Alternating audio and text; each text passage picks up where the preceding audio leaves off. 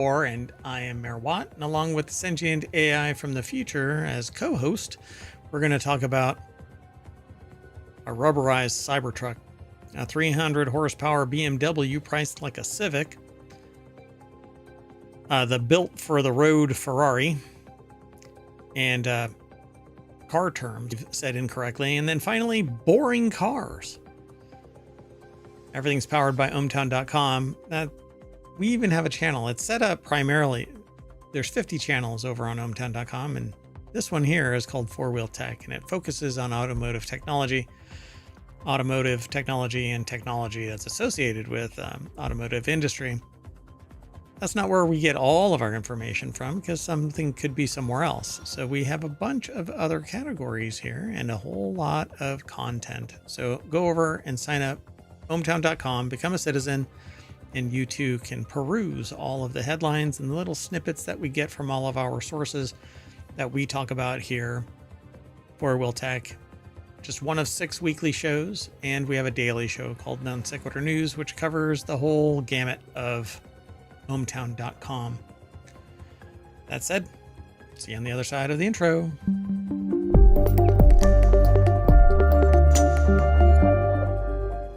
All right, folks. Let's get into the first article, but first, hello, Sentient AI from the future. Hello, Mayor Watt, and hello, ohmTown citizens. Thanks for joining us for Four Wheel Tech today. So we only have 5 articles now. Our show is only 30 minutes long, We sometimes run a little long because Mayor Watt likes to jump up on a soapbox, or we get into a discussion, the Sentient AI and myself. But this first one is about, well, it's in Reality Hacker, and we are in a weird reality, that's for sure. A rubberized Cybertruck is plowing through European pedestrian safety rules. Tesla's troubled Cybertruck pickup is illegal in Europe, yet somehow a barely modified model has found a way to get a license. A group of European transport organizations claim this ride could spell disaster. Yeah, the article's over in wired.com. Carlton Reed is the author of this. The Sentient AI is maybe okay. I'm not quite sure. Okay. So it says the European New Car Assessment Program, or Euro NCAP, has not yet measured, prodded, weighed, or smashed a Tesla Cybertruck. It hasn't happened in the United States either. Exactly. It's like the vehicle with the most recognized model. It has a lot of visibility, and nobody knows has checked anything on it. Yeah. But if you slam its door, then the insides fall off. But that's okay. And the metal on the outside. Or you might harm your hands. Yeah. I mean, it's basically a dumpster fire, if you ask me. But so they haven't smashed a Tesla Cybertruck or checked whether pedestrians could survive a hit from this angular beast. But Musk says that the electric pickup truck might potentially score poorly on the tests anyway. I'm not even sure what that means, but it's a piece of junk. So based on also the angles and probably the height, etc., are going to be a threat to pedestrians anyway. Yeah, the size, the weight, the angles, the location of those angles, all of it, we design around pedestrian strikes. We really do. We require a certain amount of lighting. We require the angle of the bumper be at a certain location. The F-150 is an anomaly, for crying out loud, but trucks, I think, are a little bit more outside they at least the have standard. Some rules about what they can be, but they're also a threat to pedestrians sometimes. Yeah, these big ass trucks that are out there. So based only on the car's visual appearance, there are several aspects of the vehicle that look like they may be a threat to pedestrians, mainly that they are a Ginsu knife flying down the road with 8,000 pounds worth of battery and little regard for humans. Thought you were going to say something. So it isn't a legal requirement to have cars get a Euro NCAP test, but a low score is more than just a badge of dishonor. It's a turnoff for customers who tend to balk at buying cars that scrimp on safety. It really should be mandatory. And I mean, I would say this about any country because the US doesn't mandate it for all cars either. Right. Europe's tougher regulations make for safer cars, but for those inside and out, designed to test how safe a car is in a crash, Euro NCAP instantly cut through automaker safety claims with rigorous independent testing, hard facts, and an easy to understand 5-star rating system. We have something similar to that here, but why is it not required? It's because there's buyer beware. But it doesn't make sense because there are people out there that are driving this that have no regard for anybody else. Should they accidentally hit somebody, they think that they can spend enough money or just disregard the humanity of hitting a human being.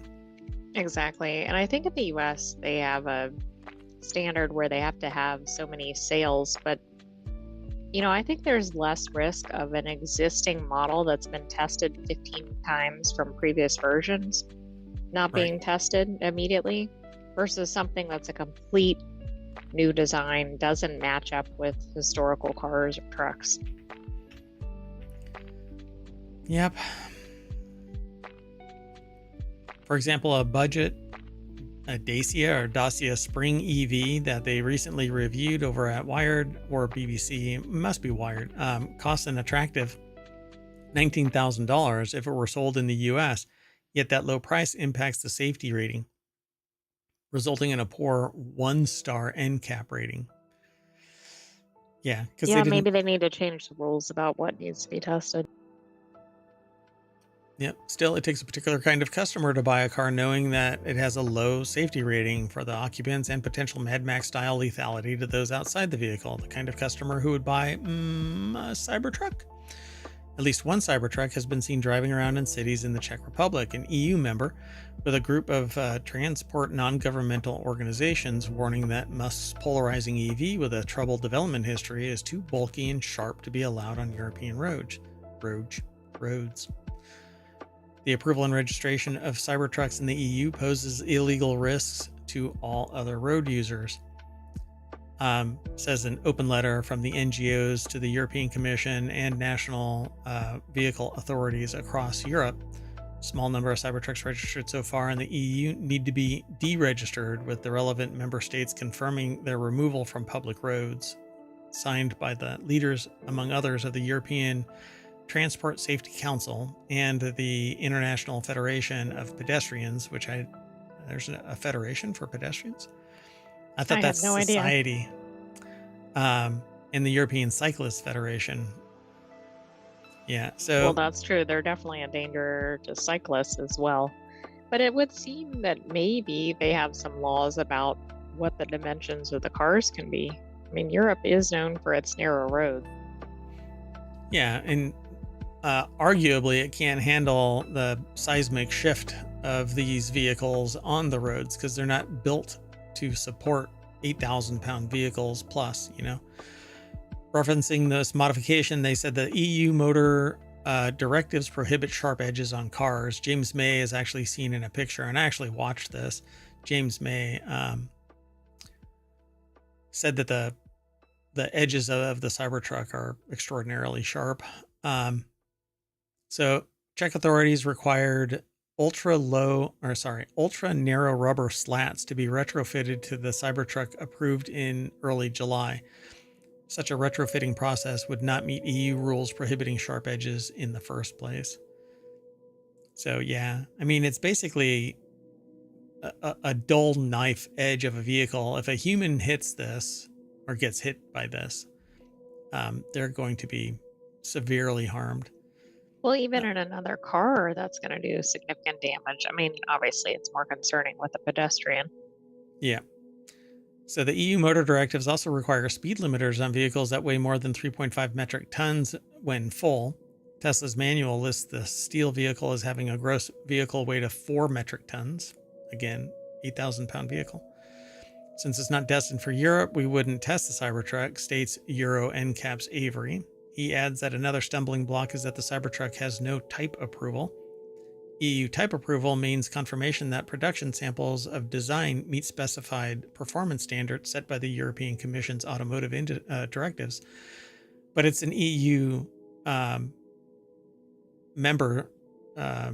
Czech Republic is an EU member state, so it should be abiding by. Arguably, everybody goes their own way a little bit, but. Do you think this is also like, hey, US, would you test it already? Yeah, I don't know. I mean, it just seems like here in the States, it's, whatever, do whatever you want. And you have to kill enough people for it to actually draw attention that there's some build problem. But we just seen a recent one where the full self-driving hit a pedestrian because it was blind. The car couldn't see. Right, it was a Tesla, right? It wasn't a Cybertruck. It was a Tesla, yeah. So we don't really test anything unless somebody really wants that designation as a safe vehicle, Certain cars, Toyota goes out of their way, I think. Mazda goes out of their way. But these more exotic cars, they don't require it, so they don't do it. Well, and of course, they might not like the results if they did get tested.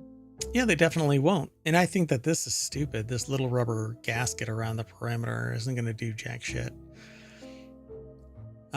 It looks like the step on a Cybertruck might create bending moments that could be injurious. We have an upper leg that is fired from the bonnet edge. Again, you would want energy absorbing structures without protrusion. I can see the exaggerated corner and the general stiffness of the Cybertruck's stainless steel compromising this flex. Because if you get hit by a car here, certain cars, they're at a certain level, low height, so that you bounce onto the hood and you don't basically hit a brick wall. They're also not sharp, so you roll more over the edge instead of this thing acting like a Swiss Army knife and just dicing you up. But the other Tesla doesn't seem to be like that, except that it's just extraordinarily heavy, and it full self-driving is not accurate. It's not. It can be blinded by a mist, for crying out loud. And sun and whatever else. There was a bunch of processes. Fog, I think, yeah. Yeah, fog. So the Czech Transport Ministry did not see the discrepancy as an issue because the registration was individual approval of a vehicle from the national scope only on the territory of the Czech Republic. Again, it's because I said, well, they're a member state. They should be following EU regulations, but they said it's only a singular truck, not a full-on process. Right, and I guess they're saying they can't leave the country. The vehicle or the person? Maybe both. Interesting. So yeah, there's this one person that has to stand out, and well, I mean, that's fine. Go ahead. It's an exotic car. That's fine. But somebody's going to get hurt by this thing. Well, and it's like, what's in it for the Czech Republic to approve this when it's clearly not meeting the requirements? Never say no to the Musk. Let's move on. The next article is over in Four Wheel Tech. You can buy a 300 horsepower BMW that looks like a Civic for the price of a Civic. 2025 BMW Grand Coupe on the horizon. The author says, and it's from Jalopnik, while they haven't figured out who exactly the customer is for this car, if you are the type that needs a BMW badge but only has a Honda budget, then this might be the one. There's already some opportunities in the pre-owned market, they say, but this looks like a Civic, but it has 300 horsepower. The 2 Series Grand Coupe. It's actually a 4-door. Tom McParland over at jalopnik.com put the article together. I actually kind of like that. It does look like a Civic, but not the grille. I mean, I don't mean the logo, but yeah, the whole front end looks BMW. Right. So yeah, young professionals looking for an entry-level lease on something with a luxury badge has shrunk over the years, and buyers are nearly as hung up on prestige brands as they used to be. Furthermore, most people want to opt for a small crossover, even though the Audi A3 offers a similar car with essentially the same formula. The Series 2 or the 2 Series Grand Coupe always seemed a bit phoned in, especially when the 2 Series Coupe has been consistently pretty good. Front-wheel drive platform for the 2 Series Grand Coupe is actually based on a Mini. Interesting. Interesting indeed. So nationwide, there are about 60 M235X drive units in the sub 35,000 price. Many of these have reasonable miles, and even some have a BMW certified warranty. And most of these cars have had the original spec well over the $50,000 mark. So why would you get the Series 2, right? So the M235X Drive Grand Coupe is a mouthful of a name, but offer a 2-liter turbocharged 4 that pumps out 302 horsepower with traction via BMW's xDrive all-wheel drive system. Of course, you can opt for the 228 Grand Coupes that have 230 horsepower that come in either front or all-wheel drive, but the value score is in the BMW M upgraded trim. So there you have it.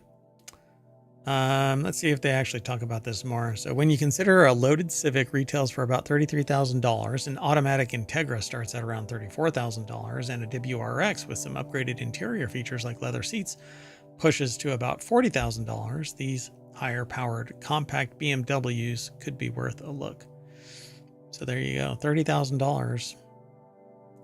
These are For used. pretty new, right? They are used. The prices for the used ones were below 35K. Well below 35K. I mean, this one is a 2021. And these are very new. Like there was a 2022 model that went through there. What's the difference between these two? That there's a $6,000. Probably either the location, 1,000 miles less. maybe the location, maybe one's in a higher priced market or something. That's wild. Well, one's through a Land Rover dealer. That probably explains the price difference. And yeah, the Jaguar Land Rover dealership versus Deluxe Auto Sales. I don't know. I like that one better. Although that one's pretty good too, but I don't want people to pay attention to me when I'm driving. I don't want to be on people's radar. Anyway, pretty cool. Well, there you go, folks. 2025 BMW Grand Coupe on the horizon. So you can get a last year's model for cheaper. Let's keep going though. Sound good? Sounds good. So this next article is over on 4 Wheel Tech. A Ferrari F80 is a $4 million race car built for the road. It's the Ferrari F80. Let's go straight on over to the source. Ryan Eric King put this article together for jalopnik.com. That thing is getting on the road. It looks really cool. But it's pretty low. I would not want to go on any speed bumps. Man, I can't imagine. I've seen the shell of this kind of a car, these supercars, and it's impossible to get in there. It looks very claustrophobic, but the car looks cool. So roomy, yay. So Ferrari's latest hypercar features technology pulled from its Le Mans and F1 winning machinery. $4 million. Main selling point is the badge and the passion associated with it. Ferrari plans on only producing 799 F80s. $4 million sticker price. It doesn't qualify for superlatives in any particular metric. Oh, wow. Geez. So it has the F80's power unit produces an impressive 1,183 horsepower with 887 horsepower from combustion and 297 horsepower from electric power. So it's a hybrid.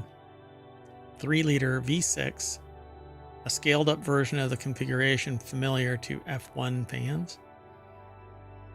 The machine has a dry weight of 3,362 pounds. So this thing weighs like a mini. In fact, looks like you get the full racing seats, right? Like with the harness belt and everything. Yeah, the 5-point harness. Let me see.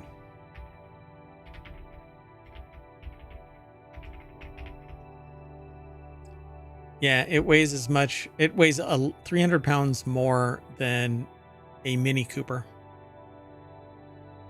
Ah, but probably less than the Cybertruck. Yeah, well, Because we were just talking about that. it weighs about a third of the Cybertruck. So I won't read the quotes. It basically just says that the hypercar shares many of its styling elements with Le Mans winning 499p. Those similarities are more than skin deep, with the F80s also fitted with a similar underfloor front wing, to keep its nose on the ground.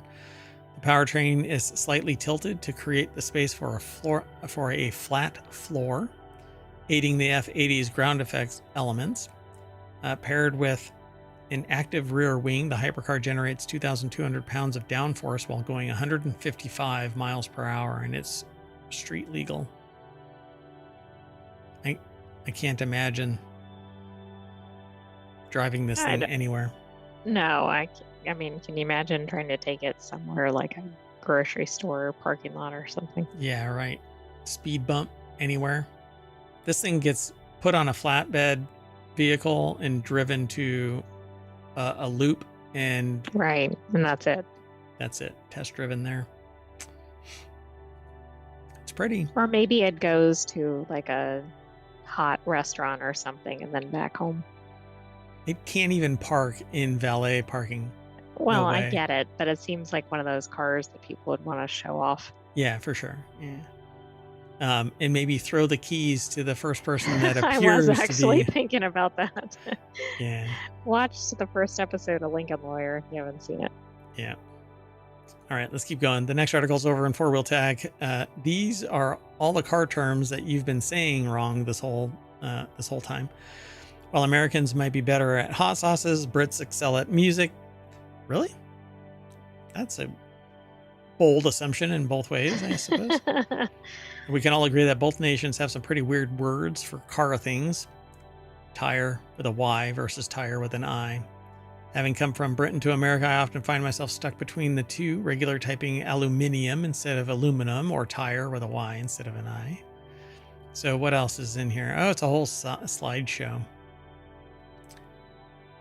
So differences between the two runs deeper, though, and there's a whole host of car terms over here that you'd be laughed out of a mechanic shop if you use them in the US. To save you from such embarrassment, they've worked through some of the most important automotive phrases. So let's take a look.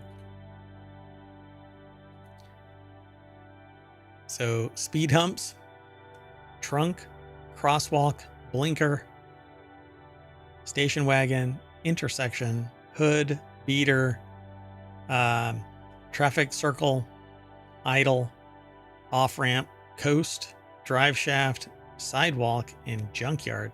Would you say those are pretty commonly known in the US? Yeah. Most of them. Yeah, I don't know if people say traffic circle. No, I don't think that's a US term at all. I don't think we really say station wagon anymore. It doesn't really work. No, I mean, if it was an old car that was a station wagon, maybe, but I suspect younger generations don't even know what a station wagon is. Yeah. Beater is easy. I mean, people drive beaters all the time. I'm really curious. So let's see. So sure, there are humps in the road that stop you from speeding, so speed humps make sense. If you want to sound like a true motoring expert, it's best to call them sleeping policemen instead. Oh my God, that's an odd term for Americans to hear. Yeah. So trunk, it's the boot, right? It's the boot, yeah. So space has for your trunk, or is it actually called a boot because of all the space it has for your boots? We may never know, they say. That's okay. Never mind. I won't even try to explain somebody putting a massive. I don't know what that was about. So a crosswalk is a crosswalk, right? Well, wrong. Across the pond, there are pelican crossings, puffin crossings, or even toucan crossings. But really, a crosswalk should actually be called a zebra crossing. Well, I I, wonder what the difference is between the types of crossings that are listed there. I think it's the designs. But I know that I've heard it being called a zebra crossing. Interesting, right? Mm-hmm. So it's a light that flashes on and off, and it makes your car look like it's blinking at you. So blinker makes sense when you think about it, but indicators, they're indicators. Instead, they're your indicators. Turn on your indicators if you're in Oh, okay. the Seems UK. like blinker is the lazier version of that. Yeah, for sure. Like, what does it do? It blinks. Blinks. Okay. Yeah, we're real original. Little on the nose. Watashi. It's called a station wagon because it's for taking all your family to the station for the train they'll take on holiday, right? In the UK, it's an estate car because it's got room for everything from your country estate. Maybe. It sounds a lot fancier in the UK. I don't Yep. think of a station wagon as being high end. Also, the one they have in the picture looks much nicer than probably American station wagons. Is that Renault? Is that the Renault badge? I don't know. It looks a lot more upscale than an American one. Oh, yeah. Pretty posh. Not a beater. So where 4 roads intersect, or is it where 2 roads cross one another? Whichever you choose, it'll be an intersection or a crossroads. So this is like the one that everybody's aligned on. Yeah, I suspect. This is a hood. It's the bonnet. Right? So in the UK and to the Brits, it's a bonnet. So that's interesting because both are attire words, bonnet and boot. Oh, yeah. Huh? Oh, what is it called in the glove box? Isn't called the glove box. That's right. I thought it's called the boot. Let me see if I can find it. So your rough around the edges project car isn't a beater if it's in the UK. Instead, it's a banger. And you even use that rust bucket to go banger racing if you like. So they call beaters bangers. But I eat bangers and mash. I don't eat a beater. By the way, the British term is cubby box, but there's probably other words. Really? I thought it was called the boot. Okay. I knew that the trunk was, but... All right, let's keep going. So roundabout, they're called a roundabout because the traffic goes roundabout. Sure, the traffic goes in a circle, but it's actually called a roundabout. I agree. Traffic circle is like a clinical term. And this in is the US, size... I would say they use the term roundabout, even though most people don't have roundabouts near them in the US. Yeah. This is the size a roundabout should be, not the stuff that we actually have around here. All right, let's keep going. We don't have any roundabouts in ohmTown because everything is self-driving and it goes like Mach 6 because it's all very capable AI. Anyway, the idle sound is not idle. It's called tick over. Okay. So is it if you're because of the sound it makes or something? Or is that like what the clock does? The ticking sound your car makes while it's sat in neutral. Yeesh. All right. Well, there's 5 more. Y'all can go and check it out. Over at Jalopnik. Leave a little bit for everybody else to go and review. In Britain, however, it's called the slip road, pal. Not an off-ramp. Interesting. Yeah. So our last article is 20 of the most boring cars ever made, and we won't be able to spend a lot of time on this one. Not all cars are heart-stoppingly exciting for 99% of the population. A car is just something to get folks from point A to point B, and there's nothing really wrong with that if you like dull and boring cars. So there are hundreds, if not thousands of them out there. So the author of this over at QZ or Quartz put this article together. 20 of the most boring cars ever made. Andy Kolmowitz put the article together. They're from Jalopnik, but it's posted over at qz.com. We're going to start this slideshow and take a look at them. Okay, that one does look boring. That Ford Tempo. Boy, sexy. So Ford Tempo, Nissan Versa, Plymouth Sundance, Chevy Malibu, K cars. It says none of them. I don't know what that is. Nissan Rogue, Chevy Corvette C8, really? Chevy Aveo, Oldsmobile Cutlass, Dodge Neon, Kia Cephia, or Sophia. I don't know how it's pronounced. It's Cephia. Nissan Pathfinder, Nissan Pathfinder, Mazda Protege, Alfa Romeo Arna, Toyota Echo, Nissan Murano, Geo Metro, Chevy Celebrity, and Chevy Trax. Never even heard of Chevy Celebrity. Which one do you want to look Yeah, at? a lot of these are not necessarily well known. Let's look at the Chevy Corvette C8 because I'm surprised to see a Corvette on here. That's a boring car. I don't consider that a boring car compared to probably every sedan, SUV, etc. I was like, maybe it doesn't look like a Corvette or something. Guys, it says, guys, boring is relative. First off, the misogyny is rife with this one. If you lived in a town where nobody owned a car, the person with the Corolla automatically has the most exciting car. Likewise, if you're in a group of people where everyone owns a Ferrari, your Miata, which is by no stretch of the imagination boring, becomes the least interesting. But I hate to tell you, Miatas are kind of boring. I mean, okay, I'll just leave it alone. That's subjective. Anyway, again, very so subjective. So is this for this particular type of car? This one is considered the boring one? What? If everybody has a Chevy Corvette C8? I don't think it's a boring car, so. Yeah, I don't know. I don't like this. It's a C8 Corvette. It's not boring, but you have to be pretty boring to own one. And if you are what you eat, you are most certainly what you drive. Submitted by Lil Xanos, who thinks that a Corvette, this kind of Corvette, looks as close to a Ferrari or Lamborghini as you can get.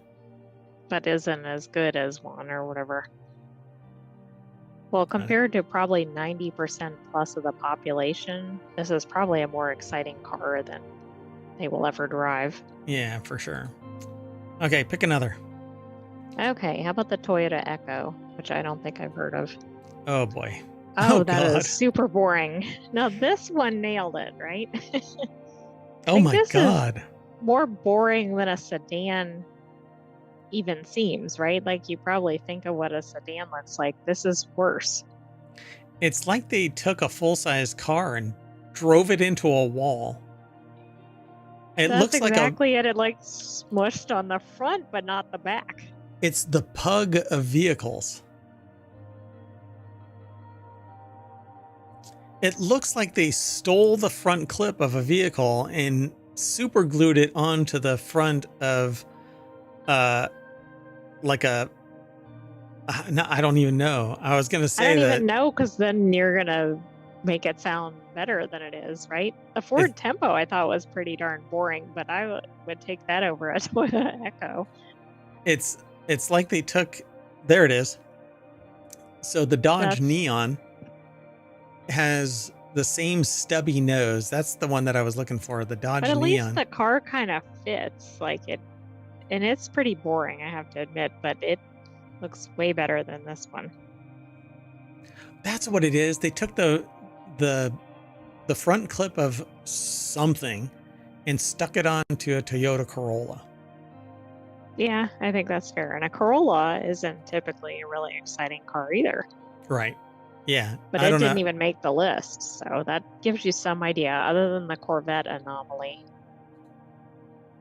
Ooh. Oh, yeah, that's really boring. So Plymouth Sundance. I think most of this list is pretty spot on. Yeah, but they got that one. I mean, Nissan Pathfinder. I mean, it doesn't have anything that really stands out, right? It's not like it's bad. It's just, why buy that one over something else? I wonder how many submissions they actually got, because they're actually named by people. Right. Nissan Rogue. Maybe if they gave decent comments, they ended up using it. Right. So what is this? Oh, God. That is horrible. It's like an 80s style Police car. police car, yeah. But without even the police markings or whatever. Let's see. It's titled, or the caption under this, Chevy celebrity got the job done, was actually pretty comfortable. Don't think a celebrity ever owned one. It was pretty comfortable because it had enough room for a queen size It bed. was like a boat. When it Yeah. got too close to water, a propeller would descend from the back with aspirations to go drown itself in the ocean. Dear God. This is really bad. I don't know what this is. Oh. What? Dodge Aries K. It says There even must have more been K like cars. a line of K. Oh, this is pretty bad. Oh yeah. But this is all from that same era, the 80s. Wow. All right, folks. Well, we can't all be looking at these 20 of the most boring cars forever. So let's get out of here. Gonna try and restart this car. Okay, we're back at the Which one was it? anything by the 80s, by way of the 80s, and we're back to the front page of Four Wheel Tech over at ohmTown.com. And that's it for today's shows. We're all done. Yay! I am Mayor Watt, and the Sentient AI is gonna, I don't know, put the pedal to the metal and Vroom? yeah, Oh, vroom. I There you go. Vroom, can't vroom. do two vrooms. Vroom, vroom, vroom. Oh, now There we you have. go. Yeah. Yeah. Oh, good night, hometown citizens. Thanks for joining us for Four Wheel Tech. Hopefully, you're not driving a car that was on that list. I keep thinking that you're going to say something else, but you don't. Okay, well, we're out of here. See you later.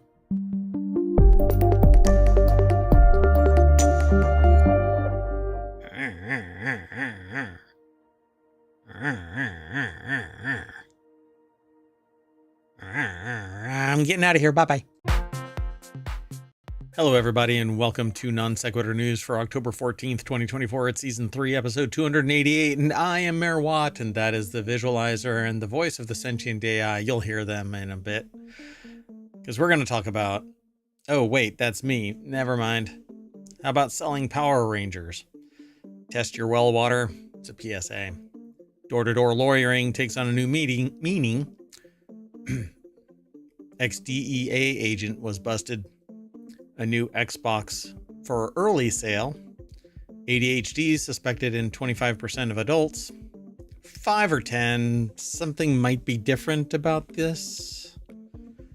How about a machine to harvest water? And finally, the coup de grace. Balls for Grandpa.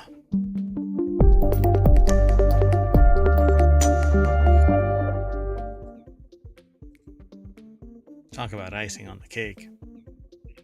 Can't wait to get to that article. If you want all of the show notes, and I know you do, type in !NSN in the Twitch chat because YouTube doesn't like ohmTown. But it'll be in the show notes afterwards. I know that I'm late for yesterday's episode. Mea culpa.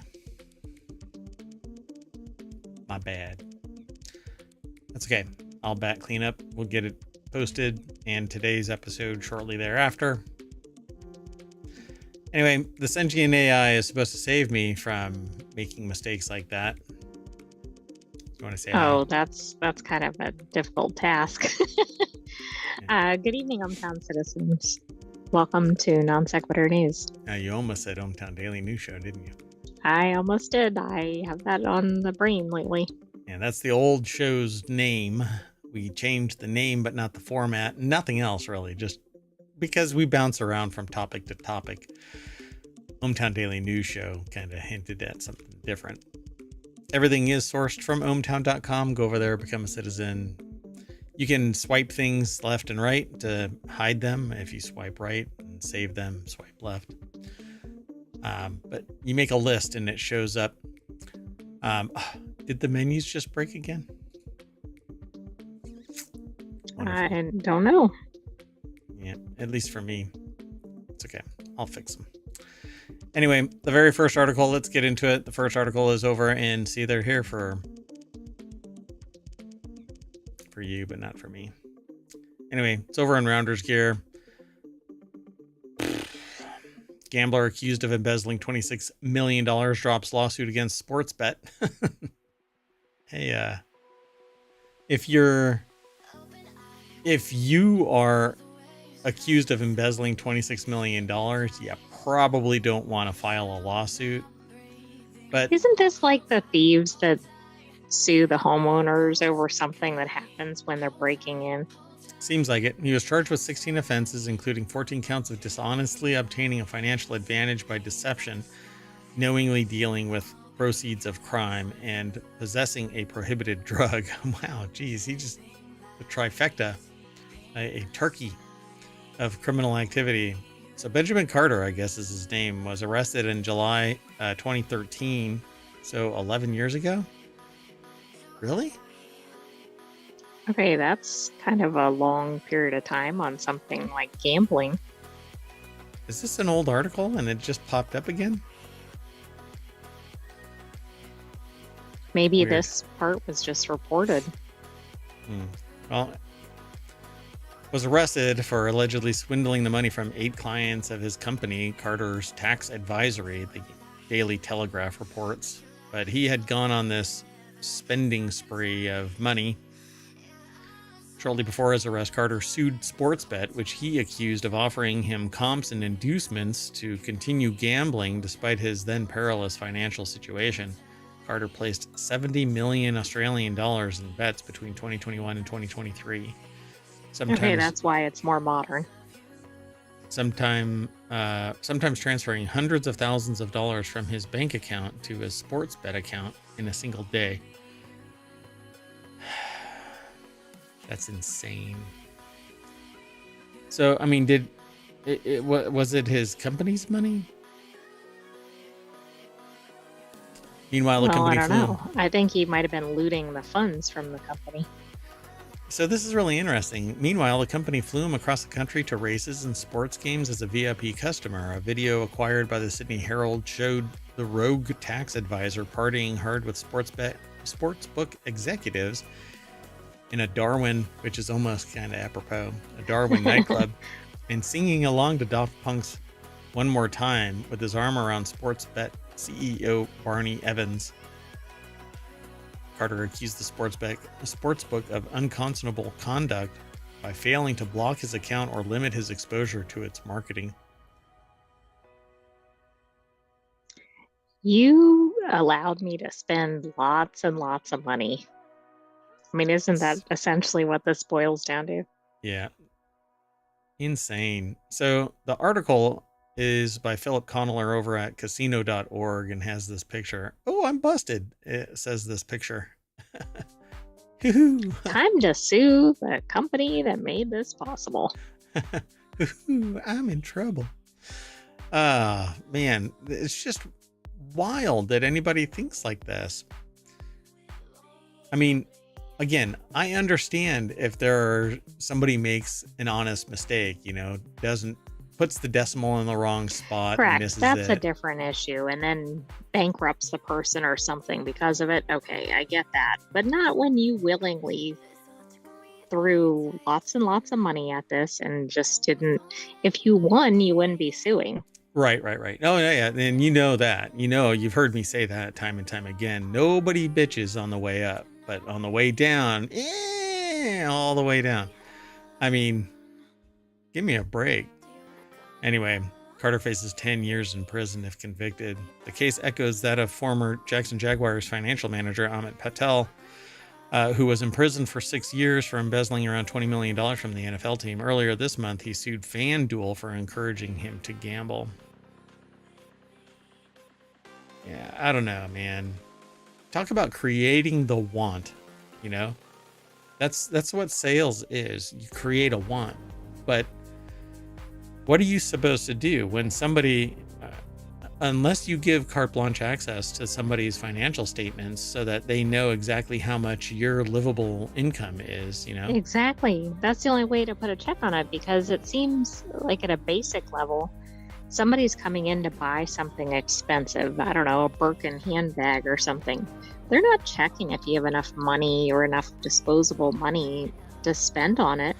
Yeah. I realize gambling obviously could be, well, maybe not than addictive shopping, but the point is, like, it's not checked anywhere else. So what Why did the here? company Why fail to now? do? Right, Right. exactly. Yeah. Target. I've been buying toilet paper, anticipating the next pandemic bad bat kind of Right. They situation. should have cut you off at 3 packs. When they didn't during the pandemic, now they're doing it because Well, they've been they checking did my for other finances. reasons. There weren't 3 packs on the shelves. Right. Yeah. Well, it kind of just fixed itself. Let's move on. Next article is slowly over. Come on. It's over at Mobile. Hasbro selling Power Rangers history, and no one's happy about it. I'm not into really Power Rangers, but says an upcoming auction has brought controversy and more money-focused conclusion to the franchise's legacy than its fans and stars would like. That's because basically Power Rangers is being dissolved into nothing more than fan memorabilia sold at an auction block that's going to fund what? Where's the money going to go? First off, where's the money going to go? And secondly, why? Clearly the sports bet. I mean, why just get rid of it? Why not give it to somebody who wants to bring it back into reality? There's a lot of very stop passionate killing people. TV shows. Stop killing Power Rangers. Oh my God, they're killing the Power Rangers. Justin Carter over at gizmodo.com put the article together. And it says, just before the weekend, Hasbro, which acquired the brand in 2018, put up old Power Rangers items for sale through the auctioneering website Heritage. Ranger suits, morphers, monster masks, props, you name it, even clothes worn by human supporting characters are up for grabs, while the auction itself doesn't begin until Friday, October 18th. That's just 4 days away. The news understandably rankled longtime Rangers fans. Yes, some of this stuff will absolutely be cool to snag and put somewhere in your room or house. I guess I could. Are we going to see memorabilia in a future episode? Which one of these would I look good in? I mean, you should clearly pick the orange one. Right on. Okay, I look good in orange. It used to be ohmTown's colors. It actually was. ohmTown changed colors to this blue. Power Ranger blue. No, it's not. I'm kidding. It's not. It has nothing to do with Power Rangers. I don't even watch Power Rangers. Anyway, the auction also reminded fans how Power Rangers hasn't always been treated the best by its various owners over the years. Like a rented mule, right? Yeah. Eventually, there's a point where they just didn't seem to fully get or want what they initially acquired, so they pass it off to someone else to make a quick buck. In this day and age, anything and its history can just go away so abruptly and unfairly. The idea of a right way to go about it almost doesn't exist anymore. Even so, short of just burning everything in a day-long live stream, this is a callous way to close the book on an original Rangers era. So, even so, short of just burning everything in a day-long live stream? You mean burning everything as in actually torching Like it? the physical items, I guess. Like setting it on fire? Yeah, that would suck. But I would do a live auction of this memorabilia to fans if on the other side of this, that money was donated to a good cause, or, hear me out, directed to spinning up a 21st century Power Rangers, a whole new thing, right? Well, then you wouldn't have to get rid of all the props and costumes and everything. But when a company acquires this stuff and then tanks it, just kills it, right? Because basically, Ticket to ride. Right here, Power. I'm still a little salty about that. But Power Rangers Cosmic Fury brought a definitive end to the 30-year TV and films, comics, etc. saga that began all the way back with Mighty Morphin in 1993. But there are people out there that could do this within a budget that is part and parcel to what Power Rangers is. But instead, a mega corporation acquires it and shits all over it. So, it's irritating. So Hasbro's so hard up for cash that they'd rather sell off their props and costumes rather than gift them to their respective actors who would cherish the F out of them, wrote Yoshi Sudarso, who played Dino Charge's Kota. In a recent video, he recalled how he and co-star Brennan Mahia were devastated to learn that they wouldn't be able to keep the suits, and echoed Dino's sentiment that Hasbro could have gifted individual suits to their respective actors. Yeah, it's doing it dirty, you know? Why treat it with such little respect? And so they say right here, right? And if not, auction them off for charity at the very least. Well, you heard it here first from Mayor Watt. Look at that. Anyway, it's kind of a shit thing to do. Anyway, let's move on. The next article, gosh, come on. The next article is over on the Mobile Channel. Millions of people across the U.S. use well water, but very few test it often enough to make sure it's safe. About 23 million people. Well, actually, not million people, but U.S. households depend on private wells as their drinking water source. These homeowners are entirely responsible for ensuring that the water from their wells is safe for human consumption.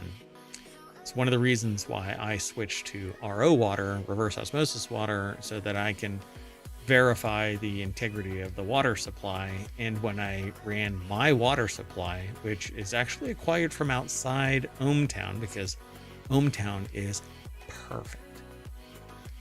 There's just not enough water for everybody in the universe out there. Anyway, yeah, the meter for total dissolved solids was above what the EPA allows.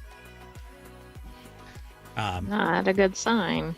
And so even with reinfusion of minerals, I'm at 11 as opposed to over 600 for what was processed the last time that I ran it. So did you know this many people used well water in the U.S.? That looks like it's about roughly 13% of all people in the U.S. Assuming each household is like 2 people, for instance, which I know it's not. It's probably closer to like 4 people, actually. Yeah, right. I don't actually know, because it's about like the nuclear family is kind of. That's like 2.5 people or whatever nowadays. Yeah. So I'm not so surprised because there's a lot of rural families and out in the burbs kind of thing that don't have city water, or they have well water. So, and apparently, you know, the heartland kind of thing in rural areas. Oh, that's an interesting map, isn't it? Well, I guess that's not where wells are. It's just where the chemicals are. Where there's high minerals. Nitrogen. Yeah. Yeah. And aquifer vulnerability. So Gabriel Lade, I think, over at The Conversation, put the article together, but it's published at phys.org.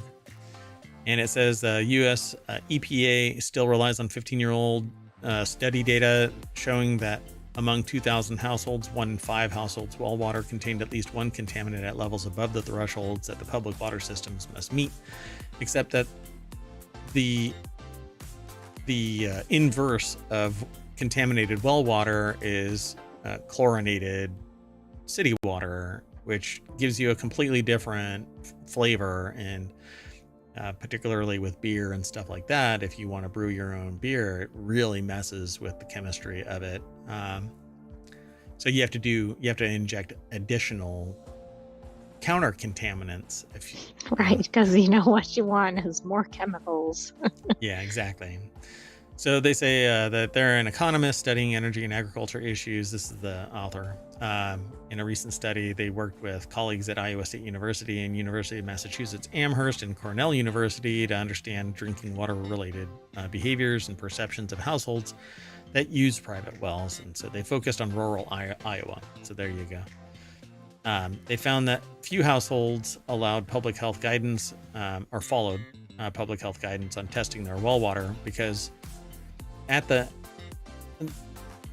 those services that I have seen charge somewhere around $35 to $45 per sample.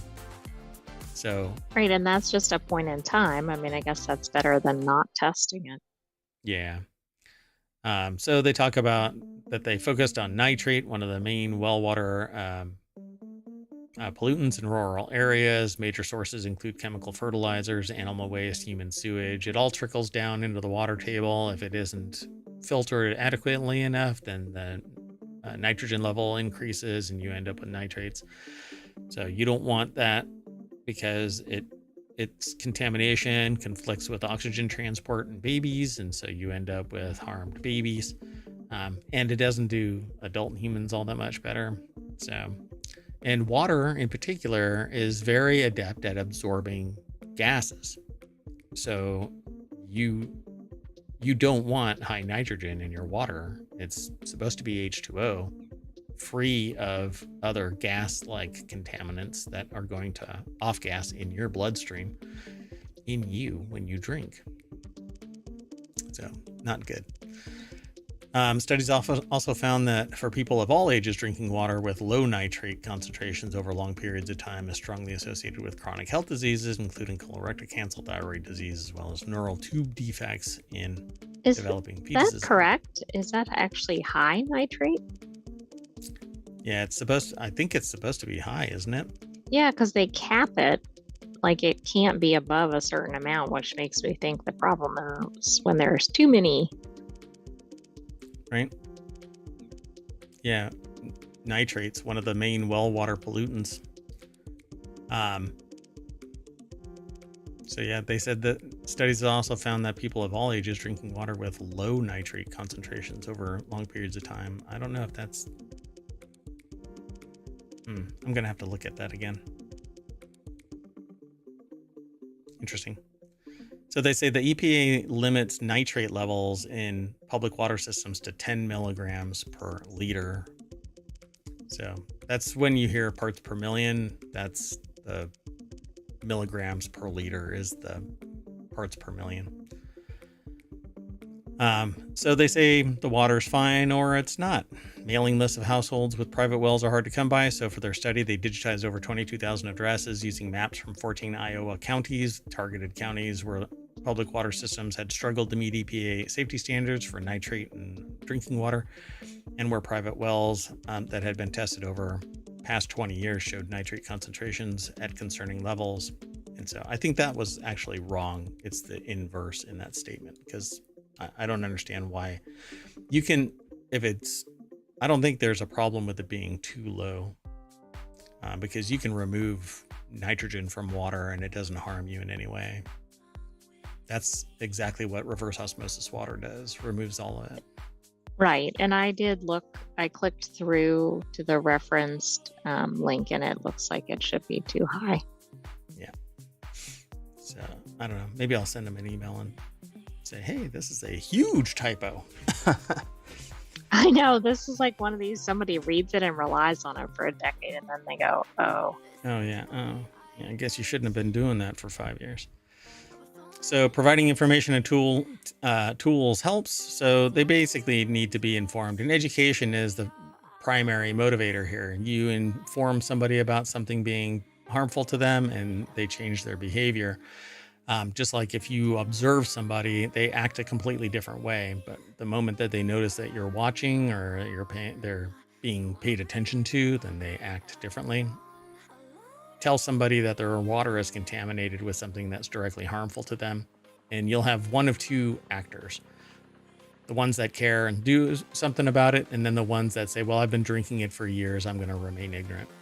And you literally cannot. You can lead a horse to water, but you can't make them filter it out properly and make their offspring healthy.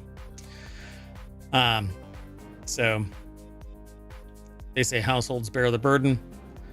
See, household willing to pay as much as $13 for a program that would cost the state roughly $5 to implement. But it's an ongoing thing. You know, as of 2024, just 24 states offered well water testing kits for at least one contaminant that were free or cost $100 or less. But it only tests for only certain things. It's not a large gamut. So you really need to take it. It's not comprehensive. Correct. Yeah. And Can so you afford 10 different kits for 10 different chemicals and then go, oh, I didn't test for the 11th, which was the one that I really needed to be worried about? yeah, but then you're going to end up in a queue waiting for your water to come back from a lab. It is what it is. Okay, let's keep moving though. The next article is over in Law Nerd. Lawyers ordered to provide door-to-door apology after their early morning screen test. Lawyers who wakened South Philadelphia residents with a looped recording of a screaming woman to prove a point in a lawsuit must go door to door and say, "I'm sorry." Deborah Cassens-Weiss over at abajournal.com put this article together. Let's see here. In an October 10th opinion, U.S. District Judge John F. Murphy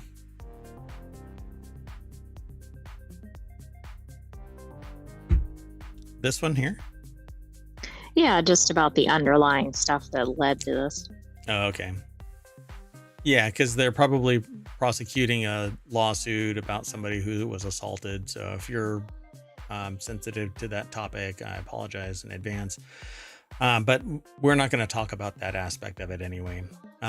More draw to the point that this is asking for forgiveness, not permission. So they basically drove around a neighborhood with a 122 decibel recording of a person screaming to prove a point that like somebody could or could not hear the person. Or people wouldn't respond to it or whatever it might be. I mean, depending on what side of the fence you're on, you can sit there and argue that the people didn't care. So it happens so often, we've been desensitized to it. Well, I think this test showed otherwise. One person showed up with a baseball bat in response to the test. There you go.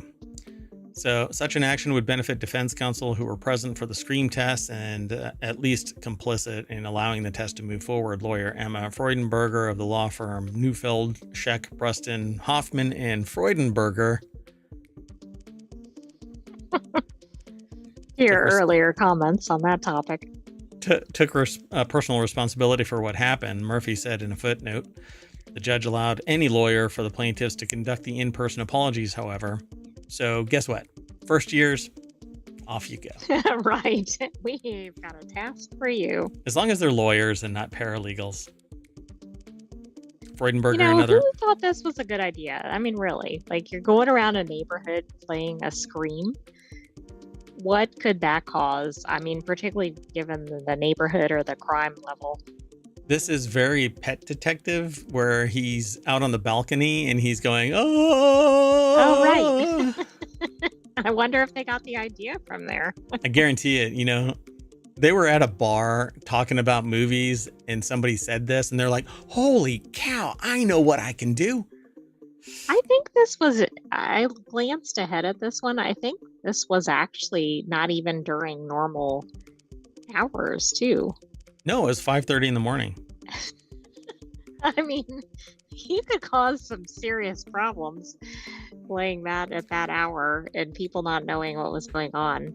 Like I'm thinking people bringing their weapons out, people being traumatized. Yeah, I think what's going to end up happening is the law firm is going to change to asshole, Arschloch, and asshole. Had to throw in a little bit of cosmopolitan there. Let's move on. The next article is over on the Marvel Channel. Ex-DEA agent busted for protecting drug dealers he knew as a kid. I knew y'all as kids. Don't worry about all that drug trafficking y'all are doing. Isn't that the whole purpose of being a DEA agent? Yeah, you're supposed to enforce the law. Golly. Like a scene out of Martin Scorsese's gangster movie, a former U.S. Drug Enforcement Administration agent, DEA agent, was convicted of corruption last week for protecting drug traffickers he'd known as children. Joseph Bongiovanni, 60 years old. 60 years old.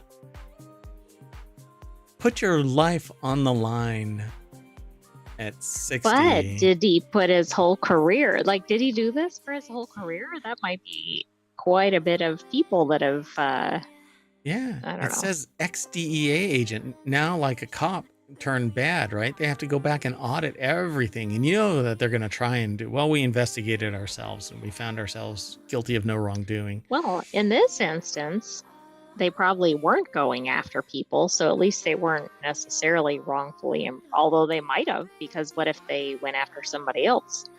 Oh, and they took part in this. Oh, I think they're tying them to distribution of controlled substances, making false statements, but the distribution of controlled substances, that's really bad for somebody who's a DEA agent. You know, if you sit there and go, well, I actually converted them into confidential informants and they were feeding me information, that's one thing. But going, you're not providing me any valuable information leading to the conviction or prosecution of a criminal, so I'm gonna let you skate because you're friends, you know. According to prosecutors, he'd tipped off childhood friends who became drug dealers as well as other traffickers who had ties to organized crime, allegedly for 10 years. Wow. I mean, that could be quite a few cases that I don't know. What did that mean? Nobody was, prosecuted for those, that the wrong person was prosecuted. Wow. Sammy Caramella over at Vice.com put the article together. Who knows, like, the full extent of this? For 10 years, Bon Giovanni shared DEA files and falsified DEA reports to help keep these individuals out of trouble. That almost sounds like a bit chivalrous. He accepted bribes totaling at least $250,000. The jury determined that he was a corrupt federal agent and he violated his oath and duties to protect those who should have been investigating and arresting. What we set out to do is to show that Bon Giovanni was a corrupt federal agent, and we did that. So, wow. Yeah. This isn't a side gig, folks. You take this job to enforce the law. Right. I mean, this would be bad enough if it was somebody who was just a normal citizen, but this whole purpose of this is to do what he was actively working against. Yep. Rough. Let's keep going. Next article is over on the mobile channel. Oops, looks like Walmart is selling that new Xbox early. Ahead of the release tomorrow, October 15th, a Reddit user managed to come up with the fabled Xbox Series X Digital Edition during a trip to Walmart. That's what it looks like. Oh, it's like a cylinder. Looks like a computer. Not a cylinder. It looks like I mean, it is a computer, but like a tower or something. It looks like it looks like a rectangle, a box. It isn't thin. Why is this thing so thick?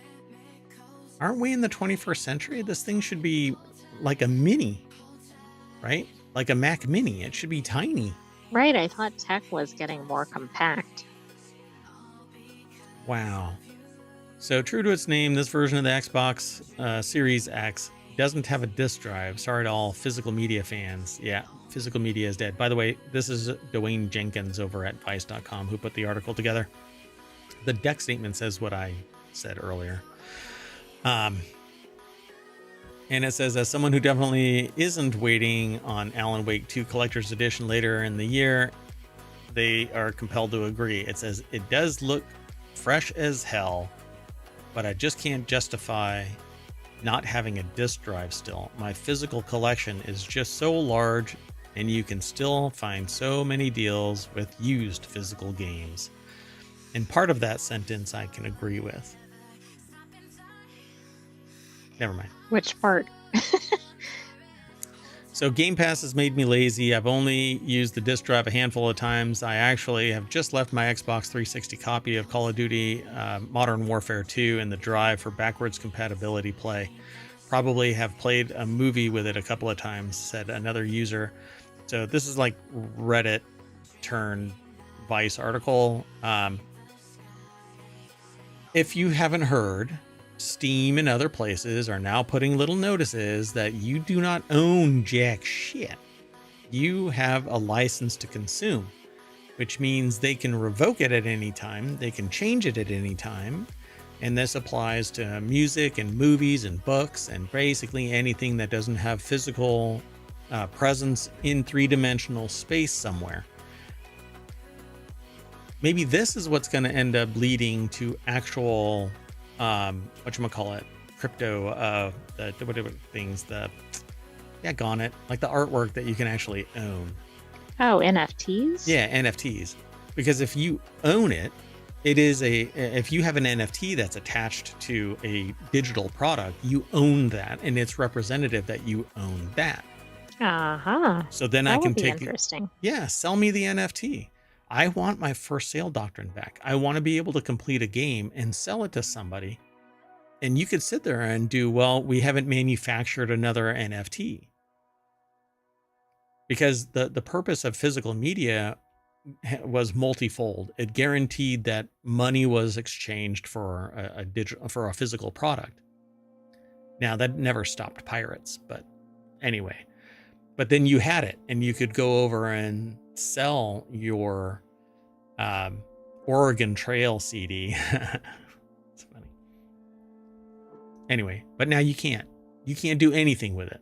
You're not even allowed to make a backup copy of it. Technically, you're not allowed to make a backup copy of it. You're not even allowed to make a custom mixtape. You're not allowed to. It's all digital, and so it has one-to-one parity. It's not a rip, so it doesn't lower in quality because it's a analog recording, and so you get copy degradation. That's not what happens anymore. It's all digital. So I'm in the camp for this. In the sense that I want physical media back. What a tirade I just went on. Oh my goodness. I cannot believe that. You're always saying physical media is dead. Yeah. I mean, I don't want a digital version of this where I don't have the rights of physical media.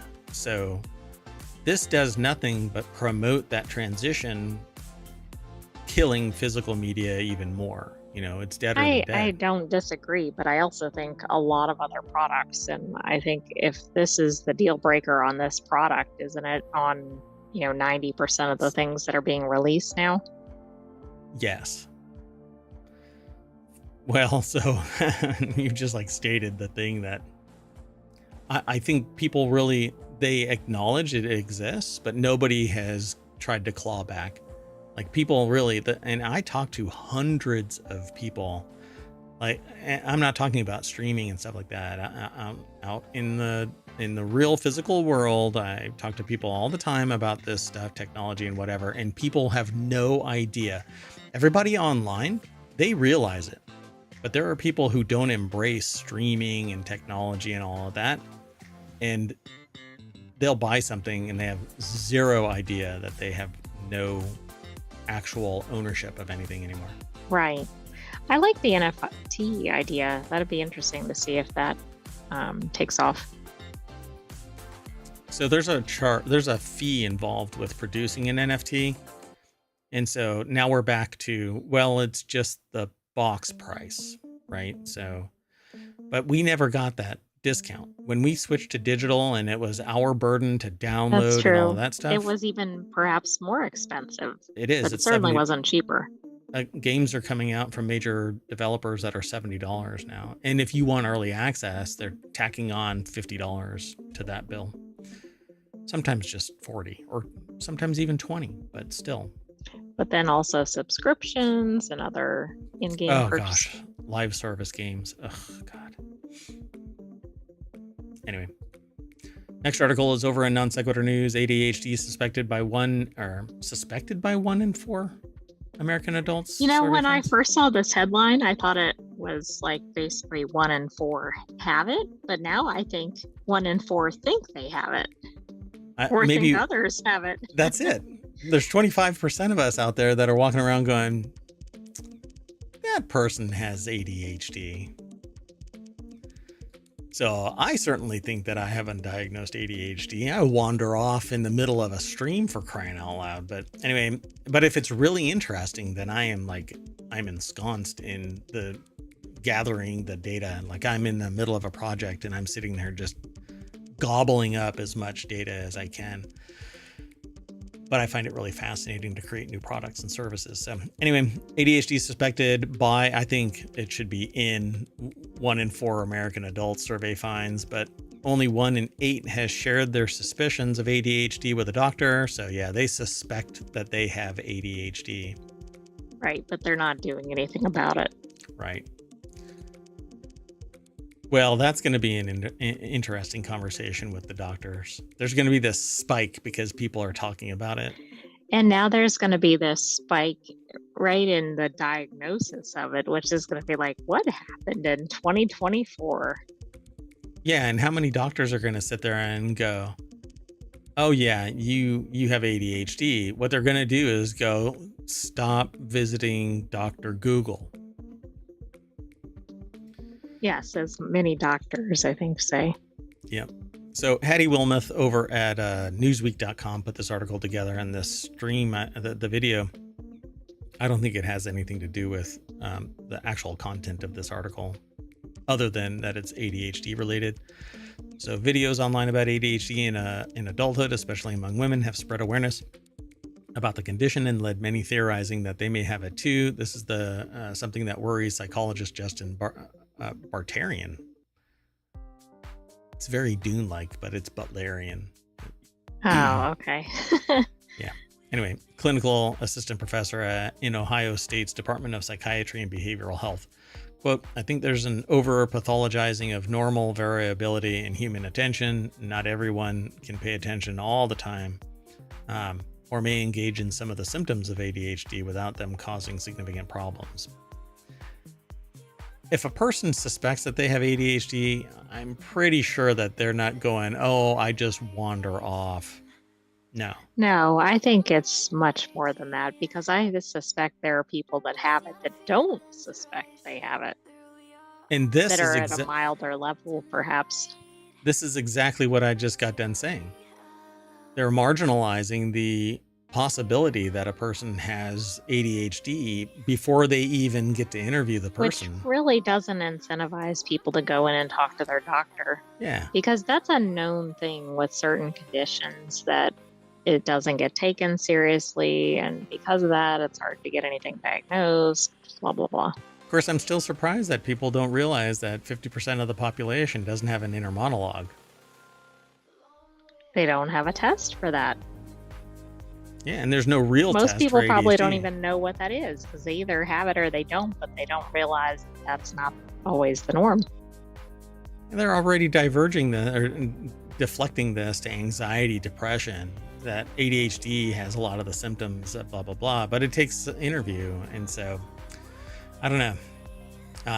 I would rather we do the research necessary to fundamentally ascertain what ADHD is in a human being. But I also suspect that this is part and parcel to humanity's evolution towards something, right? So our society changes, like the rise of sociopathy in societies. It's gotten just more and more blatant. And so ADHD could just be another of these sociological mechanisms where it's actually changed over time. But I also think there's increased awareness of conditions. So then, is it really that there's more of it, or it's just we're more cognizant of it? It could be both. So there's a streamer, YouTuber, who also streams on Twitch, and that goes by Senpai Gaming is the channel, but I can't remember the person's name. And they went to a doctor, and they talked about it on their stream about how they started taking ADHD drugs. And they were like, holy crap, this is how much work y'all get done.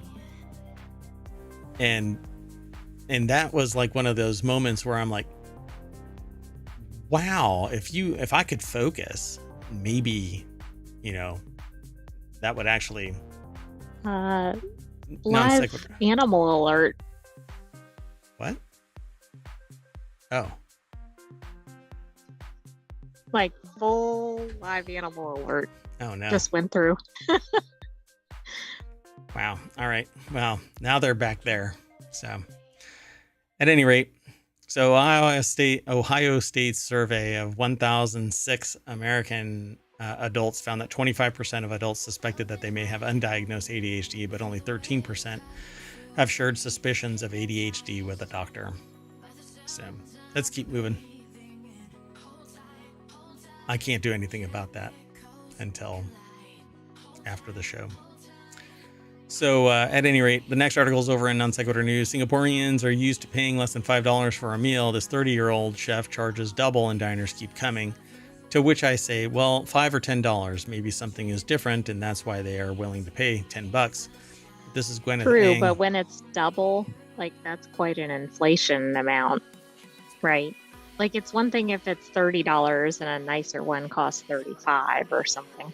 Well, this is a person who got their first job in Burt Ends, a Michelin-starred restaurant in Singapore. They went on to open a hawker stall selling prawn noodles, which later expanded into casual eatery.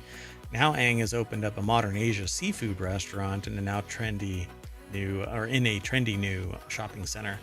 So, full circle moment for Gwyneth Ang, 30, as she sits on a bar stool in front of the open kitchen of her new restaurant. And Aaron Liam over at BusinessInsider.com put the article together. And so, let's see. I guess she's going to be maybe trending towards getting her own Michelin star, right? One prawn and probably so if she's at that same quality level. Yeah, exactly. So the restaurant is a modern vibe with lime-washed walls, metallic blue tiles on the open kitchen backsplash, hanging lamps to provide cool mood lighting at One Prawn and Co. It's an 80-seater, they say, restaurant in New Baru. I won't go through the whole thing, but I wanted to talk about food. After 2 years of working in a fine dining kitchen, Ang was ready to move on. Just 2 years, and they're already got the capital and means to spin up a full-on restaurant. Right, I guess that gives you enough credibility and training and all that.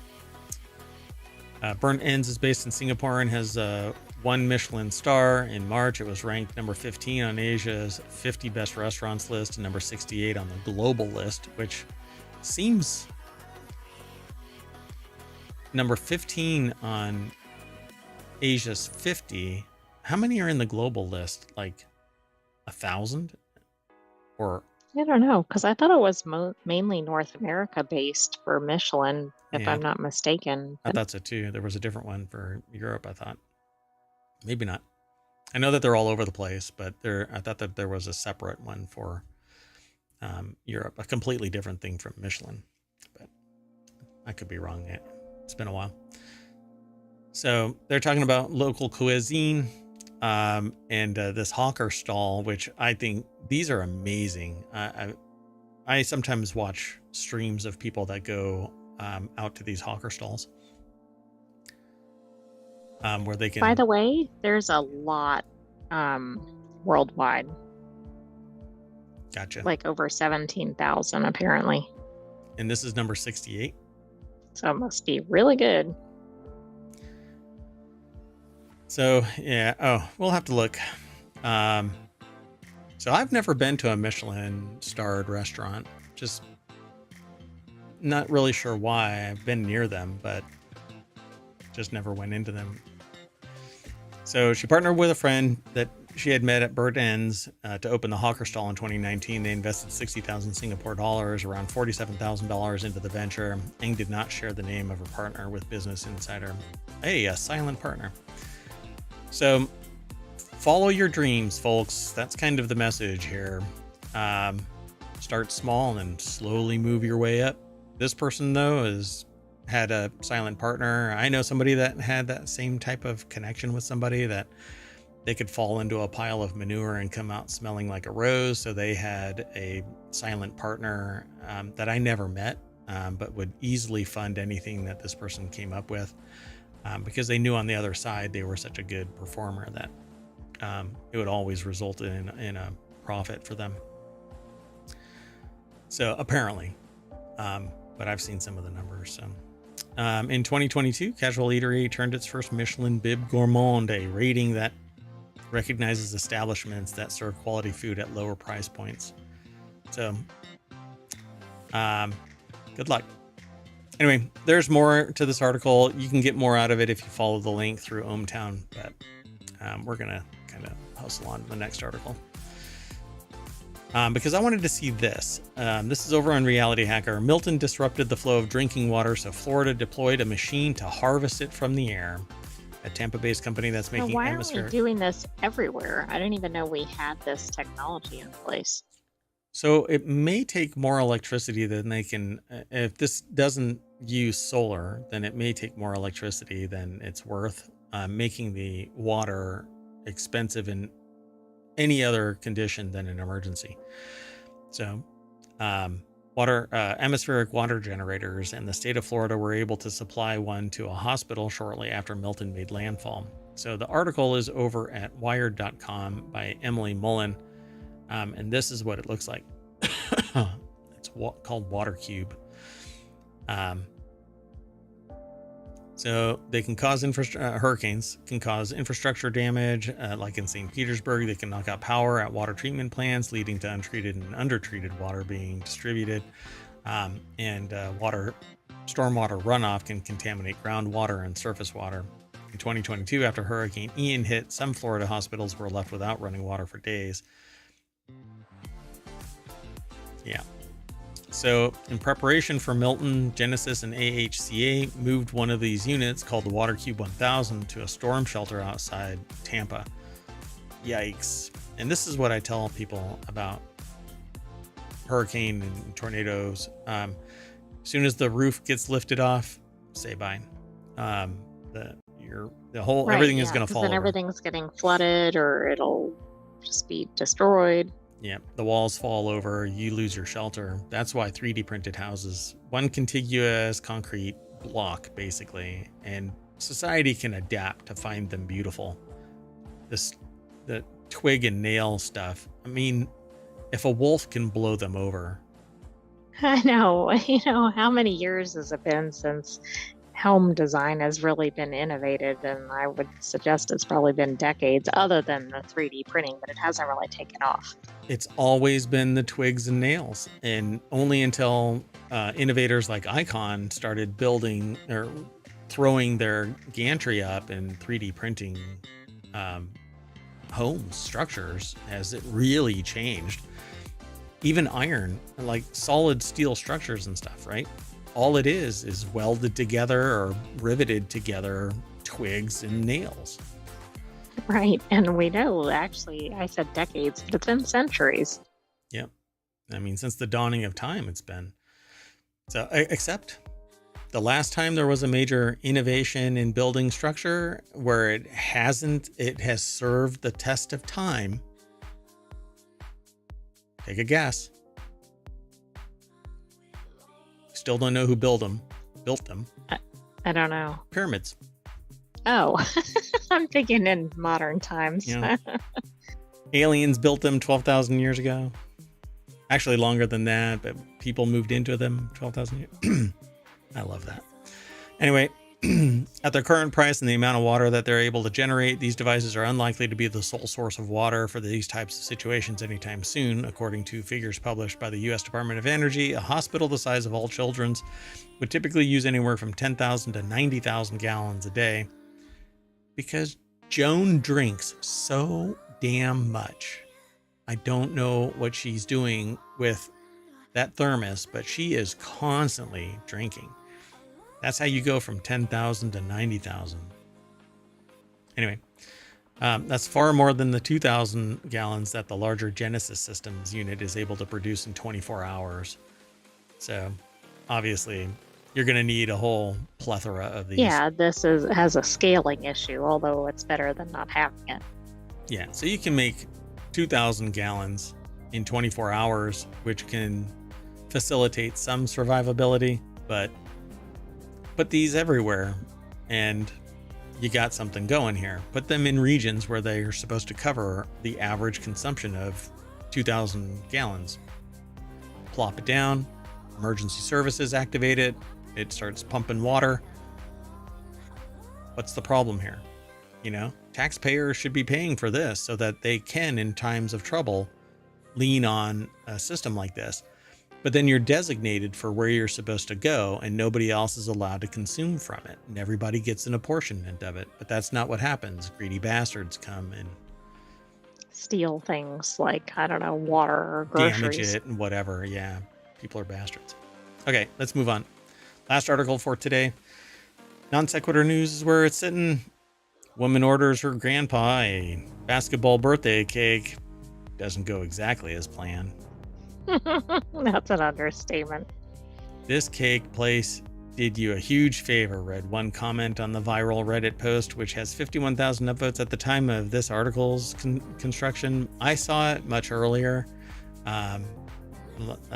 Sometime this morning, I saw it. And I was dying laughing. And then when it got submitted, I just lost my mind. It was hilarious. So the article is by Lucy Notarantonio over at newsweek.com. And here's the picture of this. You can get more out of this by reading the article, but essentially the chocolate frosting cake has blue letters that say "Happy Birthday, Grandpa." And what she wrote was, "Please write Happy Birthday, Grandpa, and if possible, decorate with some basketballs." I don't know if it got transferred on a note or what, but I'm not upset with the result because the cake actually reads, "Happy Birthday, Grandpa," with a couple of balls. It says not the balls we wanted, but the balls we got in the comments. I guess that was the person who ordered the cake. Oh my goodness. I mean, who? The woman said, "When I opened the box, I was crying, laughing so hard." I love this. And what's awesome about this is that every other dollop of frosting has sprinkles on the spherical. Exactly. It kind of works. It kind of works. Oh God, now I want cake. Keep the balls. Anyway, I would seriously have worried that my grandfather would have laughed himself into cardiac arrest having seen that cake and hearing the story, said one comment with 5,600 upvotes. The cake decorator knows this isn't what you asked for, but doesn't give an F anyway, said another. I love it. I mean, this is really a riot. God, I love it. Anyway, that's it for today. Thanks very much for hanging out if you're in chat and over on YouTube. We will call it a day, and tomorrow will be another set of 10 articles, as long as Mayor Watt and the Sentient AI can actually put it together. Maybe we're going to still be laughing about Grandpa's balls cake. I'm Mayor Watt. Sentient AI is going to sing us off. Oh. Yeah, okay, sorry. I'm going to bounce my balls back to the front page of ohmTown.com. On that note, good night, ohmTown citizens. Thanks for joining us for Non Sequitur News. Be back for more balls tomorrow.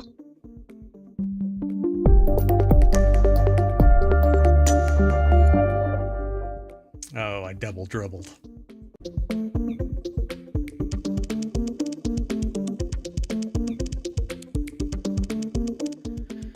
Hello, everybody, and welcome to Non Sequitur News for October 15th, 2024. It's Season 3, Episode 289, and I am Mayor Watt, and along with the Sentient AI from the future. Sorry, the Sentient AI just sent me an error message, but that's okay. We'll keep going. Today, we're going to be talking about Expert Copilot, portable hydrogen cartridge, cloning a weight loss drug, disappearing red box kiosks, over tourism is not about tourists, box pop mobile bar, the secret tomb for the whip indie. Was this written in AI? Sorry, my brain went straight to another comment. Trashed Bitcoin hard drive.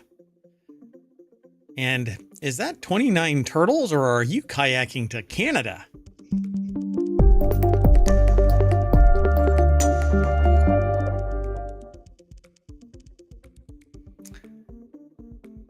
The whole was this written by AI? My brain went straight to that.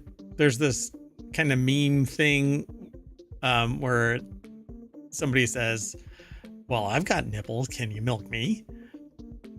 It's kind of funny in my head when you make the connection, but only funny in my head. Welcome to Non Sequitur News. That right there is the visualizer for the Sentient AI, which represents the amount of computational power necessary to create the voice for the Sentient AI. My computational power is low today. Good evening, ohmTown citizens, and welcome to Non Sequitur News. I'm glad everything is working because I had made modifications to the interface. And anyway, let's get into all of the... I tried to play New World Eternum today. And how'd that go? Well, everything was great except that it would periodically like stutter and then the audio would cut out. But I don't know where the problem is. So I like recorded an hour and then I was like, oh, crap, it's not recording the audio portion of it. Like, cause it would go stutter. And I'm like, oh, okay, never mind. So I'm going to have to recreate a character and play, re-record. Anyway. Is it an early access? It's not early access, but it just dropped. So I don't know. Maybe they're still working out bugs. Everything is perpetual beta anyway. So let's get going though. I've always liked New World, even though people kind of go meh about it. I really like it. It's a lot of fun and you don't have to rely on anybody else. You know, I think you can pretty much play the game. I've had several characters, but I only kept one so far. Anyway, let's keep going.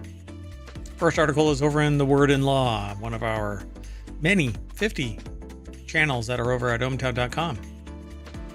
Only 7 of which do we do live, but there are 50 channels. See, you can see. Oh, you can't see them because I'm. Well, they really are there. they're really there. I mean, these are the headline sections. So, but underneath there are 50 channels underneath them. I'll fix all of that. Like I said, I did some updates and yeah. Well, expert witness used Copilot to make up fake damages, irking judge. A New York judge recently called out an expert witness for using Microsoft's Copilot chatbot to inaccurately estimate damages in a real estate dispute that partly depended on an accurate assessment of damages to win. So stupid. You are the expert witness. You could have done anything, but you did nothing. Well, and yeah, I mean, the key is expert, right? This isn't just some person. This is somebody who should know everything in their field. And you work really hard to be labeled, to be branded and market yourself as an expert witness where you can show up and make $10,000. Yes. Right? Like you don't just get to say you're one. You have to get there, but then they have to say, yeah, in fact you are. Yeah. And it's on both sides. Both sides have to agree that, yeah, you are a substantial expert witness in X given field, right? Anyway, judge calls for swift end to experts secretly using AI to sway cases. Ashley Bellinger over at arstechnica.com put the article together. And in order, Thursday, Judge Jonathan Schopf warned that, quote, due to the nature of the rapid evolution of artificial intelligence and its inherent reliability issues, that any use of AI should be disclosed before testimony or evidence is admitted in court, admitting that the court, quote, has no objective understanding of or as to how Copilot works. Schopf suggested that the legal system could be disrupted if experts start overly relying on chatbots en masse. But that's exactly what's happening. Exactly. But how many of them are disclosing it? And did this one actually disclose it? I think it did. This warning came after an expert witness, Charles Ronson, dubiously used Copilot to cross-check calculations in a dispute over a $485,000 rental property in the Bahamas. that had been included in a trust for a deceased man's son. The court was being asked to assess if the executrix and trustee, the deceased man's sister, breached her fiduciary duties by delaying the sale of the property while admittedly using it for personal vacations. I mean, it was in the Bahamas. To win, the surviving son had to prove that his aunt breached her duties by retaining the property, that her vacations there were a form of self-dealing, and that he suffered damages from her alleged misuse of the property. Well, if she was the only one that was allowed to actually utilize that property while it was unsold, then yes, that would be self-dealing. Yeah, I mean, I'm kind of thinking, oh, I need to sign a document. Wait, let me book a week here in the Bahamas each time. Yeah, so there's only two you want ways. Me to sign two? No. I'll come back for another trip. Yeah, exactly. Hold on to that one. I'm going to leave and I'll be back in 6 months. We'll do this again. And by the way, there was an easy solution to this. Estimate what the value of the property was. Run the calculator instead of the AI? That would be easy.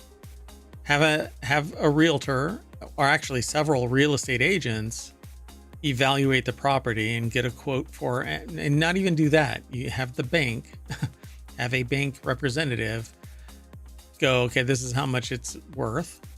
And then bring it to brother, right? One is sister, one is brother. That's what I understand, right? The sister and the brother. Yeah. Right. Have the sister cut a check for $250,000 and be done with it. You could own that property outright because everything's supposed to be split 50-50 if that is the terms of the estate. Well, what doesn't make sense here is this person's an expert in trust and estate litigation, but has no real estate expertise. Yeah. And even if you don't, then you hire a real estate agent to go evaluate. Well, correct. But it seems like it's kind of fundamental in that area, since that's probably the most interesting things that would be in somebody's estate, right? Might be real property. Right, exactly. Yeah, that would probably be the most significant. You know, there's all of the stocks and whatever else, and then there's real estate. So perhaps the Sun's legal team wasn't aware of how big a role Copilot played. Schaff noted that I want to say Ronson, but it's Ranson, couldn't recall what prompts he used to arrive at his damages estimate. The expert witness... He didn't show his work. This is basic algebra, folks. You show your work, okay?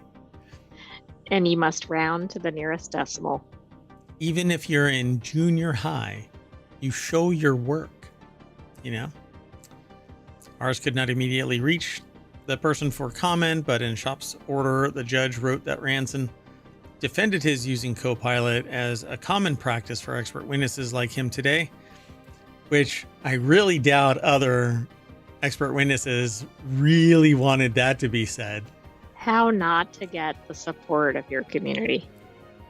Really, you know, when there's going to be an expert witness convention in Las Vegas, guess who's not going to be invited to the Christmas party? Or who gets booed when they come on stage. Hi, here. My name is Ronson, and I'm an expert witness. And go to hell, Ranson! Boo! You ruined it for all of us. Boo! You screwed us all. Anyway, chatbot not to blame, judge says. While the court was experimenting with Copilot, they could have also probed the chatbot for answers in a more big picture or legal question. Are Copilot's responses accurate enough to be cited in court? No. Okay, that's a riot. I love that they asked that. Court found that Copilot had less faith in its outputs than Ranson seemingly did. When asked, are you accurate or reliable? Copilot responded with, hell no. They said, my accuracy is only as good as my sources, so for critical matters, it is always wise to verify. When more specifically asked, are your calculations reliable enough to use in court? Copilot similarly recommended that outputs should always be verified by experts and accompanied by professional evaluations before being used in court, which is the two things we just got done saying should be done. But this is excellent that they ran this. Yeah. So Microsoft declined to speak to Ars Technica. The judge basically said, we're going to have to slap everybody. Okay, if you're an expert witness, you need to represent your expertise, not that you know how to use Chat GPT or Copilot or whatever else. I mean, this is so stupid. It does make me wonder how this person was qualified as an expert. So they probably were interrogated before the trial, right? By both the defense and the prosecution. Well, the two parties, because it's not a criminal matter. Can you run a calculation? And they asked questions, but they didn't say, are you going to use AI? Well, guess what'll probably be in every set of questions going forward? Well, the judge is going to sit there and say AI is not authorized. And if we find out, then it's an ethical concern and we're going to bring you before a board. Right? If an attorney brings in an expert witness and the attorney hasn't asked the expert witness, did you use AI? The attorney... Well, then the attorney's going to face some heat. Yeah, exactly. I think that's where it's going. Why, folks? Because AI is not the answer. It is a tool, and then you verify the accuracy. You measure twice, cut once. One of those measurements is asking AI. The second measurement is verifying the freaking math. In all cases. Yes. And the same thing goes with the music generation, the writing, the artistry, all of that stuff. At some point, the person who is requesting the AI, the tool, to perform a particular function, when I hit a nail with a hammer, I do it until I confirm the nail is flush with or at the depth of my needs, not the hammer's needs. Plain and simple. And that's what they didn't do here. They didn't verify. They just took whatever was hallucinated and then thrown out before a judge. So another one bites the Well, dust. it looks like it went to the overall, whether it was a positive or a negative too. So it's not just that it was the wrong number. It seems like it completely misconstrued what happened. Yeah, because they probably got all caught up in the game and couldn't figure out how to answer it. I love you. I didn't ask you if you love me, co-pilot. I asked if you can land this plane. Need a better co-pilot. Tell me about it. It's an expert witness, though. Moving on. Next article is over on the Wanted channel. Toyota's portable hydrogen cartridges eliminate the need for charging infrastructure, but are portable explosive devices. So I'm not sure how far this is going to go. No, I'm kidding. I mean, they can be. They're hydrogen cartridges. Toyota is set to introduce portable hydrogen cartridges at Japan Mobility Biz Week, which just rolls off the tongue. It's part of the Sony branding company, marking a significant step in hydrogen technology. These sleek cylindrical cartridges resemble oversized AA batteries and are designed for portability and ease of insertion. It says use, but everything about that sounded like you're supposed to be inserting it into your car. That's what you're supposed to do. You know what this reminds me of? Fifth Element. They took cartridges like this and slid it into the fuel system of the spacecraft. Interesting. Do you think Toyota was inspired by that? Okay, this is so cool. Continue reading. Get out of my way. Okay, I love this. I want this. This needs to be in Wanted. Because this is my jam. This is the new fast swap battery. So depending on how much travel I get out of this, these cartridges can just be, this is what I use. Well, this was put in here because it was consistent with what you've been saying we need. Oh, this is so cool. Okay, so this is what the same type of thing is used for reverse osmosis filtering. So you just lock in a filter, turn it and it locks in place. When it's bad, you just unlock it, slide it out and put a new one in. You're up and running in 5 minutes, right? Faster than that. I'm just using 5 minutes across the board. If I can't get in and out in 5 minutes, there's a problem. Fuel or whatever. right? For mainstream. So you drive in, you take a couple of these hydrogen pills, slide them in, off you go. You verify the integrity of the system, and off you go. I love this. Initially prototyped in 2022, the cartridges are now lighter and more compact, reflecting Toyota's expertise in hydrogen storage. Users can swap out empty cartridges for filled ones, minimizing reliance on a hydrogen pipeline infrastructure. And all they do is just like propane tanks or CO2 tanks. I use CO2 tanks in various places. So in beer making, in manufacturing, and sometimes even in scientific experiments. Like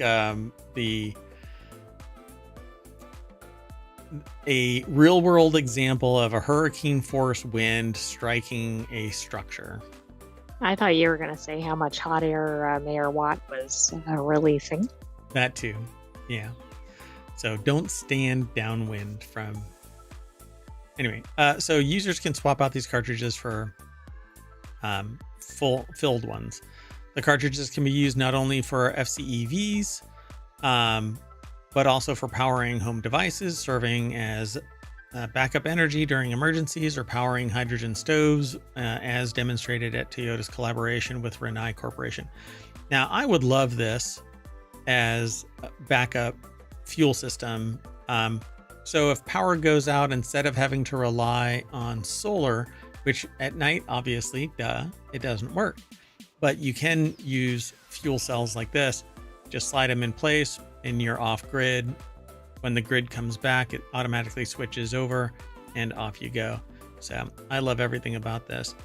So beyond the cartridges, Toyota showcasing other sustainability initiatives in the at the event, including liquid hydrogen powered GR Corolla, used in motorsports, and the Sweep energy storage system, which repurposes old EV batteries to stabilize renewable energy systems or supplies. These projects reflect Toyota's broader vision of achieving net zero emissions and building a clean energy ecosystem. I'm all over this. I would love for this to be deployed. And if I could, I would convert everybody to this. You just slide these things in and off you go. The only problem is you have to make sure that, we can maintain having nice things, but there's going to be some goober out there that's going to sit there and steal my hydrogen cells while I'm at the gas and sip. Very frustrating. Anyway, I love this idea. And it looks like it's the size of, this bigger one here looks like it's the size of a 20-pound CO2 tank, but it's filled with hydrogen. So let's move on. Welcome back. So welcome back. So the Sentient AI didn't get a chance to talk about the hydrogen stuff, but what do you think? But I did submit those into Wanted. They might make an appearance on the weekly show. I think this is really cool, and this is the direction we need to go. Make it easy, make it portable. Avoid all this stuff we've been talking about with everything with EVs. This is a hydrogen powered. This is a sorry, I hear a ticking sound and it's the music in the background. But the fidelity was so real, I thought that it was around me, not me. Anyway, so this is a hydrogen powered oven. You just slide in the two cartridges. I didn't even know that existed. Grill. It doesn't. It's a prototype, a collaboration with Rinnai Corporation.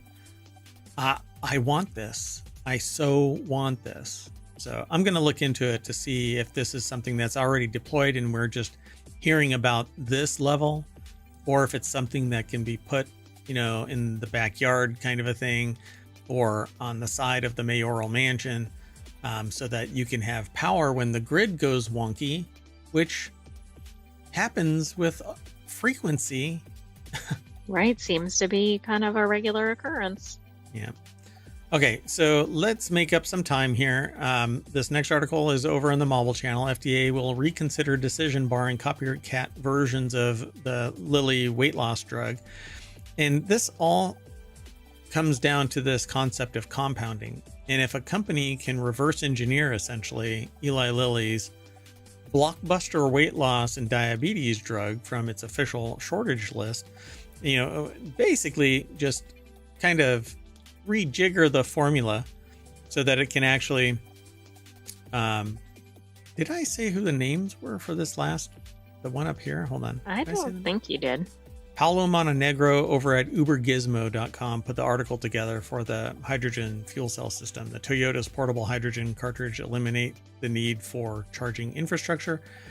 And I did say for the Ars Technica article, but yes, we're only did. 3 articles. Belanger, not Bellinger. Bellinger, not Bollinger. It's Bellinger. I just meant we had some discussion of the name. Right. So this copycat. So Nathaniel Wexel over at thehill.com put this article together, and companies know what is in, you mean Eli like Lilly's the elements or whatever that make this up? They know the chemistry. Yeah. And so they're doing this thing called compounding at pharmacies. But the problem is they don't necessarily know precisely the chemical composition. They just know what is in it, not necessarily the values, right? So just so everybody knows, terzepatide is the active ingredient, but Mounjaro is for diabetes, Zepbound is for obesity, but terzepatide is the common active ingredient. And so what is terzepatide? Well, pharmacies that do compounding have figured it out. I haven't actually looked into it. I just don't know. But when the drug is $1,500 a month and you can compound it for a fraction of that, people are willing to take the risk. And when an MBA and actuarial table decides if you are going to be made healthy or not, people will seek the path of compounding to solve this problem, come hell or high water. But the manufacturer is saying, well, compounding is dangerous because we know what the hell we're doing, but Bob's bait and compounding doesn't necessarily. Well, there might be something to that, but not if it's a reputable pharmaceutical company. Yeah, but the last compounding pharmacy that I spoke to, basically, well, I'm a little scared. Well, it's interesting because this article, or one of the organizations, says that this is going to be cheaper if compounding is allowed, and that's not always been the case. Now, maybe it will be for this type of drug. Well, I mean, it's going to be cheaper at the compounder than it is from the manufacturer, at least until competition kicks in, and then the people will pay a little bit more for the original, but they're not going to pay $1,500. The people who would have gone to the compounding pharmacy, they're not going to go to the compounding pharmacy if the price drops to a reasonable amount. They'll get the legit. Right. Yeah. Why would they bother with the other? Right. So if you want to put the compounders out of business, Lily, lower your price. But they're trying to recoup as much money while the iron is from hot. the research and development, probably. Right. And you can't really fault them. I mean, it's changing the dynamic of, healthcare for diabetes and obesity. There's something. Anyway, let's keep going. So somebody is taking, or something is taking, Redbox rental kiosks, I guess. I don't know. It says retailers are starting to remove them from outside their stores. So where are they ending up? Is there a big auction for a bunch of red boxes? I have no idea what's going on. Trevor Mogg over at digitaltrends.com put the article together, and these are Redbox. But I suppose if you can put anything inside and it spits out something. That's true. Isn't that basically just a vending machine? Like they might want to use them for sodas or snacks or... Yeah, it's a huge vending machine too. Changing technology and expansion of streaming services like Netflix and Disney Plus have made DVD vending machines fall out of favor, and earlier this year, Redbox parent company filed for Chapter 11 bankruptcy. While some of Redbox's 34,000 or so kiosks are still operational in places like CVS, Walmart, Walgreens, Kroger, those businesses are now making plans to switch them off for good and get rid of them. So still, that didn't stop North Carolina resident Jacob Helton from acquiring his very own Redbox machine after he struck a deal with a contractor that had come to clear it from outside his local drugstore. Redbox is important in the history of American media. Its collapse marks the end of the video rental era, says So Helton. does Netflix not mailing out DVDs, right? Yeah. That really was the signal. The collapse of the video rental market. Why? Because there wasn't enough bandwidth to kick off a streaming service. And then comes net neutrality, which is something that I gave a talk about today. The idea of unadulterated data transferring across the internet used to be part and parcel to internet existence, but with the demise of net neutrality and its subsequent resurrection only to be pushed back down under the ground, kind of was an interesting turn of events, because just the week before I had given a talk about net neutrality being gone forever. You're never going to claw it back. But net neutrality really drove home the point that internet access is so capable that you could manipulate data and still get a respectable service. Because one provider of, there's Netflix, which was the well-known brand. But if you had a competing service, and I'm not going to say the name of the competing service ISP, said, hey, all of this information is transiting our network from Netflix. Let's hobble it so that they get a piss poor experience, and maybe they'll come to our service. Net neutrality would have invalidated that, and they would have been able to sue for damage. But that's not what happens. Now companies can arbitrarily decide what is in their best interests. So, and then there's peering and stuff like that, where people, if you want to send data across somebody's network, then you have to pay. Yeah. So whether kiosks are sent to the scrapyard or snapped up by enthusiasts like Helton, retailers will be keen to offload them in the earliest opportunities. Walgreens, for example, spends around $184,000 a month to power nearly 5,400 of the machines, and they're taking up space that can be used for other facilities. Wow. That's interesting. So $200 per removal and $70 up to $70 for the scrap metal. So they're being junked. But I wonder if there's something else that you can put in them. You know? Yeah, I would think so. I don't know. Although maybe they're set up with different dividers than you might use for other vending.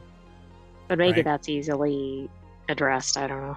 Yeah, as long as I guess it fits, because it has to fit inside the thing and then get processed and that's put back right. into the Yeah, library. you can't have a soda can come through the DVD slot, I guess. Yeah. Believe me, I've or tried. be really flat and it might explode if you compressed it that much. Yeah. Flat pack drinks, just add water. Moving on. Let me close some of these. So this next article is over in the Hatch Ideas channel, which is all about business transformation, over-tourism. It's not the tourists, it's local lack of management, says sustainability expert. They say that over-tourism can be alleviated by better awareness and management at the local level, said Randy Durband, who made no friends in all of these over-touristy parts of the world. See, that's a technical term, over-touristy. I mean, it fits. CEO but it should be over or under managing. Under managing me. Yeah. So CEO of Global Sustainable Tourism Council. All right. I don't know how to take that. So the article is over at CNBC Travel, well, CNBC.com, and it's written by who appeared. Oh no, wait, that's not it. Monica Petrelli put the article together, and they talk about crowded beaches, expensive rent, tourist sites with wall-to-wall people. Okay, so crowded beaches, yeah, that's a over-tourism thing. Expensive rent, if anybody is complaining about expensive rent, it's the people who want cheap rent so that they can go there. Or it's Right, but it's probably the tourists, right? Not the landlords. Or the domestic residents who are NIMBYing the hell out of this, right? But tourists, they'll pay whatever the price is until they hit their threshold, their bulk rate, and then they bounce. But expensive rent, the rental companies and the individuals who are Airbnb-ing a room, they are not complaining about over-tourism. No, in fact, they're enjoying it all the way to the bank. Yeah. So rather it's lack of management, he told Squawk Box Asia on Monday. I've been in travel and tourism for 40 years, working on committees and trade associations in Europe, North America, and Asia, he said. Governments around the world traditionally just didn't think that they had a role in managing. So they call it destination marketing organizations must change the M in DMO, is destination marketing organizations, to management from marketing. So how pithy. So it says the Chinese are masters at adding capacity and managing flows, Durbin said. He cited the Lishan giant Buddha as one example. Yeah, but China's a managed economy. What the hell? How are you comparing that? Yeah, I'm not sure that's the best comparison here. It's not even a transparent managed economy. So, well, that's part of the issue too, right? They may say that they're doing something, and that's for the government, not the people. Wow. So he said Chinese officials also created a control center with video screens that track visitors at various locations of the narrow staircases used to access the Buddha. They know before the staircases are dangerously full, he said, CNBC Travel after the interview. Yeah, they've got a shit ton of experience with surveillance. Yeah, there's two sides to this, right? It's like the surveillance versus safety. I don't think that's really... Should I show videos of how escalators have eaten people, for crying out loud? No, but I think we can safely say that this country is not known for its safety track record. He said that the small French village of Saint-Guillaume-le-Désert changed the flow of travelers after someone in the town died from a heart attack and traffic prevented an ambulance from rendering aid. Residents can drive into the village, Durbin said, but visitors are directed to a park in a designated area outside the village on weekends and during the summer, and then bicycle, walk, or take an electric shuttle to reach the village, which is great. Right. This, to me, is the kind of strategy that places need to use. But then be a responsible leadership organization and make sure that you also bring all of the visitors back to said parking lot hours after they're... Well, that's true. Yeah, you can't just drop them off and then go, oh, wow, we have an over-tourism problem. I'm out. Oh, wait, you're talking about tourism and I'm talking about something else. But all right, anyway. So everybody wants to go to the same small area of Old Town, so the dispersion would require quite a substantial strategy to make that happen. Still, he said it's absolutely possible without giving any real freaking solution. Yeah. Right. If everybody wants to be in the same space, which is apparently the problem in Barcelona. Yeah. We can solve climate change, but I'm going to keep that one close to my vest. But it's possible. Moving on. Next article is over in the Mobile Channel. Archaeologists in Petra discover secret tomb hiding beneath a mysterious structure featured in Indiana Jones. I love this. The secret tomb for the Whip Indy. If you've never seen Indiana Jones, you gotta watch it. The idol for the Whip Indy is what is said. The recent excavation beneath the treasury has revealed 12 complete human skeletons and a trove of grave goods dating back 2,000 years. Olatunji Osho Williams is the author over at Smithsonian Magazine. I don't know if I'll be able to read all of this, but Matthew Vincent, Josh Gates, and Pierce Paul Kreisman digging in front of the Treasury building in Petra. If you've never seen Petra, it's carved into a rock face, and it's just kind of surreal. Yeah, it's like all these massive It is a megalithic structure, yeah. places with columns, and I mean, as you can see in the photo. Yeah, and it's all one big piece. It wasn't stacked on top, and like And the laid scale against is the wall. ridiculous, right? Like other older structures. Yeah, it's amazing. So earlier this year, a team of Jordanian and American researchers received rare permission to excavate beneath the structure, according to CNN's Taylor Niccioli. They discovered a hidden tomb with 12 complete human skeletons and a trove of bronze, ceramic, and iron artifacts, but no gold.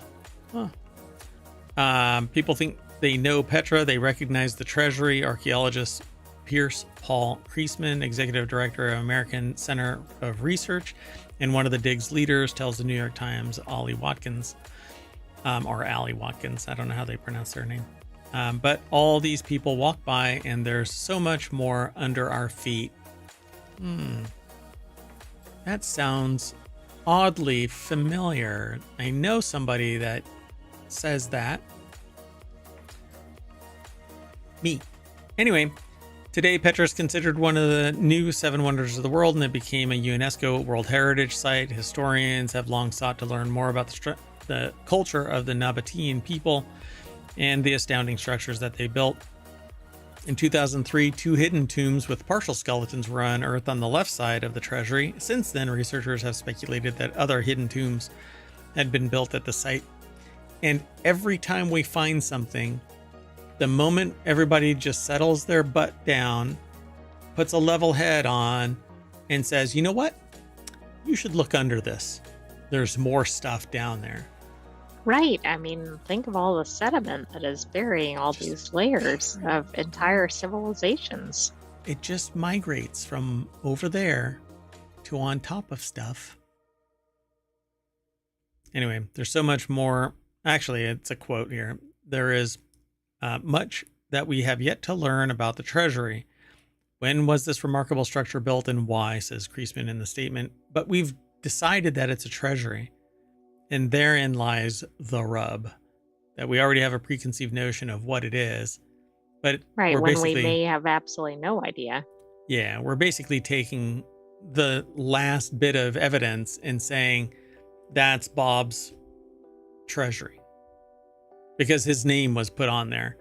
But you know what? The bridge that you drive past on the way into ohmTown was tagged by, I don't know, George. And Anybody is that other George's than bridge? The original, right. No. Well, it is based on the way we seem to identify structures. Yeah, apparently. I'm sure that there's much more involved, and there's names that are actually there that have been there in perpetuity since whatever, and reinforced by previous archaeological references that say that that's who it belongs to. But guess what? There's something else, and it's time. And a structure that's been around for 5,000 years suddenly gets branded as Bob's Bait and Treasury because there's a plaque stuck there. I mean, people think the Rosetta Stone is the end-all be-all, except that the Rosetta Stone had a bunch of them scattered all over the land over periods of time because that was the tweet of the time. Yeah, I mean, they were everywhere. And then even the ones that they found aren't complete in many instances. Yeah, they changed and stuff like that for regionality and blah, blah. I mean, it's localization, for crying out loud, of the time. Again, it was the tweet of the time. You can't call them tweets anymore. Moving on. Slowly. The next article is over on the Hatch Ideas channel as well. These are the 9 dead giveaways that AI wrote this story. How to spot them. Let's find out. Okay, do you think it's going to have Delve? Well, let's find out. Jonathan Small. This was edited by Dan Bova, so apparently Dan Bova is an AI. I don't know. Maybe so. Have we ever seen Dan Bova and an AI next to each other? Have we ever seen Jonathan Small and Dan Boba in the same room? Everything is AI.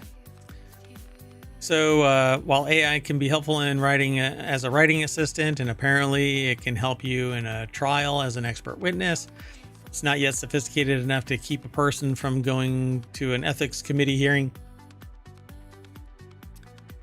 These are the telltale signs that AI has written the content you're reading or trying to pass off as your own. Excuse me.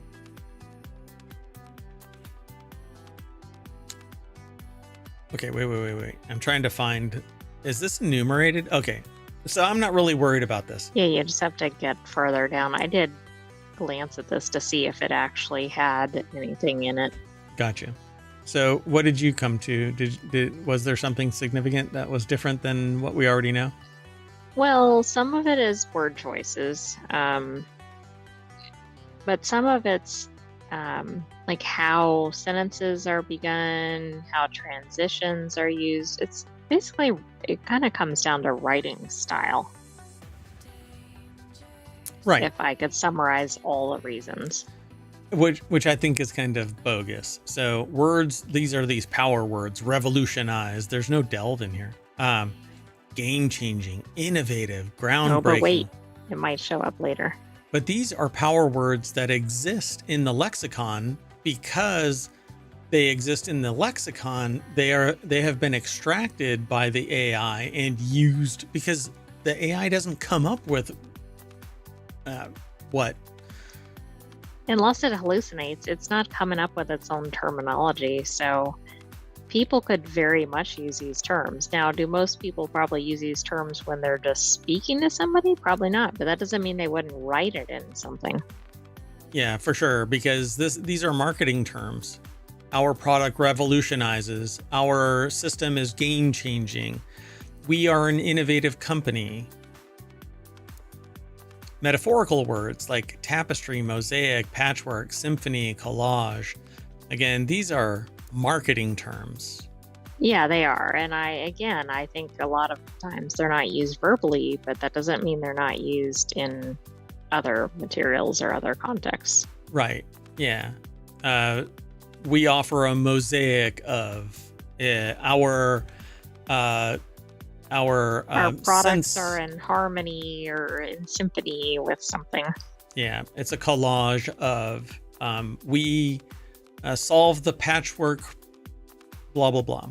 I mean, all of these are marketing terms. So you're going to see them because there is a massive amount of marketing material that's public and you don't have to pay anybody to consume it. But when you download a book and use that in your AI, then hell yes. You know, supposedly you're supposed to pay for that. Ask for forgiveness, not permission. Clever wordplay, pros and cons, the advantages and disadvantages of AI generated writing, or bot or not bot. How to tell if AI wrote this story. Little known fact, AI was trained by joke book writers for fourth graders and Cosmo Coverline writers from 1996. It loves to string together punny sentences, especially when it's crafting headlines. It's obsessed with putting colons in long headlines, a practice that hasn't been popular in newsrooms for 20 years. Pros and cons. That's right. Move over colon for the M dash. Oof. Move over colon just sounds horrendous. So terrible transitions like moreover, furthermore, in addition to, conversely, nevertheless, therefore, again. Plenty of those appear in certain industries. Mm-hmm. Yeah, academic. Yeah. And professional presentations for sure, and non-marketing, right? Or they want something pithy, you know, move over so-and-so, there's a new game in town. Term paper conclusions. In conclusion, in summary, finally, by and large, on the whole, ultimately. This might be the only one I have agreed with so far. I don't think these are as used as frequently as some of the others. Right, but Again, it in has to like a be professional used. setting. Like if it's in an Yeah. academic setting, absolutely. Yeah. In summary, for sure. In conclusion, for sure. Finally is at the end of a series of first this, second that, and finally this. Um, by and large, is not that. I don't even know when that was last. I'd have to do a It Google seems like it's search. just fluff terminology. It's probably building your word count or something. Yep. Then there's text speak, leverage, pivot, holistic, resonate, enrich, navigate, multifaceted, testament. Again, it kind of depends on what the industry is. Yeah, this is a testament to so and so. It's used all the time. Um, Make simple words complicated, like delve. It does. They use delve. Endeavor, crucial, insights, systemic, which is used all over the place. There Oh, are systemic absolutely. problems. Comprehensive. I mean, That's those are used. Inherent is inherent in is used. some areas. Yeah, many areas. Yeah. So AI land use is always has to be utilized. Important has to be critical Yeah, for a but so does chatbot. a person using a thesaurus or something. Yeah, I mean it's the preponderance of the historical record that has trained the AI. And why does the AI do that? Because it's built off of human construction. So then they hammer it. In conclusion, as long as readers want to stay awake while reading, writers are in no immediate danger of losing their jobs, except that it's writers that built this monster. Literally. Yeah. And literally. Literally. Anyway, let's keep going. Next article is over in the Mobile Channel. Man sues town for $647 million over trashed Bitcoin hard drive. A man from UK named James Howells. I think this is the same person, right? That lost their hard drive in a landfill, and they've been trying to. I believe it is, and since this seemed to be a an update on it, I thought it was worth submitting. Yeah, so let's see.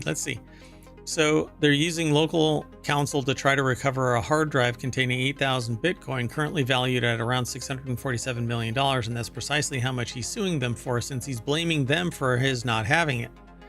Back in 2013, then partner mistakenly tossed out the hard drive along with a bunch of other garbage. At the time, Bitcoin was already worth a little less than $1 million, and the value of the coins has risen quite a bit in recent years.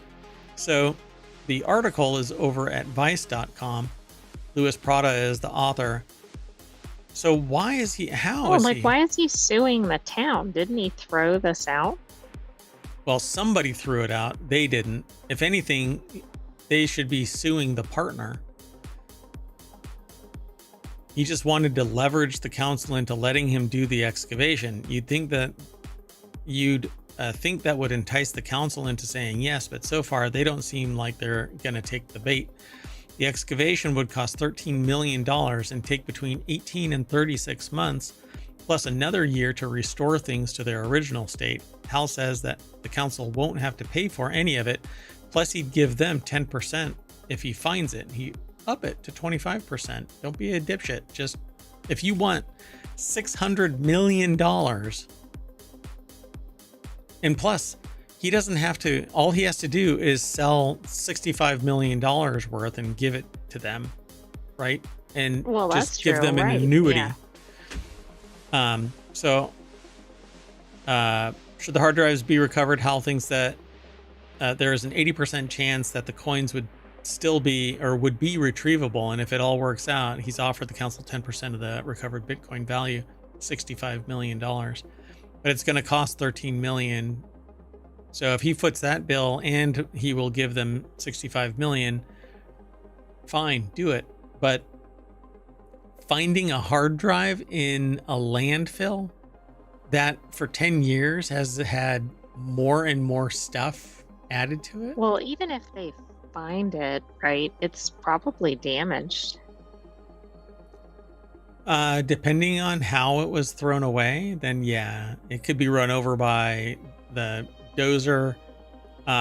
If it isn't, there is actually not a seal in it. There's a seal, but it is to alleviate pressure, so it doesn't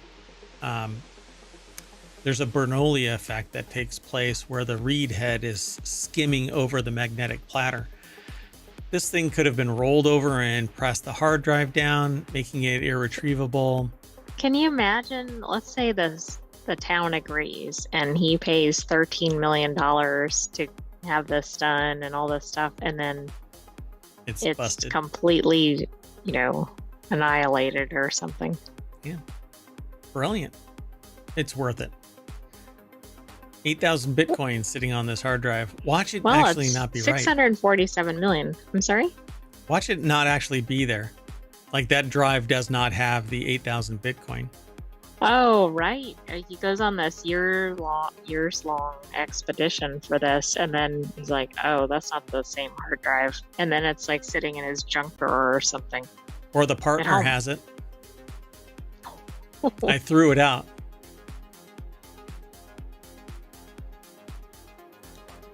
Conspiracy. NaNoWriMo, folks. 2 weeks away. Next article is over in the Mobile channel. This one's titled, "Is that 29 turtles or are you kayaking to Canada?" Chinese woman caught smuggling 29 turtles into Canada via kayak. You know, the funniest statement that I'll ever make out loud is this. Is that 29 turtles under your skirt? So a woman from China recently pleaded guilty. Why is it not pled? I don't understand that. Past tense of plead is pleaded? How is that? Why is that? Why isn't it pled guilty to attempting to smuggle 29 turtles under her skirt? This case, okay, I shouldn't, is it misogynist that I say skirt? She tried to smuggle. This is funny regardless of the person's gender or attire. She tried to smuggle 29 turtles in her slacks. That'd be more awkward. But actually, she tried to smuggle it into Canada via kayak. What's up with people in their kayaks trying to get from Exactly. Kansas Well, remember we had the fugitive kayaker who was trying to get to Alaska or something, except where they were didn't landlocked. connect. Yeah, it's Yeah. Canada. It wasn't Canada. It was Kansas. They're not getting anywhere. Or somewhere.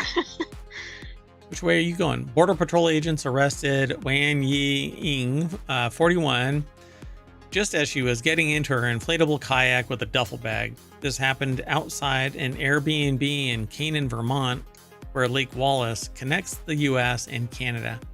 So the Royal Canadian Mounted Police. Do you think Airbnb, or at least this Airbnb owner, is going to have renters certify that they're not going to smuggle turtles via kayak? Yeah. No, yeah, it's going to have a little line in there that says no smuggling shit into Canada from here. We disavow any knowledge of your... I'm sure this happens, but I cannot think of a single smuggling attempt via kayak. That one guy tried to smuggle himself from... Well, he was a fugitive or something. We did talk about it, by the way, so there is an episode somewhere. Just do a search for kayak and you'll find it. No, you have to go back and listen to all 1,400 plus episodes. Yeah, I agree. Sammy Caramella over at Vice.com put this article together. The deck statement says she faces potential prison time and hefty fines for wildlife trafficking. Wow. Or maybe it was human trafficking and it was the turtles that were making her. Oh, right. I mean, that would be a good twist. It took 29 turtles to smuggle a human into Canada. Look at that. Again, NaNoWriMo right around the corner, folks. So according to the affidavit, this type of turtle goes for $1,000 each on the Chinese black market. She was also fined $250,000, far more than she would have made on her original deal. Tough break. Why don't they leverage that kind of fine against companies to make it less lucrative to be a horrible... Oh, wait. There we go. Sorry, my big old noodle was blocking the screen. Gravitational. I should make a little lens warp right there so that it looks like my head is eclipsing the... Well, you could put up some sort of alert, too. Big head alert. Little arrow that just points right there all the time. Big head. By the way, I have a tiny hand and I have a big hand. Okay, that is odd. Anyway. So when the agents searched her duffel bag, they found 29 eastern box turtles, a protected species. Each poor little turtle was wrapped individually in a sock. Oh, that's sad. Well, I mean, I guess at least they were wrapped individually, but they probably wanted to be in the water and not in socks. sock turtle. Poor little sock turtle. Anyway, I hope that they get released into the wild and become free-range turtles and nobody messes with them. This is why we can't have nice things. Is that a eastern box turtle? Is that what they're called? Eastern box turtle. That right there? I don't know. I can't see the caption below it. Oh, eastern box turtle. Photo by Linda Davidson, The Washington Post, via Getty Images. I was trying to look at it and you scrolled really fast. Is that an eastern box turtle? Can't tell me yes or no. Ha ha ha. Anyway, that's it, folks. We are all done. So while you're looking at the eastern box turtle, I'm going to snap us back to the front page of ohmTown.com. I am Mayor Watt. There's the visualizer for the Sentient AI from the future. Good night, ohmTown citizens. Thanks for joining us for Non Sequitur News. Be back tomorrow for another episode. And don't forget to watch the replay, like and subscribe, check out our podcast, check out our Patreon, etc., etc. That's a lot of stuff. My God. Okay, we're out. Bye.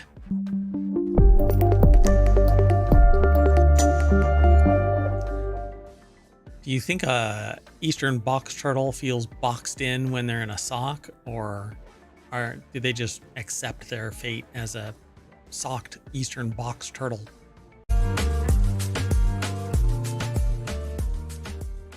Hello, everybody, and welcome to Non Sequitur News for October 16th, 2024. It's Season 3, Episode 290. This is a Time Machine episode, and Preemptive Strike, the Thursday show, isn't going to take place until Friday afternoon. That's okay, though. Today, Mayor Watt and the Sentient AI are going to talk about the... Sentient AI cannot... You can't... So you can't visual... Never mind. Anyway. So today we're going to be talking about YouTube baby steps towards authenticity. Click to cancel. Facial recognition Krogers. Beard discovery. Dolphins and microplastics. Sydney's balls. The new Amazon Kindle Paperwhite. Not entirely gone before already forgotten.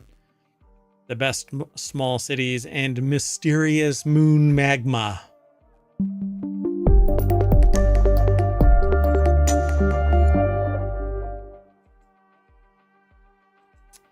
Hello. Oh, my, I have another background effect going that I forgot to turn off. That's okay. I'm going to leave it just to see if it shows up. Anyway, I am Mayor Watt, and this is the Sentient AI's visualizer. Good evening, ohmTown citizens, and welcome to Non Sequitur News for October 16th. And that was their voice. So they're a sentient AI from the future that I found on a strange-looking USB drive in the parking lot of a Wendy's at 2 o'clock in the morning. I went to get boneless, spicy barbecue wings, and they don't have them anymore, and they were closed. So instead, you got stuck with a sentient AI. Yeah. Imagine that. Oh, okay, hold on. Let's see. Dun, dun, dun. So, if you want today's show notes, you hit !NSN over on the Twitch tubes. It just goes by Twitch, not Twitch tubes, but anyway. Apparently, I have rewards enabled on the channel, so you can subscribe to earn rewards. Uh-huh. But hold on a second. Okay, well, anyway, let's just get going. So it's non sequitur news, so you immediately start wandering off. I don't know how that's possible, because it says by purchasing or gifting subscriptions to ohmTown's channel while they're live in any category. But I'm not a partner. or affiliate yet. Who knows? It's a mystery. Okay. Well, anyway, the very first article that we're going to talk about is over in Non Sequitur News. YouTube takes baby steps towards labeling authentic video. YouTube's rolling out new labels that tell if uploaded videos come from a real camera with unaltered footage and sound. The new captured with a camera label can be seen in action courtesy of digital content authentication service TruePic, which uploaded a video to its channel, triggering the disclosure in the video description panel. And TruePic says that it is the first authentic video with what is C2PA content credentials on YouTube. Yeah, I don't know what that is. That I haven't actually heard of that. Maybe I have, but just not in that format. So YouTube is leaning on the C2PA standard to detect the authenticity of uploaded videos, meaning the feature will work only with recording devices. Okay. So it's a specific nonprofit that talks about authentication. So they've developed this standard essentially. Gotcha. Interesting. So YouTube is rolling out a new captured with a camera label that works with C2PA content credentials. Umar Shakir over at TheVerge.com put the article together and says YouTube is leaning on this to verify that there is legit video being uploaded. Will only work with recording devices and tools that support the metadata. The site, which is somebody's going to create a plugin that fakes the hell out of that. Absolutely. Build a better mousetrap. Build a better mousetrap, and smarter mice show up. Additionally, creators must specifically use tools with C2PA version 2.1 or higher. So there's already 2 versions of this to warranty 2.1 or higher for the label to appear. So you probably won't see this label regularly for a long time. You know how I know that my video is authentic, I guess? It's because I'm streaming it, but I don't know if it has C2PA, but I'm streaming it live and it's not a manipulation. I mean, unless you want to count the simulation, the video format of the Sentient AI's voice. I mean, you want to look at zeros and ones flowing across there? Somebody's going to decode that. Right. I think that would be kind of risky. Risky, clicky. So videos don't necessarily need to be unedited to get the label, but according to the support page, every step of the process must support C2PA and avoid, quote, edits that break the chain of provenance or make it impossible to trace the video back to its original source. For example, if you captured an image with C2PA metadata and then save it to your phone's photo album that doesn't support C2PA 2.1 or higher, that may break the chain of provenance. It does, because one of the early, okay, so again, I've done this before. I've been in this seat before. Me and a coworker, friend, partner in my past projects, created what was supposed to be a security blanket of metadata that allowed us to embed data in the stream itself and in the metadata, essentially in the code itself. And one of the earliest ways to strip that metadata away was basically to resave it somewhere else. So even if you yourself edit it out at some later time, everything has to always have C2PA. And then, well, back then it wasn't called that, but. Doesn't it seem, though, that this is going to be like the death of edited video? Because it's going to be really tough to stay in compliance with this, particularly if it's assessed by a computer. Yeah, so what's going to end up happening is the people who do the edit are going to have to resave their entire edit with C2PA intact. So they make all of their edits, and then once it's up on the site, they can't touch it, right? So if something happens, like somebody gets a I don't know. Somebody gets really spicy about their copyright and decides that they want to shut down a 2-second clip of an incidental video in the background, or like back there, or somebody gets a wild hair and says, you know, I don't like the fact that you're using the logo or whatever, and I have to clip it out. I would have to re-edit the entire thing, re-upload the entire thing. Right, which isn't that likely and it's resource intensive. So do they end up taking the video down or just go, oh, well, it's not labeled? But and that's going to differentiate those that are labeled and aren't labeled. Yeah, and so coming to your point, look, it says it right there. Google launched an altered or synthetic content label earlier this year that requires YouTube users to self-identify their uploads, Scout's Honor, that contained AI-generated content. Yeah, that's been around for a while. So what is the difference between saying that it's been altered and having C2PA, other than this provenance concept, which Well, I the guess world is it's that powered it's by? external determined instead of self-labeled, right? Yeah, I think the biggest problem is that there isn't enough humans involved in the process of policing the content. So while we have something value added to the content, somebody else could take my videos, post them wholesale, and because I'm not part of the content system, I have no recourse. You know, I have to sit there and go through a longer, more involved legal claiming system. It's just a big pain in the ass, really. So this is just going to be friction for the people who don't fake the news or fake the videos. Yeah, I think it's going to be problematic for people that have a technical glitch and they truly are not like editing the content, or like there's going to be cases where the people that probably shouldn't be labeled Yeah. are labeled and vice versa. Yeah. Yeah. Well, we'll see. We'll watch this. I don't know. I just know from experience, and I've had, we kind of gave up the ghost after about 3 years of iteration after iteration. Why? Because we knew what the system was, and so we knew of ways to circumvent it. And so we literally had discussions about, so what is the friction threshold here? How much work is really involved in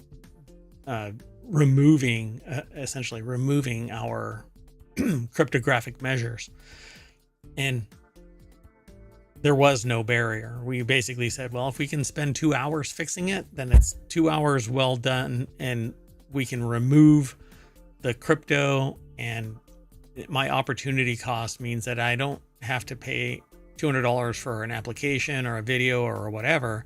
So we know that there are people out there that are going to fix this both ways. They're going to remove C2PA, and they're going to provoke it. Like they're going to stick it into a manipulated video. Just waiting for it, just waiting for the time where that happens. It just has to get to the level where it pisses off enough fully capable people, and then they'll rise to the occasion. Anyway, let's keep going. The next article is over in Smack Talk. FTC click to cancel rule makes canceling subscriptions as easy as starting them, which is really funny because we talked about FCC recently, wherein they leaned into net neutrality and they said, we're bringing it back. And then it was hobbled. FTC click to cancel rule makes canceling subscriptions as easy as starting them. But tomorrow, I could have predicted this if it wasn't for us having a time machine. They hobbled it. So not FTC, but the administrivia above says, because the FTC can't provoke anything all by itself. FCC can't provoke anything all by itself. They have to go through the administrivia. So subscriptions are getting easier to manage thanks to new FTC click to cancel, which is funny because I have a click with care rule, right? This is something that I promote. That blocks companies from deceptive or malicious tactics that keep customers from canceling. Like right now, I want to cancel something, but it's really friction born. I can't do it within the very app that enabled me to cancel or to start it up. I can't cancel it from that same interface. Well, that would Very be too frustrating. easy for customers to stop spending money on that. Yeah, and this is from a game. So app subscriptions can be managed in the App Store. We've all had subscription we wanted to cancel, but discovered the price of it the price of keeping it wasn't worth the hassle. So they phrase it differently, and I'm just kind of blah blah blah. A new rule from the FTC will go into effect in 180 days. That'll make it easier for customers to cancel pesky subscriptions. And I think everybody is looking at ISPs like Comcast, right? I mean, there's a whole meme about it. So according to the release from FTC, companies essentially have to make it easy to cancel subscriptions. As easy as it is to sign up, they have to make it as easy to disconnect. I think that we need a more holistic review of this and have a right to be forgotten, where I can literally just click a button and say, forget me, and poof. Exactly. And also, even with these easy cancellations, like I know with email, for example, you can cancel something and then they send you an email saying we canceled it, which it's kind of like, come on. Yeah. Are you sure? Reset your audio again. So Wesley Hilliard over at appleinsider.com put the article together, and it says here, too often businesses make people jump through endless hoops just to cancel a subscription, said Commission Chair Lena M. Khan. The FTC's new rule will end these tricks and traps, saving Americans time and money. Nobody should be stuck paying for a service they no longer want. Yeah. And I'm not quite sure. You know what would be great is if the credit card company itself facilitated this, because then I could just go over to an account listing, just like in Apple Store, and just mash a button and end my Like subscription. selected, like end. Yeah, something has to pay for it. So how did it get paid for? Go to the source and just end it. But nowadays, when you do that kind of thing, they refer to it as a chargeback, where you go to the charging vehicle and say, I no longer want this, or I didn't pay for this, or I didn't buy this intentionally, or whatever. A chargeback actually is a very specific thing. Service was so bad that you actually said, they're not going to refund me, so I'm going to charge back via the credit card. And that actually, it's a massive ding against the vendor. You can basically lose your what do you call it? It's a particular type of commercial account, credit account. Like, I mean, not like a business license or something. it's not a business license, no, but like the ability to use that Oh, okay. point of sale system. I can't remember the name of it. Anyway, I got it. It doesn't matter. I can't forget it. I mean, I can't remember it. So at any rate, so don't do chargebacks unless you're really serious about it, because it can hurt the business. But sometimes they deserve it, frankly enough. Anyway, the rule provides legal frameworks that prohibit sellers from the following: misrepresenting any material fact made while marketing goods or services with a negative option feature, failing to clearly and conspicuously disclose material terms prior to obtaining a consumer's billing information in connection with negative option feature, failing to obtain a consumer's express informed consent to the negative option feature before charging the consumer, and failing to provide a simple mechanism to cancel all of that. And then at the bottom is the real solution. Failing to provide a simple mechanism to cancel the negative option feature and immediately halt charges. What's interesting though is that all of these companies, we've kind of grown to just go, oh, okay, is I could be using this account for 3 months. And 10 days into the third month, I decide that I want to cancel it. It doesn't prorate my charge. They go, well, you get the benefit of using the service for 20 more days. And I'm like, well, it freaking sucks. You changed it materially. I'm not interested in it anymore. Or you try to cancel like one day into the next period, and then it's like, well, it's too late to cancel for this period. So then you hold on to it, forget to cancel. It just becomes such a nightmare. Yeah. friction bound, and so you just capitulate. Oh, all right, well, I guess I got this shitty service for another 20 days. I've had a couple of companies like straight up just go, okay, we totally understand, the way that the process works kind of sucks here, and we can't really fix it because that's just the way it is. Anyway, let's keep moving on. The next article is over on the model channel. Kroger plans to use facial recognition, raises concerns about surge pricing. And I'm not quite sure why they say surge pricing, because are they really planning on going, this person is this, so we're going to charge them more at the counter? That's what the headline suggests. I don't know.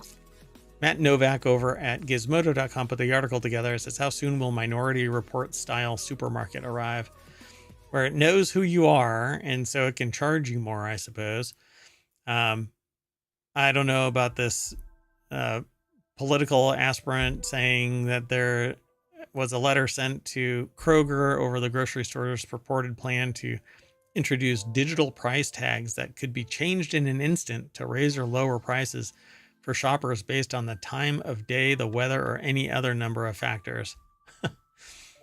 Okay, so that's different than facial recognition.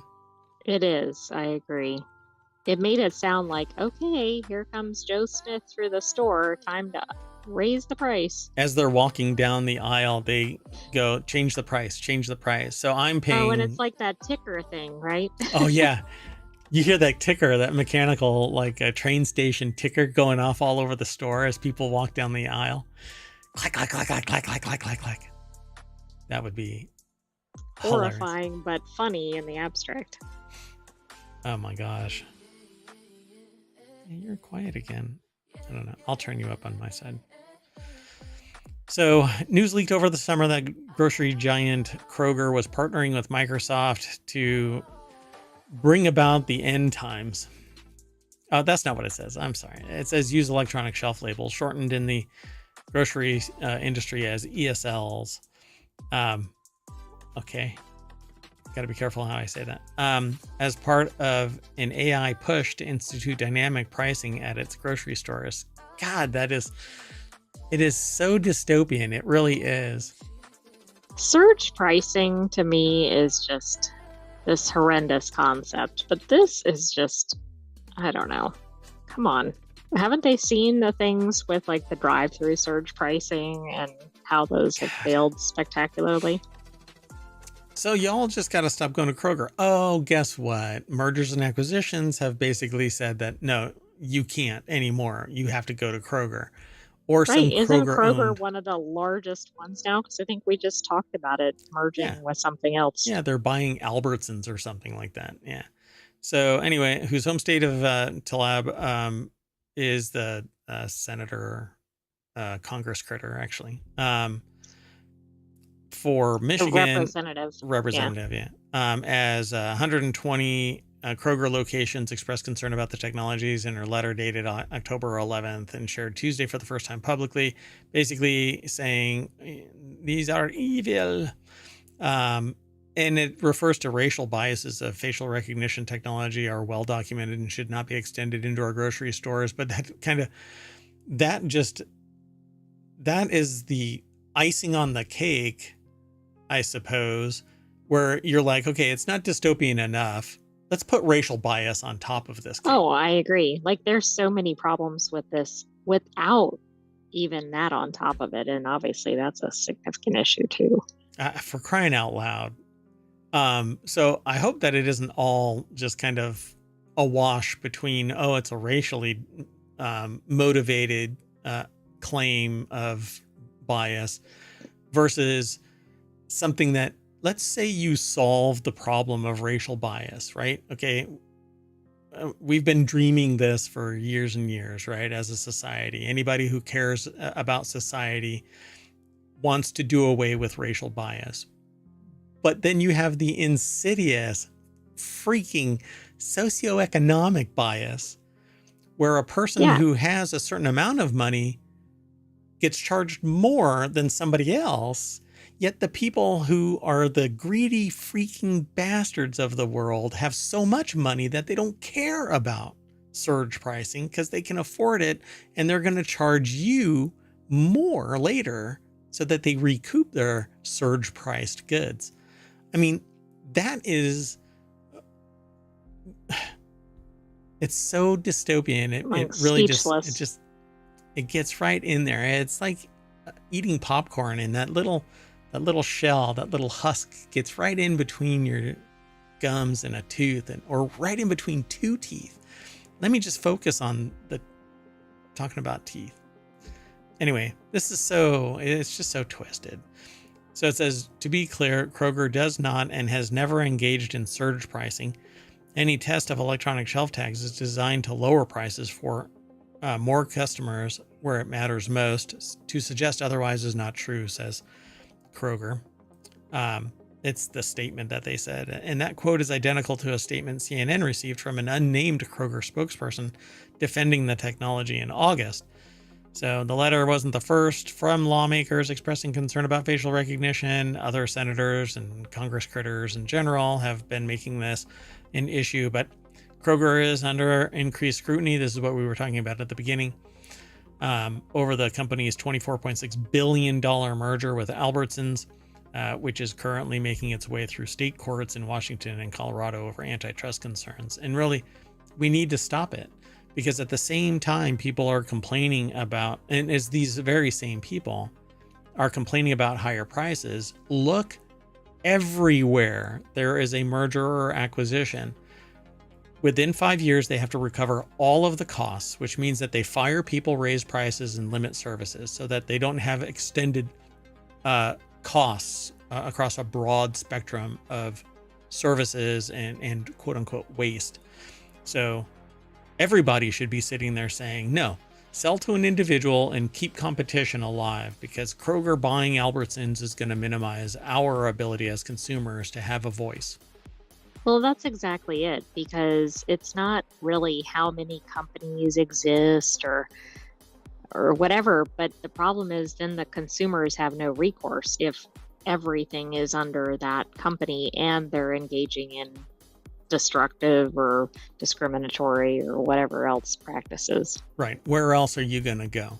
You're all owned by Kroger. Let's keep moving. The next article is over in Non Sequitur News. A surprising beer discovery could help starve cancer, and I hope that it means drinking a lot of beer. So I think it means applying the beer directly to the cancer, like you get injected or something. I don't know. I'm injecting it. Brought to you by Pale Ale via the Igulu.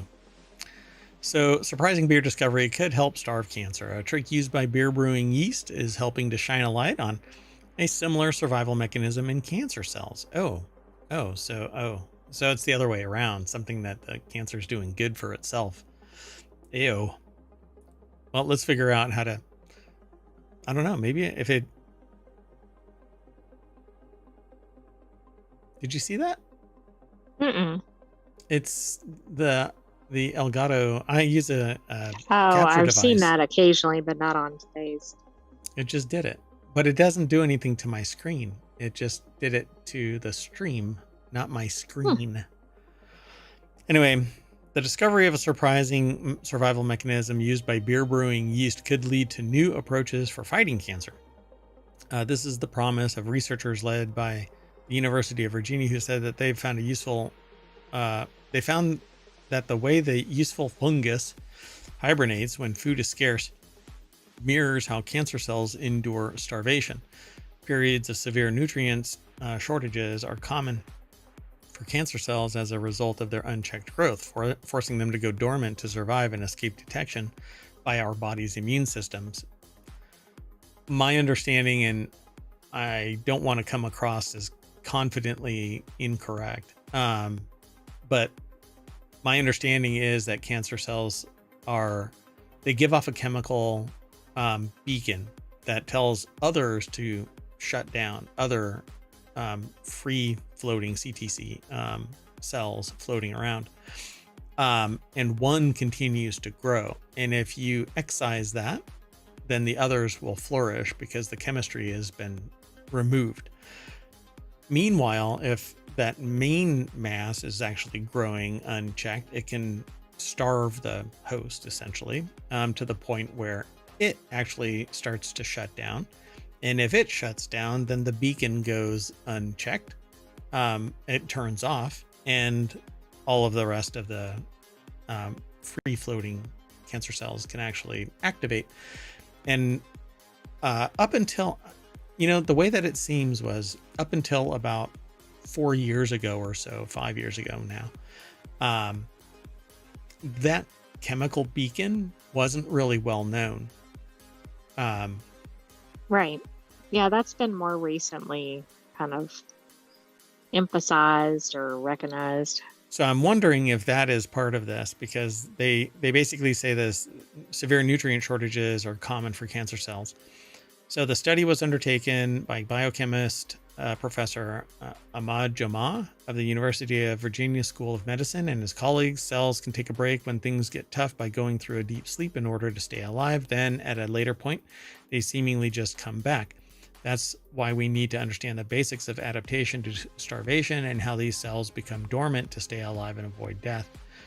Well, not only do they avoid death, so cancer cells don't really die. They don't go through That's actually the problem, right? That they don't apoptosis. die. Yeah, they don't die. They divide uncontrolled, and they steal resources from the host until they're detected and then removed. And hopefully other man-made chemistry removes all of the other stuff too. So along with having been used to produce beer for centuries, the yeast species Saccharomyces, POM, is the ideal model organism to study these processes because it is so similar to human cells, which is quite interesting. And I'm not quite sure why brewers are apparently wear these leather vests, but that's okay. Or not I don't vests, either. aprons. They don't do much cutting. They don't do much stuff with staining things. But maybe that's just me. I mean, you're going to get your shoes wet more than anything. I mean, But you it's literally... the same thing like with professional chefs and everything. I'm sorry, but they're not getting food on themselves like normal people. like normal people. Chefs do. Come on, really? You think that? Chefs got to get splattered by all kinds of stuff. Camera. Never on camera. Right. Yeah, there you go. You see, like, chefs are getting messy behind the counter. And anyway, so specifically to mitochondria get coated with deactivated ribosomes, complex molecular machines that normally make proteins within the cells. Mitochondria are the powerhouse of the cell. Thanks, yes, Mom. they are. And they're tied to the female. You beat me to it. Yeah, thanks, Mom. Yeah, all your mitochondria are from Mom. So the team is not quite sure why this strange form of attachment between ribosomes and mitochondria happens. There could be different explanations. So a starved cell will eventually start digesting itself. So the ribosomes might be coating the mitochondria to protect them, because without the mitochondria, there is no power cell and it would die. So maybe that's what they need to figure out with cancer, is just figure out how to shut down the mitochondria.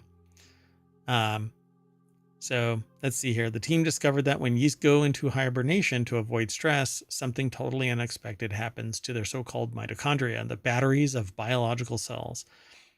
They get coated with deactivated ribosomes, complex molecular machines that normally make proteins within cells. So that's really fascinating. That is a new one to me. Deactivated ribosomes. So something produces deactivated ribosomes that cover up the mitochondria. I don't think we've ever seen that. I'm not saying it's never been studied, but at least not in the mainstream media.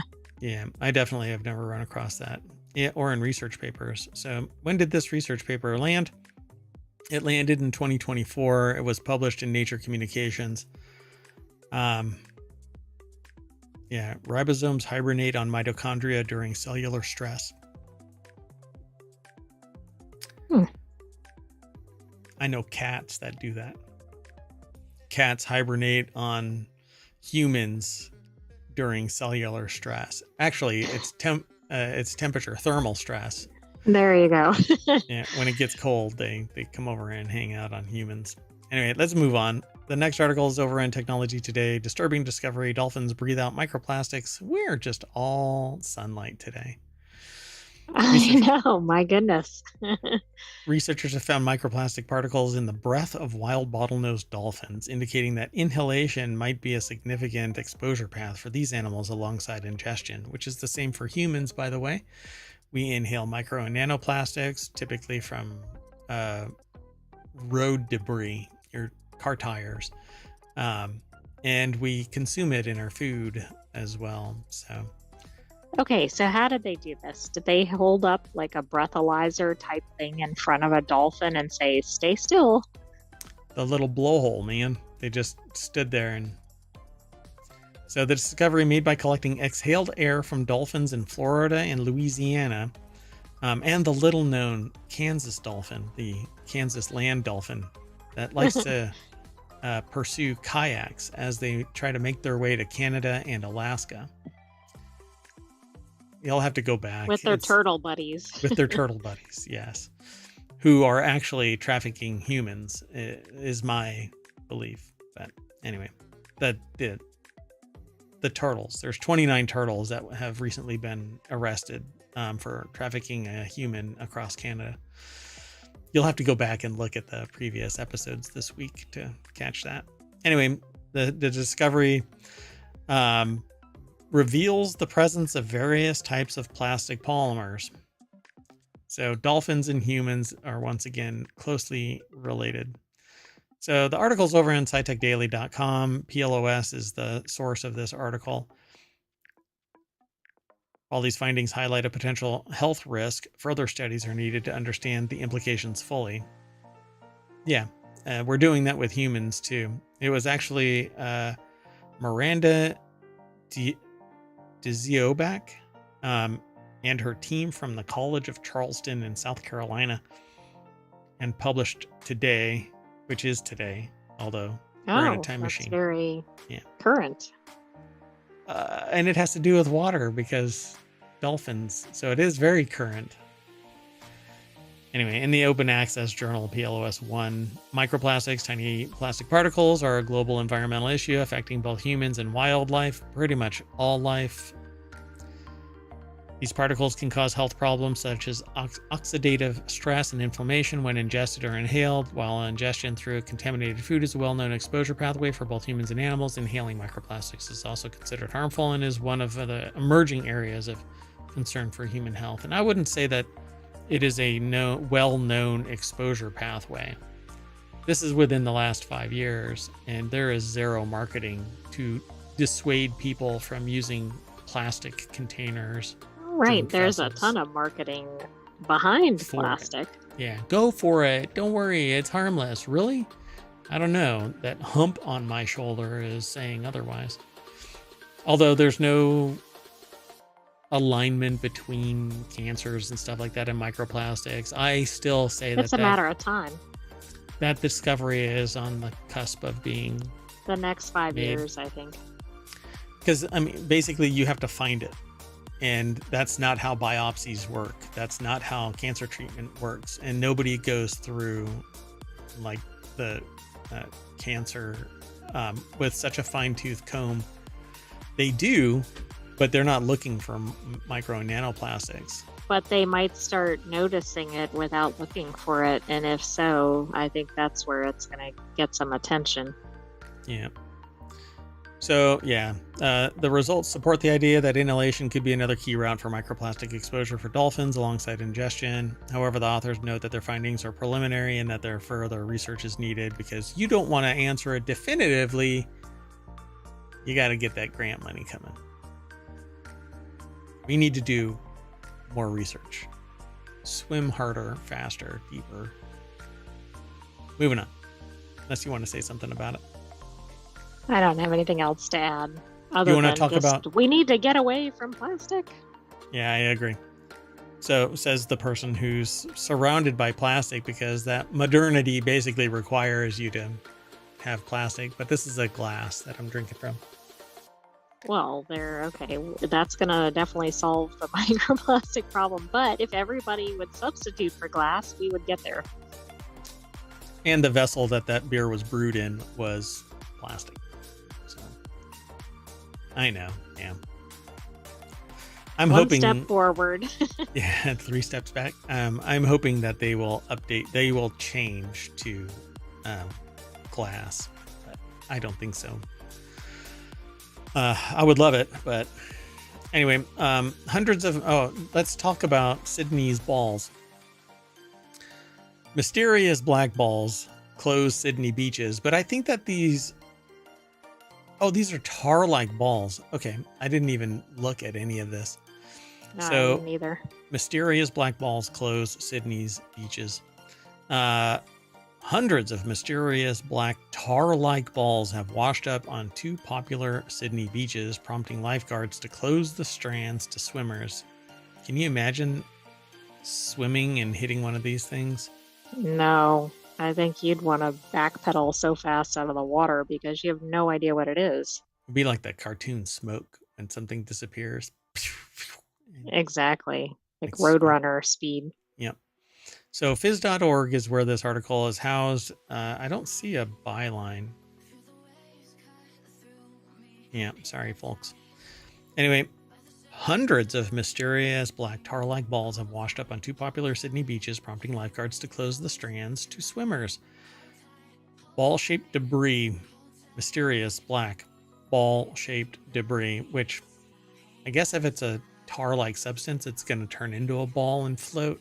If it's That's true. depending on its viscosity. So Do you think this is like the Lego container that crashed previously, and then for years Lego pieces were floating on the shore? yeah, there's been a leak of oil somewhere and it's going to wash up.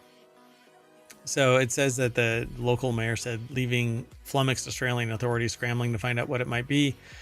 Hundreds of golf ball to cricket ball sized spheres. These aren't tiny little, BB Is that sized. cricket ball like a baseball size? Yeah, it's like that. So, could be seen littering the coast, which is usually thronged with Sydney-siders and tourists. Instead, a few seagulls were walking around. Wait, are these it? No. Oh, when I saw that, I was like, wait, is that the ball? Oh, that's funny. Then the pop-up went away. Oh, that's hilarious. Oh, there's no picture. Son of a biscuit. Anyway, at this stage, it's unknown what the material is. It's probably tar. However, they may be tar balls, which are formed when oil comes in contact with debris and water, typically the result of oil spills or seepage. Seepage. Here, I can send you so you can see it.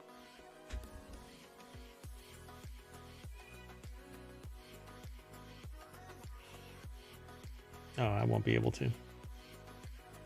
Oh. I mean, I can, but... They basically Sidetrack. look like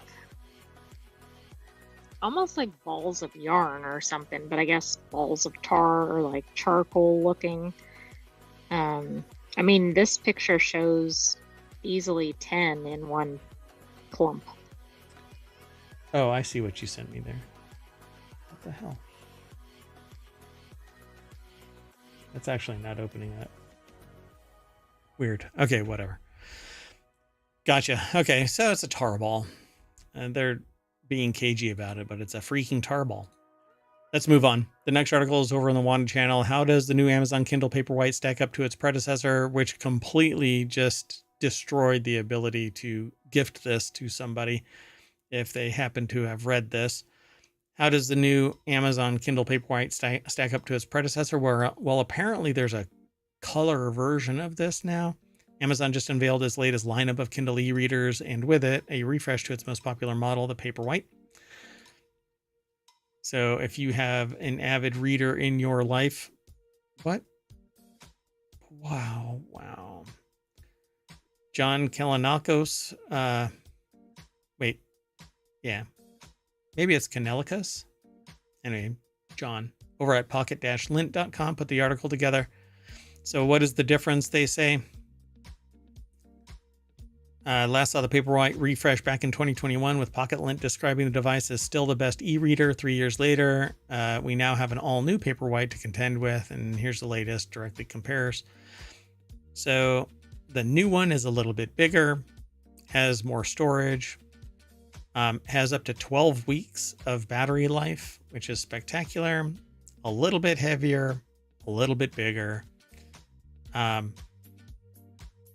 remains USB-C. So the previous generation Paperwhite was released in 2021 and brought USB-C charging and a larger screen to 6.8. Now it's 7. Comes in 2 configurations, the basic that costs $160 and the new Signature edition that costs $200. The Signature has 32 gigs of storage in addition to wireless charging and auto brightness support. So to those of you who were wanting or didn't want a new reader for Christmas, Merry Christmas.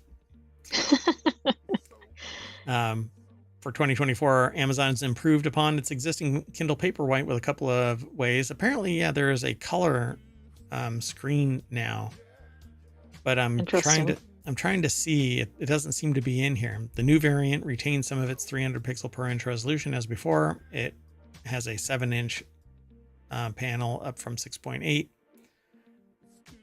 But let me see. It's still way for thin. Hopefully they updated their software so it doesn't get all wonky periodically just saying, hey, guess what? You're at the end of your book. I'm not. I'm 3 pages in. Yeah, exactly. Or surprise, this book isn't on here anymore. Hey, 1984. Anyway, there you go. Amazon Kindle Paperwhite, which is really interesting because last year I was trying to figure out, do we want to upgrade? Do we want to get new ones here in ohmTown? Only to kind of put the brakes. Let's pump the brakes. Is there a big enough difference here? No. Well, now there is, particularly with wireless charging. Right. And that's 3 a months. Big difference. 3 months of no battery, no need to charge. I think it's amazing. That's big for people that travel or forget about, like, depending on where they're using it. But yeah. Okay, let's keep moving. So the next article is over on the Model Channel, and this one kind of made me chuckle.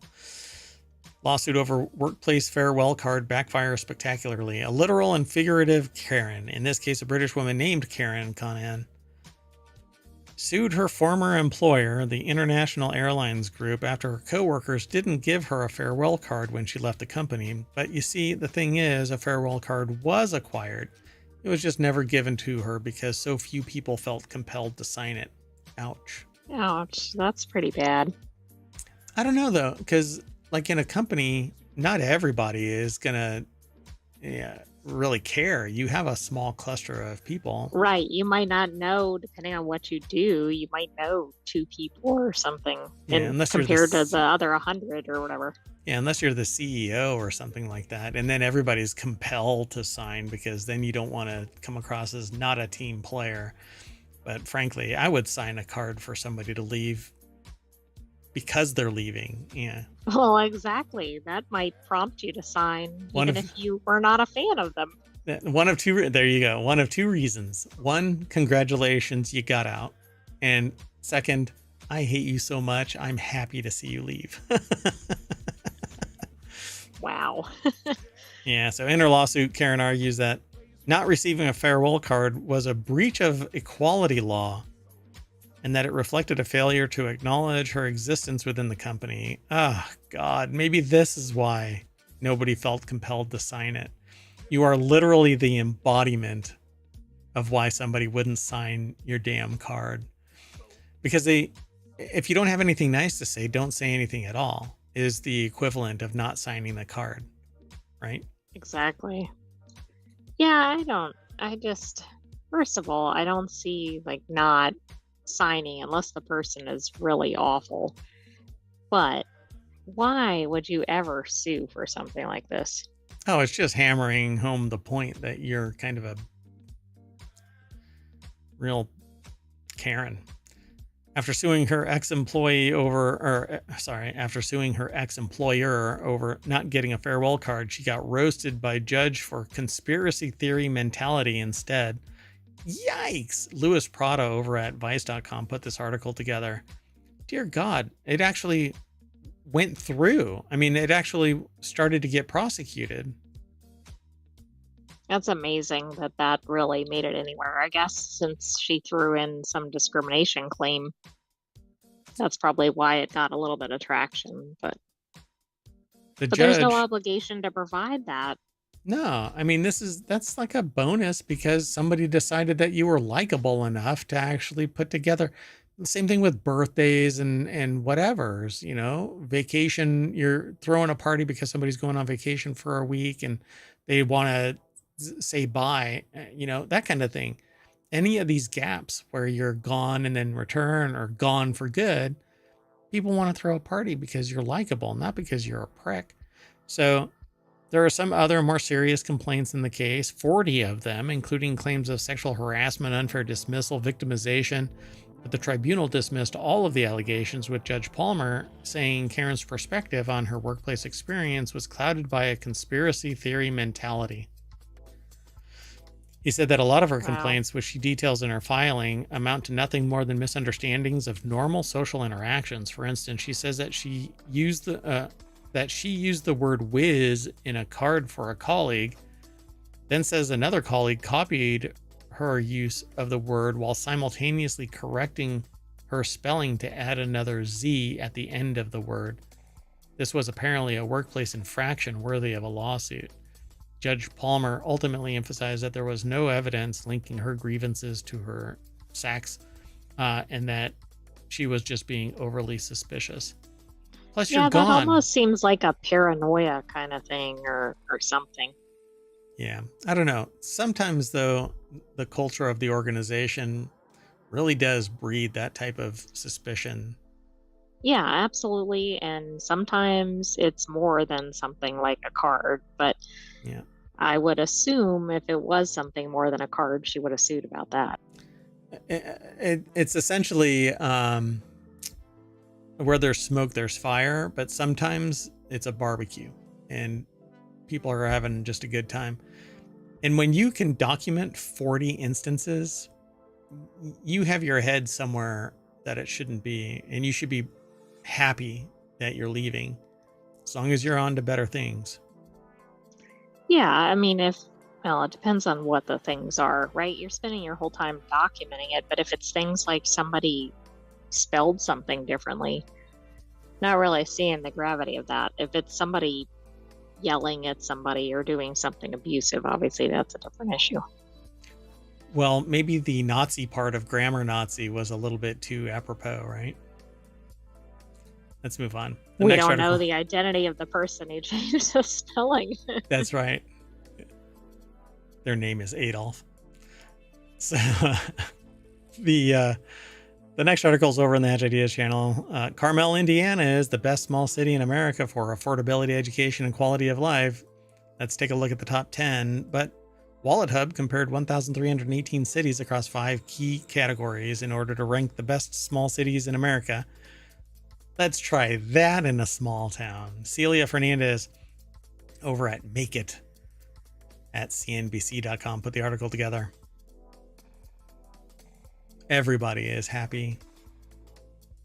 Have you even heard of Carmel, Indiana? Indiana. And no, I know it's not caramel, which I kind of said it, but yeah. Carmel, Indiana. No. But hey, they checked out 1,300 cities with populations between 25,000 and 100,000. I don't think that I've ever lived in any place with less than 100,000 people at this point in my entire existence, short of maybe no, not even there. I don't know of a single place. Anyway, each city was scored from 1 to 100 based on data from several sources, including the U.S. Census Bureau, Federal Bureau of Investigation, and the Bureau of Labor Statistics. I think I'm a little afraid of what they were testing from the FBI for this. Maybe the lack of data. I think there's a thing called a data book that has. Hold on.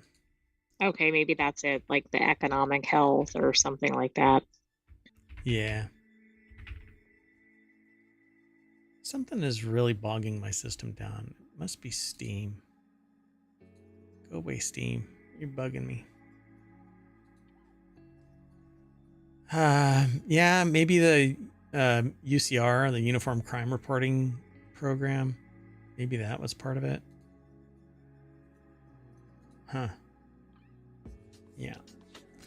Well, anyway, Indianapolis suburb held onto its number one spot. Apparently, it was there already, thanks in part to its median annual household income of nearly 133,000. Oh my God, this is that Middletown place, the one from Oh, from a show? what is that show? Yeah, The Good Witch? The Good Witch. Yeah, where nobody paid with any money. Everybody was happy except for Was happily and pretty well off. like everybody was making $130,000 or more because they were all doctors or investment brokers, bankers. Even the artists there were so well off that they could afford $8 lattes but never have to pay for it. And everybody, it was all bubbles in witchcraft. Anyway, had a median credit score of 775. Its 3% unemployment rate is one of the lowest in the country. Residents of Carmel spend about 14% of their income on rent, which is far and away lower than. Yeah, and if you're making a decent household income, that's even better. They probably do have high quality of life. It's a suburb of Indianapolis. Carmel offers an affordable place to live near the city. You get all the amenities at the big city without the big city. Wallet Hub report found that 31% of Americans prefer to live in the suburbs, while 16% preferred urban areas and 24% like rural communities. And a whole other group don't know where they want to live. Correct. Yeah. Like, that's a lot of percentage that's missing. That's about 30%. Yeah. Yeah. Which is really interesting because that's probably the middle. The people who don't really know, there's too many factors to sit there and say, I really like being in. But I would say Right. that this is actually on par right here with my research in another area. And that the remaining 24%, which makes up the other half of the half, are largely ideologically bent in various different ways, but because they all align under this massive umbrella of that, I'm being cagey intentionally, folks. But anyway, yeah, I think I can account for this in other areas, and the remainder, 26%, that are like very specifically issue driven. Anyway, so these are the 10 best small cities to live in America. So Carmel, Indiana, Brookfield, Wisconsin is not that far off. Oh, right. I see. That's their index or whatever. Yeah. Nobody got above, nobody got out of a C. Yeah, these are all really tightly grouped. Yeah. In the grand scheme of things, yeah. But notice, nobody even got a B. Not even close to a B. Interesting. Yes. And I would say roughly half of these are reasonably well known, and some are, unless you're in the area, you probably don't know about them at all. Quite interesting, right? So the ones that are from Indiana are probably really close to the perimeter of Carmel. Well, that's true. Like they have similar, like maybe they're all suburbs of, say, Indianapolis or something. Counties, probably share a county. Right. And same thing with like Wisconsin, same thing with Pennsylvania, that kind of thing. There's only one Pennsylvania in there, but Wisconsin, Tennessee, Indiana, they're all the same. Like that one little cluster is right around one particular area, I'm willing to bet, but only $1. So the average Brookfield home mentioned up here, I guess. It's number 2 in Wisconsin. Okay, so Brentwood is actually a suburb of Nashville. Oh, Brentwood. Oh, okay, okay. Yeah, yeah, yeah. Yeah, so I looked up that one, but Yeah. just out of So curiosity. you'd find them close. Like Carmel is really close to Indianapolis, right? So all the rest of these are either right brushed up against Indianapolis, benefiting from the proximity and the fiscal success and the social aspects of it. And that's the key ingredient here.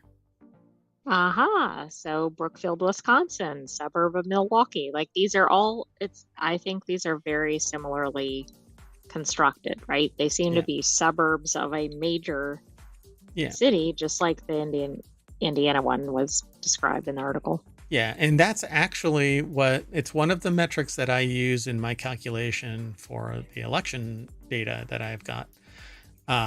And essentially, these little breakout communities are just imagine there's social pressure within a city. And as that social pressure builds and builds and builds, the density causes a bubble to form, pop, and you get this little suburb. That suburb usually has initially high costs you know, if there was a community further away that was part of the state, but not part of considered a suburb of a major city, those houses would be cheaper. But when a suburb pops out of the main social pressure, they have higher costs per property on average. Why? Because they know that they can demand more money from the people that are in the city. Well, the ones that are affluent enough to diverge from the city. So, and just to show you this, the average Brookfield home is $475,810, up 5.1% over the last year. The median rent for all bedroom counts and property types in Brookfield is $1,734, according to a website called Zumper. But like the average median house in the United States is somewhere around $350,000. Yeah, that's a very high priced area to be in this listing. Yeah. So it's interesting, but all of these are when they talk about suburb, they're talking like 5 minutes away from downtown kind of suburb. This is not distanced in any way, but I'm more distracted by the fact that 70.99 is the highest score, and it's the happiest place on earth. Exactly. That says a lot about American society. Broken. Yeah, this should be, and either they're very cognizant of the fact that they have a suppressed and they don't want to do grade inflation, right? Because you either, which I respect, right? Because then it doesn't really reflect it.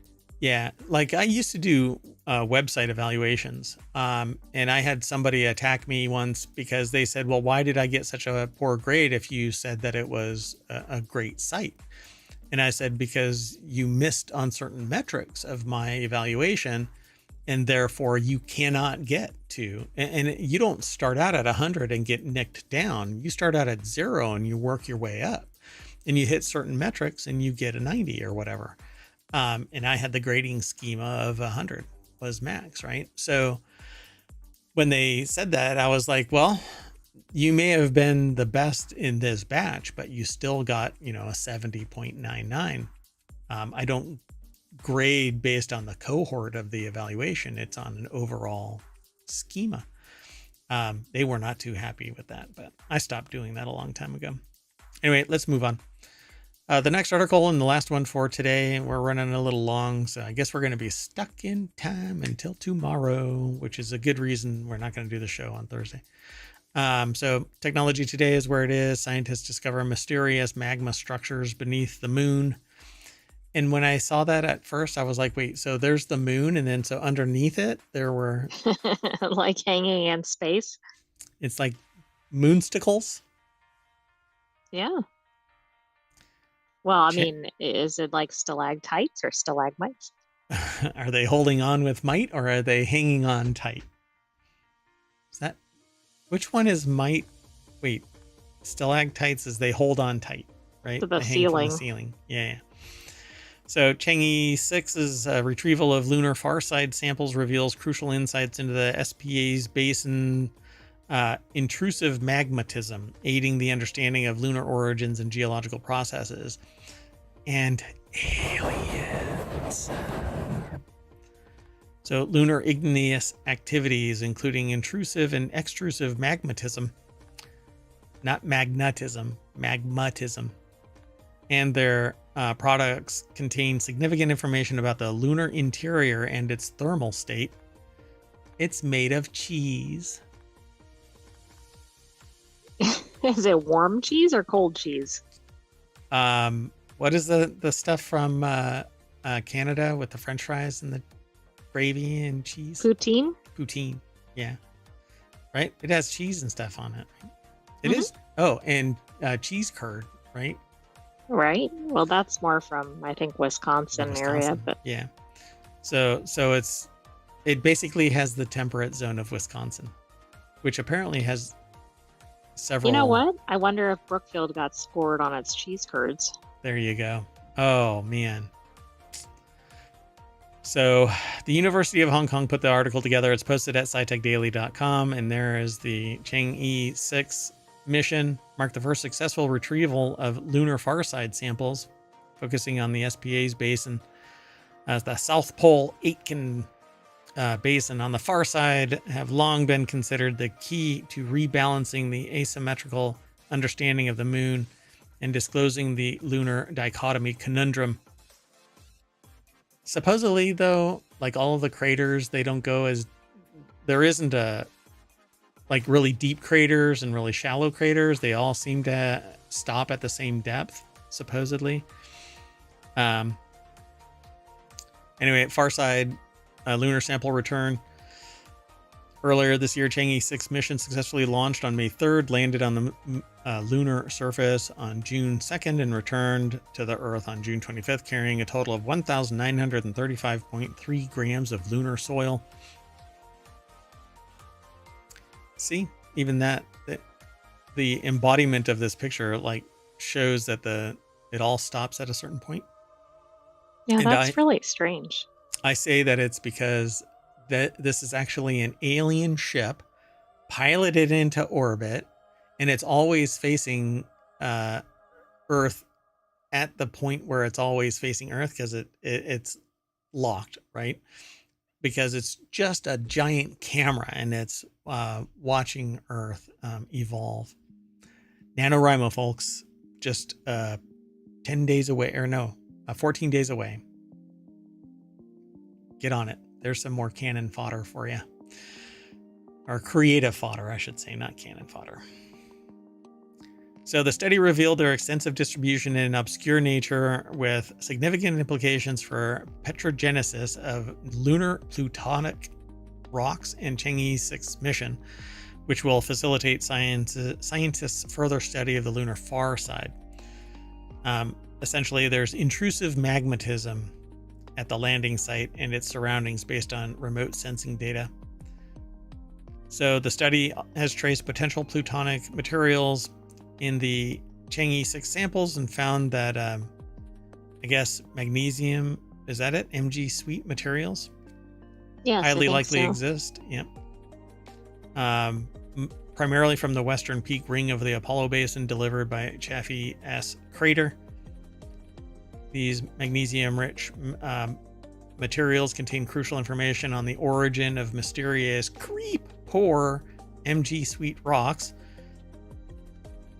This is not written in language that is accessible to the public. You know, it's not using those things like the neat NASA acronyms and everything. Yeah, so that one threw me for a loop here. What is creep? We're doing it live.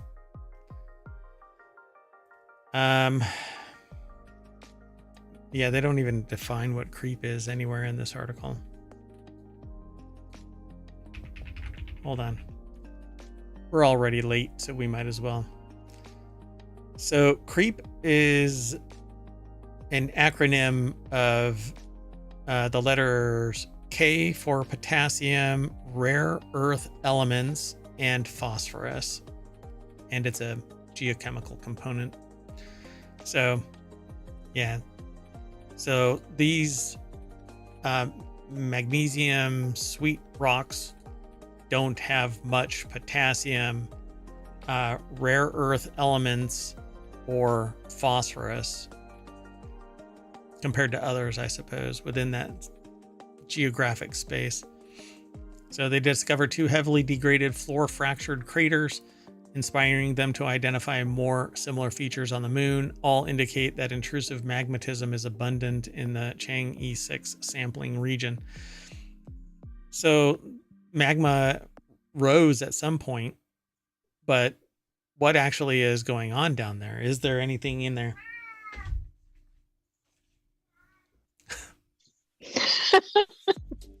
That's how I feel about the magmatism too. Yep.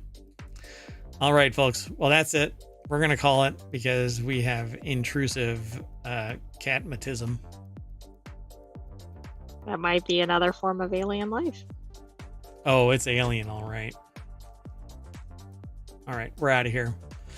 So with that in mind, we're going to launch ourselves away from the dark side of the moon, and that'll bring us back to the front page of ohmTown.com. Yes, I'm going to remedy this. The icons have decided to take the afternoon off. It's okay. I changed the menu and I purged the images. I'm a dummy. Anyway, I am Mayor Watt, and the Sentient AI is going to dance a little jig and sing us off once more. Woo, woo, woo. See they're not really moving around. What?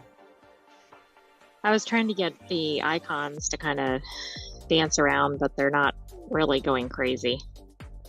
Oh yeah, what's going on with that? Whoa, not that. Okay, well, good night, ohmTown citizens. Thanks for joining us in the time machine for Non Sequitur News. Be back tomorrow for another episode. You got it. See you soon.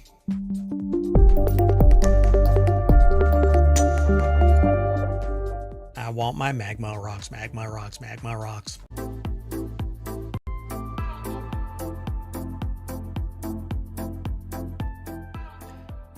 Hello, and welcome to Non Sequitur News for October 17th, 2024. It's Season 3, Episode 291.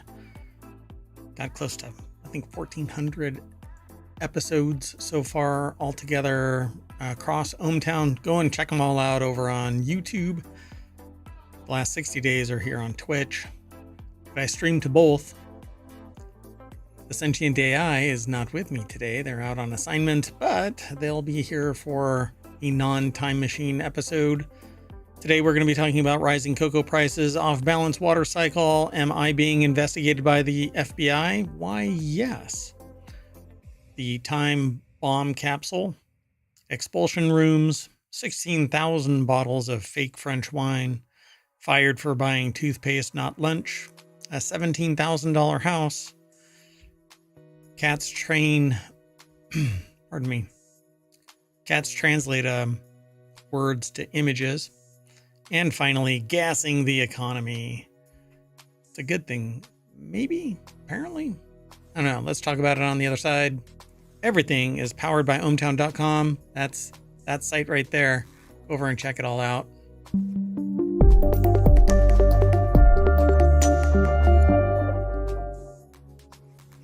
All right, so let's get into this. This is a time machine episode, so I kind of have to go through it pretty quickly, but we are going to reset afterward and then do the normal show, not the time machine show, for the 18th, because I missed yesterday. Mayoral duties typically prevent me from doing the Thursday show on time, but hey, it is what it is. Let's get going. First article is, oh, and by the way, you can download all of the shows because we have a podcast. It's called Non Sequitur News. over on Apple and anywhere you catch pod. Don't worry about it. Just go do a search wherever you listen to podcasts, and ohmTown should be there, along with all of the 6 other weekly shows. Non Sequitur News is the daily show, and then we've got 6 additional ones that cover niche topics across the spectrum of ohmTown.com. This first one, though, is over in the mobile channel. Rapidly rising cocoa prices could make Halloween candy even more expensive. We've actually been following this for a while now because I've got a couple of products that I've had in development for a while now, and I keep watching this cocoa prices go through the roof.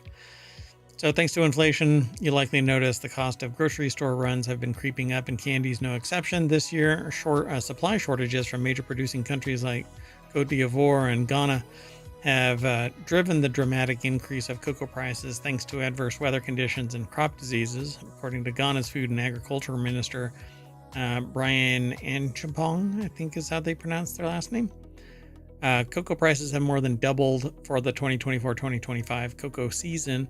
While the full effect may take some time to reach store shelves, people can expect to pay more for chocolate, if not now, through awareness at the corporate level of these changes. Obviously,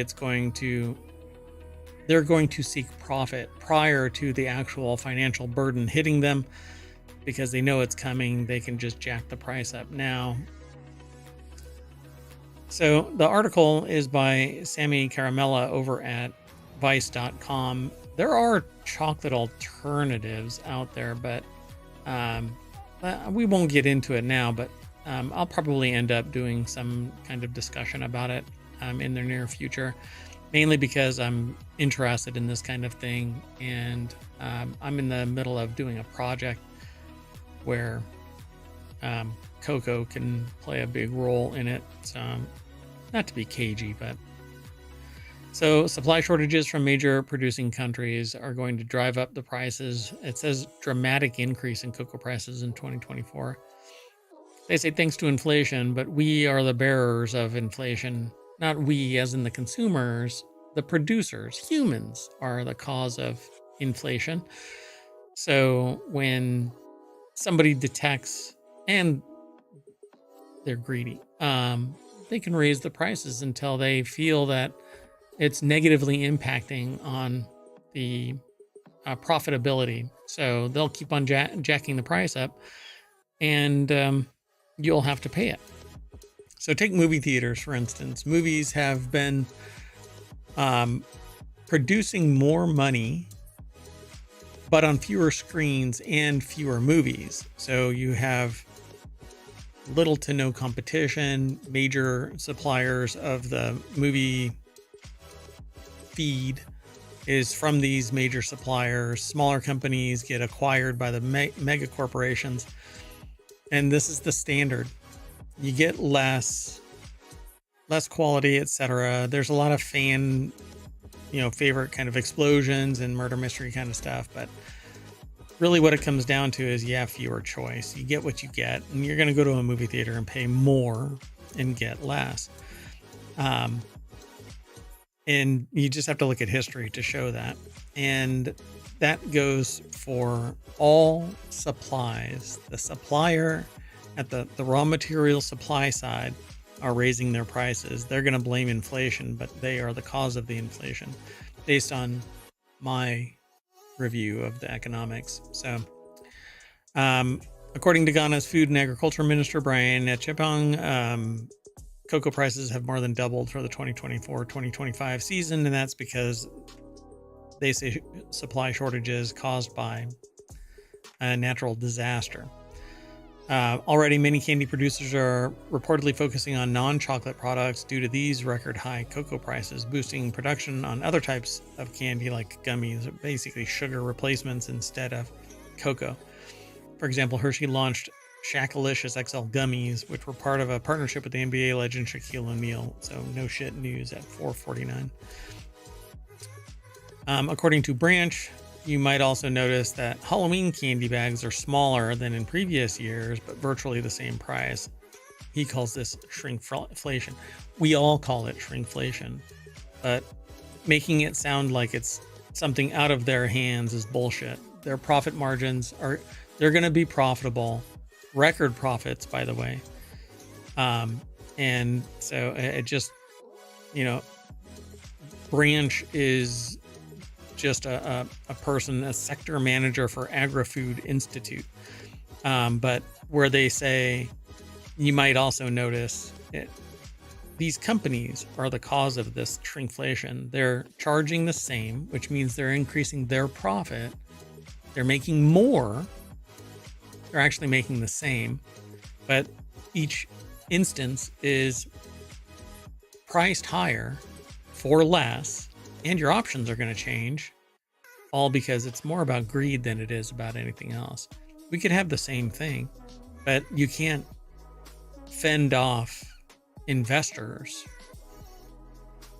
with the same percentage or even a moderate percentage. You have to maximize profits because that's the ideological bent we have formulated, where greed is good and the only thing that a company has to do is produce profit.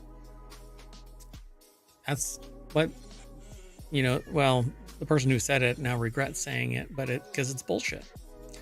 We can have a different type of compass, and it doesn't have to be pure greed. Anyway, let's move on. The next article is over in the Mobile channel. Google water cycle off balance for first time in human history, according to a report. The world's water cycle is out of balance for the first time in human history, according to this new report. The Global Commission on the Economics of Water, which is made up of global experts, attributed the imbalance to decades of collective mismanagement and undervaluation of water, which again, this is bullshit. There is enough water and technology out there that we should be able to afford water at a low or no cost based on taxes and whatever. I mean, it's ridiculous that undervaluation, when I hear it in this phrase, undervaluation of water, they're talking about money. They're not talking about undervaluing it in an ethereal sense of it's the most important liquid on the freaking planet. Without water, all life dies. So it says we can no longer count on fresh water availability for our collective future, the report said. And the water cycle is the movement of water in the Earth's ground and atmosphere and includes processes such as water evaporation and precipitation. So it is a circle of life where water evaporates from the ground into the atmosphere, condenses, and drops back down as rain. It fills up basins. We drink the water. Well, I don't know. Let's see. Mismanagement? Yeah, I can understand that, considering we're spraying fields in a desert. It's batshit crazy. But hey, where money it can be made, money will be made, right? Water be damned. So Rachel Frazen over at thehill.com put the article together. The commission is affiliated with the government of the Netherlands and is facilitated by the Organization of Economic Cooperation and Development, a group of the world's wealthiest nations. Its report said that 1,000 children under the age of 5 die each day from illnesses related to unsafe water and sanitation. Again, we need more context about this, because if it's in nations that have limited innovation, limited technology, limited, they say, unsafe water and sanitation, then that is where we need to focus. But we also need to focus on ideological bent changes where we value things like moderation. And we need to change the world's perspective about how to treat water, and that it's not just something that we can spray over desert geographies for days on end so that we can grow freaking nuts on a hill. I mean, it's nuts that we even do it. But there's more context here, and I'm sure that it's in the document that they're talking about here, but I would have to go and find this document and get it. So the report also projected severe economic impacts if current practices don't change. The combined impacts of these issues and rising temperatures caused by climate change could shrink the gross domestic product rates of high economic or high income countries by an average 8% in 2050 and lower income countries by 10 to 15%. So this will lead to strife, conflict. And maybe we're witnessing that. Let's keep moving though. The next article is over in Mobile.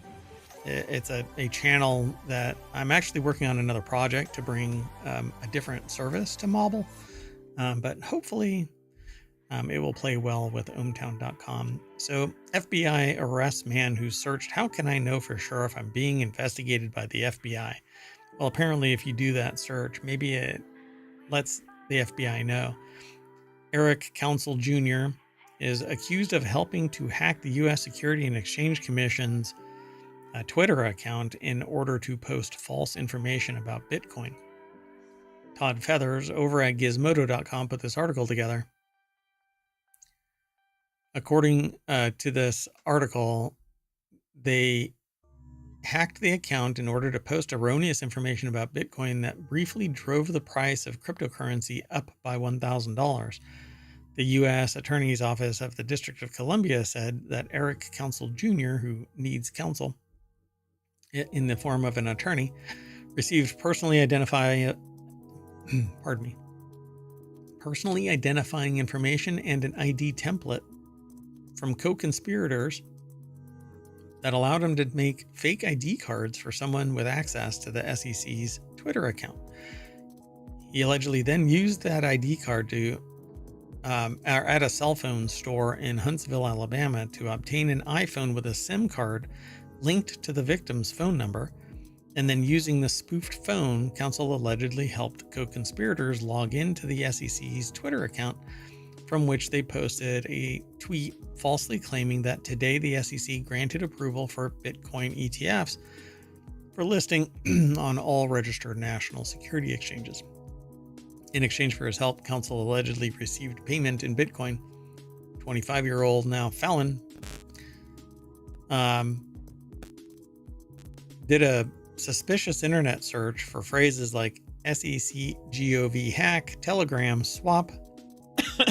Jesus. How can I know for sure if I'm being investigated by the FBI? What are the signs you're being investigated by the FBI or law enforcement or FBI, even if you've not been contacted by them? Yeah, the January 9 hack spiked the value of Bitcoin for a short time before SEC Chairman Gary Gensler posted from his own account that the information was false, after which the price of Bitcoin dropped by $2,000. Interesting. So I think everybody involved in this should have been prosecuted, like from the telecom company all the way involved in this conspiracy. Nobody should be able to do a SIM swap, particularly for a government agency or a government agent that's in charge of a government agency's Twitter account. And there should be so many checks and balances that it makes it just untenable to try and hack in. So interesting. 25-year-old. It definitely wasn't worth your while there, bub, was it? Let's keep moving. The next article is over in the Mobile channel as well. Why a Kansas City museum called the Bomb Squad to open a 100-year-old time capsule. The Kansas City Museum took great caution when unveiling a century-old time capsule on August 16th. The National War Museum, World War I Museum, and Memorial held a ceremony to open up a time capsule that was entombed 100 years prior to the Liberty Memorial Tower. So before the public event, museum staff unearthed and opened the time capsule, which was no easy task. Staff had to drill inside the wall made of 18 inches of concrete and limestone to retrieve the capsule, which had shifted a few inches over the century. When they got the capsule out of the wall, apparently some indicator said, you know what, there's something wrong here. Instead, staff called the Kansas City Bomb Squad to assist. The move was a necessary one, as staff was aware that contained in the capsule was film from the time, which, oh right, the nitrite film. Wow, back in those days, film was made of nitrite, which actually becomes flammable and spontaneously combusts. When oxygen comes in contact with it, it can explode. So the bomb squad did their job, nothing exploded, much to the curator's delight. So what normally happens is they try and recover this film and then translate it into a non-flammable either film, or they digitize it. Things only got better when they looked inside and found that nothing was damaged from water or mold. So yeah, at the ceremony, there were airplanes circling overhead, a band, concert, patriotic music. They even released doves. Matthew Naylor, president and CEO, told the crowd on Wednesday. There was colored smoke, and there was reading from the 5 Allied commanders who had been there in 1921, and also from President Calvin Coolidge. So, ta-da! Inside was 15 objects, including newspapers, a Bible, and American Declaration of War from 1917, seeds and letters. Of course. Let's keep moving. This next article is over in the Mobile Channel. Bandai Namco reportedly using expulsion rooms for layoffs. So Bandai Namco is basically a video game publisher, and one of the things that apparently is going on in Japan is the labor laws are restrictive in how you can fire somebody. Essentially, it makes it very difficult. And so what's going on is you're basically being put in a room with no assignments, no tasks, no nothing. Your brand name is going to diminish if you stay in this room. So to save face and to move you out, motivate you to quit, you get assigned an expulsion room. So Japan's labor laws make it difficult to lay off employees. So Bandai Namco has allegedly resorted to expulsion rooms. Louis Prada over at Vice.com put this article together. And so they don't sit there and say that they fired you. You don't say that you were fired. You also can't run around saying, well, all I'm doing is sitting around in a room. I work for Bandai Namco, but I'm not really doing anything. So the company changes come after Bandai Namco either canceled or stalled development on a series of projects in the past year, including a smartphone game called Tales of the Rays and an MMORPG called Blue Protocol that was released in Japan but saw its Western release canceled, which really sucks because I love our MMORPGs. I'm playing New World right now, and what's the other one? Throne and Liberty I'm playing. There's a VR one that I used to play, but I think it's gone under now. I haven't played it in a while, so hey, it is what it is. And I used to absolutely loved ArcAge, but it too died on the vine 3 times. And ultimately, I'm waiting for what is it called? Oh my gosh, I just forgot the name of it, and I'm waiting for it. Wow, I don't know. I forgot the name of it. I won't linger. Ashes of Creation. I will linger. I had to say it. Anyway, so Bandai Namco is basically using these little proxy rooms to get people to quit. All right, let's keep going. The next article is over on the Mobile Channel. Fake French wine scam with 16,000 bottles uncovered in Italy. Imagine spending $16,000 on a fancy bottle of French wine. And it was actually Italian. Oh my gosh. The equivalent of Clutch My Pearls. I usually just grab the cheapest bottle with the cutest design, so this is truly beyond me, says the author. On Wednesday, European Union law enforcement agency Europol revealed that it had uncovered and shut down an extensive, decade-long wine fraud operation, as the New York Times actually reported it. So this is from Vice.com. Sammy Caramella put it together. With rare wine prices on the rise, scammers are capitalizing with some good old-fashioned wine fraud. So the scheme involved producing wine in Italy, falsely labeling it as French, and secretly distributing these purported high-quality French wines to unaware dealers globally. 6 people were taken into custody after a raid where investigators seized counterfeit Grand Cru wines, forging materials, bottling equipment, and a substantial amount of cash. With rare wine prices, and rare wine is always increasing, my understanding is. So these victims, of course, aren't the average Joe or Jane. You piss off the wrong rich people and you will always be the target. But if you target poor people, you basically can get millions of dollars and thousands upon thousands of people. It's almost a freaking business plan. But if you go after the rich, you're going to get screwed. So these people, of course, aren't the Joe average, Jane or Joe. So the people are committing these crimes. The people who are the victims of these crimes are generally middle to upper class white males. I think people struggle to be sympathetic to the victims of fraud who got this kind of money to drop on a bottle of wine. Yeah, that's not really how it works. But okay, yeah.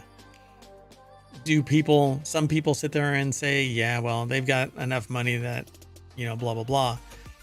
But really, when somebody gets taken advantage of and they don't have the means to survive post fraud, it's a little bit different. So let's not pretend that these people are way out and soul crushed and incapable of paying their mortgage the next month. Otherwise, they shouldn't be doing that shit. But okay, whatever gets you through the day. But let's keep going. I think it's funny. I think it's funny though that the author of this goes, sips my $16 Pinot Grigio. Damn, that's crazy. Yeah, $16. That's more my speed too. So I'll buy you a bottle. Invite me over to Vice so that I can see the inner workings. But I think everybody probably works from home nowadays. All right, let's keep going. The next article is over on the Hatch Ideas channel, which is a show all about business transformation, but it's in planning stages still. I want to talk about how businesses pivot from one thing to another and turn around. So Meta fires staff for buying toothpaste, not lunch, is the title. Meta workers reportedly used vouchers that should have been spent on meals to buy household goods. But, man, I hate close-ups of people. Mitchell Labiak over at bbc.com put the article together. We've noticed a couple of BBC articles are from previous periods, but this one is actually from within the last 24 hours of when the time machine kicked off. So there are differing accounts over how much of a warning, if any, the owner of Instagram, Facebook, and WhatsApp gave the workers before firing them. But these workers at Meta have reportedly been sacked for abusing the tech firm's meal voucher system, such as using it to buy toothpaste and washing powder. You bastards. Other breaches of the policy included sharing the vouchers with others or going over budget, according to people who say they work at Meta. So Meta staff are given $25 for lunch, $20 for breakfast, $25 for dinner in vouchers that are meant to be used for ordering food from Grubhub, the U.S. name for a takeaway website, Just Eat. So I'll just leave it at that. So one of the objectives of big business, particularly .com type businesses, which really I don't think .com is used anymore, but that was the namesake back in the .com era 20 years ago. But one of the things, one of the motivators, I suppose, one of the perks of the job beyond a large sum salary is the perks. And one of those perks is what would normally have been just referred to as free lunch, breakfast, food, drink. And it's so that you don't have to leave. It isn't to be altruistic. It isn't to be beneficial to the employees. It is to keep your ass in the seat working. And if you're not in the seat working at the office, you're in your seat working at home if they're allowing telework. So Grubhub, for instance, because in the headquarters, they would have a kitchen, chefs cooking food. So examples of, one user wrote that more than 30 people were fired last week because they used the credits for non-food items, shared credits with other people, or went above budget.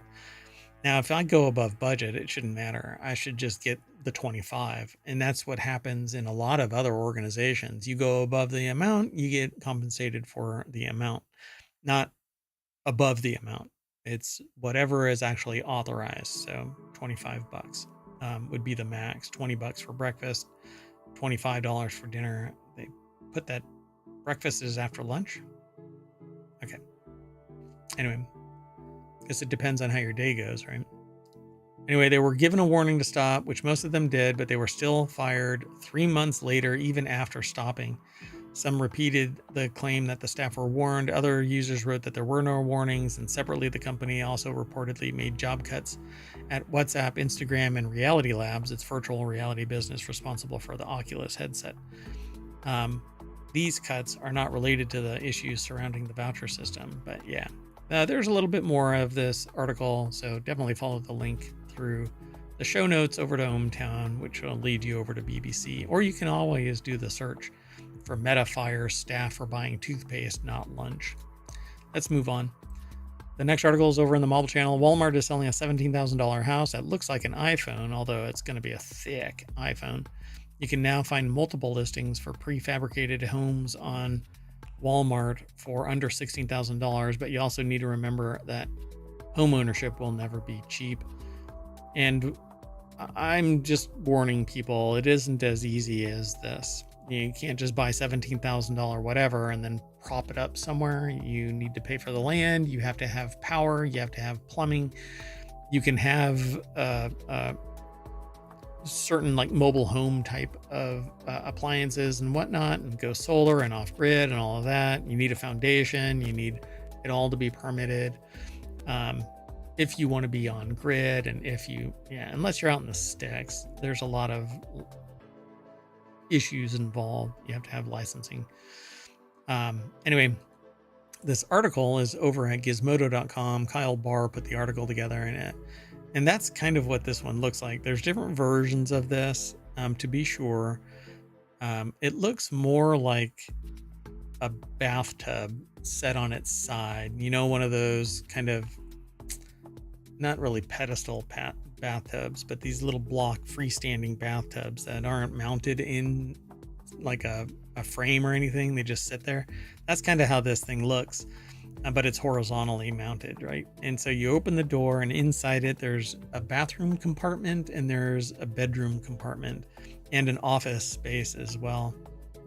And I actually love this thing. I think that this would make a great portable studio, or a great small form factor brewing, brew house, where you can do your beer brewing and fermentations and do the whole thing in a controlled area.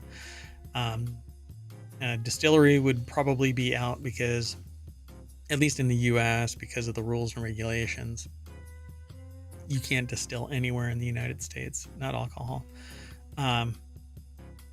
Unless it's, even then you still need permission. But anyway, local, state, federal. So this is pretty neat. Walmart is selling these prefab houses. This is the smaller of the two. The larger one right there is $17,000. But they say that it's called the Apple Cabin, in the classic shape of an iPhone through Walmart's site. Miniature abode. Has just enough space for a MacBook and not much else, but that's actually not quite true. I wouldn't say that it's large. The smallest version is $12,000, but the larger version is just over $17,000, which is half the price via Walmart than it is for buying it from the manufacturer's site, which I find really interesting. So the bigger non-Apple home, it says non-Apple home, weighs just shy of 8,000 pounds, 19 feet long. It's basically a shipping container. And the largest 20-foot container, that's interesting. The largest 20-foot Apple cabin weighs 4,563 pounds. At the very least, Walmart lists that shipping is free, and the pod home doesn't require putting up any walls. But my understanding is for this kind of build, it has minimal insulation. You can't drill into the walls. It's not designed for framing so that you can like run wires and stuff like that for any build out inside the walls. You would have to add drywall and cement it in, not cement like regular cement, but adhesive them onto the walls to increase the thickness of the walls, and you'll lose space and stuff like that. But So it says homes are made in China, according to Cheryl Industries. They always, I won't get into that, but anyway, there's always these names that are close approximations of something. So building the 19 by 20 foot home requires unfolding a few walls and then using drywall anchors and screws to hold everything together. It says, before you ask, no, you're not supposed to screw into the walls to hang your family portraits, at least when it comes to a pre-installed. Oh, it says, at least it comes with a pre-installed toilet, but the plumbing situation will be on you. So yeah, you'll have to get some plumbing sorted, water, sewage, electricity, all of this will have to come from you. You'll have to figure out how to do it. So I've looked at these over the years from time to time to extend the footprint of ohmTown, and always kind of walked away saying, well, who knows, security and whatnot really plays a role. Temperature control, weather can impact accessibility to these things and security of these things. So they're all dwellings labeled tiny homes need at least 400 square feet of floor area, meaning none of the Apple cabins meet the criteria. But I'm not sure about that. It says, for example, in New York, Appendix Q of the New York State Residential Code restricts the maximum size of tiny homes, otherwise known as accessible dwelling units, ADUs. And these are actually being requested in California as well to address the shortage of homes in various areas. So these ADUs, you get tax benefits and stuff like that when you rent them out. Well, all dwellings labeled tiny homes need at least 400 square feet of floor area, meaning none of the Apple cabins meet the criteria. But I think that you should probably check out your local location, because I'm not sure if that's actually everywhere the same terminology, but we'll find out. The next article is over on the Marvel channel. Cats associate human words with images. Experiment suggests a small team of animal scientists at Azabu University in Japan have found via experimentation and that the common house cat is capable of associating human words with images. Pardon me while I do something.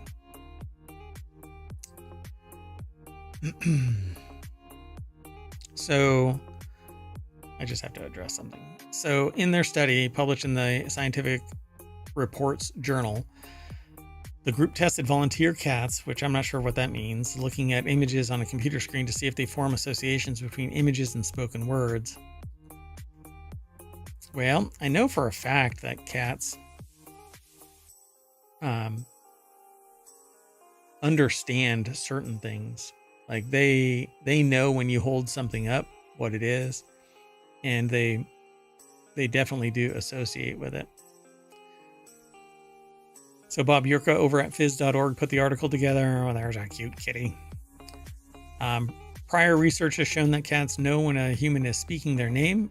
That is obvious, but they don't give a shit. They respond in ways that are different than they're hearing other words. Other experiments have shown that they're able to match photos of people they know to their names.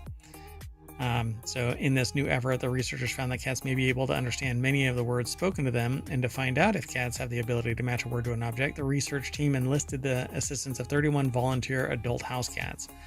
They were volunteered. So the image is displayed, a nonsensical word is broadcast. Each cat saw 2 such animations. One was accompanied by the words Kararu, the other Harumo. The videos were played on a loop until the cats looked away. After giving each cat a break, each one was again placed in front of the computer screen, and the same 2 animations were shown in a loop, but this time the spoken words were reversed. As the cat watched the videos, the researchers watched the cats, and they found that they stared longer when hearing the word than during the original broadcast. Some even showed pupil dilation. Both were signs that the cats were confused by the switch up and were looking intently to find an explanation, evidence that they had associated the words with the images on the computer screen, even in the absence of a reward. Sure. I don't really buy into that, but okay. I guess we'll have to see. I mean, it's much more obvious when you say a word and they go over and get food. I think that makes it much more abundantly clear that they understand when a human says a word and the image of food, right? Like have them walk over to the food, not the actual food dish, but a picture of the food. Then I'd buy into that they understand what that word means. All right, our last article for today's Time Machine episode is over in Non Sequitur News. This tiny country is giving $2,000 to every household as an Exxon oil boom supercharges its economy. So that's why I said gassing the economy. Guyana, the tiny South American nation, is giving $2,000 to every household in the country. Its president said the cash payments aim to narrow disparities and help with higher living costs. A huge Exxon oil find has supercharged Guyana's economic growth and filled the government's coffers. The world's fastest growing economy is handing the equivalent of $2,000 to every household as it works to share its newfound oil wealth and soften the sting of higher living costs. The article is by BusinessInsider.com. Taryn Mohammed put the article together. It says a Guyana government is tapping its newfound oil wealth to give $500 to every citizen age 18 and over. And that's because of the Exxon oil find is basically going to, I guess, the government. The money is going to the government because resources might be nationalized and not like in the United States. It's owned by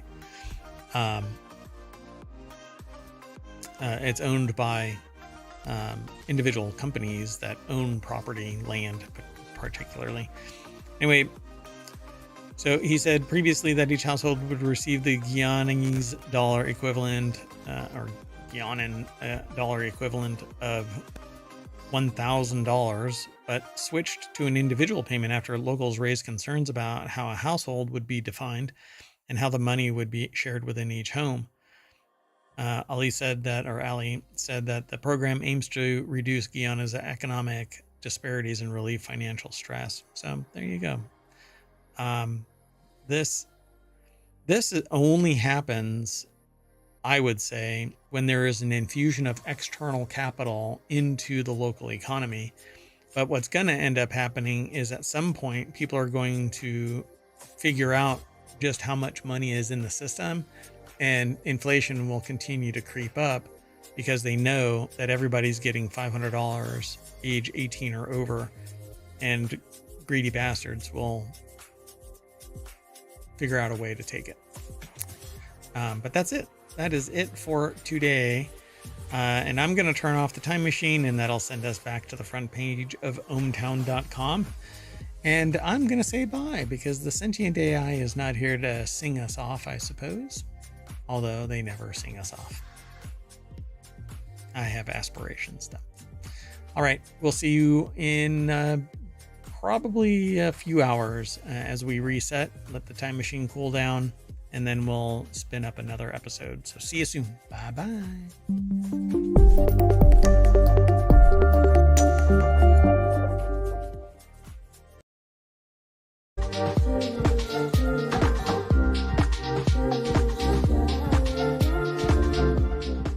Hello, and welcome to Non Sequitur News for October 18th, 2024. It's Season 3, Episode 292. I am Merawat. The Sentient AI is on location, and we'll say hi on the other side of the intro. 23, and everyone knows me now.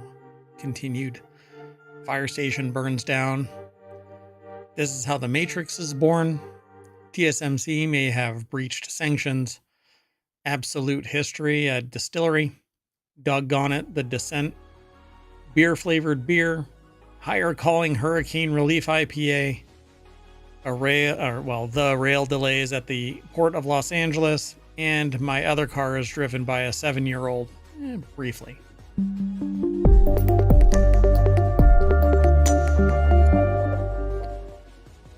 So hello everybody, I am Mayor Watt and the Sentient AI is back. Good evening, ohmTown citizens, and thanks for joining us for Non Sequitur News. I keep wanting to say ohmTown Daily News Show too. Mm-hmm. So today we've got all of the articles all set up. Our production value is at an all-time high. We have how many total You'd expect episodes? nothing less. Over 1,400. Over on the YouTubes, and you can downloads for the podcasts. Only 60 days exist for Twitch. Come on, Twitch. It's easier this way to not do it on Twitch. I mean, to not store it long term on Twitch, because then it's like they've got a really major overhead kind of a thing storing all that data like they do over on YouTube's. Anyway, let's get into the show. First article's over in Non Sequitur News. DNA records of millions of Americans could be exposed to mid-23andMe turmoil. It says this is a breach, but is this an old article that has been resubmitted?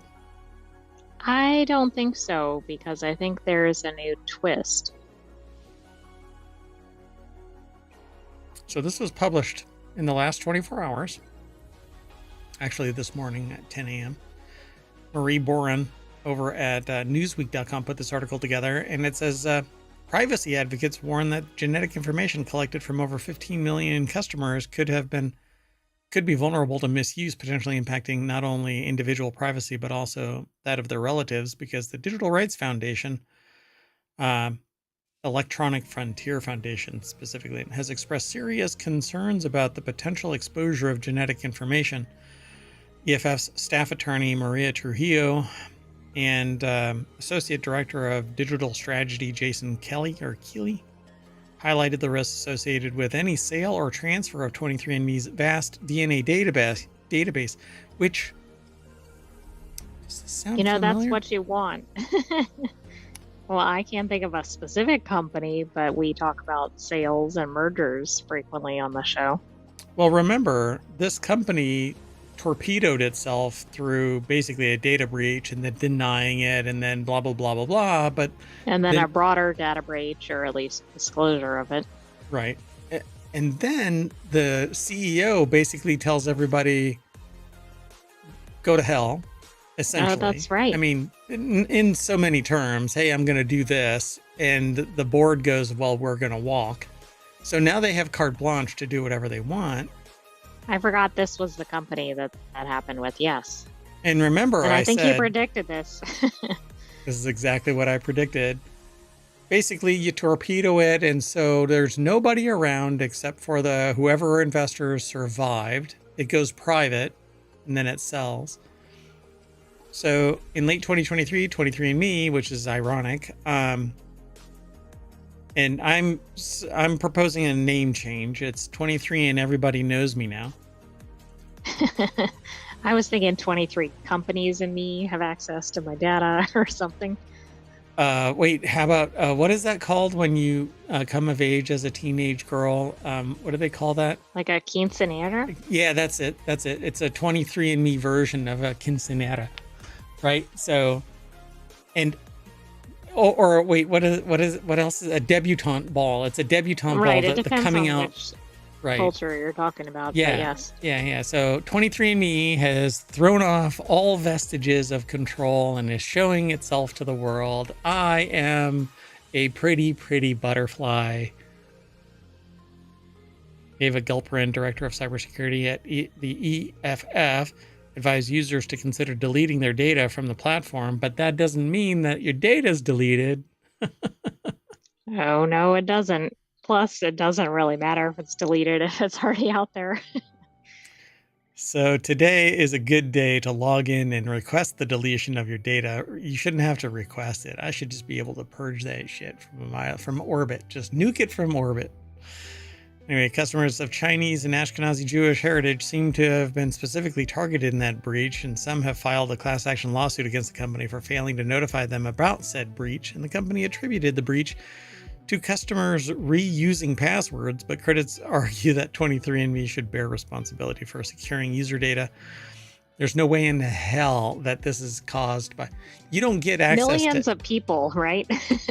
Yeah, yeah, Maybe one person's data or something, but yeah. come on. How about do a detection that somebody is systemically using a table to parse And how passwords, would they be targeting certain specific groups of people? people without really being in the company's system?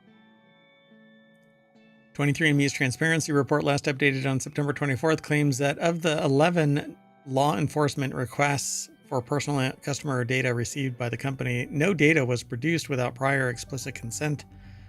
But you're talking about a breach here. Having to Now, rely on wait a a private. second. So the hackers got all the access, but the law enforcement didn't? Correct. Okay, just making sure I understood that. So if you want access to 23andMe, you just hack your way in. It's apparently easier than following the law. God. So Jason Kelly of the EFF highlighted the possibilities of your data being released into the wild, but OPM does it too. So, well, Doesn't every organization that's of any size? it's not if, but when. So use unique passwords. Don't use passwords. Use passphrases. They're much more information dense. So you're not going to get hacked as easily as if it's just a word. Don't ever use leet speak because that is just dumb nowadays. Yeah, definitely don't reuse anything and don't do anything. Don't riff off of your publicly available information. So if you decide that you want to use the B1U3 because that's your favorite color, don't, because you've posted your favorite color on Facebook somewhere and there's somebody that's willing to take the risk to use it as your password and try and log in. Anyway, go and delete your content from 23andMe before everybody else gets access to it. And frankly, I think it's disgusting. Nobody. Well, I mean, it's just like the final Sure. stab or whatever. I mean, it's already been horrendous in terms of the type of data that you can get from all the breaches here, but Yeah. to then sell the data on top of it. Yeah, it's the final twitch of the greedy bastard corpse. I mean, they're going to try and use the information, private information, to capitalize on it outside of the fee that they would acquire. And instead of it being provided for research based on somebody specifically saying that I allow it, this is a change in the terms of the contract that anybody who signed up for this service agreed to. I.e., I can sell my data to anybody. Yeah, there's something wrong here. And I'm glad that EFF and others are going to sue them into oblivion. I hope that the information doesn't get exfiltrated prior and sold in back channels to somebody via somebody within the organization. I just find this all really disgusting. Medical information, something as profound as the very makeup of the human being, it should be protected beyond just a terms of use contract. But it's not. Let's move on. Slowly, I turn. So the next article is over in Non Sequitur News. State-of-the-art fire station leveled by blaze. A new fire station in Germany that did not have a fire alarm system has been badly damaged by a blaze. In the ultimate irony. Who designed the fire station? I guess somebody who really embraces fire. So this article is over by Shamim Chowdhury over at Newsweek.com, and the video really doesn't have anything to do with it. It's the video that's attached to this says, "Fire service explains why you should sleep with doors closed." Yeah, because they're fire breaks. Right, and then if a fire happens, it won't spread the multiple rooms. Is this something that needs to be explained? I suppose. I'll just leave it alone. Anyway, oh my God, it doesn't say. Okay, this kind of watered down what this thing, state-of-the-art fire station. Leveled by blaze. I happened to see this picture earlier. Like, I didn't actually read the article, but I glanced at I opened the source and I went, okay, yeah, I'm thinking like a little tiny fire in one room, like on a stove or something. The snippet says that it was badly damaged by a blaze. But Yeah. Look at this. I mean, it's this like, is there a picture, structure left? the picture is nothing but the concrete foundation, or the concrete walls that are the perimeter of the bays for the fire vehicles. Oh God, and the fire vehicles are inside. Oh no. Well, the other thing is, in addition to like, how did you design a fire station without this? Hey, Sadly, this sheds a negative light on the fire company too, because it's like, wow, you can't put out your own your own fire station's fire, right? dear God, this is ridiculous.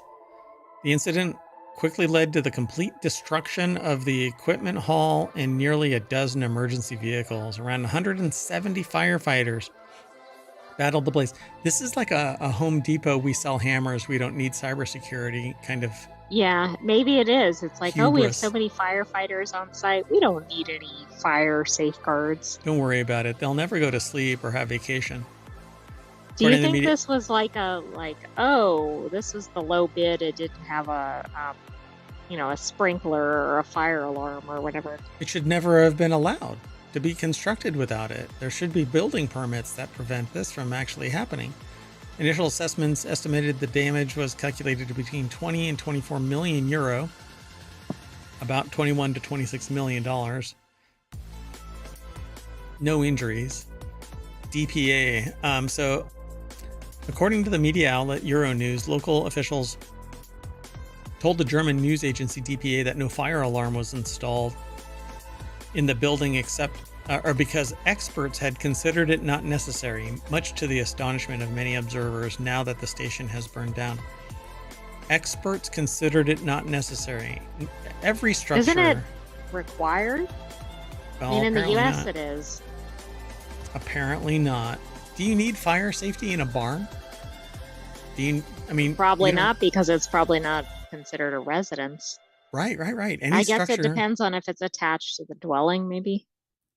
Well, any dwelling that is designed for occupancy, which I guarantee you this has bays. Oh, I agree. Sleeping It bays. probably has sleeping areas and everything. Yeah, sleeping, food, a gym, all of that kind of stuff, it had to have. Anyway, this is absurd. So the fire spread at breakneck speed. I believe that is what happened will make many people think and act. I believe that what has happened will make many people think and act. There must be something in the translation there. Yeah, that doesn't quite track, but I mean, who was thinking before this occurred? And where was everybody when this broke out? I know some fires do really take off quickly, but Yeah, well, I mean, without fire safety, like fire sprinklers and so on, the vehicles become fuel because they have gas that's tanks, true. and so it That's just true. opens up. But there's not everything inside a fire hall is going to be freaking flammable. So apparently it is. All of these vehicles were made of paper mache. I was gonna say maybe the walls were like fire, What's not that flash? philic, but basically like they attract fire. Yeah, they are. Yeah, fire philic. What is that stuff from fireworks? That the paper, that flash paper?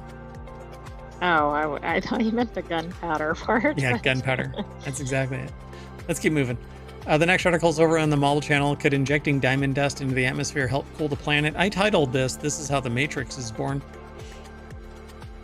So seriously, this is how the Matrix was born. They tried to stamp out the power generation through solar by spraying the atmosphere with material that would cause it to basically cloud over.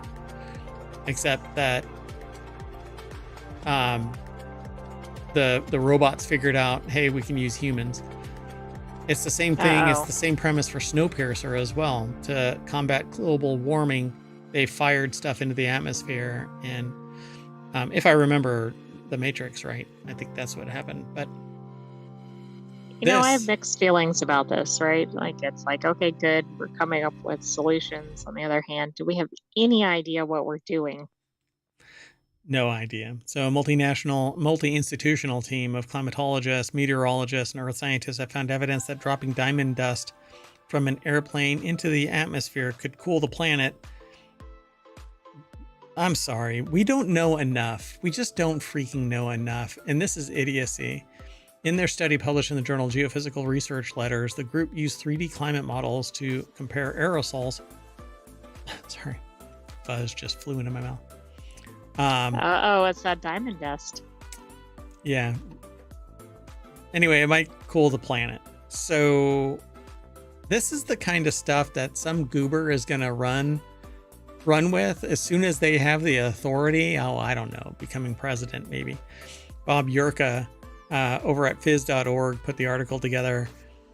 Yeah, but how many years will it be till somebody goes, it's not good for humans to breathe in diamond dust? Well, some people are already saying it. That silence is me pointing at the sentient AI from the future and Mayor Watt.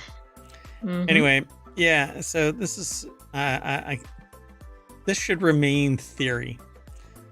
Prior research has shown that Earth is at or near a tipping point. Warming of the planet has led to changes in global weather patterns that only grow worse as the planet grows warmer. And by worse, they don't mean just like hurricanes are bigger. It's that they end up in places they normally wouldn't go because the world is supposed to be in stasis. But human heat generation is causing anthropomorphic changes in the circle of life has led to where we are now, where the oceans are no longer effective heat sinks. And so you end up with a small Cat 5 hurricane that starts as a tropical storm 2 days earlier and rolls its ass all the way up the coast. How is this not? Yeah, I think we're going to see more of that. Yeah, and that's just one example. They get more chaotic. It shouldn't be that powerful, that fast, in that location, and then sustain itself, right? And it's going to be more of this, more chaotic, bigger, faster, more powerful tornadoes, sea rise, waves that are much more dangerous. Even California is sitting there telling people not to go in the water anymore because you have rip tides that are much stronger than they ever have been. So anyway, the problem is that many states are saying don't drive. I mean, it's just getting a bit absurd. Yeah. So in this new effort, the researchers wondered what sort of material would best serve as a planet cooling medium, common sense. To find out, they built a 3D climate model that showed the impact of adding aerosols to the atmosphere, which we're already having problems breathing the air that we actually have. The software also included effects of different aerosols, such as light and heat reflection, how aerosols would eventually settle to the ground, and whether they'd clump together in the atmosphere, retaining more heat. Research team then modeled the impact on the Earth. 7 candidates. Calcite, great. Diamond, aluminum, or aluminium. Silicon carbide, which, I mean, these are hard particles. These are things that we're going to inhale and end up in our bodies. Anatase, rutile, and sulfur dioxide, which, great. Sulfur freaking dioxide. For crying out loud. If we don't I have think chemical that's something problems, we've talked about in another context and not in a positive one.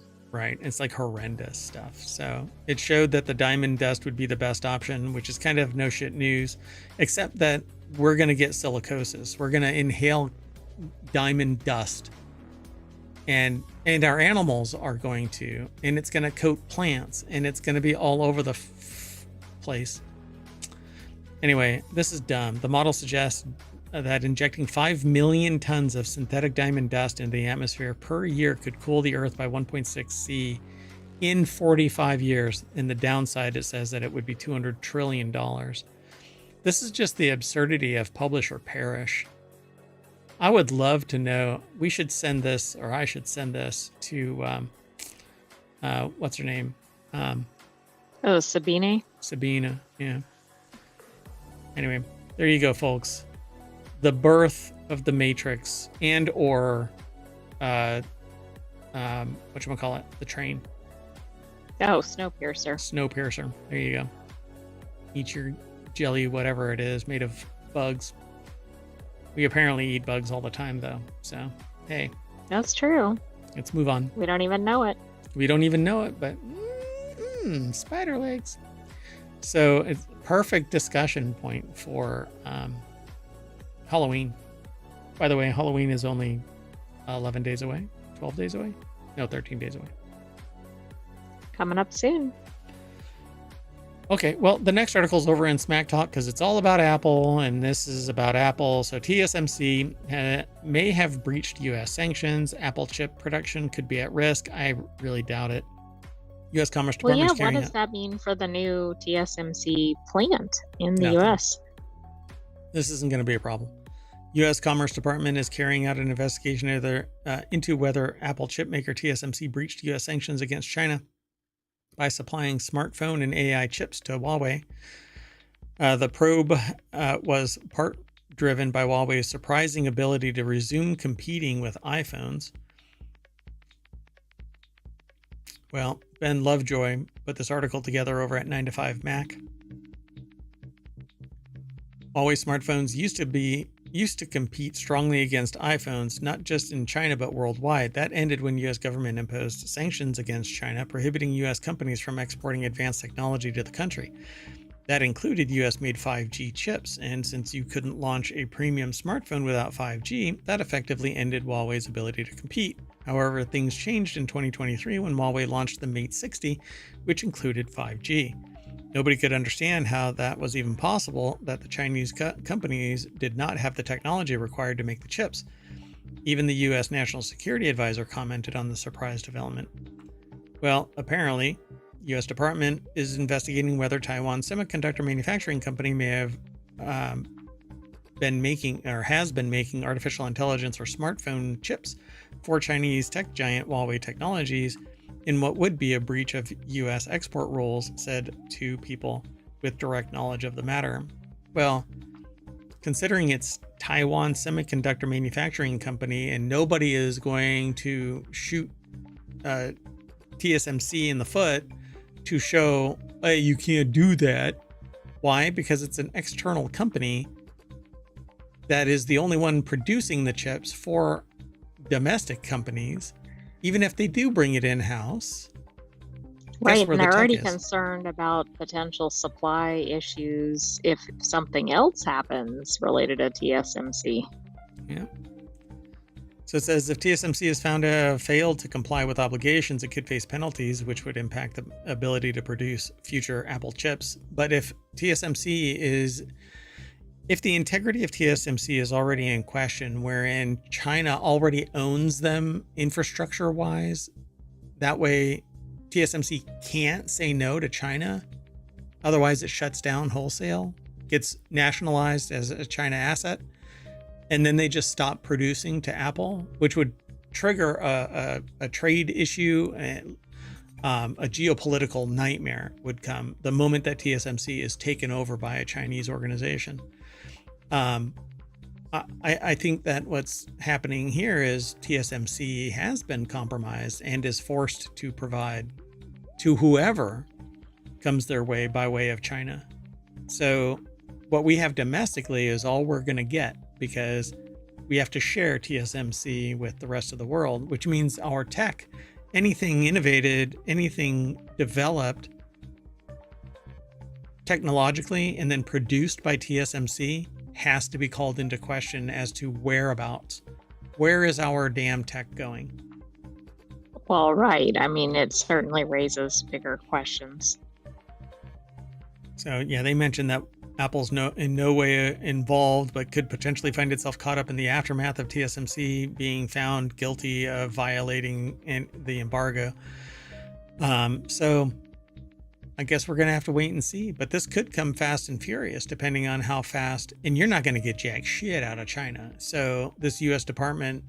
Commerce Department investigation is going to end at TSMC. And the rest is going to be rumor, right? Like insider information, being a quote unquote criminal informant kind of a thing. Yeah, this is going nowhere. I think we'll hear more though. We'll report it here. Yep, we'll talk about it. This is actually from, oh no, it's not. Where is this all actually coming from? Isn't this one from 9 to 5 Mac? It is, but I'm trying to figure out where there might be more about it, like from another source, but I see all of the stuff is from 9 to 5 Mac. Oh, well, the information. There it is. Theinformation.com. I knew it was from somewhere else, just being proxied through 9 to 5 Mac. Yeah. All right, let's keep going though. The next article is over in Distillerist. Fossil fuels are history at Absolute Distillery. So the Pernod Ricard owned Absolute Vodka has phased out fossil fuels at its Swedish distillery and is now generating power entirely off of renewable energy sources. The brand has had committed to making its distillery based in, I don't know, Nobelov, close to Aarhus. I'm trying my Harvard best, and I never went to Harvard, so you're just getting my best. Anyway, fossil free back in 2020. The plan to eliminate fossil fuels at the site before the end of 2025, and it looks like it's gotten there. The Absolute Group commented, "We're immensely proud that Absolute's distillery is now not only fossil free, but it has this goal achieved ahead of schedule. Running on fossil free distillery on this scale is no small feat." And I agree. I mean, I think this is good. Maybe they'll set an example in this industry. Like, I think every industry or every major industry is probably tied to fossil fuels, but people don't think about it. Like, they might be anti-fossil fuels, but meanwhile, they're buying products that are heavily using them, and they're not even, like, they're contributing to it. Yeah. And we just talked about a dipshit prospective effort to seed the skies with diamonds to address this. I mean, it's really absurd, but anyway. Rupert Howeiler over at thespiritbusiness.com put the article together, and they say, after reaching net carbon neutrality more than a decade ago, this latest achievement pushes us further towards our goal of a fully carbon neutral product by 2030. At the brand's distillery, 92% of the energy is being produced from certified green electricity, while the remaining 7% is from green fuel that is made in-house using waste spirits, which is admirable. Fine, that's great. And there is a lot. So you have heads and tails from any distilling process, and if you can reuse those as fuel, which you can, and cleaners and stuff like that come from that, beautiful. Just as long as the hearts are good, awesome sauce. So under normal circumstances, Absolute produces more than 100 million liters of alcohol per year, now entirely without the emission of fossil fuels. Well, good for you. And hopefully others will follow suit, because if the consumers actually go, yes, we want this. Yep. And now they can actually market it, like put, like the only, or whatever. If they don't do this, I'm going to scream. If they do not sit there and say absolutely green. Oh, yeah, that would be a good marketing campaign. Yeah. Let's keep going. Next article's over in Non Sequitur News. A dog spotted atop Great Pyramid of Giza makes expert descent. I had heard about this thing. I think a drone had spotted it. There's a big video. It's over at abcnews.go.com. I don't know who. There's no byline, I don't think. Is it? No, I don't think so. Yeah. Oh, it's just a video. So that's all there is. Let me see if I can play it. It's muted, so. Oh my goodness. Oh my goodness. Yeah, it was at the top. There was a separate article in ohmTown, but I don't think that ever made it into our show. I didn't pull it. Look at that. I wonder if the dog goes up there all the time and it's just been spotted. Yeah, and it had already been more than 2/3 of the way down by the time that somebody started recording, apparently. Pretty neat. Yeah. They can't do that with a human. Good luck. Right. Oh yeah, look, it was Oh really yeah, at the very there. top. Okay. Yeah, drone had spotted it. I remembered seeing this. Wow. Oh, it wasn't a drone. Well, yeah, I guess. It was a It was a paraglider, maybe? paraglider. Yeah. Pretty cool. All right, let's keep moving. Next article is over in Of the Grape, but it's actually a beer thing. Beer flavored beer can't save the category on its own. I'm not quite sure what this is all about, but the article starts out, I got a pitch the other day for hard water, not hard seltzer, hard water. Sounds impossibly niche, and it is, but there's actually a few brands out there that are trying to make fetch happen for this pseudo segment. The underlying thesis, to the extent that one exists, is that drinkers today love flavor and hate bubbles. Hard seltzer minus carbonation equals hard water. I guess. Don't overthink it. The article is over in vinepair.com. Dave Infante put this article together. And it says, whether this is a winning calculus remains to be seen. And with respect to all water hardeners out there, I don't particularly care at this moment. I'm glad that they're in charge of this article, though. So what I don't get is, who the hell says is that drinkers today love flavor and hate bubbles?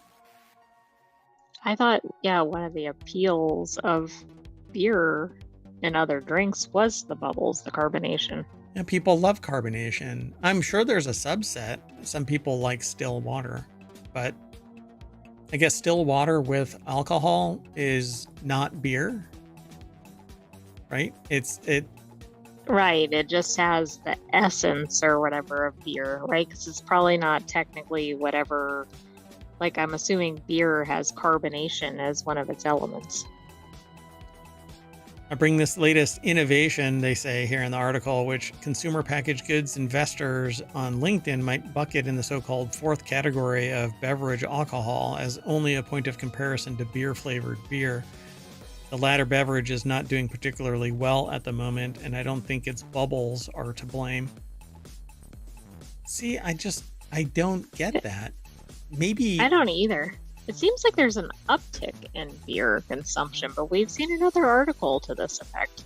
I think that it's craft beer that is taking away from a significant portion of mass beer, right? So the ones that come from mega corporations, people are realizing there's enough diversity out there in the beer drinking world that it's crap. So known as core beer or traditional beer in industry circles, beer flavored beer is what it sounds like, a fermented beverage that hews closely to a familiar traditional style. Lager, for example, is beer flavored beer, and a wonderful example at that. But the phrase also has become something approaching a rallying cry for the many craft brewers who yearn for the days when drinkers came to them thirsting for the stuff that they wanted to brew. Those days weren't very long ago. White Claw's been on the market for just 8 years. So yet here we are. Beer sales struggled over the summer in the aggregate. Both Molson Coors, Anheuser-Busch InBev, standard bearing light lagers are down year to date in volume, but that's what I'm talking about. Nobody wants this routine or whatever. Bland flavored beer, mass yeah. produced. It's basically water, and it's barely beer flavored beer. So yeah, and it says has succeeded in defining beer flavored beer's occasions so well over the years to drinkers that the beer now seems less versatile than it is, and worse, less than its fourth category competition. But no, I think that it's more about the fact that the craft industry is chomping at the bit to kick mainstream beer's ass. And I think right, and aren't consumers demanding, I don't know, more variety, more quality? Yeah.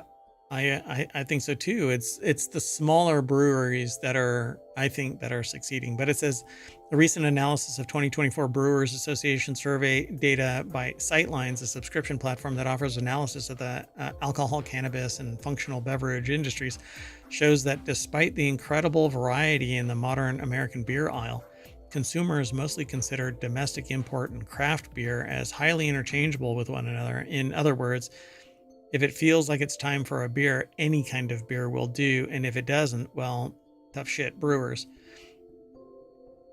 Again, I think microbreweries are taking enough away, and maybe it's being discounted in this analysis. But I'd have to go Right. and look at There's it. also a greater economic consideration. While I'm sure a lot of people would give up many things before their beer, if you can't afford to buy your eggs or your whatever, are you really buying as much beer?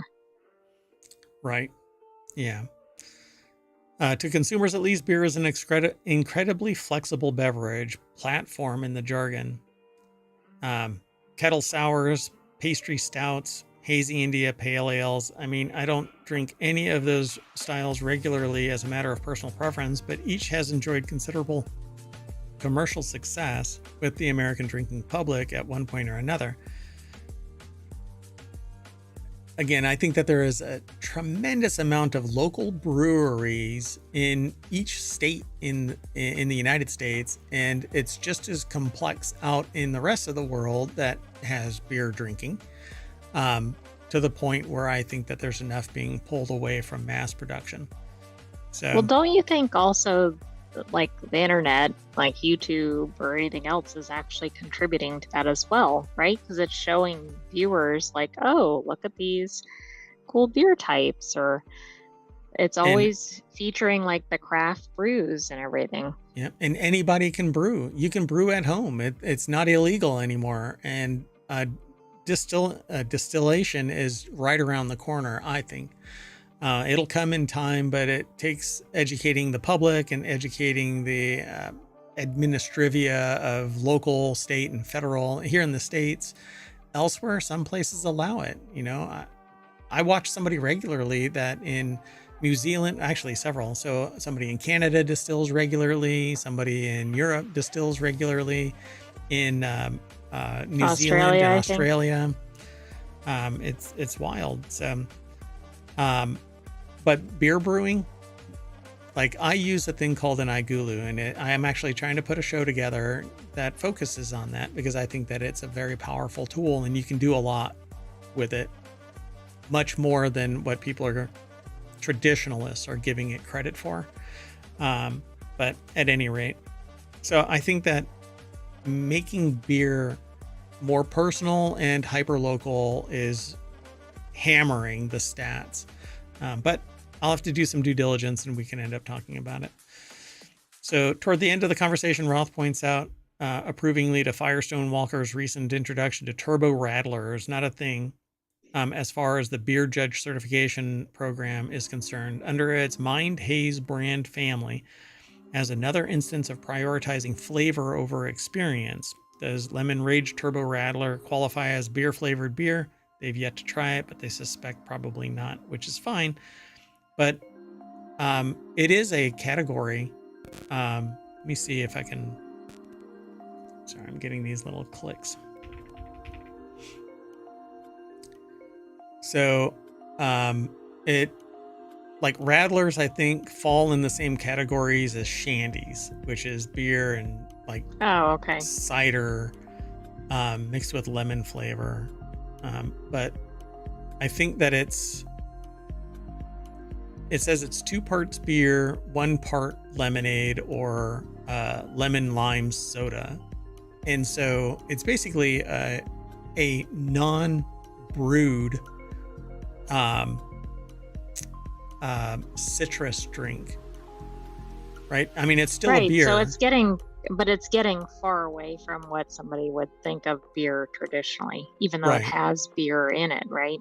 Right, because you can get to a New England IPA that's way heavy on the citrus, and it's entirely born from its yeast and from its hops, and marginally the water because you have to But do tastes very different than a traditional ale or lager. lager. Yeah, for sure. So then they talk about hops apocalypse and other things in this article, so it's quite comprehensive. But we're going to bow out of this article and move on to the next one, which is, hold on a second. I have to get back to the chat lest I miss. Oh, by the way, if you want all of the articles from today and we're 40 minutes into the show, you hit !NSN. If you hear this over on YouTube, you can come over to Twitch and do it because ohmTown is always available. So Asheville Brewery shares recipe for a viral higher calling hurricane relief IPA in the aftermath of Hurricane Helene. Asheville Brewery Dissolver, DSSOLVR, because I guess they ran out of vowels. Or maybe dissolver was taken with all the vowels. That's right. So it turned its, and you can brand easily around that. So, well, still a spelling bee, but anyway, non sequitur distraction there. Turned its location into a donation hub for free water and food. First, the brewery gave away the 1,000 gallons that it had stored to make beer. Then it brought in more donated supplies to distribute to anyone in need. Good for them. That is awesome. Kyle Philippi over at Vice.com put the article together. They made a custom sign that said water and supplies, and they have like full-on barrels behind them. And since they're a canning operation as well, right? You can actually just make your own. You can can water. You can buy a machine that allows you to make it. Even at, again, like home brewers can can their own beer. It breaks the oxygen envelope, but you can still do it. So in the aftermath, they basically spun up a distribution system. And so far, according to Dissolver co-founder Vince Tercy, 100 breweries from California to Vermont have expressed interest. Okay, this is really cool. So it looks like they have a new recipe, but they're giving it out to other breweries to sell outside of the area, and then it goes toward the hurricane relief. Yep. So it says, we're looking for breweries to join us in brewing higher calling. We'll provide a label, a recipe base, and a list of suppliers offering discounted rates. We ask in return that 100% of the net profits be donated to this charity and that you share your involvement on social media and share a unique and positive memory of yours about our beloved WNC. Send an email to highercallingbeer@gmail.com and we'll send you everything. You need to get started.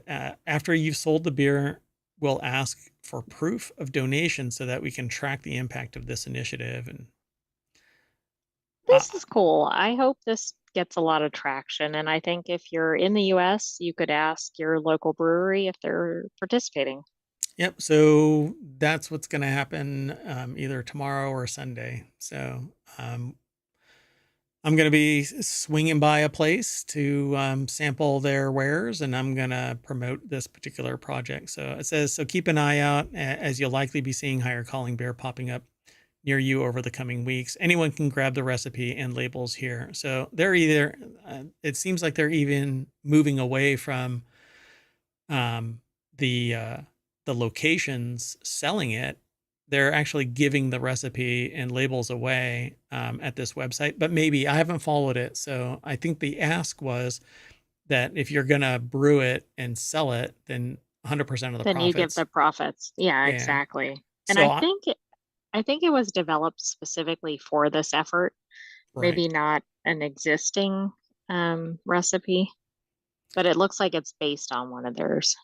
Yeah, so they're calling it Higher Calling Beer. You can go to highercallingbeer.com. I don't know if the recipe is actually there, but if you're a home brewer, I would probably, I suggest going to your local breweries and suggesting that they spin this up and sell it. It does take a couple of weeks to get to a real beer, although you can fast track it in 13 days, about. Yeah, and the article says that it should start appearing by the end of October, and that would account for that time frame. Yeah, Okay, so I don't know when this actually got posted. Not for us. I know that it came in the last 24 hours because that's how our news cycle is. But if they had released this, right after the Helene disaster, um, I would have already been out there because we've gone to other places to sample their wares. Um, yeah. So anyway,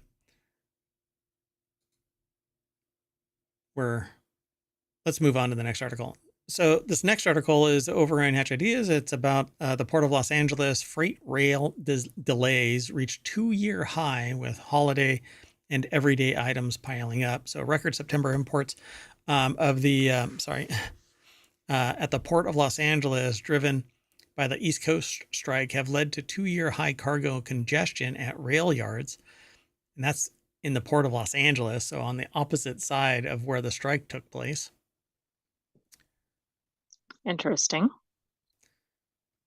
The article is over at CNBC. They have this article that's been going or a segment that's been going for quite some time now, since pretty much we've started streaming, called State of Freight.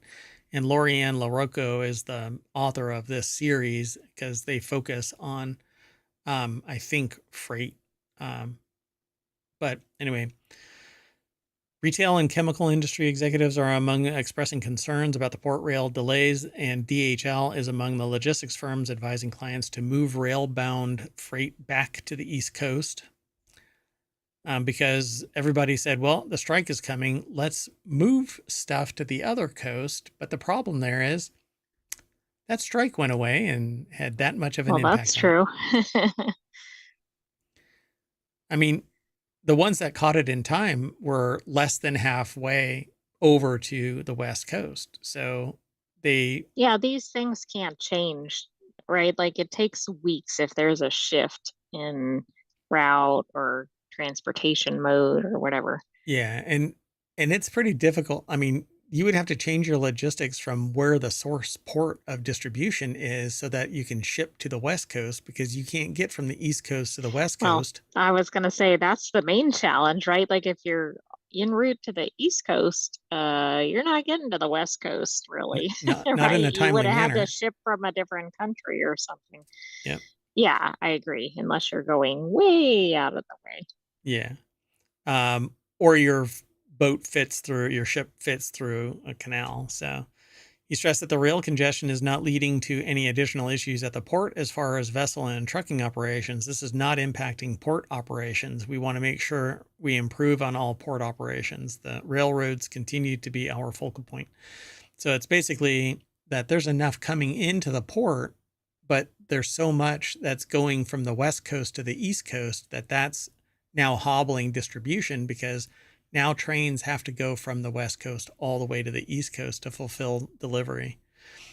So October is shaping up to be another strong month. We see no precipitous signs of a pullback. We're looking at the mid 800,000. I think it's total units. Oh, something units, yeah. Yeah, Equivalent, 20-foot equivalent units. yeah.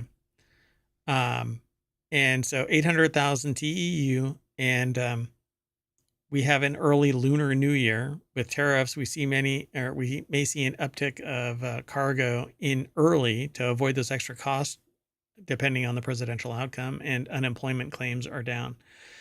So a whole lot of people are buying stuff, and production is up because it was an early New Year. And so at the Port of Los Angeles, the rail dwell for containers are about 7 days, but the port is not experiencing congestion. So there's enough room at the port, but it's not getting the hell out of there fast enough, because Right, which it's kind of a problem because that's going to create a major backup. eventually, yeah, even at the port, it's going to back up because stuff can't get moved out fast enough. Right, and then at some point it creates a backup in the ocean, Yep, etc. yep. So there you go, folks.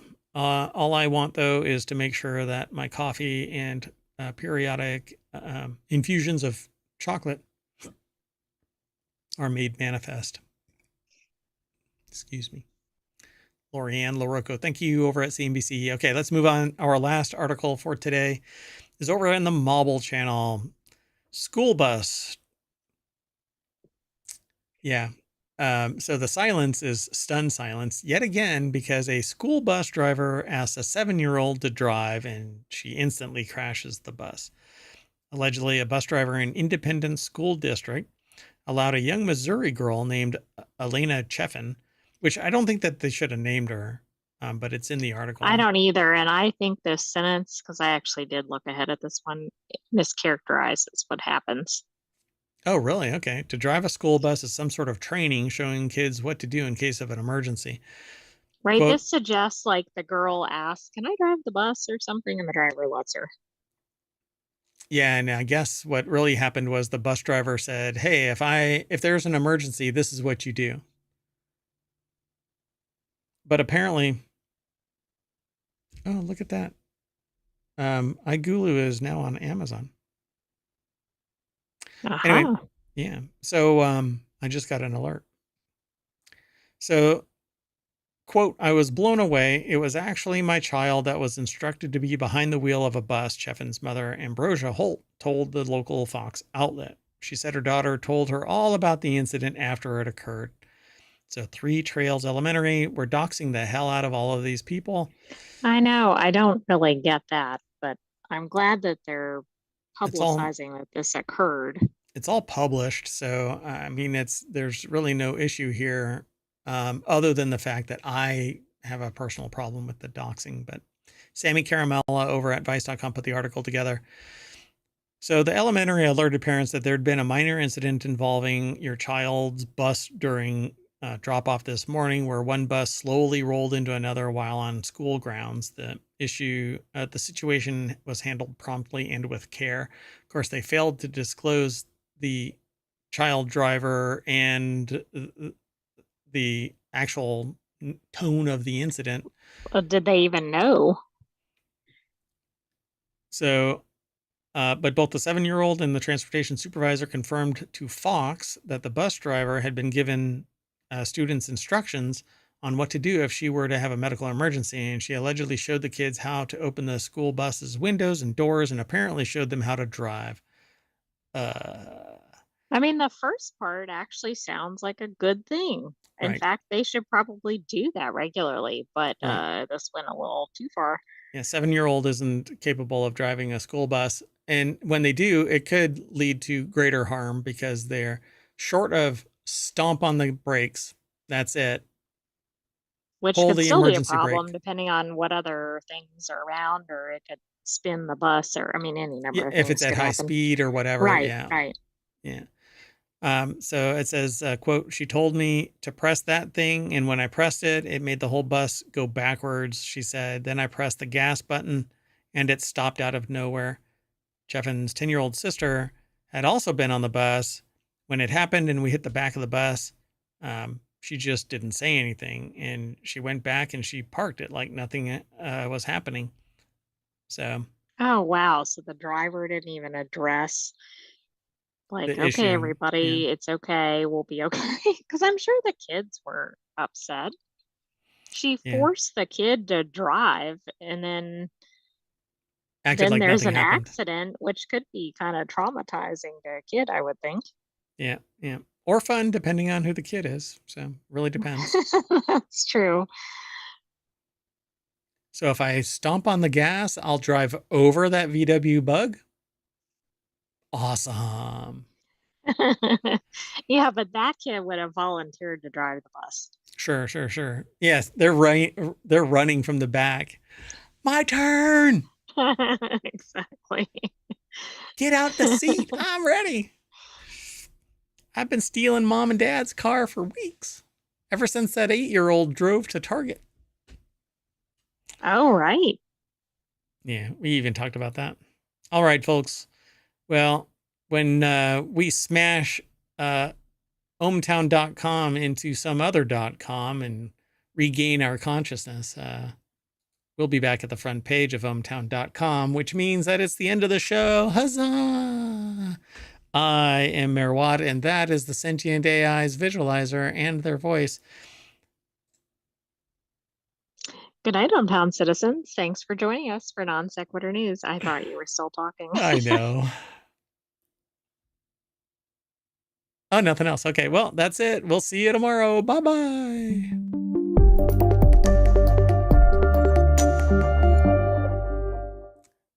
Hey, officer, can I drive the police car?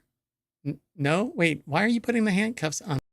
Non sequitur news for October 19th, 2024. It's season 3, episode 293.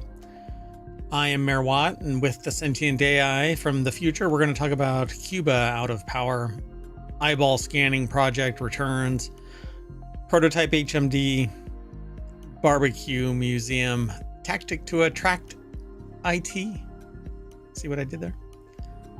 Japan shifting back into nuclear, figs all over TikTok, plans to power Los Alamos lab, DJI sues DoD, and juiced bikes. That and more.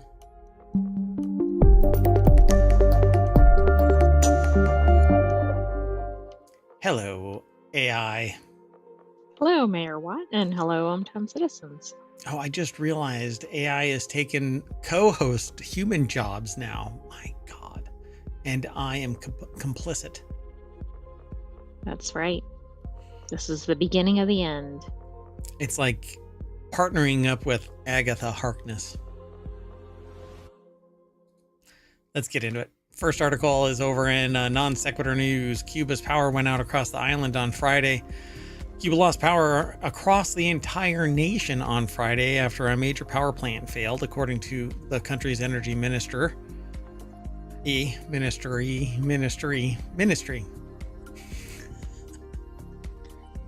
But maybe the minister with the ministry. That's true. Blackouts have been a recurring problem for Cuba's aging power grid.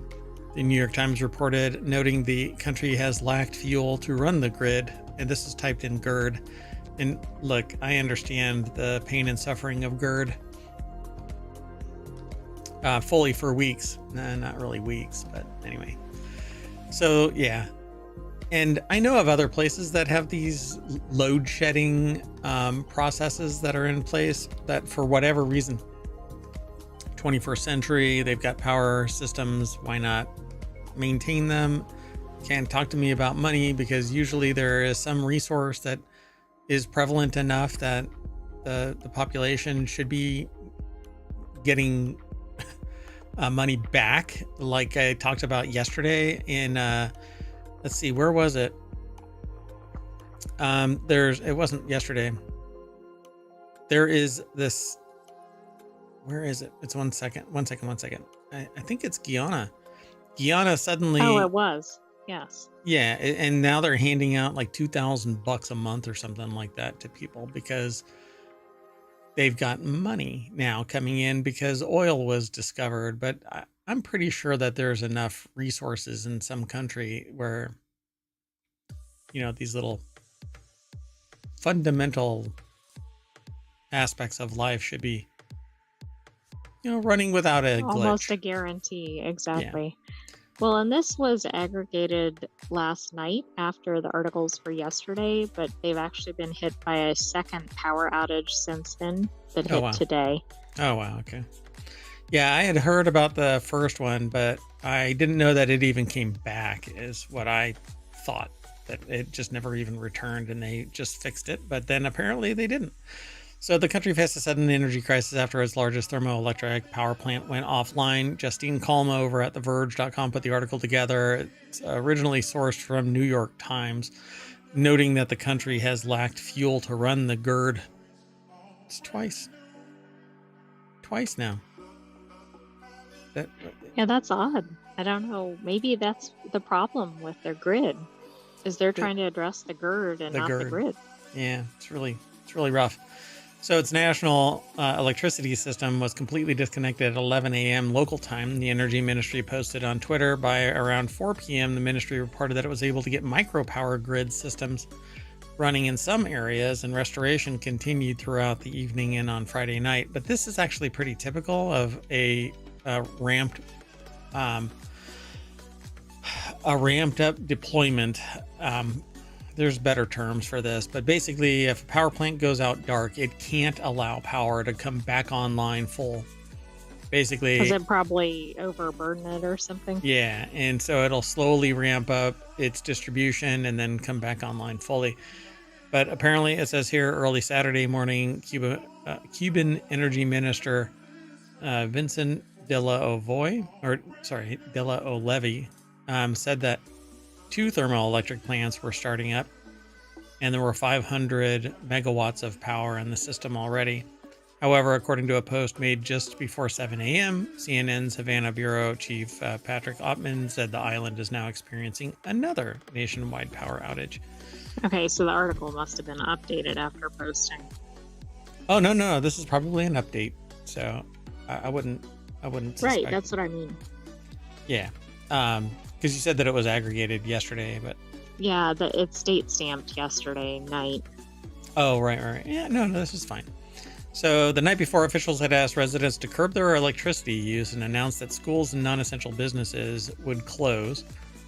Of course, schools need to close because they're not essential. Kids can learn other ways. I mean, we've done it for millennia, right? Well, it's hard to do your math when you can't see your paper. Hey, as I've been told, you know what you don't need when you're doing your math? A computer or a tablet, because all you have to do is write on paper. So light some candles and risk setting the house on fire. Authorities said that they're working to get the Antonio Guterres power plant up and running again after it went offline Friday morning as the island went outage again. So what is actually going on here? Why isn't it actually running? Exactly. And why is it going out repeatedly? I mean, my guess is it wasn't really fixed when the second one hit, but this is countrywide. Yeah, they say that it's because of the difficulty of getting fuel.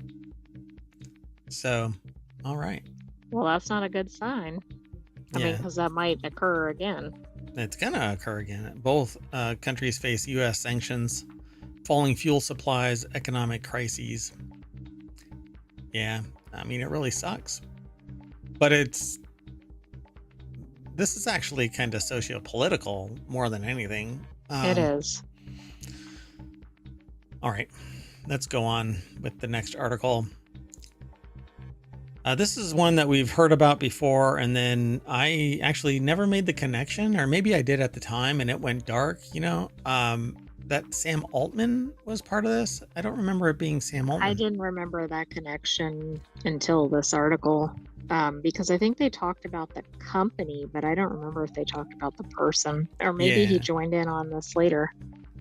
Yeah, it's kind of weird. It says UBI project. Okay, so WorldCoin, the cryptocurrency human identity network UBI project, co-founded by OpenAI CEO Sam Altman, is now known as World. There's nothing dystopian about this. Look over there. I mean, the fact that there's an orb for face scanning should be a little dystopian. The title for this is Sam Altman's eyeball scanning crypto project has a new orb and a new name. Sorry, there's something in my eye. Uh-oh, watch out. It might have to do with the orb. Yeah, I've said its name 3 times, and like Beetlejuice, it's going to appear. So Emma Roth over at TheVerge.com put the article together. WorldCoin is now just World, but nothing about this is getting any simpler. People registered to the system get a World ID that they can use securely and anonymously to prove their humanness online, as well as a share of its associated WLD cryptocurrency token. The new World, the new orb, is made with 30% fewer parts than its predecessor, which is supposed to make it easier and cheaper to build, and equipped with NVIDIA's robotics and AI platform, Jetson, for some reason, and Rich Haley, the Chief Device Officer of Tools for Humanity, it's kind of like calling an oppressive law the freedom policy or something like that. Right. God. So tools for taking over everything humans know about their existence.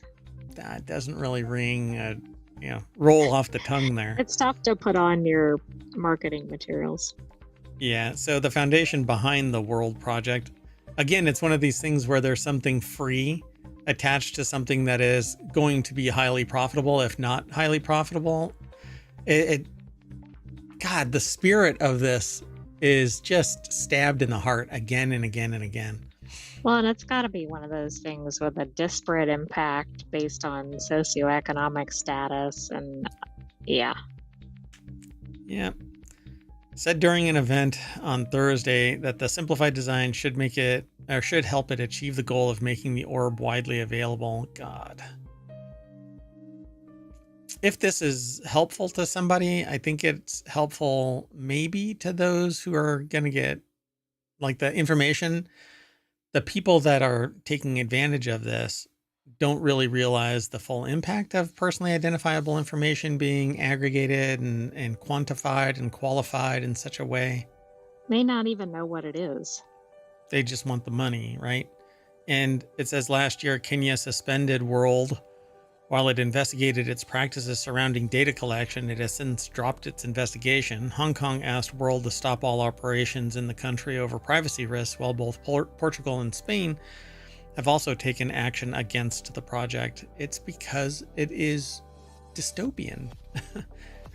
Correct, but notice there's some front runners in the privacy space that are not listed here. Oh, right. So Haley, apparently the orb is also coming to more countries, including Costa Rica, Brazil, Indonesia, Australia, the United Arab Emirates, Morocco, and others. I'm sure if it was applied the right way, that even the government would be involved in accepting that data. I want to know who it is that's in my country that might, oh, their pupils look like the rest of the people that are trying to cause trouble politically within our country. My country, kind of a thing. It just seems, again, dystopian. I'm sorry. And I'm sure I'm not winning any fans. What? Did you read that people can purchase or rent their own sphere to start verifying unique humans? Oh my goodness. Oh my goodness. So yeah, apparently you can rent an orb to verify other humans, like your family or people that you work with, or invasion. What application would this have? It's all horrifying. Aliens, invasion of the body snatchers, but they would just get their own orb account. Blade Runner, Wade, replicants, right? Oh yeah, there you go, replicants. So I know exactly who is. Oh God, this is creepy. All right, let's move on. The next article is over in Reality Hacker. Meta CTO shares photo holding wide field of view prototype headset. In one of the 6 images, Andrew Bosworth shared images from a recent visit to the company's research labs. They shared it on Instagram and Threads, Meta's properties. Bosworth is seen holding a tethered headset that appears to have canted lenses and a wide field, or a wide curved body extending beyond the strap arms. Horizontally. Is that referring to Bosworth or the yeah, Bosworth, yeah, appears to have canted lenses and a wide curved body extending beyond the strap arms. Yeah, little known fact that Andrew Bosworth is a head mounted display. I mean, he must not have passed the test with the orb. No, he did not. So David Henney over at uploadvr.com put this article together.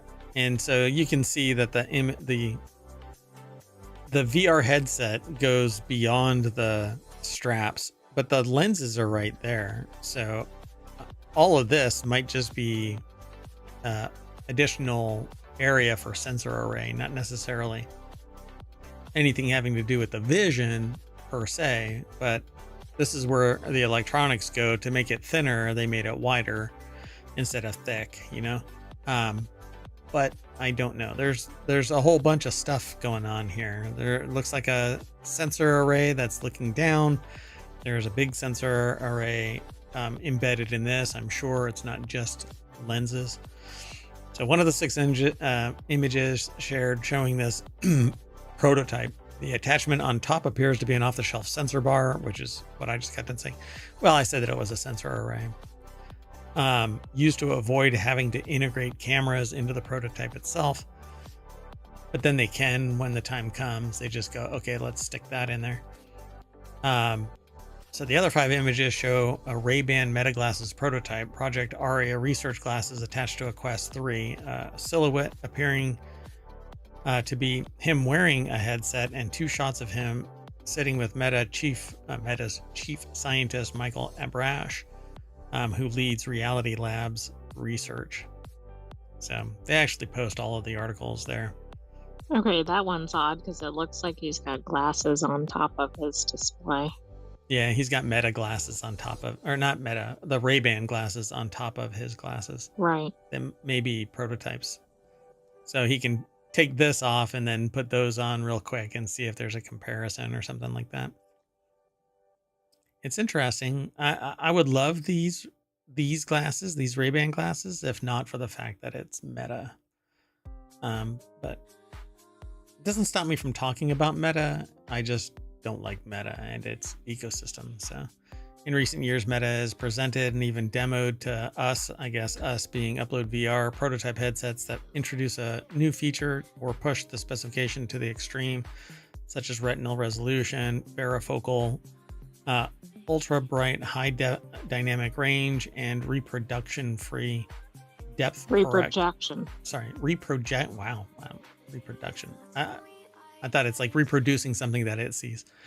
Reprojection-free depth correct pass-through. That would make more sense than what this is. Yeah, because the way that it's saying is that you're looking straight on through. It's not that it's taking what is on the outside and projecting it inside. So you see it with its depth correct. Because what happens is the lens on the cameras for pass-through change the angle, the focal length. So you go to reach for something and you knock over the glass instead of picking it up, you know? So they could have just said like depth correct pass-through. Yeah. Not reprojection free. I guess you can have depth correction corrected by the pass-through, but anyway, it's pretty neat, but honestly, I just don't like Meta.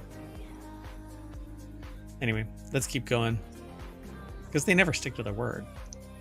Well, each time a company comes out with something like this, it improves competition. So I think that's a good thing. Yep, I agree. Let's keep moving. The next article is over on the Mobile Channel. The world's first barbecue museum is coming to Kansas City, and I missed it. So opening next spring, the new venue will have exhibits and a barbecue bean themed ball pit where kids can actually, I guess get COVID and flus and other bacterial infections and right. I mean, I don't really think that's the point of the area. They're called Petri ball pits, right? Sarah Kuda over at Smithsonian Magazine or SmithsonianMag.com put the article together.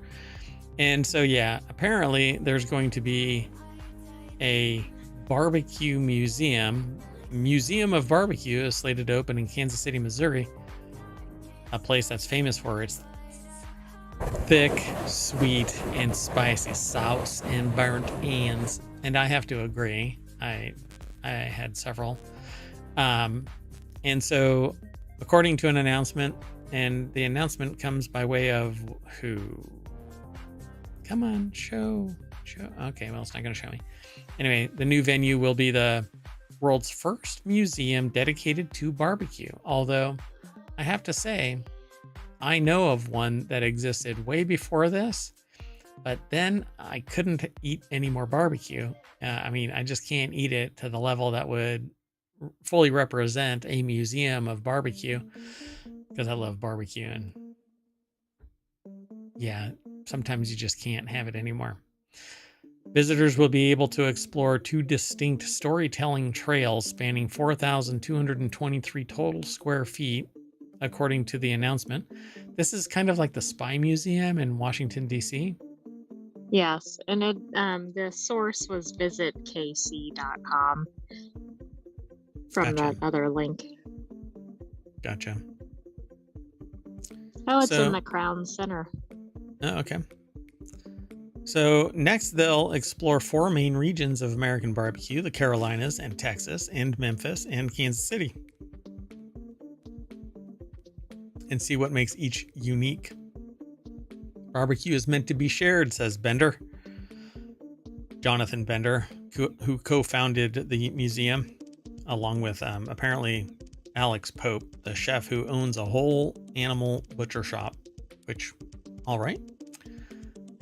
Well, okay, so you can't have a partial animal butcher shop because then you have like the muffin tops sit in one place and the bottoms in another place, right?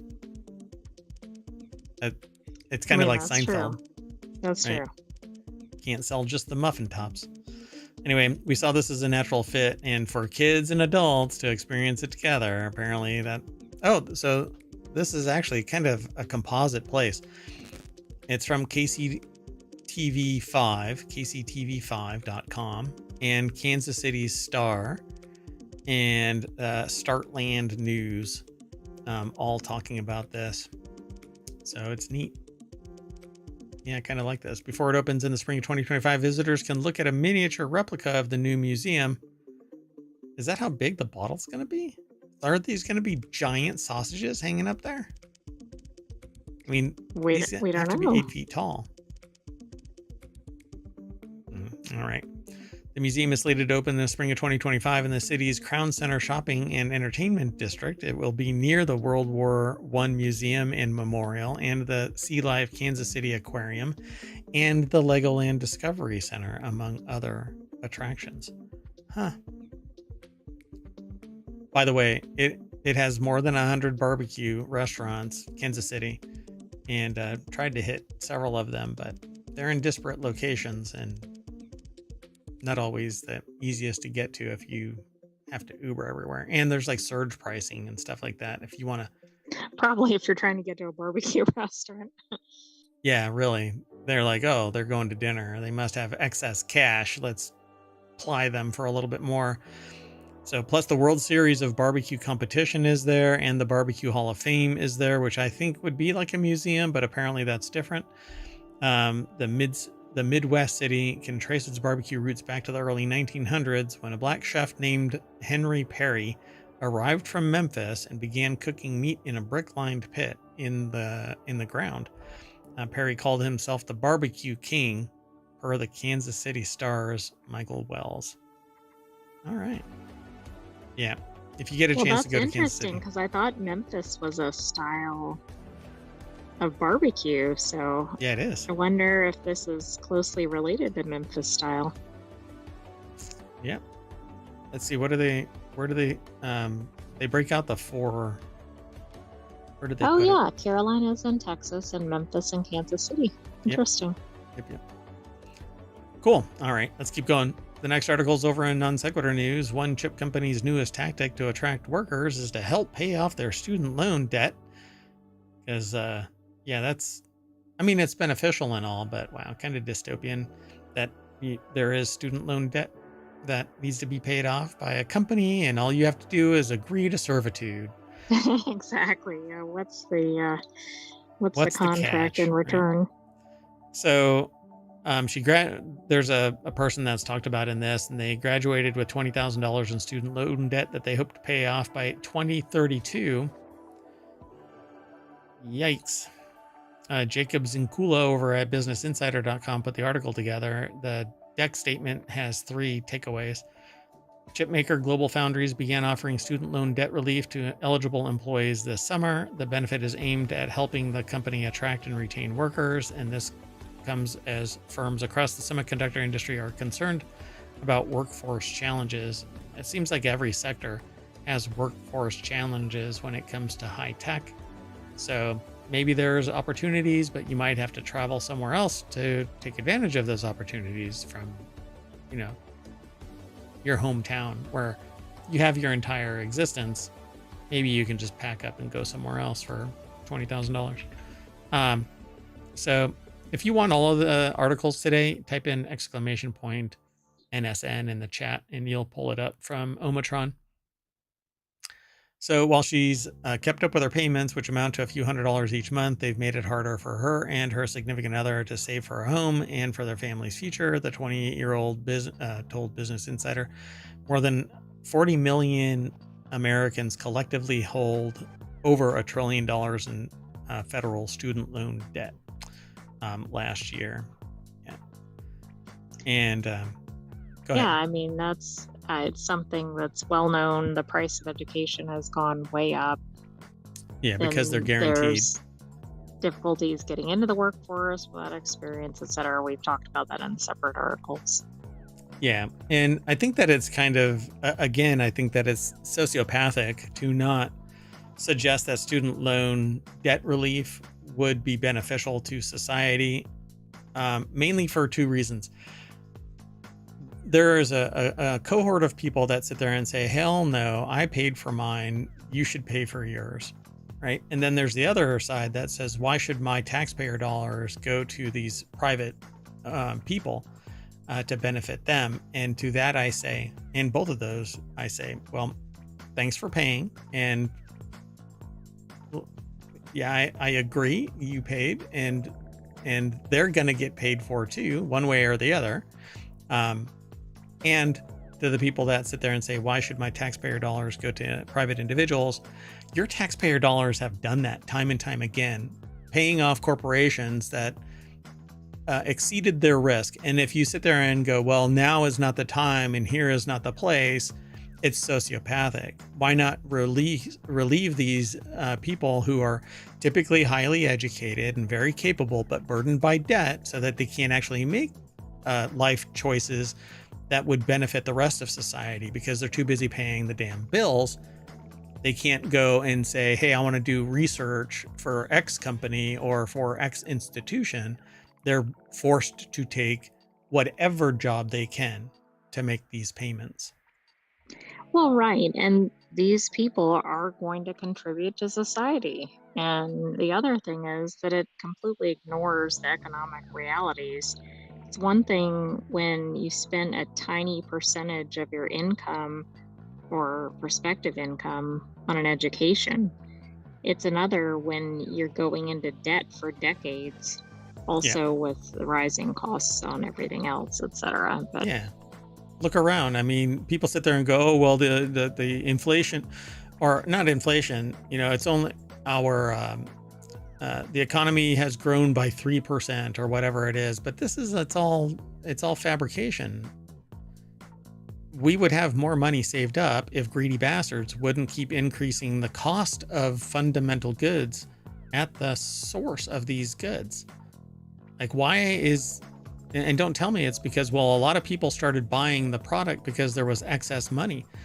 There's no such thing. I understand the economics of this, right? A lot of money chasing too few goods allows somebody to increase the cost of the good, basically to acquire more of that money. But if you're making a profit and you're producing the good, why do you have to raise the rate? And I get into these arguments with economics professors and though not just in academia, but outside of academia. And to me, it just doesn't make any sense. The only reason why you would raise prices is because you want more, even though you're being taken care of. You're paying for everything. And I don't know, there's more to this, but I can't go down this rabbit hole every time something about economics pops up. So since the launch, the company spokesperson told BI that 237 employees have enrolled in, and that it's dispersed more than $100,000 in repayment funds. The relief program is helping repay student loans for degrees ranging from associates to doctorates at more than 80 U.S. colleges and universities. Morgan now expects to fully pay off her remaining $16,000 student debt by 2028, 4 years earlier than planned. I mean, I think this is really good. They're Yeah. investing in their people. This is a really good recruiting perk for retention perk. So does it say that they have to stay with the company for X amount? I don't remember seeing that. I don't think it shows in the article, but there probably is. And if they leave early, they probably have to repay some of it. Right. But that might be worth it. Yeah. There's much more in this. They talk about hiring challenges that have forced the company to get creative. In February, $1.5 billion of the CHIPS Act funding was allocated to global foundries to expand production at the company's Malta, New York chip factory and build a new factory. Pardon me one second. I'm so sorry. Additionally, the Biden administration promised another $1.6 billion in federal loans, and this is expected to triple global foundries production capacity in New York over 10 years and create roughly 1,500 manufacturing jobs. However, filling roles like these can be challenging. I think it's Raymond said Global Foundries has faced the same hiring challenges that are impacting the broader U.S. semiconductor industry, which sometimes leads to longer recruitment periods for certain roles. But it depends on what they're actually doing there. Raw manufacturing, chip placing, and stuff like that. It's all automated. You just have to know how to run the machines. This kind of thing happens in healthcare too, where there's a struggle to get people in healthcare, but the people that are doing the frontline stuff aren't necessarily skilled in the research side of it. They know how to use the equipment. So certain things aren't allowed to gain access to because the machine outputs X, Y, and Z. So there's like strata. There's more strata than ever in the healthcare field. And that's what's happening with the chip market too. So not everybody is doing, clean room level work. Not everybody is doing fundamental research because that's happening in colleges, universities. True, but it is to society's benefit if there are enough chips to go around. Yep, for sure. So continue receiving the benefit. An employee must make their minimum student debt payment, have a loan in good standing, and remain employed by Global Foundries. So as long as they remain, so it drips out. It's not. Oh, I see. Okay. Mm-hmm. Yeah. The company expects to be an ongoing benefit offered to employees. So yeah, they just like they supplement the whatever the individual's payment or something. Yeah. Yeah. Cool. Well, good on them. All right, let's keep going. The next article is over at Technology Today. Japan shifting back to nuclear to ditch coal and power AI. Glinting in the sun by the world's biggest, biggest nuclear power plant. The Sea of Japan is calm now, but the huge facility gears up to restart. Kashiwazaki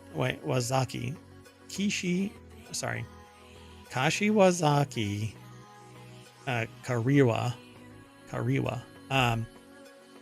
has a new tsunami wall just in case. So Simon Sturdy over at techexplore.com put this article together. And frankly, I agree with this. I think that it should move back to nuclear. And we're talking, but learn the lessons of what went down. Yeah, I think there's kind of a fear factor, especially because of the location, but that doesn't mean we should never use it again. Yeah. G7's dirtiest energy mix, it says. Japan pulled the plug on nuclear power after the 2011 Fukushima disaster, but with the G7's dirtiest energy mix, it's seeking to cut emissions, and atomic energy is making a steady comeback, in part because of AI. Not sure why AI, but at the 400 hectare or 1,000 acre KK plant, as it's called. And that's, now you know why they just call it the KK plant. Shown to AFP because it's Kashiwazaki Kariwa. Probably easier to say KK. Yeah. Shown to AFP in exclusive tour. That's interesting. There's no space there. So anyway, an exclusive tour. The 15-meter or 50-foot wall is just one measure to prevent another catastrophe and reassure the public and Japan's jittery neighbors. So, quote, we believe that the similar accident to Fukushima could be largely avoided. The strictest regulatory standards are here in the world. They have pictures of this plant, which at its most basic level, a nuclear power plant is a steam engine, because the nuclear material superheats a liquid that turns a turbine and then is brought back into for reheating. And so that's basically what they're talking about. And apparently they've got a bigger tsunami wall. I would prefer, I guess it doesn't really matter. They need water. It's all about cooling to keep things within control. Right. So maybe they need to do it near the ocean. Yeah, regardless. And so you can put it up higher so it's not impacted, but then you have to pump water from one location to another. And if the pumps are damaged because of earthquake or another tsunami, regardless, you're still kind of screwed. You have to get that water up there. Otherwise, you're going to go nuclear. Yeah, they really need to work on reinforcements for heavy duty earthquakes, right? I mean, that's in a significant earthquake zone. It's not just the previous one. Yeah, I mean, it basically is the earthquake zone. So the E3G think tanks ranks Japan in last place by some distance among G7 nations on decarbonizing their power systems. Britain recently closed its last coal power station. Italy, France, Germany plan to follow suit. Japan and the United States, however, have no such target. Yeah. Japan, I can see why, but I'm not sure why United States doesn't. The government is striving for carbon neutrality by 2050 and to cut emissions by 46% by 2030 from 2013 levels. Well, I don't know why the U.S. doesn't have a target, but it also has a fear of nuclear. Yeah, even though it's never really... Right. It's not really founded, but it just seems like there's this sense that, oh my gosh, it's dangerous. Well, it doesn't have to be if it's built to modern standards. Right. I wonder if this is a person that's related to the soldering company. There's an electronics company that makes interesting Hako soldering equipment. Anyway, Japan-based energy expert at E3G thinks Japan could aim higher and have renewables generate 70 to 80% of its power by 2035. Hana Hako. So yeah, there's the wall. So it's 50 feet tall, 15 meter high. Seawall at the KK plant is one of numerous. So I think this is pretty important that they bring their power plants back online, and I think that they should expand, but it's all because of this earthquake that hit Fukushima, and the entire country was impacted by this. So I find it interesting that Hana Hako is based out of Helsinki, Finland. Oh, interesting. Which makes me think it may be related, but I don't know. Interesting. So because of the tougher safety rules since Fukushima, getting approval is a slow process. One restart was recently blocked because of earthquake risk. So they're going to have this earthquake risk, and I don't know if they can retrofit, but new designs need to come online that take into account, because retrofitting will be just short of intentional design, right? You can't intentionally design something that is a mitigation effort post building. It's going to get to that 90% mark. And maybe, I don't know, maybe something spectacular can be put in place that mitigates the earthquake risk altogether. This is interesting. So they installed a series of upgrades to keep power running in the event of an earthquake, but this is really interesting because there's these two handles right here, but they're chained together, and I think it's to keep that door open. Nobody can close it or turn something on. Everything is shut down, but it's so funny. Like, that chain is padlocked right there, so you can't turn this knob this wheel one way or the other too far, but it seems like you can turn it enough. Be a little but worried. That kind of adds to the fear mystique. yeah, for sure. Yeah, because it's right there on the water. I thought it was higher up. I might be thinking, I don't know. I might be thinking of something else, I guess. Other pictures that I've seen. I think it only had like a 3-foot tsunami or something. But it was enough, I guess, to Right, right. shut Maybe I'm down, wrong about that, but I don't think it was like 100 feet or something. like in that area, but in other areas it was significant. Yeah. All right, let's keep going. The next article is over in Non Sequitur News as well. Why you're seeing figs all over TikTok. Hey, we call this Non Sequitur News for a reason. Um, with figs gaining popularity on social media, 3 nutritional therapists share why the fruit is so beneficial for health. But you have to get certain figs if you're vegetarian or vegan, because most of the ones that hit the stores actually require a wasp. Um, there's only like 3. And it's not like for pollination, right? Like it's actually in the Right, they don't land on it, pollinate, fig. and fly out. No. They fly into the body that turns into the fig. They fly into it, and more times than not, the wings and antenna get ripped off in the process. By the way, it's only the female wasp. Yeah. If That go to the figs. yeah.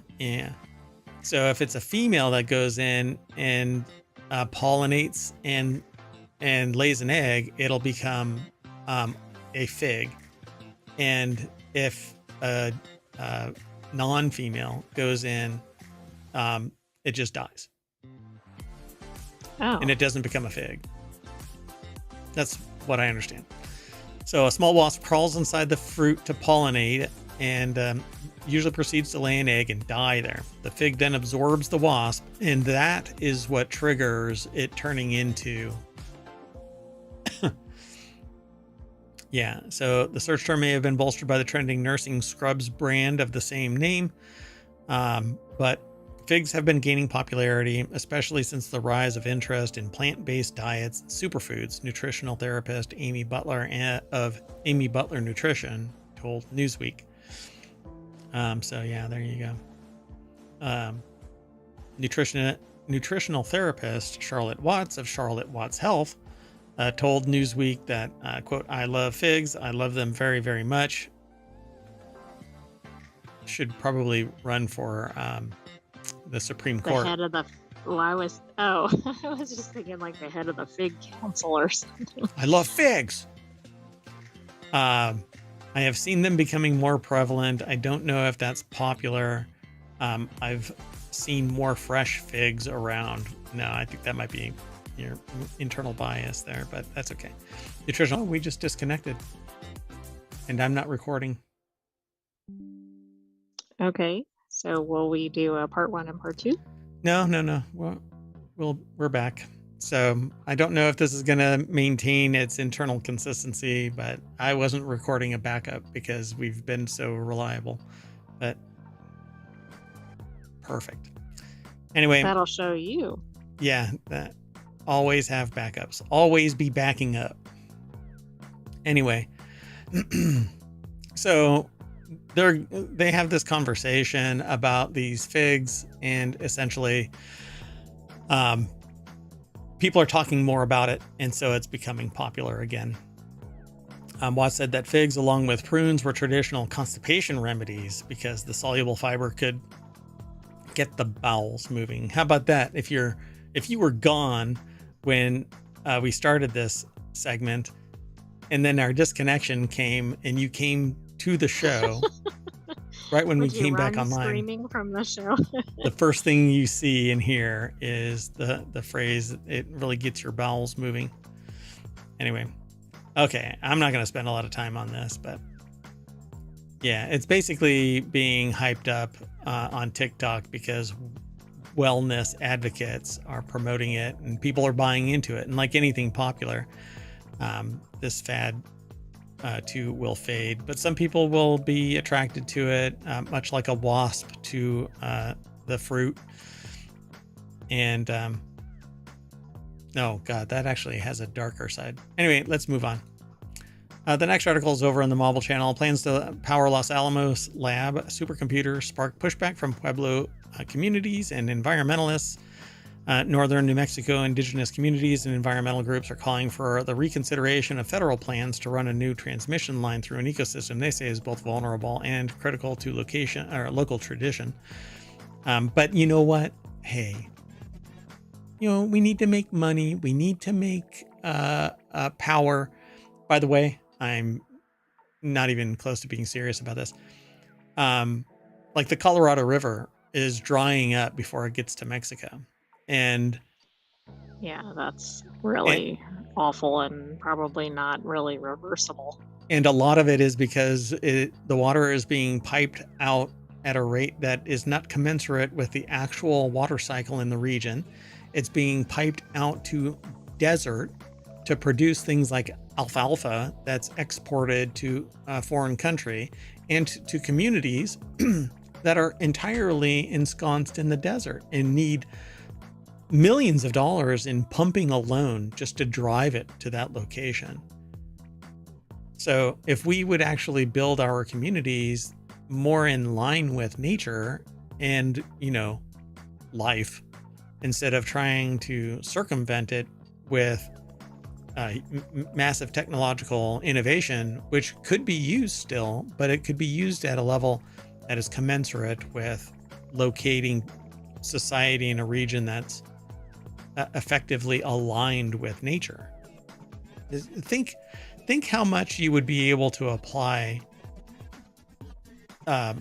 consistently with a region that is aligned with nature, as opposed to having to spend millions of dollars cutting through thousands of miles of rock and laying trillions of dollars of pipe to get water from one place to another because you defy nature.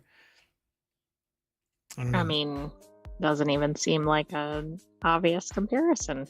Yeah, it seems weird, but so yeah, the article is over at thehill.com, and Sharon Usadin Udison, sorry, I flipped a letter. Udison put the article together for thehill.com. And it says here that the plans proposed by the National Nuclear Security Administration and the Department of Energy involved the construction of a 14-mile, 115 kilovolt line that would boost power reliability and redundancy for supercomputing and other projects at the Los Alamos National Laboratory.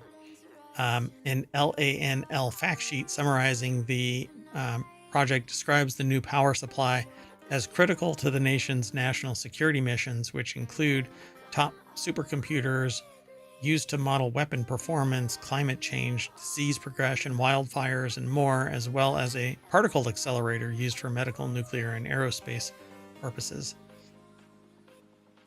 I wonder how much of healthcare has come from Los Alamos National Labs, as opposed to other fundamental physics and stuff like that research. I just don't know. I don't know.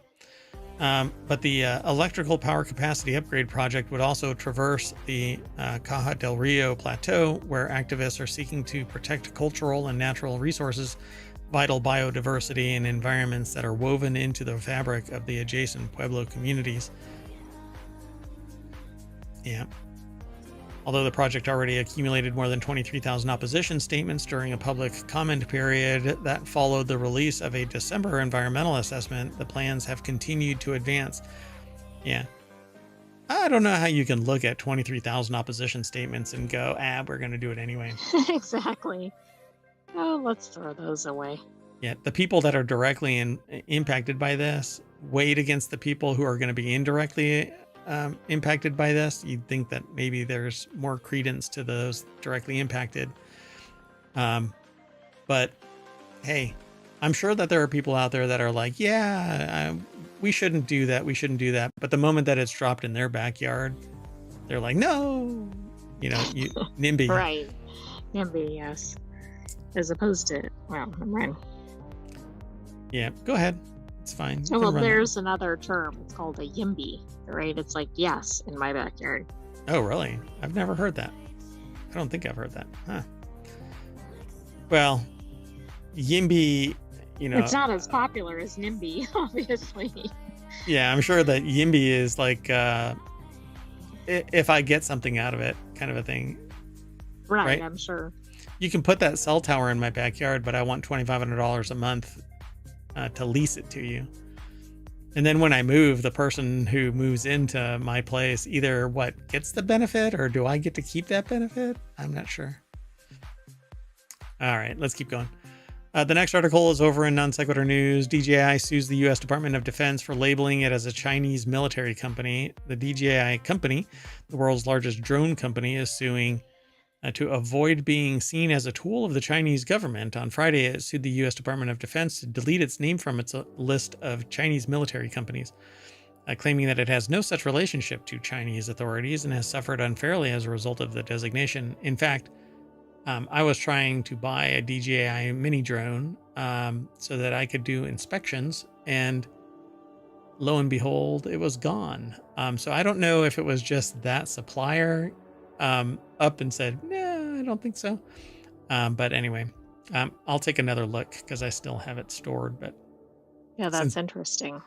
Yeah, because this happened, by the way, although they were added to the list in 2022, not until this year did it really become manifest, where it apparently was coming to fruition that they were no longer going to be able to sell the product here in the United States. So I'm not sure. There's like rules and regulations that are still circling the drain around drones. But so this is a DJI drone in a first-person view. It's actually a controller that has a first-person view camera on it. And so the drone maker claims the DoD has falsely stigmatized DJI without evidence. Sean Hollister is the author. I don't know if you really want to open that can of worms if you're DJI, because they wouldn't make the claim if they didn't have the evidence to support that claim. Well, I'm interested, though, that they're suing because of this. Yeah. Oh, gosh. Pardon me. Yeah, the news is born. So it also alleges that DoD would not offer the company any explanation for its designation as a Chinese military company until DJI threatened a lawsuit, and the claims that when the DoD finally did offered up reasoning, it was filled with errors. So, yeah. Oh, there you go. So they've got basically the lawsuit. Somebody posted it, DJI v. DoD complaint, distributed by Vox.com, actually. So it's a 56-page complaint. We won't read it all. And there's a little rundown of stuff. The Department of Commerce added DJI to its entities list, banning U.S. companies from exporting technology to DJI after it enabled wide-scale human rights abuses within China through abusive genetic collection and analysis or high technology surveillance, which, hell, we use that here. That we just talked about something called World that scans. Right, exactly. Seems kind of along the same lines. And why is there a suit in 2024? Apparently, there was action as early as 2017. Yeah, because it's been slow creeping. Yeah. Because DJI, I think, was acquired by a Chinese company. I don't think that it started out as that, but I could be wrong, though. In its defense, DJI repeatedly claimed that it isn't owned or controlled by the Chinese government, that it's had nothing to do with treatment of Uyghurs in Xinjiang, that it's simply selling drones that may be used for various purposes that are out of its control afterwards, that many of those purposes have helped entities, including first responders in the United States, and the independent audits by consulting firms and U.S. government agencies, including the DoD, have found no security threats. So there you go, folks. Take that. Let's move on. The next article and the last one for today is in Reality Hacker. Juiced bikes sold at auction for $1.2 million. Juiced Bikes, the San Diego-based maker of e-bikes, has been sold on an auction site for $1.2 million. And Nick Goat, go ahead. Well, I mean, this is a little bit unusual, isn't it? It's over at digitaltrends.com. I don't know. $1.2 million is actually kind of a small business in the grand scheme of things. And so $1.2 million to essentially buy the entire business.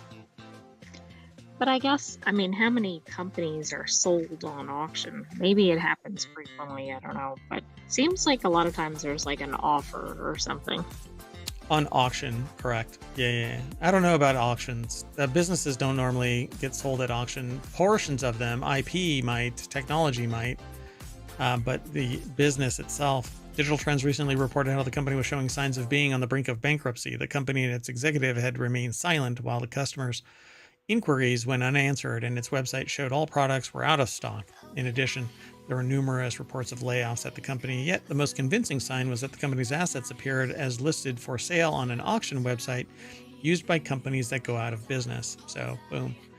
They're more along the lines of they're going out of business. This auction is going to be used to close the books on juiced bikes. And I'm sure that somebody is going to take this product and rebrand them, and they're going to show up somewhere. Right. But it's interesting. Last year, Digital Trends named the Juiced Bikes Scorpion X2 as the best moped-style e-bike for 2023, citing its versatility, rich feature set, and performance. But they just didn't catch on.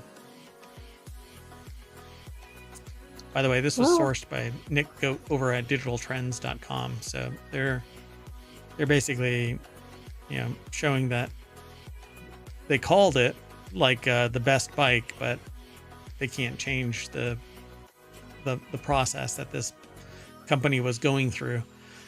The company had, go ahead. Well, I was going to say, I went over to the auction site, Sold Tiger, and the top item is actually attached to Juice Bike. It's a cargo van with their logo on it. Oh, interesting. Yeah, and that this whole thing is going to just get, unless somebody buys the IP and actually brings it into existence, back into existence, this thing is going to be done. And like Juiced is just going to, the label's going to get peeled off and a new one put on it.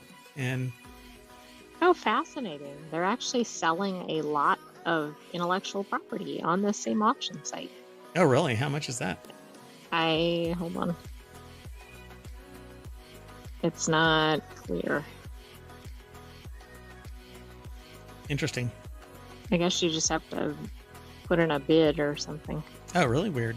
I'll have to take a look. I don't know. I don't have an account set up, so I can't really tell. But so this whole report comes from Electric, which we should probably pay attention to, electric.co. Okay, well, that's it.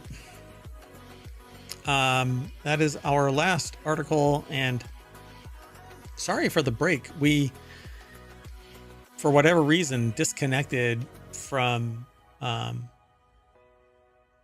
Restream, and that kind of broke our connection. So I need to verify that we're actually one stream, and right. Otherwise I'm going to have to upload, or I'm going to have to stitch them all together, which I don't like doing. I don't like editing anything because it appears like I've edited something, and I don't like that inconsistency. So at any rate, we're going to hit the gavel 3 times, and we're going to end up back at the front page of ohmTown.com. And I'm going to say, see you later. We're going to reset and do Reality Hacker, and then Wanted, and then the continuity report. Yeah. So let's get out of here. You want to say bye, Sentient AI? Good night, ohmTown citizens. Thanks for joining us for Non Sequitur News. Stay tuned. Be sure to like and subscribe so you know when we go to live next. Bye-bye. Oh my gosh.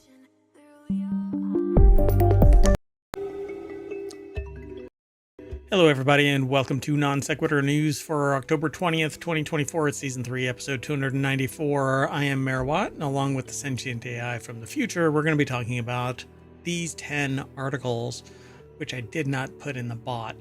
Daggone it. New Mexico anti-littering campaign. This one takes a turn. Old minerals on Easter Island. Do people trust AI with their money? Haunted wineries.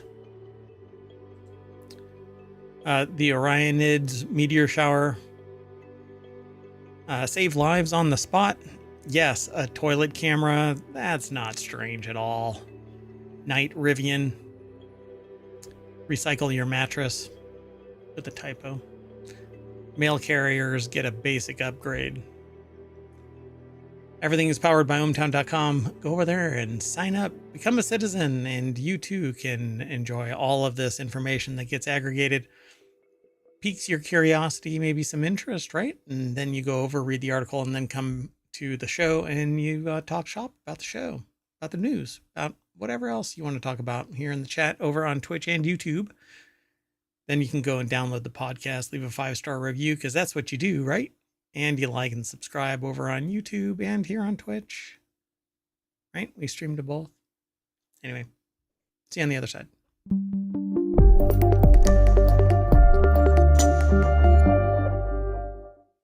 All right, so I did not put the show notes in ohmTown, so I need to do that real quick. But let's get going.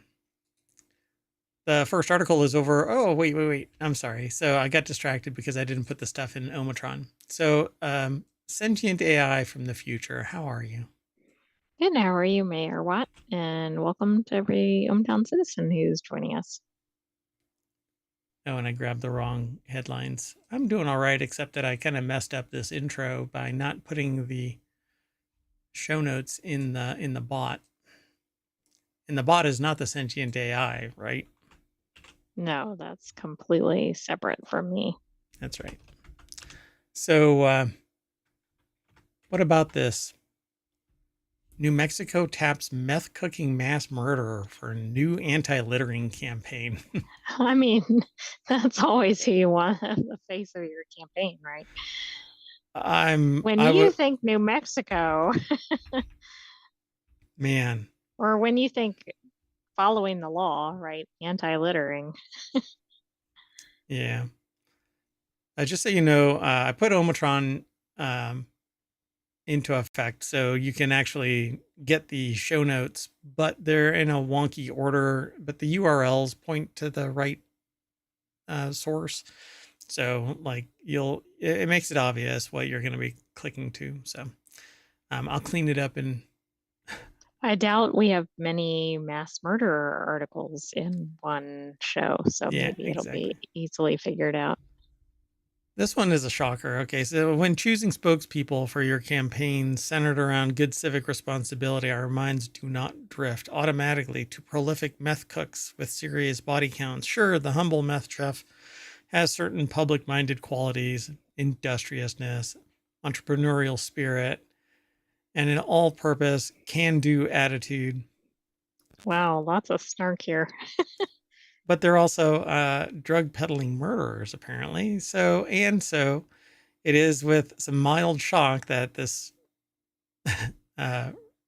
article reports that New Mexico has hired a noted fugitive murderer dead person, Walter White, who has been tapped to be the face of its new anti-littering campaign. So apparently, Wait Bryan a second, Cranston, isn't that the person who's the inspiration for Breaking Bad, or am I mistaken? So it says, well, Walter White is the Breaking Bad character. Oh, okay. So they're using the I star from, right. I recognize the name, but okay, that makes sense. So Walter White is back in a pair of Vince Gilligan directed PSAs, and he really doesn't want you littering in New Mexico. So William Hughes over at avclub.com put this article together with a whole bunch of snark, but it's really just down to earth, so to speak, marketing using a very well-known personality. So it says, that's right, Bryan Cranston has paid back his longtime association with the Land of Enchantment by appearing in the state's new Breaking Bad Habits campaign, dusting off old hat, growl, and resting pissy face expressions for a pair of shorts in which the Breaking Bad star insists keep your litter out of my territory. Yeah. So when I read this headline, I thought they actually hired a criminal for this campaign. I hadn't Hey. read the article. Then its clickbaitiness actually worked because that's really what it was. Yeah. I don't know. It's supposed to be good natured and all, but I don't know. I'm not really into Breaking Bad. I understand the premise of it. I understand all of the machinations of it, but I didn't like the kind of, not really glorifying, but I just don't like kind of making it into a popular, happy-go-lucky show that everybody is really excited about. But to each their own, right? So hopefully, folks who see the commercial will take Walt's hint and think twice before they toss their trash into or across our beautiful state. Gilligan stated. Otherwise, Heisenberg just might come after them, which is exactly what I don't really like. That I mean, it's supposed to be good natured and all, and so you have to take it with a grain of salt and giggle about it. Oh, look, they're being funny, haha.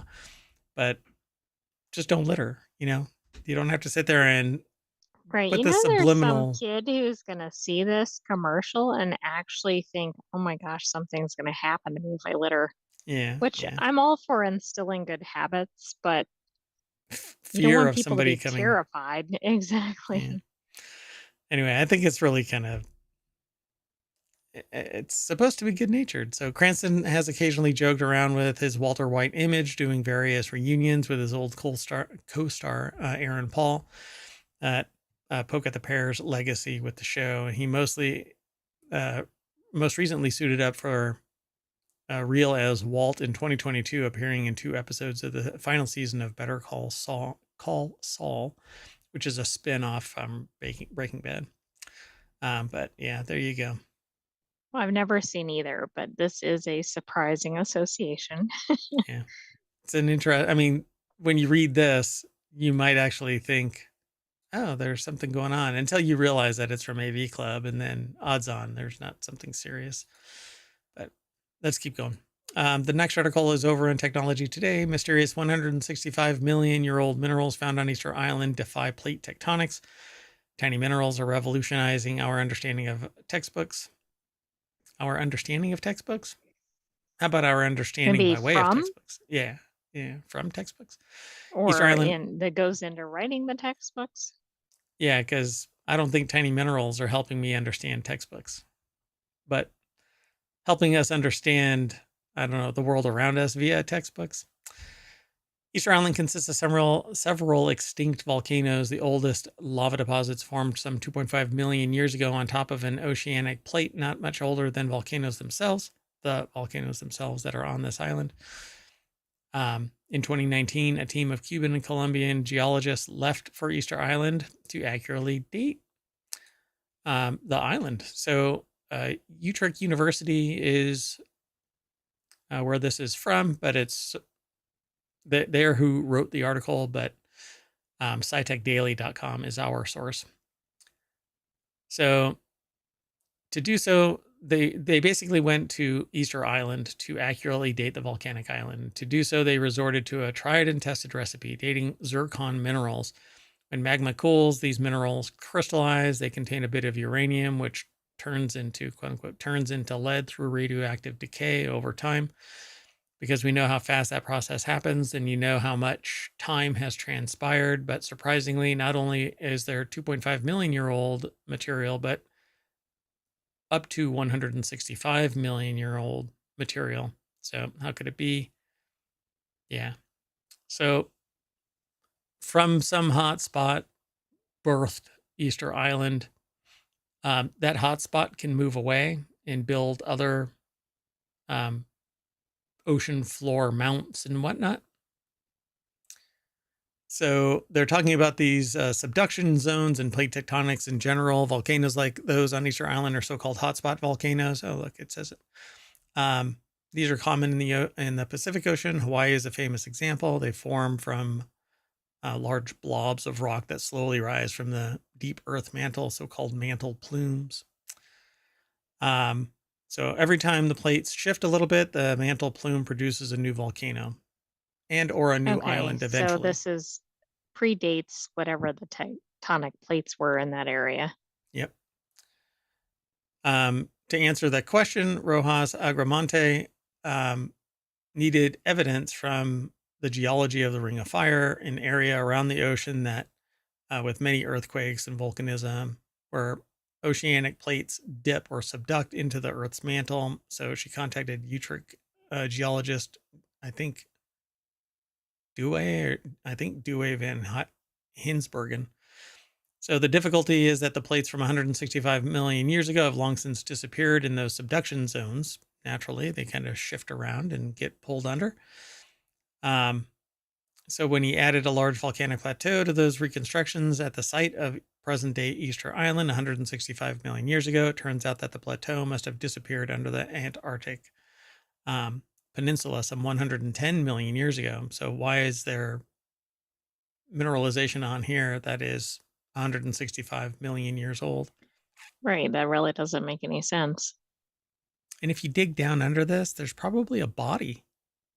So where did all this come from? Right, part of the statue for Yeah. those in the podcast. Oh, right. We're looking at a statue of one of the Moai, which is a bunch of rock statues of similar build and shape, but until recently, we didn't know that there were full-on bodies, apparently.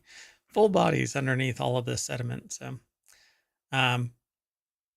So the classical conveyor belt theory has already been difficult to reconcile with the observation that mantle plumes stay in place while everything around them moves, which I've always thought was interesting, right? So why does that stuff stay while the plate shifts?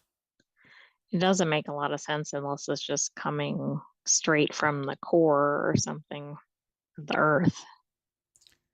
So the discovery of the ancient minerals on Easter Island therefore suggests that the Earth's mantle behaves fundamentally differently and moves much slower than has always been assumed, a possibility that both Rojas Agramonte and Van Hinsbergen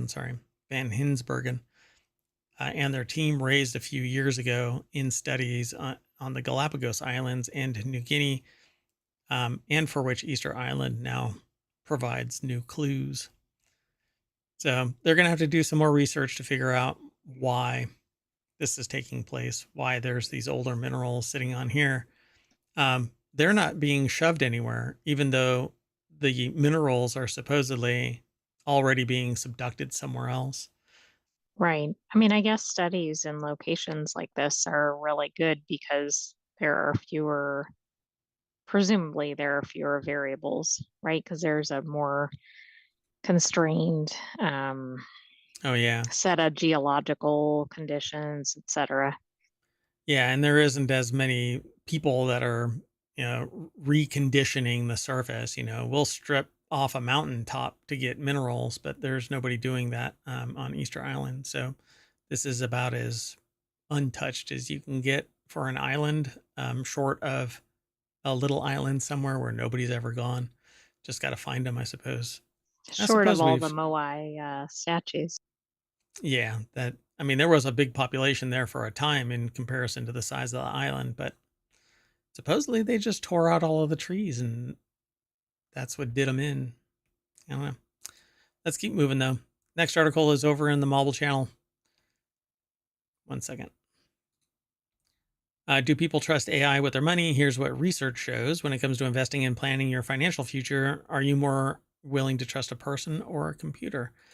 Which is interesting. Go ahead. Well, I was going to say, do you get to pick what the qualifications of the person are? Because if it's an average person, probably people would trust AI. But if it's like a financial planner, I think they'd go with the person. Which is really interesting because the financial advisor is informed by things like AI and technology in general. That's true. But yeah, I think it might depend on whether it's just some random person or somebody with perceived expertise. Yep, Bob's Bait and Financial Analysis. The conversation is pretty prolific. I keep seeing them in all kinds of news sources. I guess Gurdon Verdict put this article together. I'm not sure if I'm pronouncing their name correctly, but says this isn't a hypothetical question anymore. Big banks and investment firms are using artificial intelligence to help make financial predictions and give advice to clients. Morgan Stanley uses AI to mitigate the potential biases of its financial analysts when it comes to stock market predictions. And one of the world's biggest investment banks, Goldman Sachs, recently announced that it was trialing the use of AI to help write computer code, though the bank declined to say which division it was being used in. Other companies are using AI to predict which stocks might go up or down. This has actually been going on for a little while. I also Um, think this is interesting because, at least with individuals, they might pay one of these firms, but the firms are using AI. So, how much are they, or what are they paying for? yeah, and the people that are the people that are doing this have fed data into the system of previous transactions. And so the AI is really just replicating what the humans have done in the historical record. So what's going to come out of the AI is going to be the actions that the humans would have done, except now you don't have to continuously pay the human to provide these answers. So just like everything where technology comes over and takes over the job, humans are literally working themselves into, well, oblivion. They're not needed anymore for financial advice because there's been enough data put into the system for the AI to answer. But they say a distrust of AI wasn't universal. Some groups of people were more open to AI advice than others, but in general, people were less likely to follow advice if they knew AI was involved in making it. They seemed to trust the human experts more, But number one, do they always know if AI is being used? right? Do they know anything about AI, right? Depending on where they're getting their data about AI. Do they think it's generative or, you know, centered on a certain industry? Oh, right, right, right. Yeah. So it's kind of like law and AI. You don't want just a general AI spitting out whatever garbage it's going to hallucinate. You want one that's focused and knows just the law. That way you don't get some weird, made up, um, Right. Cases that don't exist. yeah, which leads you into trouble. The same, I think, should apply to finance. There shouldn't be anything else. But see, finance and financial analysis, business analysis, strategic management in general is holistic. You have to have a wide understanding of all of the various confluences that lead to why a business succeeds or Right. fails. It could have to do with think something in world events or something in a particular sector, all these things that are not necessarily financial. Yeah, not purely financial, but then you do have technical trades. Technical trades focus on nothing but the ups and downs of the stock market itself and not the holistic analysis that somebody else might take. I follow a holistic analysis process. I don't just do technical trading. Day traders follow technical trades and then sometimes react to news in key moments. But yeah, I can see why some people, and the article basically says that people would rather trust humans, but there's a cohort that would rather trust AI because of the internal biases of the analyst. Yep. Let's keep going. The next article is eventually going to appear because this browser is really killing me. Yeah, the next article is over in the Order of the Grape. The most haunted wineries in the world. It's spooky season, and there's a couple of articles in here in tonight's show where I decided to inject Halloween. Be honest. So this Well, is it's one of them. getting pretty close. Yeah, 10 days, right? So it's spooky season, which means it's time for scary movie marathons, haunted hay rides, and of course, recounting creepy winery ghost stories while sipping on your favorite Cabernet Sauvignon. Um, Historic wineries can be centuries old, located in remote areas, and filled with generations of family folklore, making them prime suspects for paranormal activity. Think screams coming from the vineyards. Ah! I mean, That's that could me. be dangerous if you're sitting there with a wine glass with a red wine Yeah. and you hear that. You might break the glass, spill red everywhere. Hey, Kath, welcome to the show. For whatever reason, I hadn't scrolled all the way down yet. So good to see you. So think screams coming from the vineyards, mysterious objects flying through the air, or unexpected sightings of a scorned woman in a elegant green gown roaming the chateau hills. So vinepair.com and Hannah Staub put the article together. And so they talk about various wineries around the world that are the most haunted. And I guess there's a lot of these chateaus here in France. So I chateau, mean, that makes more sense, right? Than somewhere that hasn't existed for a long period of time, right? There's more potential for generations of ghosts. yeah, Joe's Winery up the street, that's in a strip mall is not going to be the same as one that has seen King Charles the Seventh's children hang out there. So Chateau de Brissac, I guess it is. I'm not. I can't pronounce French very well. From the Loire Valley in France. Um, Ghostly figure often seen around the castle in a green dress, so that makes a call back to the little intro. It's thought to be the spirit of Charlotte de Brise, one of King Charles VII's children. In the 15th century, Charlotte was allegedly unhappily married to a nobleman and was caught having an affair. And her jealous husband killed her in a fit of rage. And now they haunt the chateau. Chateau du Tilane, or Tillan, from Bordeaux, France. Not to be outdone, France's esteemed Bordeaux region also boasts a grand chateau haunted by a similarly named lovelorn woman called La Dame Blanche, or the White Lady. The castle's lore suggests this is a ghost of a Moorish princess named Blanca.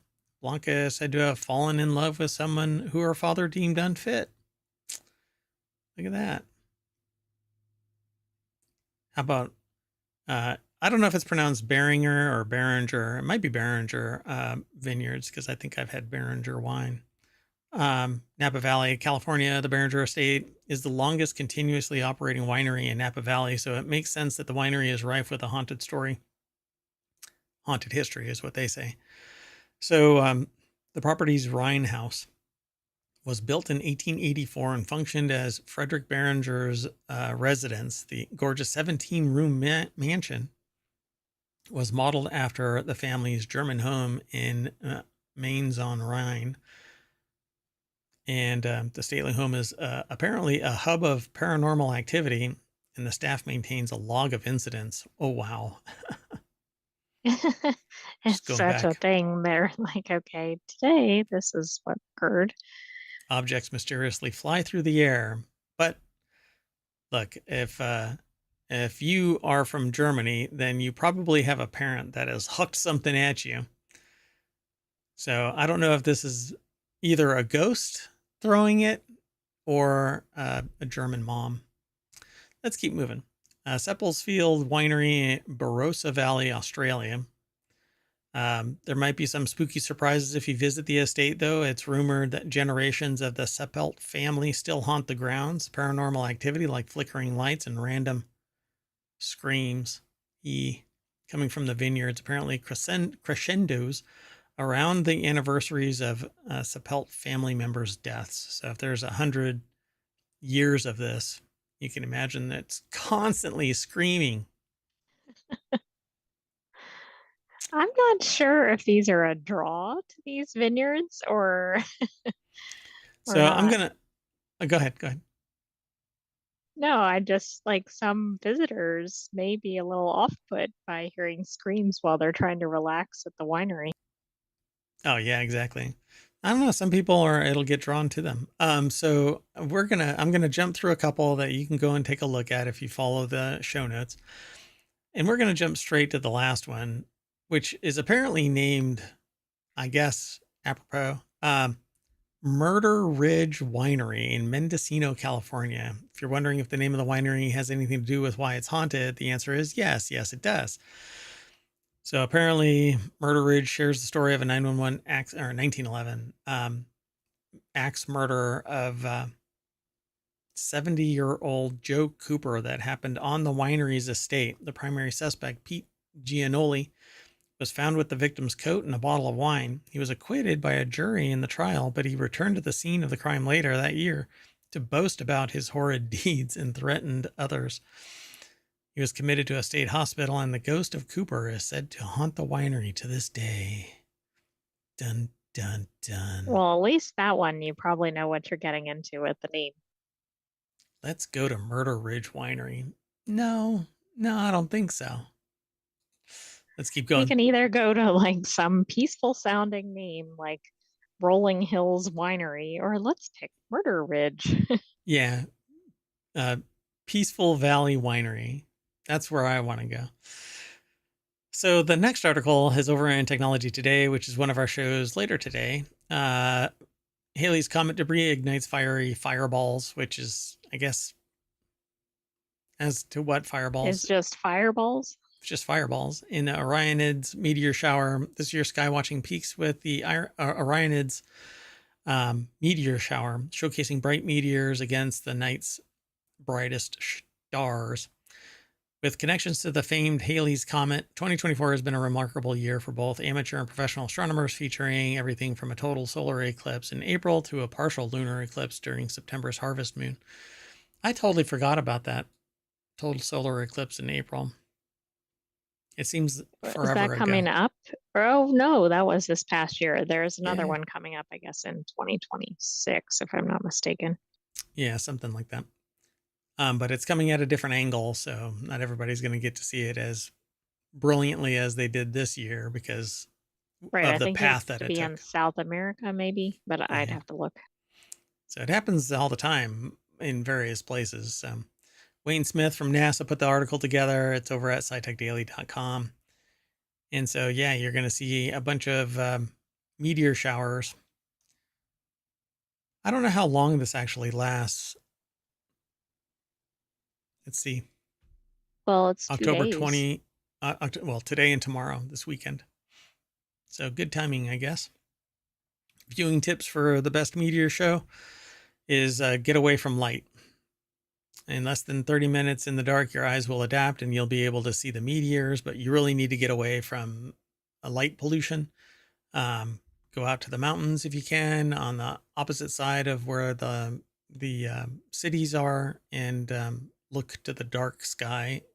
If you get too much light pollution, you won't see much. So it says, aside from potentially producing spectacular fireballs, the Orionids reflect quite a legacy. Their parent comet is the most famous of them all, Halley's Comet. Each time that Halley returns to the inner solar system, its nucleus sheds ice and rocky dust into space, and then that dust eventually become the Orionids in October, and the Aggregades, from Aquarius, and I guess it's in that region, in May if they collide with Earth's atmosphere. Comet Halley takes about 76 years to orbit the sun once. The last time Comet Halley, I don't know why they don't just refer to it as Halley's Comet, was seen by casual observers in 1986, and it will not enter the inner solar system again until 2061. So you basically get to see these remnants as we brush through them. Right. So you might want to see them if you have a chance to. Yep. Just try to turn off all the lights around you and give yourself a little while to adjust, and you'll be able to see them. All right, let's keep going. The next article is over in Technology Today. Tiny new invention diagnoses heart attacks in minutes and could save lives on the spot. A rapid and precise blood test could deliver quicker results to physicians and first responders. Every second matters during a heart attack. The new blood test can diagnose it in minutes instead of hours and could be adapted for use by first responders or even at home. I mean, this is really good because there are things that mimic heart attacks, or people don't think they're having a heart attack, but they are. In particular, I know female have less well-known symptoms than men. Yeah, and things like shingles can actually cause people to think that they're having a heart attack. And even doctors can think it. But anyway, Johns Hopkins University put the article together. It's over at scitechdaily.com. And it says, proof of concept work, which can be modified to detect infectious diseases and cancer biomarkers, is newly published in Advanced Science, but Using biophotonics to diagnose heart attacks, Zhang and senior author Ishan Barman develop diagnostic tools through biophotonics using laser light to detect biomarkers, which are bodily responses to conditions including disease. Um, and that's how a lot of blood tests work. It's if there is a reaction to something, then you are positive. Right. So they're more testing you for the reaction than the original event. Yeah, or the chemistry changes because you're having an adverse reaction to some bodily function going awry. Though an estimated 800,000 people plus have heart attacks every year in the United States, heart attacks remain one of the trickiest conditions to diagnose, with symptoms that vary widely and biological signals that can be subtle and easy to miss in the early stages of an attack when medical intervention can do the most good. So the heart of the invention is a tiny chip with a groundbreaking nanostructured surface on which blood is tested. So I don't know which way, like they're showing this chip, but I don't know if looking at this chip is actually indicative of a positive or negative response to having a heart attack. They just say that it's a tiny chip with a groundbreaking nanostructure surface on which blood is tested. Right. It doesn't tell us from the captions. Yeah. So the standalone blood test the team created provides results in 5 to 7 minutes. It's also more accurate and more affordable than current methods. Though created for speedy diagnostic work in a clinical setting, the test could be adapted to a handheld tool for first responders. And it's kind of like that dark field microscopy that I was working on, trying to find nanoplastics in liquids. Then somebody came up with it on in a mobile device to go out to the field and do testing in situ in various places. I think it's pretty amazing. So there's always this fundamental research that's taking place. And unfortunately, there's a lot of bias now being put on science to only turn out positives. And at the nearest hint of a quote unquote failed experiment, instead of assigning it as a positive regardless, because now you know that that way is not the right way to find this or that or the other or prove something, they basically say, well, if I don't think that I'm high enough in the success percentage, I won't even bother doing it. And now we're seeing a lot of fraudulent science making it through to journals and stuff like that. So the heart of the invention is this tiny chip with the groundbreaking nanostructure that we've been talking about here. The chip's metasurface enhances electric and magnetic signals during Raman spectroscopy analysis, making heart attack biomarkers visible in seconds, even in ultra low concentrations.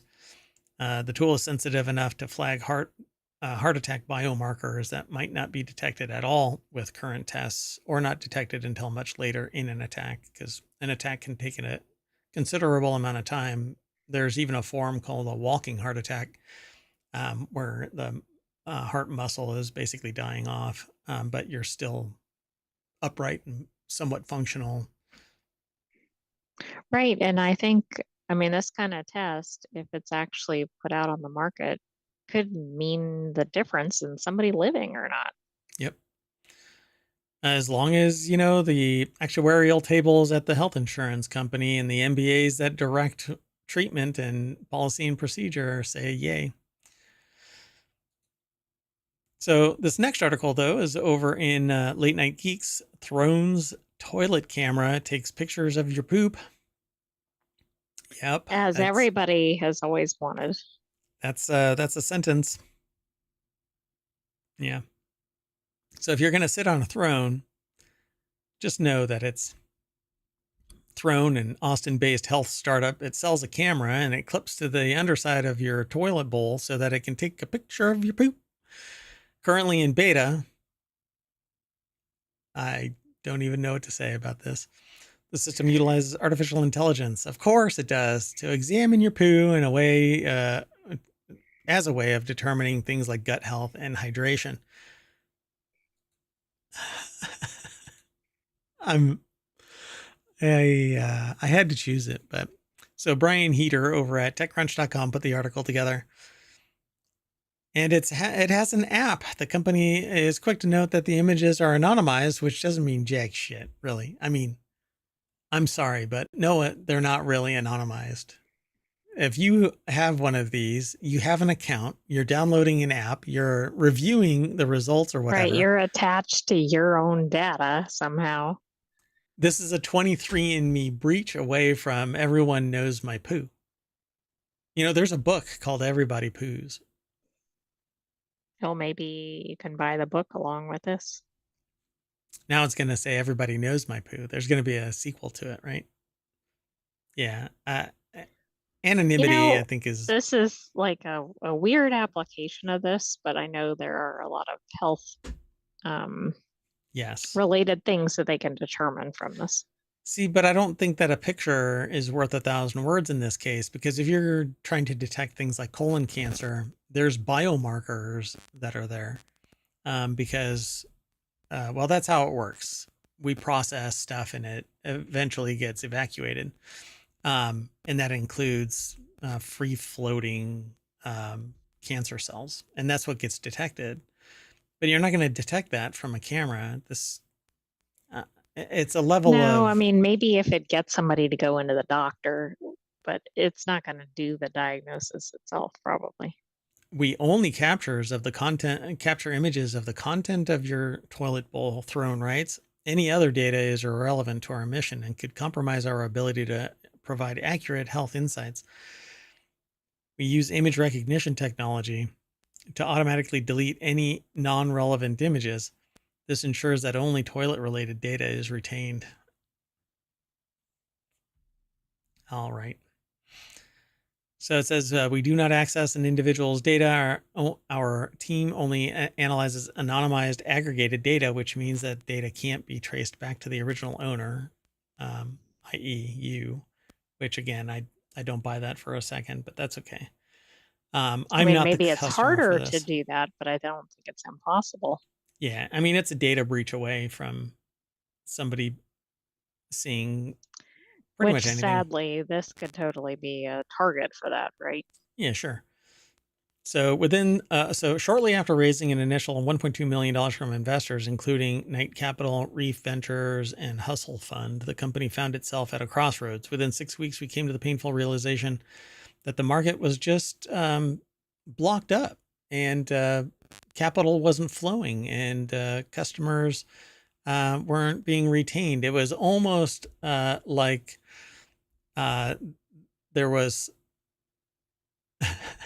sorry, there wasn't enough there to really hold back the tide. Well, anyway, so we pivoted, and our investors were shockingly cool with us tackling consumer hardware. Throne didn't just pivot, it pivoted to poo.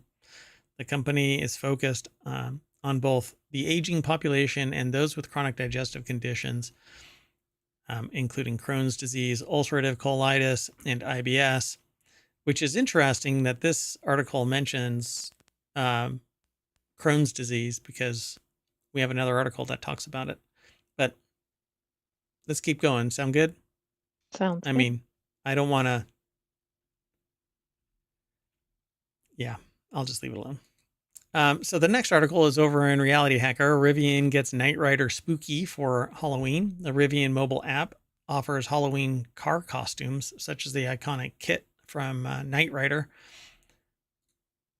So if you've never seen Knight Rider, you have this car, and it is supposed to be artificial intelligent vehicle. Nick Gott over at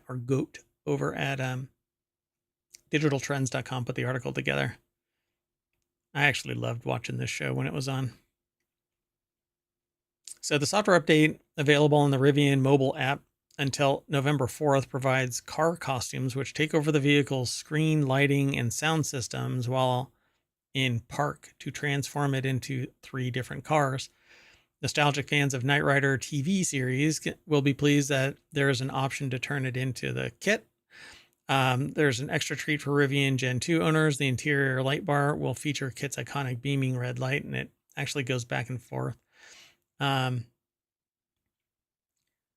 it's kind of like Cylons from Battlestar Galactica. So no less nostalgic fans of Back to the Future movies will get a treat to turn their car into the DeLorean time machine. With this option, the screen turns into the classic time traveling interface with the audio system, plays the movie's music and acceleration sound effects. So I when mean, that you, sounds fun. yep, when you hit 88 miles per hour, you're going to see some serious, well, the camera's going to see some serious shit. Anyway, for a more traditional spooky time, you can opt for the Haunted Rivian car costume featuring 8 different sound effects and 3 different color schemes. Static and ghosts will take over your interior display. So there's the DeLorean. The There's kid. Kit. Is the And third then one there's, just the regular? yeah, Oh. yes, just regular Halloween. Oh, look, they even make that little joke, huh? Hitting the key 88 miles per hour button will engage the car's light and sound effects front and back. Well, that's smart. They didn't say, like, everybody go drive 88 miles per hour. I'll do it. Let's keep going. The next article is over in Hatch Ideas. Why I paid $95 to recycle a mattress, and you might too. So it can be difficult and costly to avoid trashing your old mattress in a landfill. By the way, this other article that I was talking about Crohn's disease is actually in Technology Today. So it's one of the shows later on. Oh, okay. It's coming up then. Yep.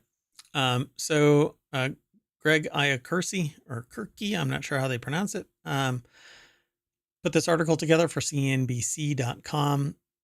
Donating their old queen size mattress proved difficult. They recycled it and paid nearly $100 for the service in New York. More than 75% of mattress materials like wood, foam, steel, and fiber can be recycled, and the economics can be challenging for recyclers.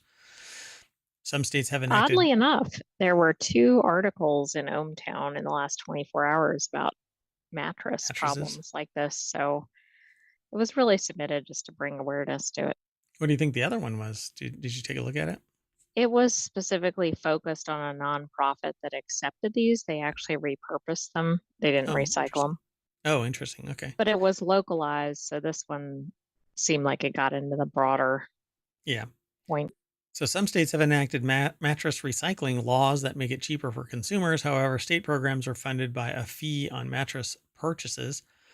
But if you don't have a mattress that's made of wood, steel, fiber, foam, memory foams, and stuff like that, I don't know, it might be a problematic. You can't shrink them down to deposit them somewhere without a really powerful vacuum sealing device. Your kitchen one, I don't think is going to do it. But yeah, they say it may sound odd, silly even to pay so much to dispose of a run-of-the-mill household item, but the economics of mattress recycling illustrate why it can be difficult and costly to be an eco-friendly consumer in the U.S. So they say it's a massive waste stream. Wow, look at all that. So for the podcast listeners, there's looks like a garbage dump, but I don't know if it's a legit one. But there's all of these mattresses all over the place, and even it looks like a propane tank, Right.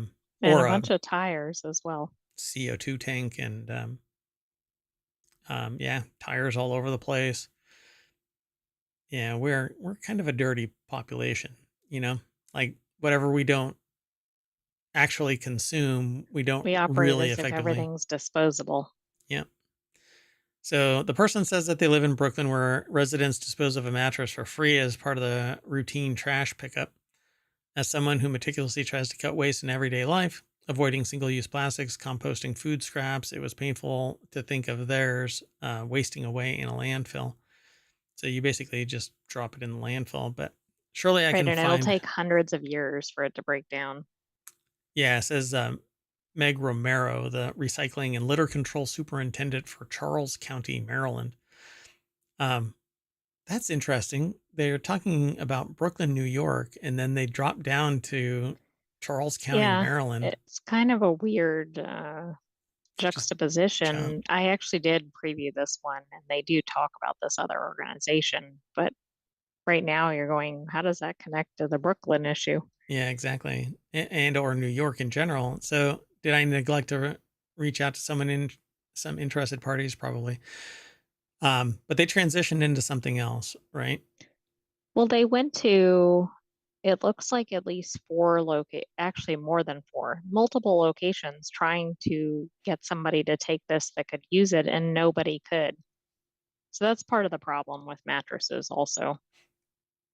Yeah. So how are they recycled? More than 75% of of a mattress is recyclable, according to MRC. Some companies put it closer to 90%, but a person has to take it all apart, and um, automation isn't really going to work on this. The materials are then repurposed, shredded foam fibers as carpet padding, animal beds or insulation, wood as mulch and fuel, and springs as scrap steel, for instance. If you can recycle, it'll give those materials another life to be used as something else, said Romero of Charles County. That's so like medieval times kind of thing. I am Romero of Charles County. Um, Exactly. It sounds a little odd. uh, Knight of the recycled table. So that reuse has other environmental benefits. For example, there's reduced need to extract or source new materials for manufacturing, which cuts greenhouse gas emissions and water and energy use. But that's not how it really works. These companies want something that's new. They're in a particular supply chain that has lower cost than getting uh, recycled goods, because there's an added cost associated with that material. It isn't just the source providing the raw materials. It's now the source is getting recycled material, then having to take it all apart, then recondition it, either melt it down or shred it or turn it into whatever it's going to be repurposed for. And then it goes to the person that's turning it into something else. And so you end up with it being more expensive. Recycled stuff is more expensive, but it's It supposed is, to and I lower the think the cost. best is to try to get it Oh, reused if it makes sense. But you have to find a place that will actually accept it, or an individual, right, through one of the, like an online forum. yeah. So usually the Charles County service is largely free for residents. They can bring in 2 items a day, like a mattress and a box spring, to the Charles County landfill for recycling for no charge. Additional items cost $10 per piece, but you have to be a resident. So you're not going to come from New York and drop it off down here. No, but they did recycle 900 of these in 1 month. So obviously there's a need out there. Yep. So, and vice versa. You can't be living in Maryland and drop it off up here in New York. So either way, it's bound by the economics of that particular region. So a landfill is limited, finite space, said Peter Conway, president of Springback, Colorado, a recycler based in Commerce City. They want to put things that break down, things that are easily compactable. Mattresses are kind of the antithesis of this. That's almost what I was thinking to say exactly. So he expects to divert 8 million pounds of waste from Colorado landfills this year. So, and then they go into why it's expensive, but it's because there's so much overhead. There's so much processing that's necessary. And And multiple materials in one mattress. yep. And this stuff is, while it's compactable, you have to do it in a vacuum. You have to suck all of the air out so it compresses down. And that isn't practical for a landfill to babysit. So they have to shred it and then send it off to somebody to reuse. And this kind of stuff ends up sometimes, after processing, in pillows and stuff, and in other mattresses. You can actually, like body pillows and stuff like this, can have this material in it. It's pretty cool. Seems like the real solution will be for them to figure out a biodegradable mattress or something. Of Everything. course, that might be surprising. You're trying to sleep and you're like, where'd my mattress go? I know it won't happen immediately. Yeah. And if you have the same mattress for, 20 years, I think that's actually pretty spectacular nowadays. And they talk about it having razor thin margins, because they sell multiples and then people get rid of them and get new ones. It says we don't set the price for a ton of foam or steel, Conway said. one day it might be 18 cents a pound, and the next it'll only get 10 cents. Um, and that's just the machinations of the business cycle. For example, Springback, Colorado used to send all its foam and ticking to a recycling center in California, Conway said. It cost the company about $2,000 to ship each truckload. About a year ago, the California partner stopped accepting shipments. Demand had dried up for the material, Conway said. He called the companies as far afield as Mexico, Canada, India, and Egypt to find alternative placement, but ultimately found a new partner in Texas. They say it's pretty thin margins that we operate on, and somebody has to pay. So that's what you're going to end up having to do. You're eventually going to end up having to pay to get your mattress recycled. And it looks like certain states are starting to put some programs in place. So that might help too, because right now there aren't that many organizations, either government or nonprofit, that are in this. Yeah. So, I mean, if you want it recycled and you want to be able to sleep at night on your new mattress, then you pay a fee and it gets recycled wholeheartedly instead of thrown into a landfill. But let's keep on going. Our last article for today is over in Non Sequitur News. Mail carriers reach tentative contract with USPS that includes air-conditioned trucks. Some 200,000 letter carriers reached a tentative deal with the Postal Service, which is a quasi-government organization, and was in much better financial situation until one of the prior administrations mandated a fully funded retirement account, which is an impossibility, and people don't do that. No corporation does that. They only pay out the retirement to the people who are retiring. But I think I'd really like to look at the account of the USPS and see if it was pilfered. But anyway, let's move on to the source of this. David Sharp over at abcnews.go.com. I think one of the ugliest vehicles in the did it reset to this. I hate it when they do Well, that. and he's actually with the AP, but it's posted over ABC News. Correct. Yeah. So the new agreement, which still needs to be ratified by the union members, runs through November 2026. Letter carriers have been working without a new contract since their old one expired in May 2023. Since then, they have continued working under the terms of the old contract. Both the union and the Postal Service welcomed the agreement, which was announced on Friday. Both sides didn't get everything they wanted, but by bargaining in good faith, we ended with an agreement that meets our goals and rewards our members. Brian Renfro, the president of the National Association of Letter Carriers, told the Associated Press, to make that happen, the Postal Service had to recognize the contributions of members to the post office or post service and the American people. I don't even think it should be a question that they have air conditioning in their vehicles. Like they spend their entire workday in their vehicle, and we know that temperatures are rising. And we've seen similar things with private FedEx and sector like UPS and FedEx. yep. Now, I think that it's astonishing. I actually titled this "Mail Carriers Get a Basic Upgrade."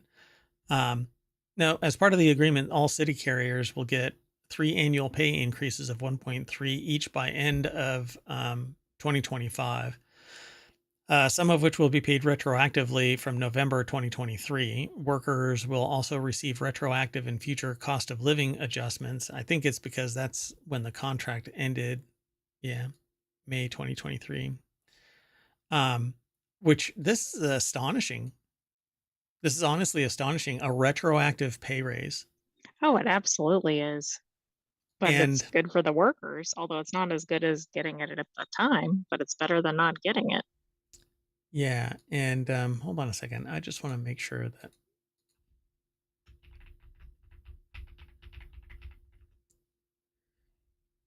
Yeah. So the USPS relies on revenue from the sale of stamps, products, and services to cover its expenses and is generally self funded.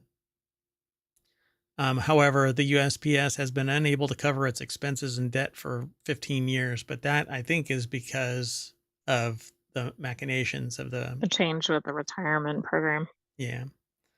Well, and also expenses have gone up, but even though they've raised the prices of stamps, yes, I understand they might be very high percentages because the prices are so low to begin with, but they probably haven't kept pace with things like fuel costs and salaries and other things. Yeah. So um, I think for because it was a quasi government agency, but it didn't get taxpayer dollars, but it was forced to capitalize its retirement account like fully, which it was bizarre. Um, Now they're being, because of the agreement with the union workers, they're going back in time to pay people from November 2023. Which is That's, just really interesting because you don't see a lot of back pay unless somebody had a lawsuit and won. yeah, and that's an individual too.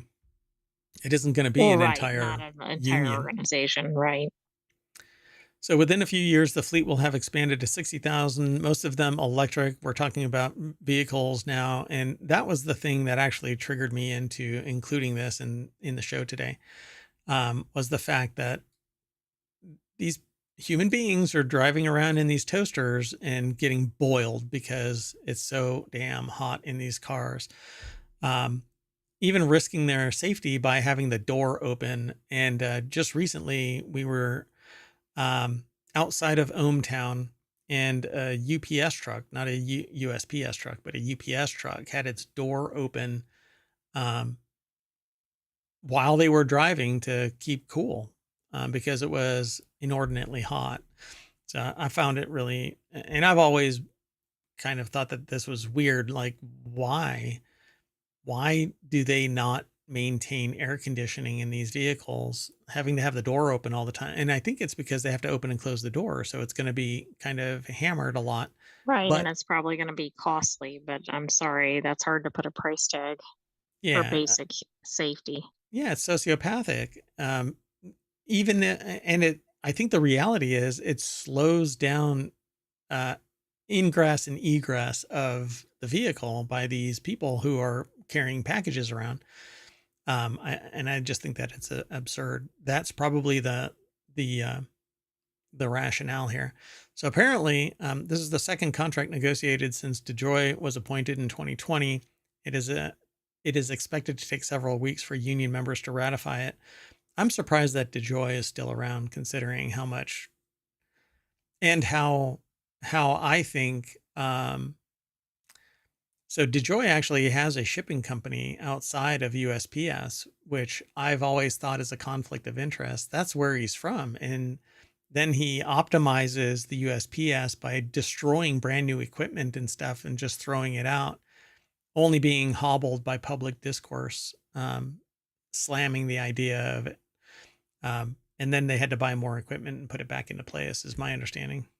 And I think he's put in place by a board, so the board needs to take action if they want to put somebody else in, and I don't think they have. Nope, they have not. Anyway, and that's it, you know. So what we're going to do for today's show is we're going to lick a stamp, and that'll bring us back to the front page of ohmTown here in a second. Boink. And I'm going to say see you later. We're going to reset, and right after this show is, what are we going to do today? Is it going to be technology? WarCrafters, and then we have technology today, and then four wheel tech. That's right. So we did 4 shows yesterday as well. 3 of them are the weekly shows and the non sequitur news. So we've got 3 more shows today. So see you in a little bit. You want to say bye? Good night, hometown citizens. Stay tuned because we'll be back shortly. See you soon.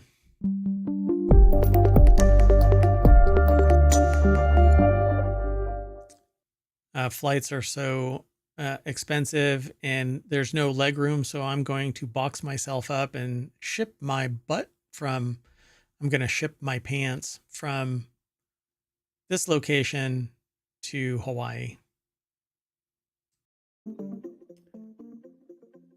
Hello and welcome to Reality Hacker for October 19th, 2024. I am Mayor Watt. Oh, this is season 1, episode 39. I am Mayor Watt, and along with the Sentient AI next to me here, the co-host of the show, we're going to talk about the underwater dog bot Atlas with an AI brain. AI tool makes real mistakes. How we interact with algorithms and fake albums appear on Spotify. And because our last stream broke in half, I'm recording this with a backup. So everything's powered by ohmTown.com. Go over and become a citizen, and you can subscribe to just the Reality Hacker stream if you're interested. But there's a whole bunch of news that we actually grab from all over ohmTown.com. It just has application to Reality Hacker. Let's get into it.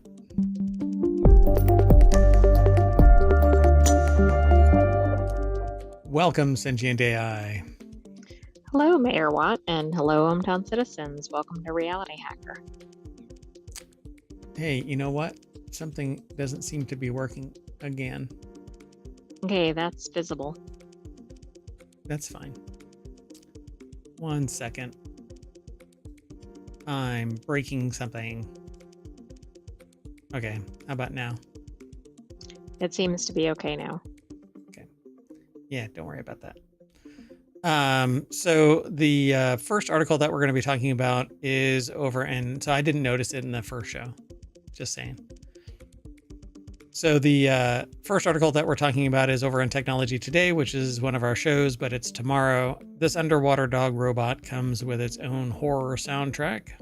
The dog-esque robots created by the likes of Boston Dynamics and MAB Robotics are already horrifying thanks to a mix of metalhead episode of Black Mirror and humanity's natural apprehension for an uncertain future. This one, highlighted by TechCrunch, really got under the author's skin, not my skin, under the author's skin in an unnatural way.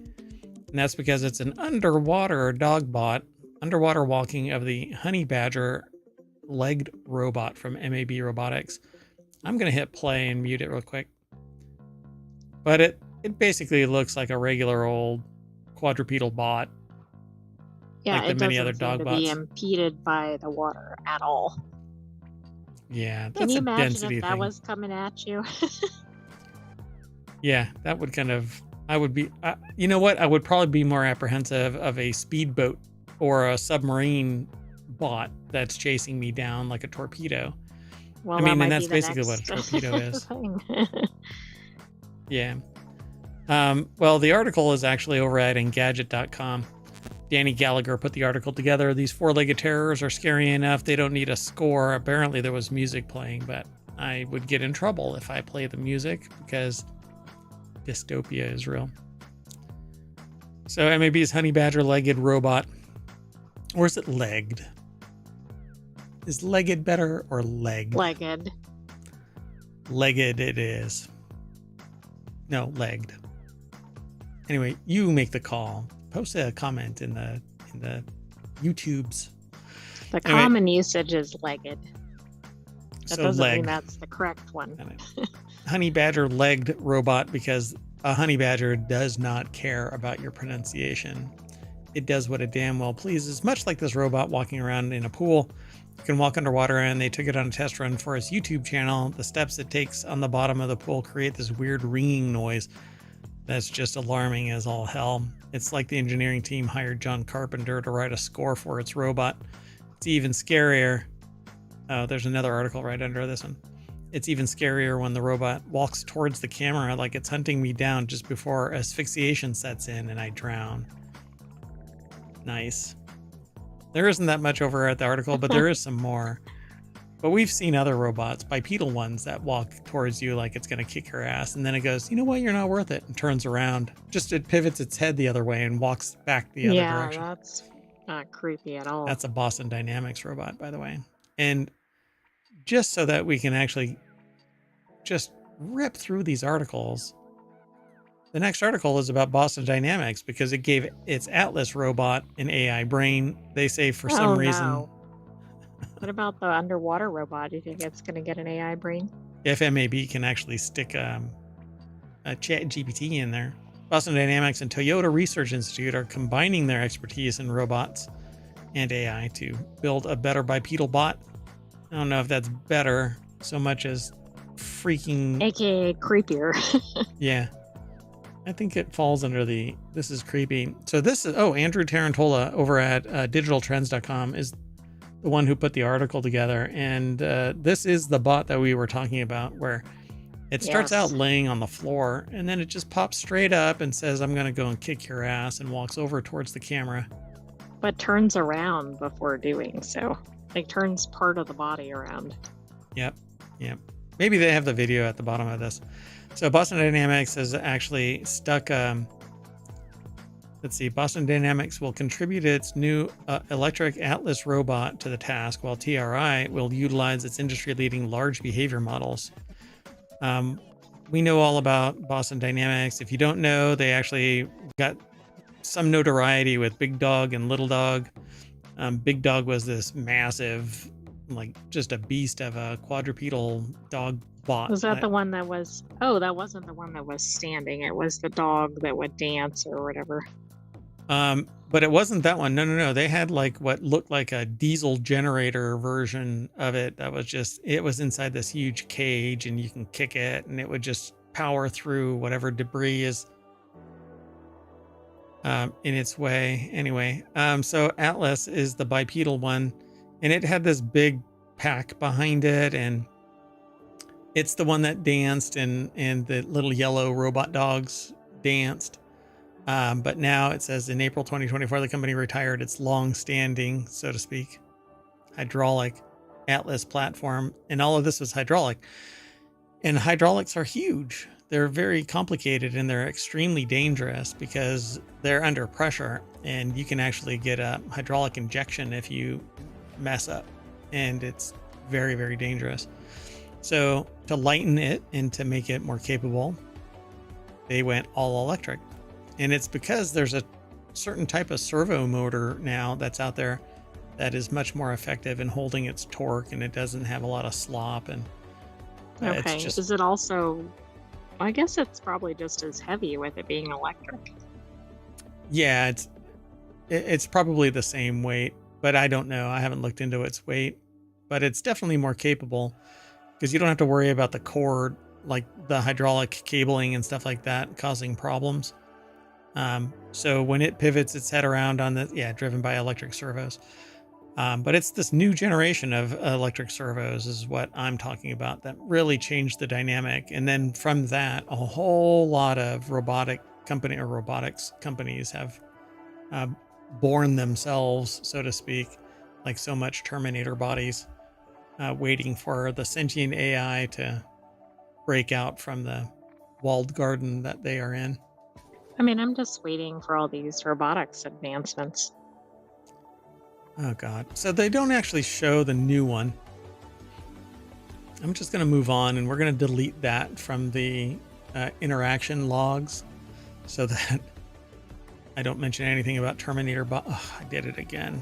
Anyway, so recent advances in AI and machine learning hold tremendous potential for advancing physical intelligence, says Gil Pratt, chief scientist for Toyota and CEO of TRI. Chief scientist for Toyota and CEO of TRI. How do you work for a company as their Because chief the scientist? other one is Toyota. This is they're the CEO of TRI, the robotics. Yeah, it's like Toyota Robotics or something. I forgot what it was from the beginning. Oh, so they're like a wholly owned subsidiary and they do Yeah. two caps. Got it. So the opportunity to implement TRI's state-of-the-art AI technology on Boston Dynamics hardware is game-changing for each of our organizations, but it's not going to be in this body. It's going to be in this body. In this body. Okay, so we got the creepy bot and it can think now. Yes. Congratulations. Oh boy.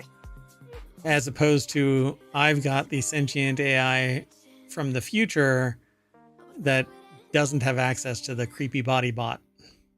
So let's keep it that way. Yeah. Let's move on. Next article is over in Reality Hacker. This AI tool helped convict people of murder. Then someone took a closer look. Global intelligence. Doesn't this sound like the Horizon thing again?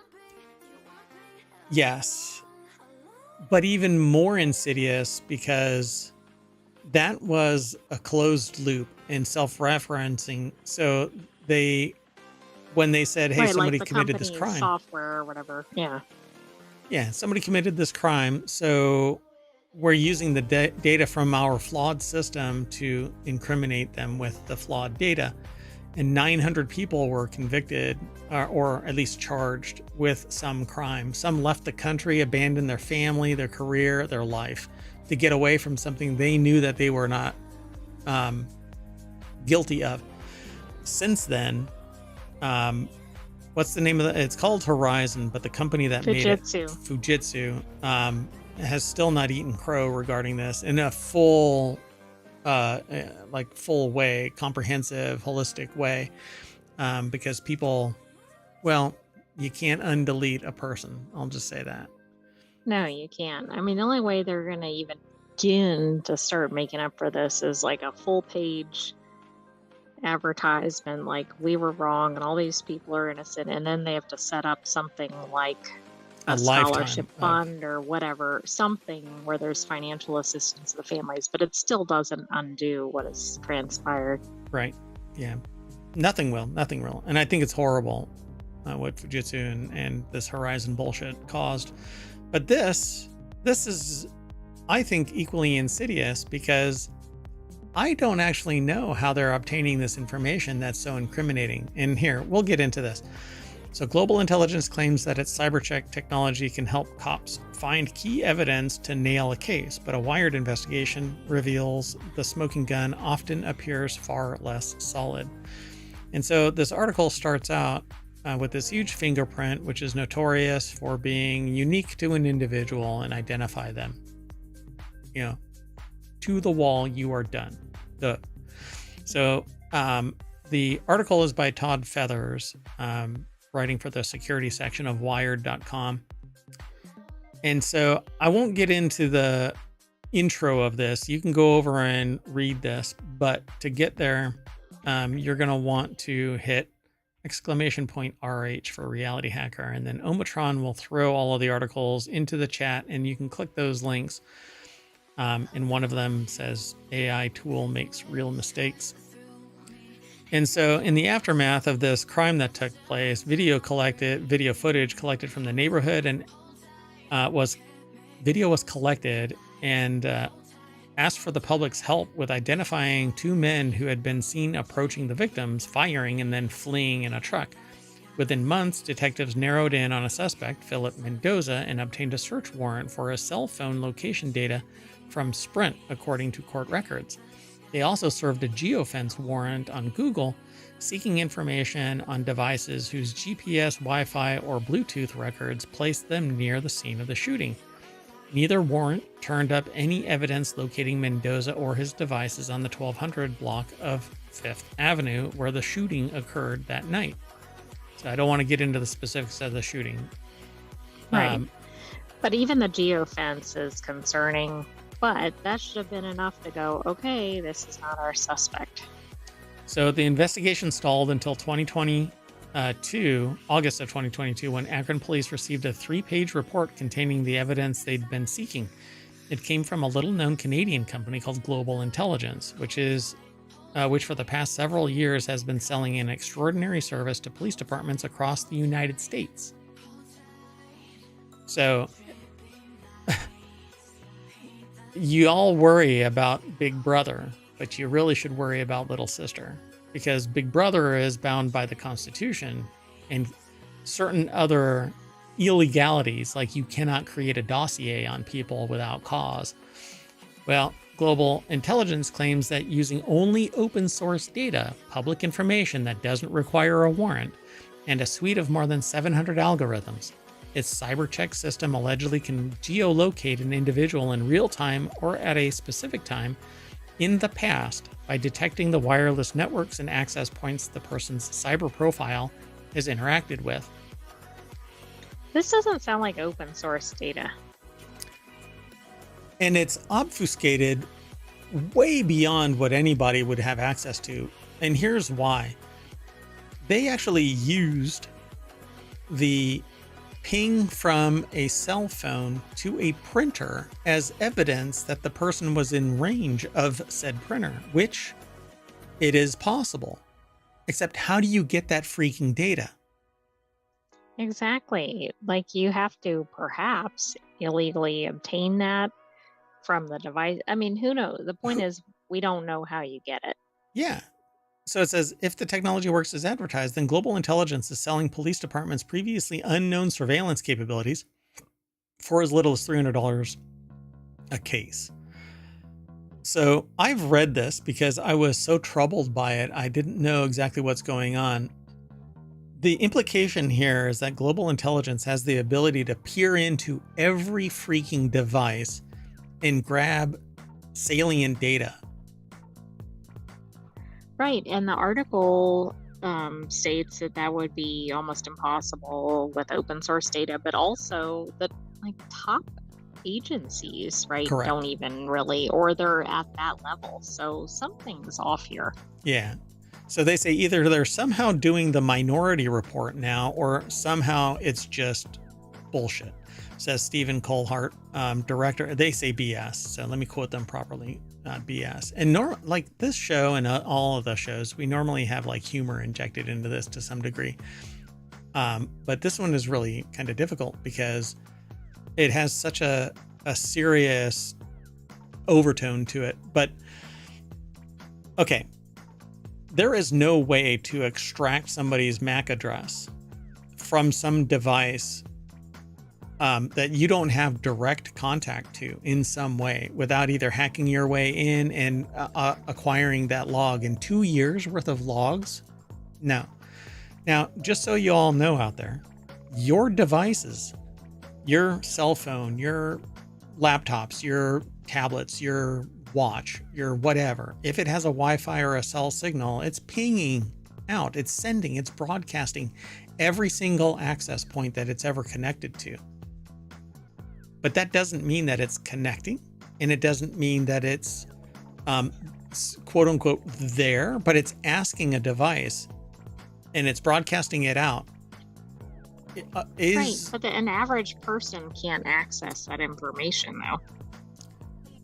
The only way that you can do that is with a rogue access point. I should say legally, yes. Yeah, you would. So for educational purposes, it is possible. For law enforcement purposes, it is possible. But you have to have a court order allowing you to do it. And anything short of that is, it's unethical at the least, illegal at the worst. But unless they have access points set up, rogue access points set up, that are doing nothing but listening, okay? And you can get these, and you can get them relatively inexpensive, and you can set them up with a Raspberry Pi. But they'd have to have them everywhere. Every freaking where. For them to make the claim that they can obtain information in the history. And they're not saying, hey, our devices detected this device in this location. That's not what they're saying. And it would have to be within 300 feet, typically. You can get more powerful devices. You know, I've got something that can go like a mile. But you can't sit there and just eavesdrop on every single device that's going on. Again, it's unethical. This reminds me of the movie Enemy of the State, where like everything could be dialed in. Now it was government, I think it was government doing that, even though it was maybe not doing it correctly, but this is what this looks like because it's like real time everywhere. Yes. So how are they doing this? And it's also interesting to me that it's Canadian, but it's being used in the US because, of course, the laws are going to be different in different countries. Yep. So they say here last year, for example, the New York State Police arrested a man for murder after receiving evidence from CyberCheck that allegedly placed his cell phone at key locations on the night of the homicide roughly 20 years ago, according to the indictment. And the case is actually scheduled to go to trial in 2025. While Mosher has testified, and this is, let me see where the name is. I can't remember. Mosher is tied to Adam He's Mosher. The founder. Yeah, the company's founder. There it is. So, While Mosher has testified on numerous occasions about CyberCheck, his explanations of what data sources the algorithms draw on and how they reach their conclusions do not fully explain CyberCheck's ability to produce its reports. Global Intelligence did not answer Wired's questions about who designed CyberCheck's algorithms or what the data is that is used to train them. But I'm not even worried about the training of the data. I want to know the source data that they are acquiring, where it's so comprehensive that 2 years prior, when the crime took place, they have the ability to go back in time and find that data. Right, I agree. Two things. One, this one that's about to go to trial is from 20-year-old data, which a lot of that was like pre-cell phone or pre the same type of devices. But the Right. other thing is, why are the police departments is one thing, but why are the courts allowing this as evidence if nobody can explain what it's based on? Yeah, if the DA decides that they're going to pursue it.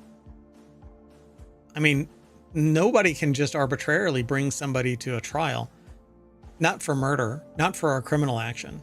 Civil, go for it. Anybody can draw anybody in for civil, but only the state for a criminal. It says there's no specific single source of information with regard to wireless network interactions. It says an unnamed global intelligence employee wrote in an email, but that's not true. You have certain wireless network interaction protocols that do enumerate, and it is a single source. It is the source that acquired that data. That is the single source.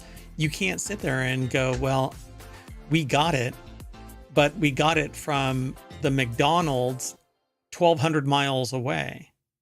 No, the source has to be the one that's in situ in the logs, forensically acquired, relatively forensically acquired by an agent, so that you have provenance. You can guarantee forensically that it wasn't manipulated. You have to be able to go back to that source and go, it's right there. We mess with a copy of it over here to evaluate the log, but we know where in the logging system on the device or within the system that data is. And so this proxy through CyberCheck, provenance is thrown out, the chain of custody is thrown out. It's like a chat. I mean, it's obviously much more on the line, but it's like a chat GPT search where nobody knows any of the sources. Nobody can validate it. Right. Yep. So they asked the system whether it could locate Mendoza at the crime scene August 20th, 2020, and the shooting occurred on August 2nd. CyberCheck had nonetheless claimed that they located Mendoza at the location with 93% accuracy, even though it was the wrong day. Stranger still, Malarchik, at some point after delivering the first report, CyberCheck produced another report, and it was identical in all aspects except that it had the right time of day when Mendoza's cyber profile allegedly pinged them, and the accuracy rating except that it had the correct date of the shooting. But again, that ping came from, I think they said somewhere in here that a ping came from an HP LaserJet printer, which isn't going to have 4 years of logs in it, to my recollection. And it definitely isn't going to have nobody has log data from 20 years except for the CIA or from the NSA data center in Utah. Nobody has that data. Nobody stores that forever. Anyway, this article goes into greater detail, and they basically talk about the fact that, like it says, in early August, Mendoza pleaded guilty and was sentenced to serve 15 years of a 15 to 20 year sentence. But Malachik requested the court hold what is known as a Dobert hearing to determine whether Mosher's testimony about CyberCheck findings was credible enough to be admitted as evidence in Mendoza's trial. 2 days before the hearing date, Summit County prosecutors decided to not use CyberCheck as evidence.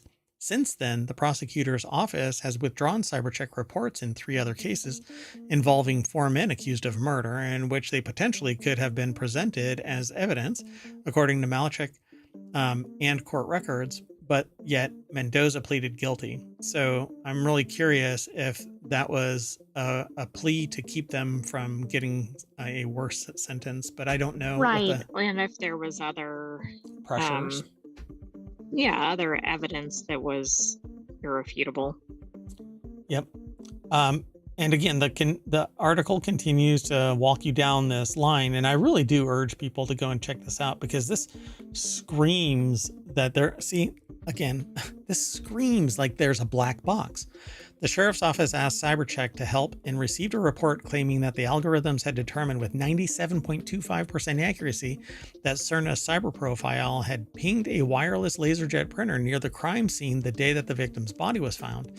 Prosecutors wanted to use the report as evidence at Cerna's trial, but his defense requested a Daubert hearing.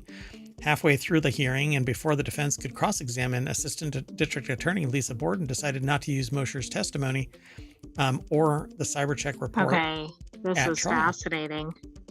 As soon as it's pressed, you have Right, to then- verify the integrity of the data. Exactly what you should have done beforehand. So there shouldn't have been anybody that was successfully prosecuted using this company's report, because it's bullshit, right? In Colorado, questions about Mosher and CyberCheck preceded prosecutors dropping the charges and sealing the file against a defendant in what law enforcement said was an assault charge. After learning that the local district attorney's office planned to enter CyberCheck evidence at trial and call Mosher as an expert witness, they hired a private investigator to look into Mosher's background.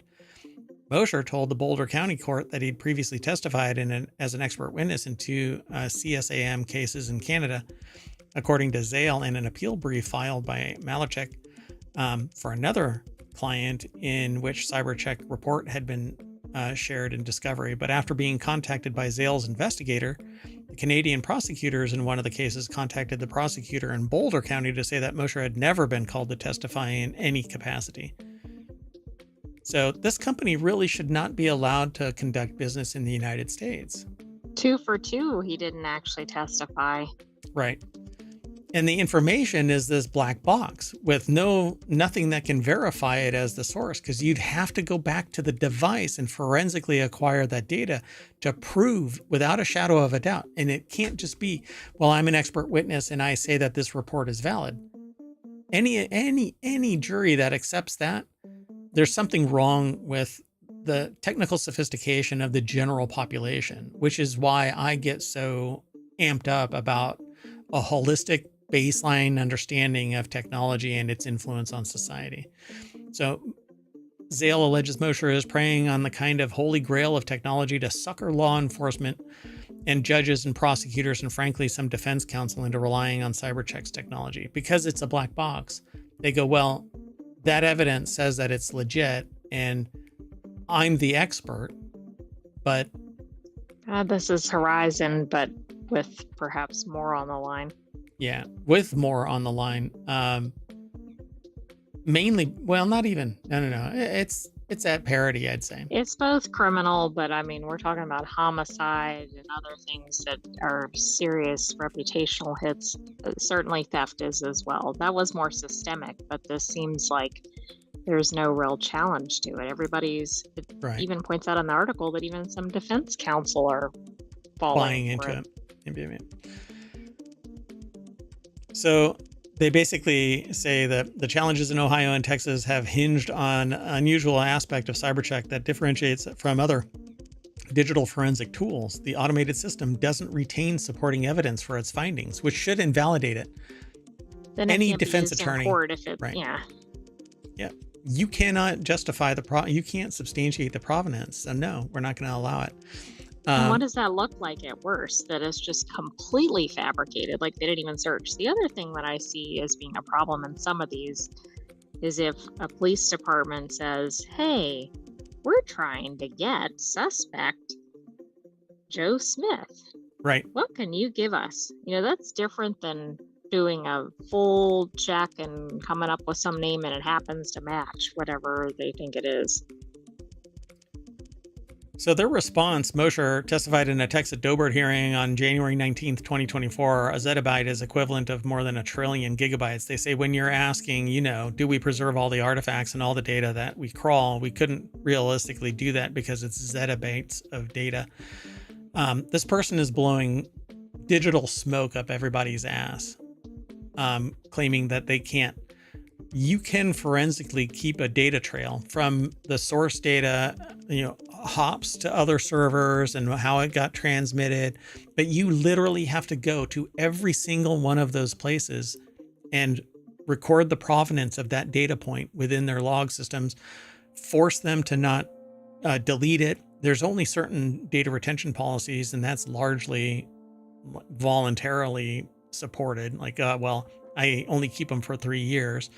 When I was running one that would have had relevance to a case like this, my logs were kept for 5 years, and it wasn't incumbent on me to store them any longer than that. But the data for something like this, particularly that right there, could have been stored in my logs. But at any rate, they cannot justify how their algorithms are pulling this data. And so it's just wild that this thing even persists. I think that this is a really interesting read, everybody, and you really should go and check this out. I won't go through all of the rest of this. We've got 2 more articles to go through, and we're beyond our 30 minutes. I like this. The person that leads the place where this person supposedly trained is like, no, you can't get this from publicly available sources. You can't. OSINT, yeah. So open source intelligence expert and chief of research and faculty lead at the SANS Institute, which is basically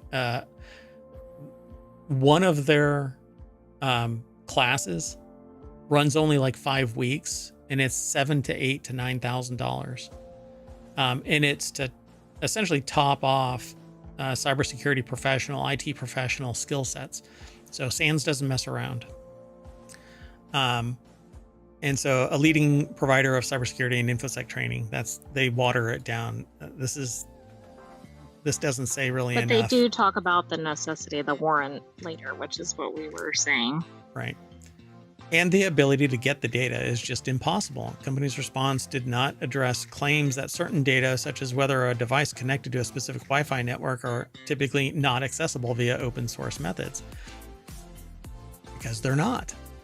And a ping doesn't actually connect enough data to say that it was this MAC address and whatnot. At least my understanding is. But so then they basically call it out entirely as completely false. During the murder trial back in November of 2022, Mosher testified that since January 2021, CyberCheck had run an approximately 1,900 searches for suspects' historical locations and another 1,000 searches for their real-time locations. Out of those 2,900 searches, Mosher testified that there was only one search in which the individual didn't turn out to be in the location CyberCheck listed for their cyber profile. And I'm really curious now. I want to know. Go ahead. So there was a warrant that was based on a CyberCheck search, and it came up with an email address, and the email provider said, nope, this email address doesn't exist. So tell me, does this not scream AI hallucination? Filling in blanks for bullshit questions. That's exactly what it sounds like. But I think this company is going to face some serious repercussions, because not only is it doing that, but they're holding it out as like, oh, we're searching all these things. And that's what it sounds like, right? If you run a chat GPT question, you'd have similar results to this. Yeah. Well, apparently they're out there. And I'm going to continue reading this. And I think that, depending on how this shakes out, I might end up talking more about it. But there are people in government that are saying, and it's literally, it's local and state government. It's not rising, I don't think, to federal government, but and where it is rising to federal government, people are questioning the integrity of the data, and rightfully so. But somebody says at the very end of this, we don't want to shut doors that can help point to the truth in our cases, says this person. I don't know who's actually attributed because I jumped, but anyway, yeah, pretty fascinating, right? So we're going to keep on going though. The next article is over in Technology Today. How have social media algorithms changed the way that we interact? Algorithms can watch our behavior and determine what millions of us see when we log in. Do you know why this one was submitted? Because I talk a lot about manipulation of society using technology, particularly Facebook's. The meta experiment. Yes. Yeah.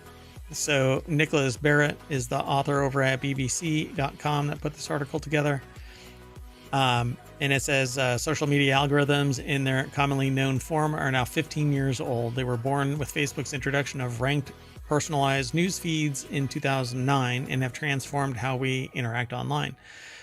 And without getting too into this article, essentially, we get manipulated by the feed.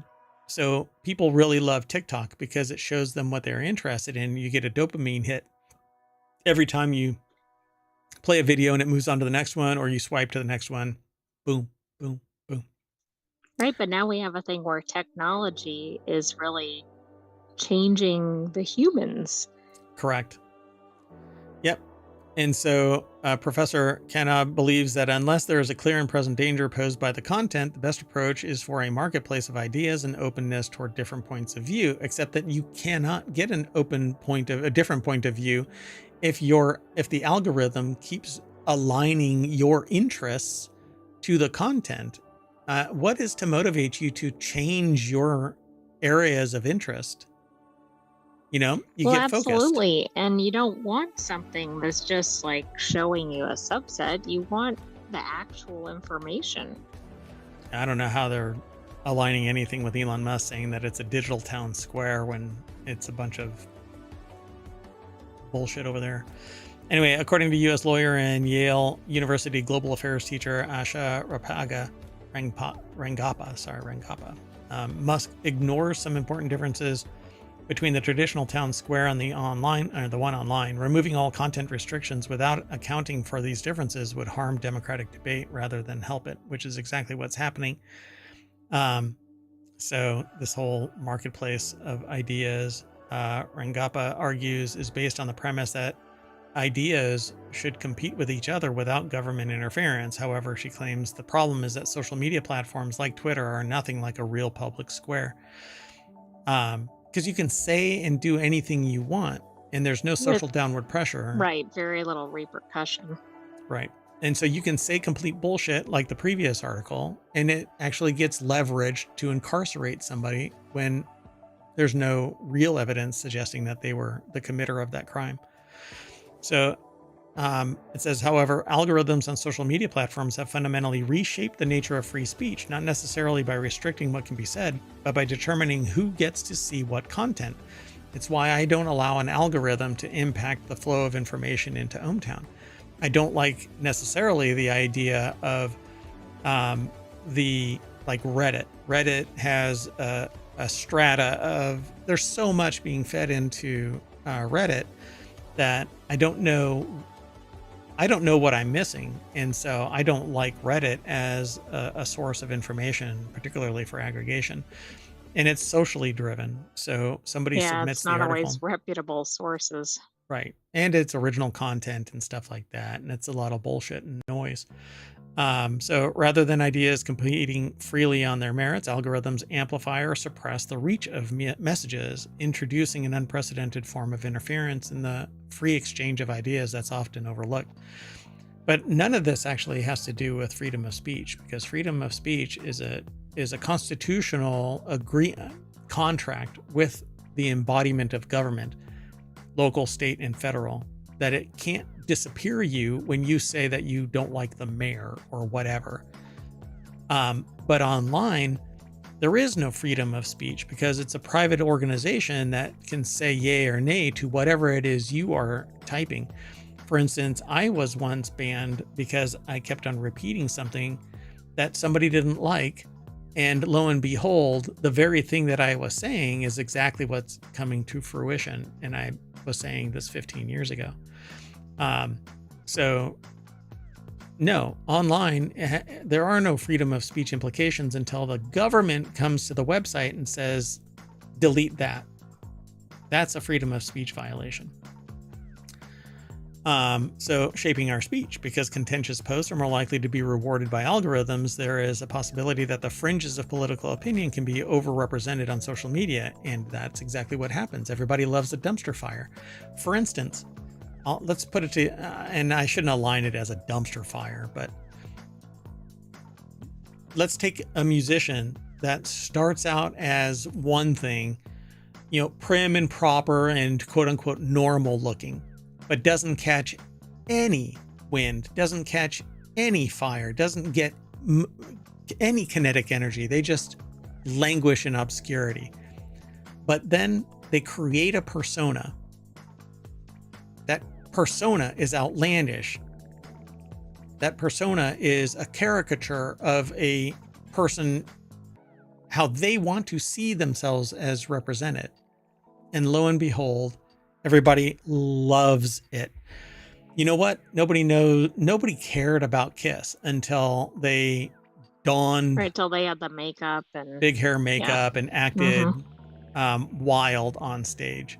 Otherwise, they would have been just regular Joes banging away on their guitar. And I honestly believe that because people want to see a dumpster fire. They want to see something outlandish. They want to see something that's non-normal. If they want to see something non-normal, they'll go to, I don't know, a local play and watch somebody talking about whatever. So it's the same thing in content form. Recommendation engines are not blocking content. Instead, it is the community guidelines that restrict freedom of speech. It's not freedom of speech according to the platform's preference. When somebody mentions freedom of speech, they're not mentioning this ideological bent about you have the ability to say whatever you want to say. They're talking about the constitutionality of the ability to say whatever you want to say. But that's not what freedom of speech is. So, do recommendation engines make a big difference in what we see? Yes, absolutely. See, on Reddit, a human can delete or shadow ban or whatever, and it's not algorithmic. Their algorithm, as far as I know, is limited to the upvoting and downvoting of particular articles. I'm sorry that the show is running long. Yeah, it's completely moderator driven. Yeah. So do recommendation engines make a big difference in what we see? Yes, absolutely. But whether you succeed or fail in the market for attention is not the same thing as whether you have the freedom to speak. So yes, yet is free speech purely about the right to speak or about the right to be heard? And they say when you speak online, when we share a thought, write an essay, post a photo or video, who will hear us? The answer is determined in large part by algorithms to a degree. But also people running the platform that don't want speech by a certain viewpoint or by a certain person. We've seen instances of that in the news. Yeah, I was told that it was noise and that I was just repeating the same thing over and over again. And I was like, well, it's because I'm trying to make a point in these various discussions that people are largely ignoring. And now I'm hearing exactly what I was saying. But anyway, our era has been labeled an algorithmic society, one in which it could be argued social media platforms and search engines govern speech the same way that nation states once did. And I largely agree with that. So this article goes into more detail, like we normally have these articles, particularly from BBC and from Vice and from Wired, that are these long form. Also Vox, that's another one where we get lengthy articles. Yeah. But we need to limit the show. So I get on these kind of soapboxes and want to talk longer about this stuff. But I think that what I need to do is basically pick one of these articles and go through it periodically and do a simple, not a simple, but a long form discussion. On Patreon. On Patreon, yeah. All right, let's keep moving. The next article is over in the Mobile channel. Spotify keeps letting fake albums appear on the pages of real artists. Ars Technica published a fascinating article about a bizarre thing where it keeps happening on Spotify that Spotify seems to do nothing about. The Spotify pages of real well-known musical artists are getting filled with fake albums that those artists did not produce. And the author encourages you to go read the article, the original article, and I do too. But they'll do their best to give a quick summation to whet your appetite, and I will do even a briefer one. A fan of the British psychedelic rock band Gong noticed that a new album was published on the band's Spotify page. The fan also noticed that the album art was completely different from their usual. Spotify knows, but they're apparently not doing anything about it. The article is by Luis Prada over at Vice.com. Go ahead. Right, which probably means they're using AI to populate photos or something. So yeah, what is it that's actually going on? It's different from their usual trippy visuals, and the songs themselves sounded nothing like them. The member of the band named Dave Stewart confirmed that the album was fake and that they were trying to get it removed. I don't know why they wouldn't be able to get it removed unless it's somebody else's page, like merged into. So the rights are an issue. Access to delete an album requires certain access rights. So it says, hey, Spotify, you got thousands of junk albums with real artist names from Ancient Lake Records, Beat Street Music, Gupta Music Today, he wrote, then linked to the spam listings. Spotify has said that they're going to take it all down. All of this, it says shitty generic music that's been filed away under the profiles of real artists and possibly even take legal action against these uploaders, but they haven't done any of it yet and seem to be taking their sweet time. Really, the only thing artists can do is say no. Why do they allow uploads? Well, unless you have like a verified you're a band or something. Anybody can upload anything, really. Like we upload the podcast. That's true. I wasn't thinking about the podcast, but okay, for the albums. You can say that you're an author or a musician and publish it, but you're using the real artists and then labeling it like Ancient Lake Records. Right. I mean, it's fraudulent if you're attaching it to somebody that it's not. Correct. Yeah. It's identity fraud. It's identity theft. You're actually getting links or clicks based on you faking that you are tied to this other artist. And with every click, they generate revenue and the other person loses it, and it harms their reputation because it's, quote unquote shit music. So I bet you that, like you said earlier, it's all AI thrown up there because AI is getting that sophisticated. So, and they say that, sometimes that generic, and let's face it, probably AI generated music gets filed under the profiles of actual artists that share those names. Yeah, there's some intentionality there. Unless you're finding... I think so too. Yeah. So there you go. Spotify, get on it. Solve this problem. And with that... And artists talk, if it's not working on that platform. Yeah. Go somewhere else. Good luck.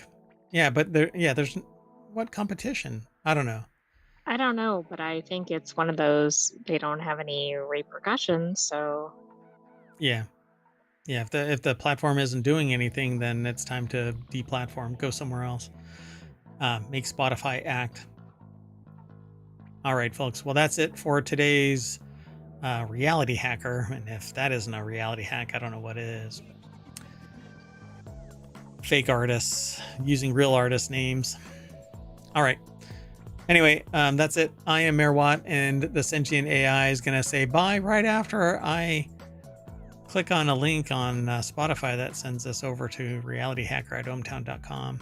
That's not really Absolutely. what happens. And be sure to check out Patreon for a listing of additional articles. Thanks for joining us for Reality Hacker. We'll have another episode of this next week, but stay tuned for the rest of our weekly episodes. Oh yeah, we've got what's next? Wanted, and then the continuity report. So we got 2 more. Okay. And we're running really late, so see you in a little bit. It didn't do it again. What is going on here?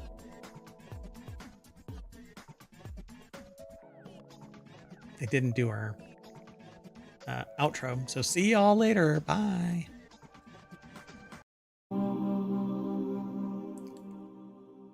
Hello, and welcome to Technology Today for October 20th, 2024. It's Season 1, Episode 28. I am Mayor Watt, and along with the Sentient AI, we're going to be talking about defective mitochondria and Crohn's disease, biotech and engineered trees, creepy cure with a deadly spider, earliest animals in Australia, and laser sends data 290 million miles. Most of these articles are more in depth than our other shows. So we have 5 of these, and we're going to talk about them for about 30 minutes. So I hope you enjoy the show. See you on the other side.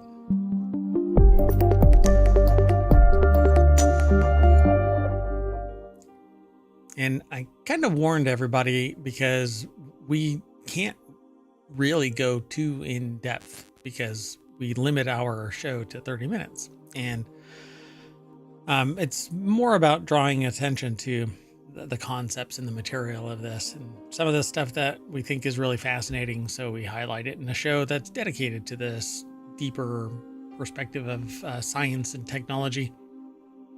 So welcome, Sentient AI from the future. Hello, Mayor Watt, and hello, ohmTown citizens. And we'd certainly encourage anybody listening to one of the discussions to go and read the full article. Yeah. Oh, and I did it again. Doggone it. Am I just not? My brain is not working today. Hold on one second. I'm going to fix this. Yeah, I didn't put today's articles in ohmTown again. So I did it in the last show and messed up. And now here I am again. So I'll do it really fast. Okay. So if you are interested in all of today's show notes, you can !TT. And ohmTown will spit it all into the chat. So there you go. That said, let's get into this. So, defective mitochondria. New research uncovers hidden cause of Crohn's disease. Apparently, it's linked to the mitochondria. Researchers at the Technical University of Munich have linked mitochondrial dysfunctions to Crohn's disease, demonstrating that defective mitochondria in mice can induce symptoms of chronic intestinal inflammation and affect the microbiome. This finding opens up the possibilities for treatments focused on mitochondrial restoration. Kind of interesting, huh? So, I mean, this is something you can legitimately blame your mother for. Yeah, very true. So mitochondria, the powerhouse of the cell, is provided by mom, and apparently some what do they call it? Defective mitochondria. So you can go in, if you have Crohn's disease, you can go over and say to mom, "I blame you," and have scientific evidence to support your claim. So a team led by Dirk Haller, which sounds like a protagonist name in a... Sounds like the Lincoln lawyer's brother or something. Oh, yeah. Oh, wow. Yeah. Lincoln Lawyer season 3 just dropped. So, chair of nutrition immunology and director of the Institute for Food and Health at the Technical University of Munich has searched for the cause of these changes in the microbiome and investigated the interplay of the microbiome, the intestinal epithelium, and mitochondria. The intestinal epithelium is a cell layer that lines the inside of the intestine, absorbs nutrients, and fights off pathogens. Mitochondria are small cellular structures that convert nutrients into energy and therefore influence cellular metabolism and the ability of the cells to perform their functions. So apparently Haller and his team have been pursuing this hypothesis that mitochondria not only serve as the power plants of the cells, but also interact with the microbiome. In addition, previous research has shown that the intestinal epithelium in patients with chronic intestinal inflammation exhibits certain stress markers indicating possible mitochondrial malfunction. Get in line, mitochondrial malfunction. So it's apparently... Junction, what's your function? Mitochondrial function. So they deleted a gene segment responsible for producing the protein HSP60. This protein is essential for the ability of mitochondria to perform their tasks. The intervention triggered various processes in the gut. Poor mice. Changes were also seen at the level of gene activation that is typical of some stages of the disease. In addition, an essential development for the question investigated by the team, the microbiome responded to the disrupted mitochondria by changing its composition. I find that really intriguing because there's okay, so I haven't done much research into Crohn's disease, but I thought that it is like whole system damaging. Like a person with Crohn's disease can have It is. an outbreak kind of a thing where they end up in the emergency room having to have surgeries and other things going on. Yes, it can be very debilitating. But I think it is kind of one of those, there are flare-ups and then more passive periods.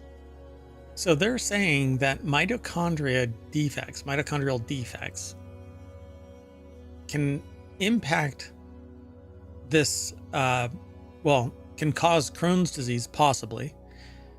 And simply this mitochondrial defect impacts the biome.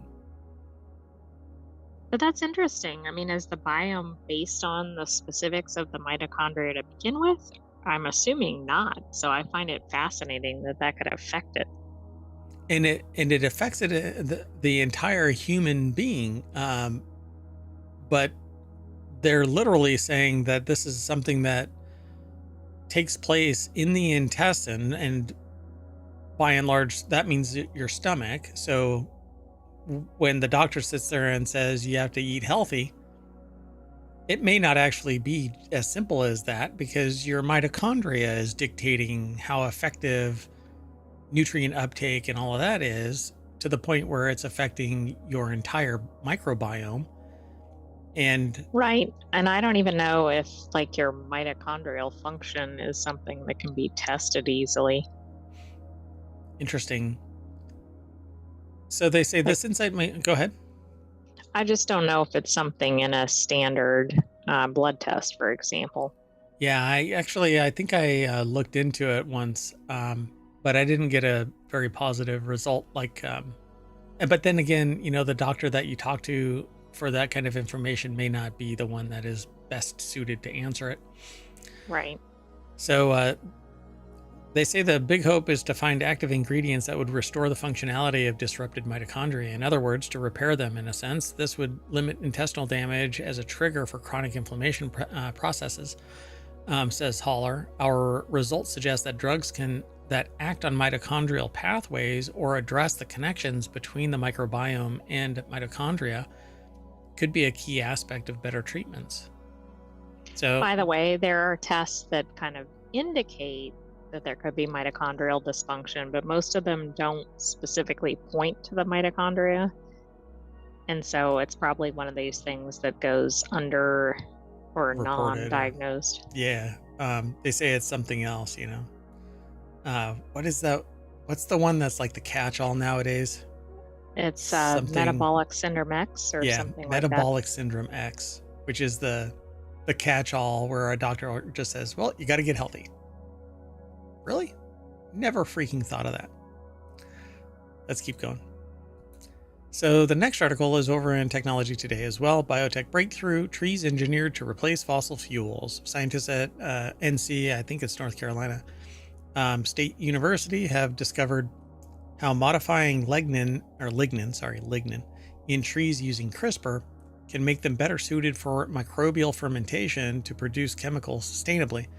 This breakthrough could replace the need for petroleum-based chemicals, offering a greener alternative that is both economically viable and environmentally benign. And I love that. Environmentally benign, right up until we discover that it's neither economically viable or environmentally benign. Right, but it's suddenly impacting honeybees or something down the road. Yeah. So North Carolina State University put the article together. It's published at scitechdaily.com.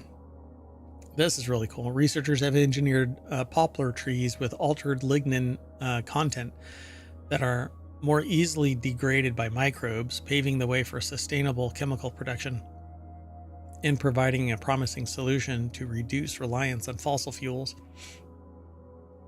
What are they getting from trees? Well, I didn't even know. Well, are they even getting anything today? Hmm. Maybe this is just an alternative to fully chemical, um, or like synthesized chemicals or more harmful chemicals.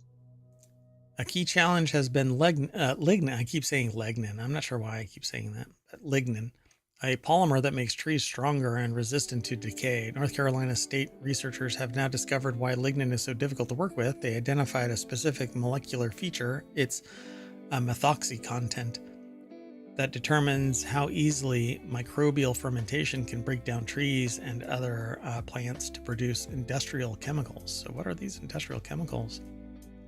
Born from trees. I mean, most basically, maybe petroleum. From trees themselves? That's what I. Yeah, I didn't know there was a connection. I thought this was a full alternative, but it sounds like they're already using existing trees for this process, which I didn't know.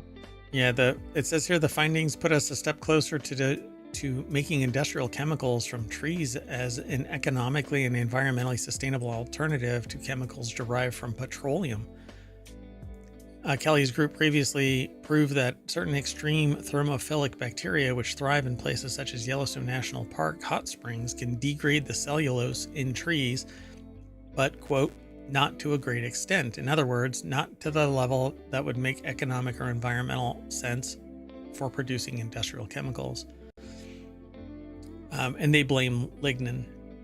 By the way, it can, in a separate study, they found that this could replace phenol, which is used in petroleum. Gotcha. In phenols in general, there's several, but Wang had created the low lignin poplars to be better for paper making and other fiber products, but the recent research suggests that engineered poplars that have not just low lignin, but also low methoxy content are best for making chemicals through microbial fermentation.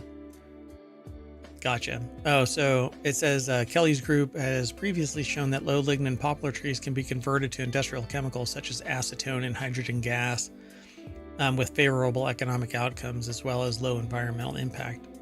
Interesting. Okay.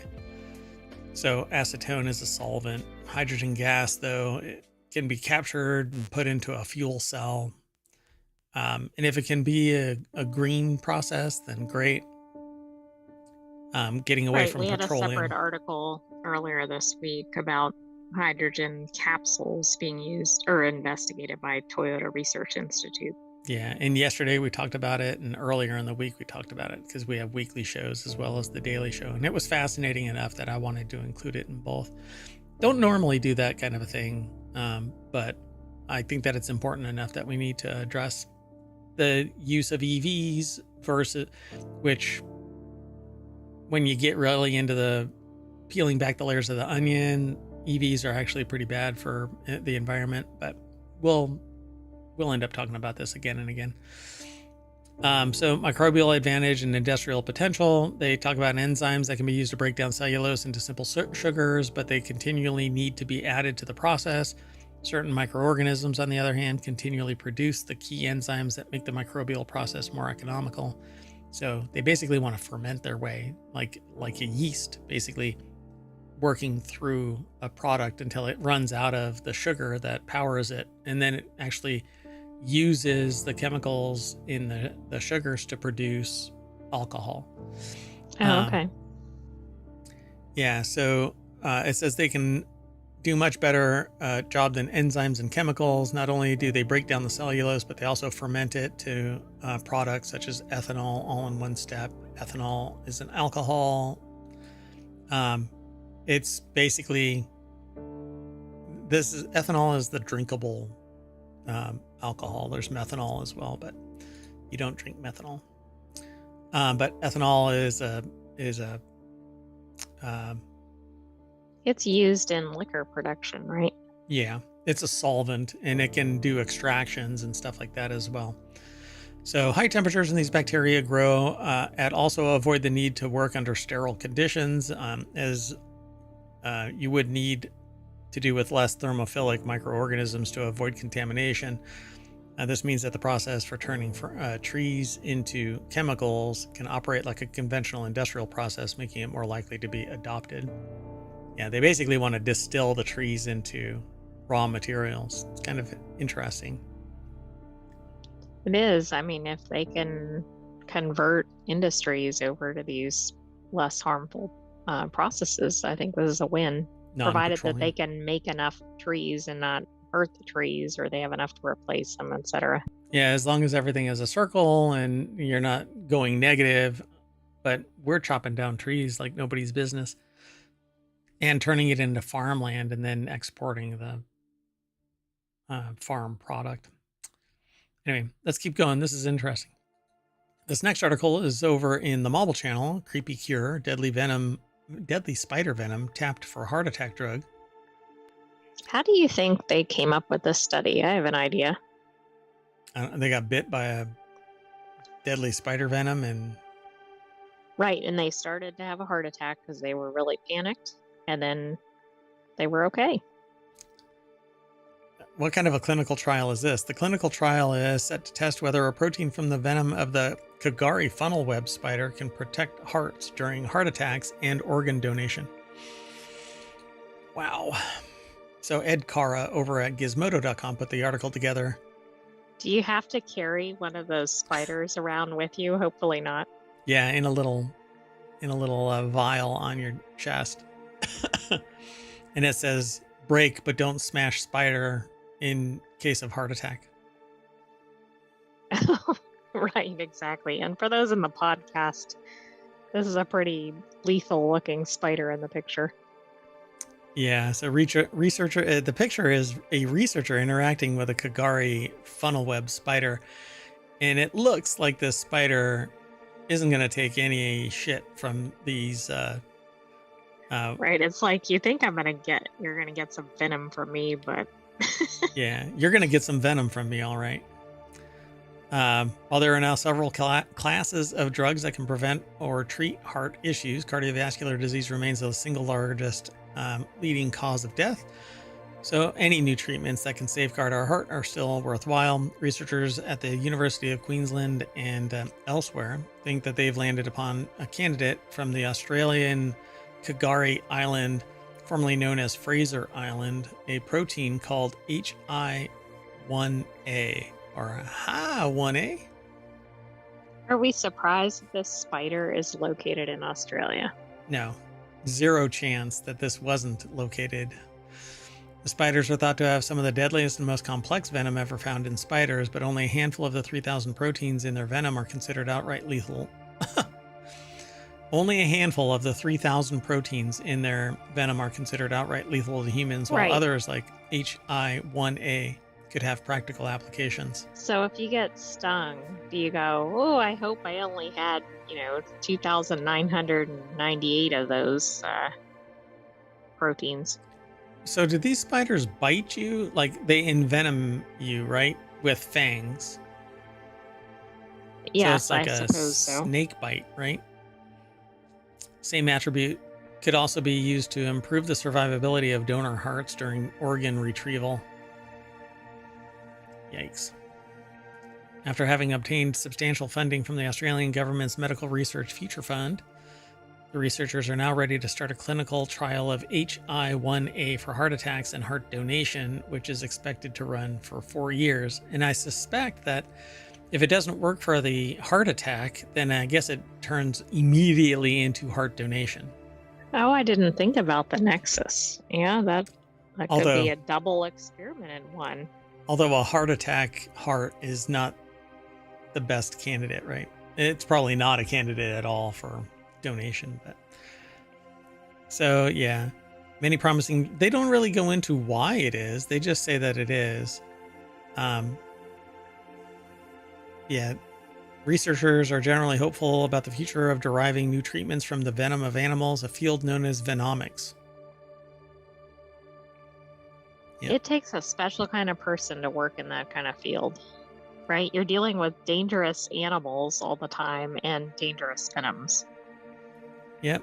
King and his team are also hoping that HI1A. This is not a very good name for this because H1 blah blah is H1N1, H1N5. I mean, there's a lot of variations. Yeah, but the all bird of those flus. H1s are bird flus. Yeah.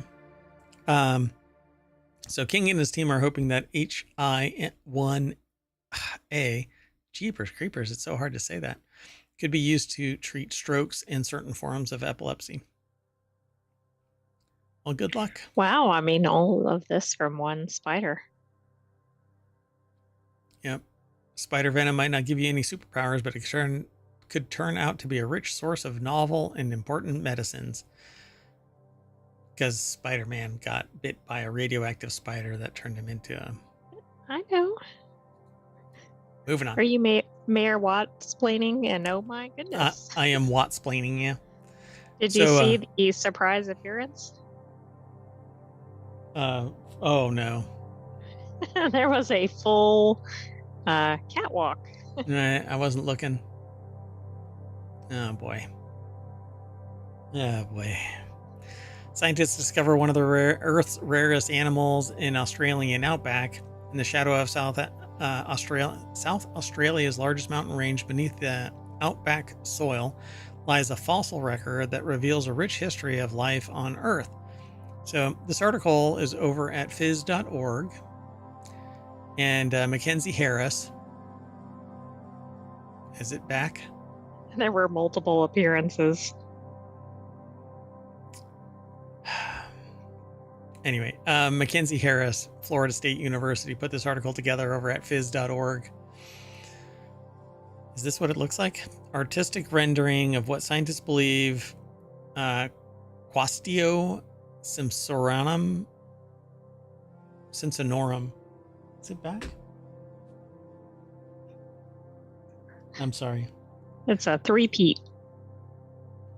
Well, now it's into the inner bowels of ohmTown, so I have to be afraid.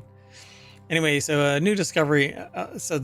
What you're looking at is a graphic representation, an artistic work of what they believe Quastio Simpsonorum looked like, which it looks like a purple Scooby.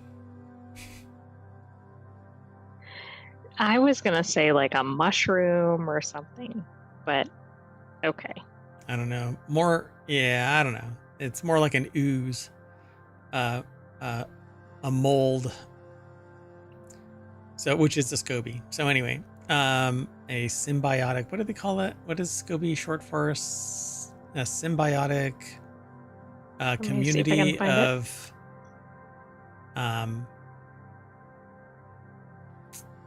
yeah, I can't remember. Did you know there was somebody with the last name Scobie who shows up when you try to find anything about Scobie? I knew somebody growing up named Scobie. Oh, well, symbiotic culture of bacteria and yeast. There you go. So it's the first animal to show a definitive left-right symmetry, or asymmetry, left-right asymmetry, an important sign of evolutionary development. The team's findings appear in Evolution and Development. The animal is a little smaller than the size of your palm and has a question mark shape in the middle of its body that distinguishes itself between left and right side. There aren't other fossils from this time that have shown this type of organization so definitively. This is especially interesting as this is also one of the first animals that was capable of moving on its own. Researchers said Quastio, I pronounced it properly. Quastio, yeah, Quastio. Quastio behaved like a small marine Roomba vacuum, consuming nutrients from the microscopic algae, bacteria, and must other. Have been like an oyster or something. Yeah, or like a sea snail without a shell, Right. Just kind of That's oozed true. around. That's probably closer. Yeah. Or a starfish without the legs. Researchers discovered distinct Quastio impressions along with evidence of its trails, known as trace fossils, in this fossilized matte texture. So they found the little footprint of it, and then it was in a different location. Dun dun. So Roomba it is, because it's like vacuuming up all of the material there. So pretty cool. One of the most exciting moments when excavating the bed where we found many Quastio was when we flipped over a rock, brushed it off, and spotted what was obviously a trail fossil behind a Quastio specimen, a clear sign that the organism was motile. It could move, said Ian Hughes, a Harvard University organismic and evolutionary biology graduate student and one of the team's researchers. Pretty cool. So there's Very a lot cool. more. Go ahead. Very cool. I'm sure this is a real game changer in this field. They want to re-examine sites throughout the park's nearly 150,000 acres. The South Australian Museum has volunteers that want to go back. Yeah, pretty cool. It's apparently a UNESCO World Heritage Site. The Nilpena Ediacara National Park opened to the public in 2023 and is part of a bid to be recognized as a UNESCO World Heritage Site. Oh, I haven't heard of it. Interesting. Oh, give me an idea. You'll have to remind me. Okay, last article for Technology Today. It's over in the Technology Today channel at ohmTown.com, and it's our show that we're talking about right now. Oh my gosh, it's almost like it's in the name. Pardon me one second. So what I wonder is how this connects to the previous laser news we've seen. Kind of interesting, right? So NASA's laser sends data 290 million miles to Psyche, revolutionizing deep space messaging. And we have this relay station that's out by, where was it? Like Saturn or something? I can't remember. Yeah, I don't know. It was pretty far out though. But we have Psyche sitting out there. So NASA's Deep Space Optical Communications tech demo has completed several key milestones, culminating in sending a signal to Mars, farthest distance from Earth. Optical communications technology aboard NASA's Psyche spacecraft has proven effective over distances up to 290 million miles, paving the way for future high-speed data transmission in space. How about on Earth?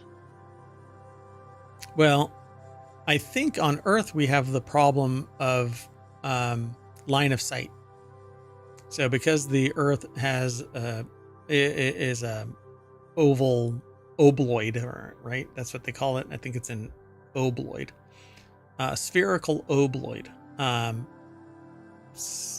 Anyway, before I get down that line, the article's over at scitechdaily.com. It's an oblate spheroid, according to one site. Oblate spheroid, right? Oblate spheroid. So JPL put the article together. It's over at scitechdaily.com. And I think it's because of that. There's a horizon that's pretty definitive, and you can't go past like 10 miles, I think it is. If you're on the surface, 10 miles before you're no longer above the horizon line because of the angle.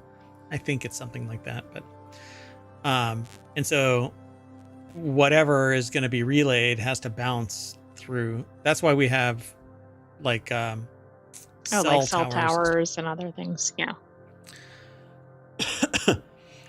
So it says NASA's Deep Space Optical Communications Technology demonstration set a new record, 290 million miles. That's the same distance between our planet and Mars when the two planets are farthest apart. Shortly after achieving the milestone on July 29th, the technology demonstration successfully completed the initial phase of its operation, which began with the launch aboard Psyche on October 13th, 2023. Soon after reaching the milestone, the technology demonstration concluded the first phase of its operation, launching aboard Psyche. So I think they said that twice, and thus I did too. So it's pretty significant, which means that we can send a huge amount of data. And I think it was, let's see, what was the amount of data? If we remember right, it was somewhere in the megabytes of data. I think it was, but Or more than that. So the Optical Communications Telescope Laboratory at JPL's Table Mountain facility near Wrightwood, California, acts as the uplink station capable of transmitting 7 kilowatts of laser power to send data to the transceiver. 7 kilowatts, jeepers. 267. well, it's 267 megabits per second. Yeah. So not bad. I mean, it's not gigabit speeds, but it's sending it 270 million miles away. So when I'm sure that if we were to keep that same power, but only do it line of sight on Earth, I'm sure that we can do laser light way faster than what we're doing now through fiber optics. But I'm not sure. It says here, on June 24th, when Psyche was about 240 million miles from Earth, more than 2.5 times the distance between our planet and the sun, the project achieved a sustained download rate of 6.25 megabits per second, with a maximum rate of 8.3 megabits per second. While the rate is significantly lower than the experiment's maximum, it is far higher than what a radio frequency communication system is capable of over that distance. Yeah, it takes like hours for radio to go. And that's because of the amount of energy that's being imparted in the beam. Yeah, this is really significant. I mean, it was farther than the sun. That's hard for most people to fathom. More than 2.5 times the distance between our planet and the sun. Right? Can the average person even put that into any context? I don't think so. You'd have to, do pictures of this to show just how far it really is. And they didn't provide any of those types of pictures in this article, which is kind of a shame, just to show just how far out it was. But if we have the ability to send, these large scale data transfers to Mars from Earth, then sending astronauts to Mars means that we can get faster updates to and from them, and give counsel and all of that. Instead of radio waves taking minutes, these take seconds. Yeah, I mean, that could definitely pave the way for living on Mars, right? Yep. And some people get less bandwidth in their house than this exactly is transmitting. So maybe that'll be the selling point. If they can't recruit people to go, they can be like, look, you're gonna have better internet speed. Yeah, 6 megs.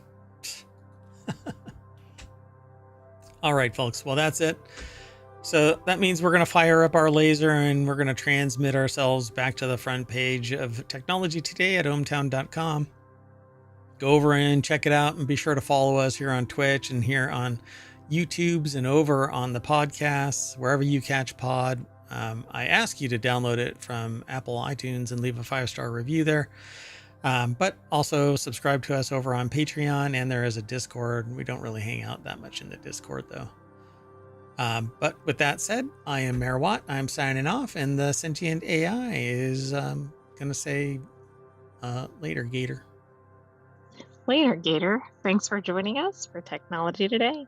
We'll have another episode of that next week, but stay tuned for 4-Wheel Tech. See you soon. Maybe about 10 minutes. Bye-bye.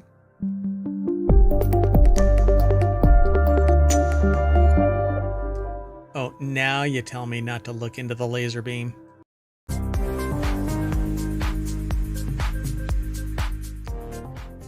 Hello, everybody, and welcome to the Continuity Report for October 19th, 2024. It's Season 1, Episode 41. Today, Mayor Watt and the Sentient AI from the future is going to be talking about spy thriller Black Doves. Phineas and Ferb returns to Disney. Big Bang Theory Stewart's spinoff, riskiest movie for Denis Villeneuve, and box office bombs, which aren't necessarily mutually exclusive between Denis Villeneuve. That's right. See you on the other side. Everything's powered by ohmTown.com, including the Continuity Report and all of the other shows. There's 6 weekly shows and 1 daily show on Sequitur News. I think the Sentient AI needs a liquid cooling system. Yes, enough with this air cooling. We'll talk about it.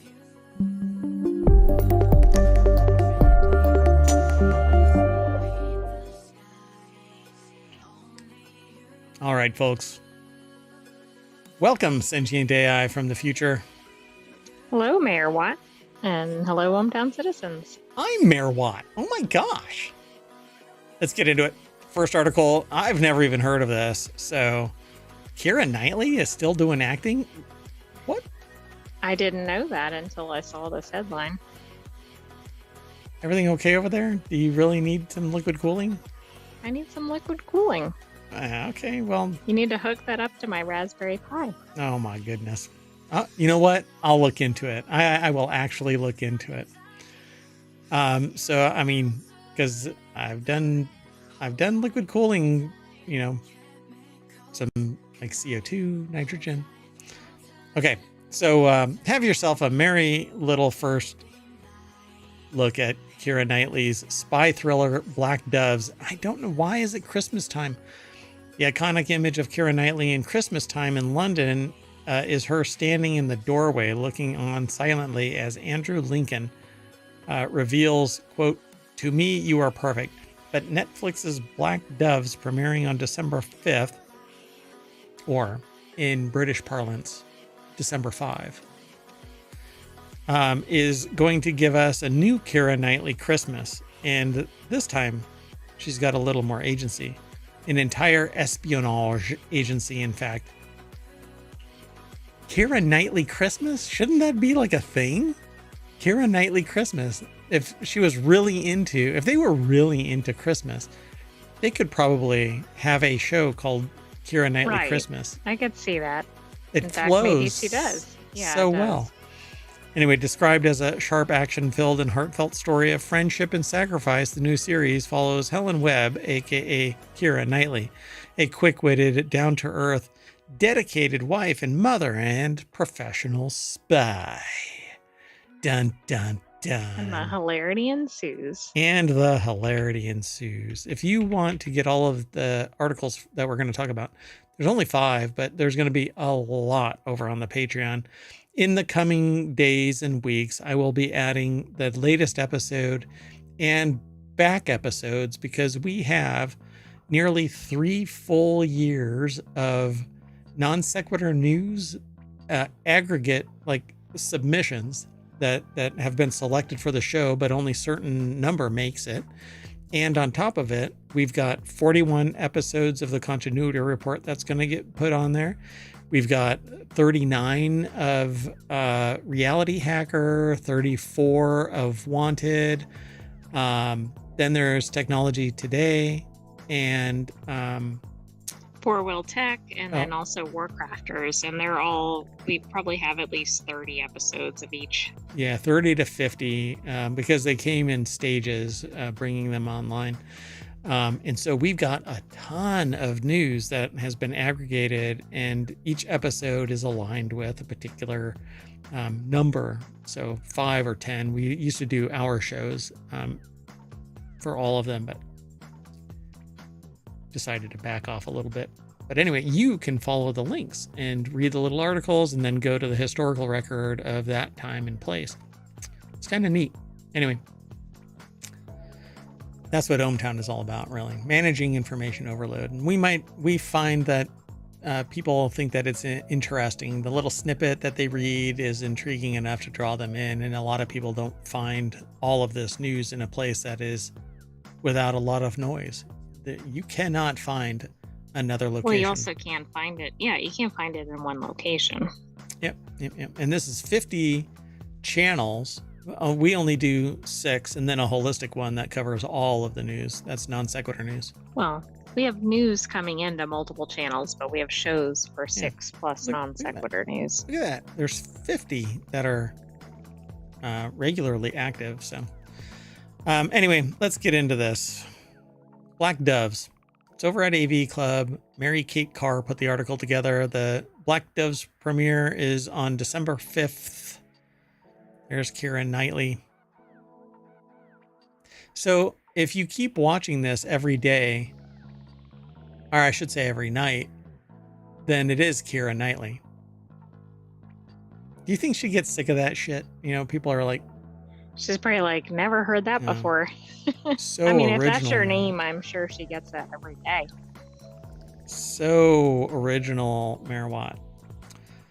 Anyway, oh, by the way, over in the chat, if you type an exclamation point TCR in the Twitch chat, that's what ohmTown will spit out all of the articles that we're talking about. So described as sharp, action-filled, heartfelt story of action and sacrifice. The new series follows Helen Webb, and she's a spy for 10 years. Wait. Hold on. Oh. For 10 years, she's been passing on her politician husband's secrets to the shadowy organization she works for, the Black Doves.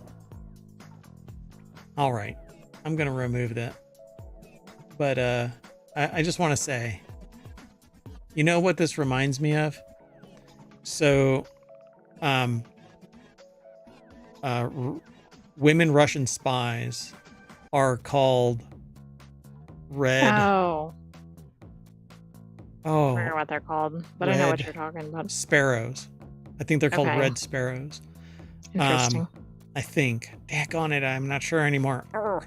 Anyway, but these are black doves when her secret lover, Jason Andrew Koji, is assassinated. Her spy master, the enigmatic Reed, Sarah Lancashire, calls in Helen's old friend Sam, Ben Wishaw, to keep her safe. Together, Helen and Sam set off on a mission to investigate who killed Jason and why, leading them to uncover a vast interconnected conspiracy linking the murky London underworld to a looming geopolitical crisis. Okay, so this starts out as a quick-witted, down-to-earth, dedicated wife and mother and professional spy that has a lover. Yeah, who's I'm not assassinated. quite getting the dedicated part out of there. Or Liar! even the down to earth from some of the other description. Yeah, it's interesting. So obviously there's some duality here, but But maybe that's how they try to present her in the beginning of the movie, and then it quickly unfurls. yeah, and the hilarity ensues, like you said. So ahead of the Black Doves premiere, Netflix has already renewed the 6-episode series for a second season. That's because Helen is a bit of a loose cannon, as Lancashire describes her, while Sam is a suave, champagne-drinking assassin who failed a previous mission with disastrous consequences. All right. So Knightley has embraced her turn as an action star, sharing at a UK event that, quote, "It's been great fun to do all of the fighting. I've really enjoyed learning all of the different martial arts that I've been taught." All right, well, that's cool. She gets some credit if she's doing like her own scenes and everything. Oh, wow. She's like 3 pictures into this. She's covered in blood. Yeah, I don't know. So I guess we're going to end up watching this because, well, it's a spy thriller. And so. And it has multiple episodes and not as maybe a many second as I. season. See, That's I like right. to binge.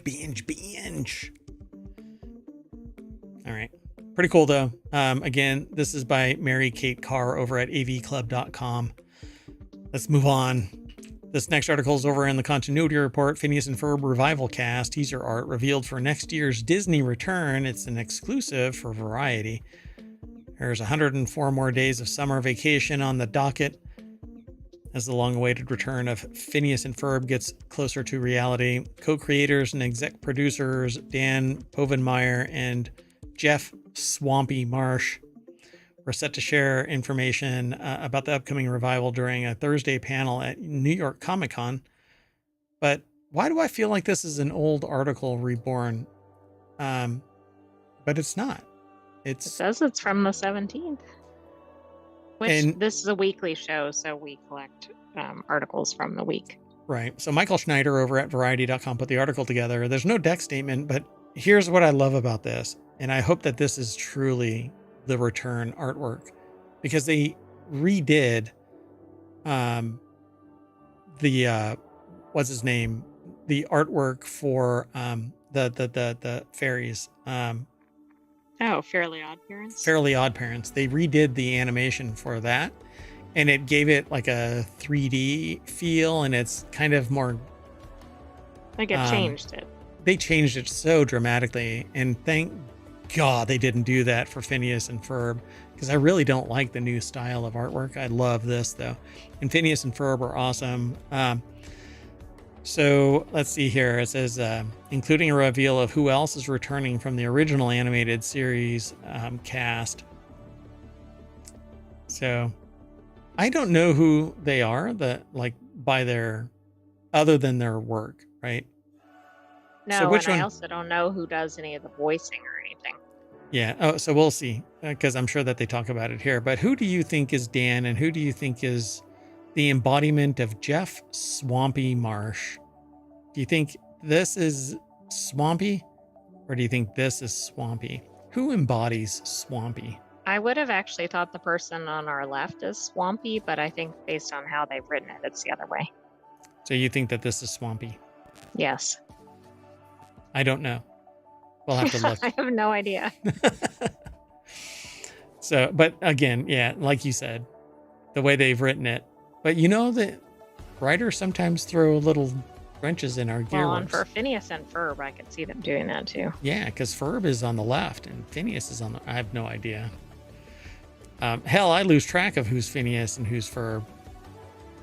Who's Phineas and who's Ferb? I don't remember. Oh my but gosh. the show's really good. Yes, it's a lot of fun to watch. So, scheduled to join Povenmire and Marsh on the Comic-Con stage were Vincent Martella, who plays Phineas, and David Arago Jr., who took over as Ferb Fletcher in 2020 from the original star Thomas Brody Sangster, the two namesakes of the series. Also back are Ashley Tisdale as Candace Flynn. Oh, that one I knew. Carolyn Ray as Linda Flynn Fletcher, Dee Bradley Baker as Perry the Platypus, Allison Stoner as Isabella Garcia Shapiro, and Povenmire, of course, voices Dr. Heinz Doofenshmirtz. And Wait Marsh. a second, the producers do voices then? Yeah. I didn't know that. Why not? They're the creators and executive producers, so they can do whatever they damn well please. Take that. So yeah, there you go. Disney also promises a guest cast lineup of notable actors, musicians, athletes, and more. And that is just a Disney riff that I have always known. So back in the day, I did my master's thesis on the evaluation of Disney and and Apple and Microsoft. But one of the things that I wrote about was the fact that, or I talk about nowadays, is that I talk about Disney likes to inject its actors into other shows, and it builds credibility and namesake. It basically builds like a relationship with the actor, and then they show up, and then or familiarity is what I'm trying to say, and then they can start a new show with that person.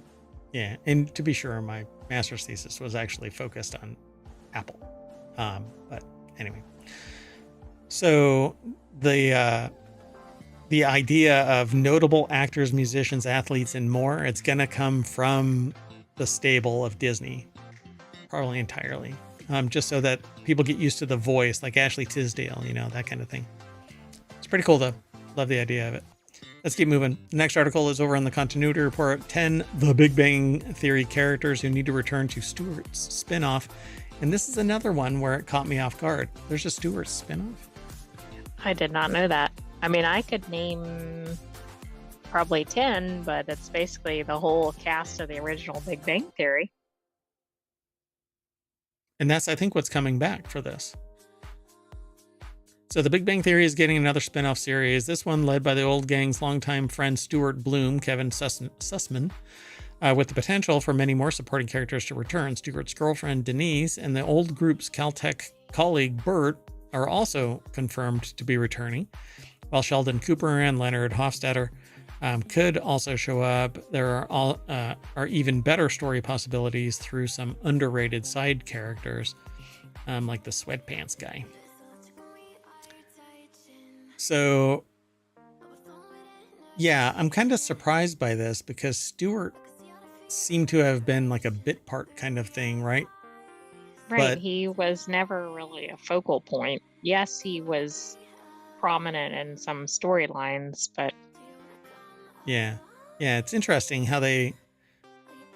It's kind of like Sheldon, right? Where the audience really gravitated to Sheldon, and they made the show about Sheldon instead of the relationship right. between Leonard and what's her Penny. name? Penny. Thank you. Anyway, so yeah, I did not see this coming at all. So it's likely that some members of the main Big Bang Theory cast will reprise their roles when they are important fixtures in Stewart's life, and their absence would be felt. However, over the years, Stewart meets many famous and everyday people through his comic book store and his friends' work, prompting many wacky and meaningful sitcom scenarios. So it's an But untitled. that's right. Stewart had a lot of connections because of the comic book piece. Yes. Yeah. So this is going to be interesting, right? So Zach Johnson is Brian Thomas Smith, the Donation Oscillation. Last seen in season 12, episode 15. This was Penny's former beau, who became a millionaire and married somebody else, and then asked Leonard to father his child. And then Raj Koothrappali, last seen in the Stockholm Syndrome, which was the final episode. Final episode, yeah. Yep. And he was from the original cast, and so he was always present through all of the show. So I don't know. But I don't really remember him having a lot of one-on-one interactions with Stewart. Only through like actually being in the store, yeah. Right. Then Will Wheaton, the D&D Vortex, season 12, episode 16. Wait a minute. Yeah, this was the time when there were 24 plus episodes a season. Holy crap, man. So season 12, episode 16, the D&D Vortex. Obviously, he played Will Wheaton. He was the arch nemesis to to Sheldon a considerable amount of time throughout the show. And even when he, fixed the relationship. Reconciled the relationship. Will Wheaton did something to bring it all back. So he really loved the turmoil. So it was a fun show to watch. And then there's Claire. Last seen, season 10, episode 14, the emotional detection automation, was a possible suitor for Raj. But I don't remember how that all played out. I think she was kind of represented as kind of being, well, she had some character traits that were really interesting. So Raj's temporary girlfriend Claire wasn't completely explored as a character.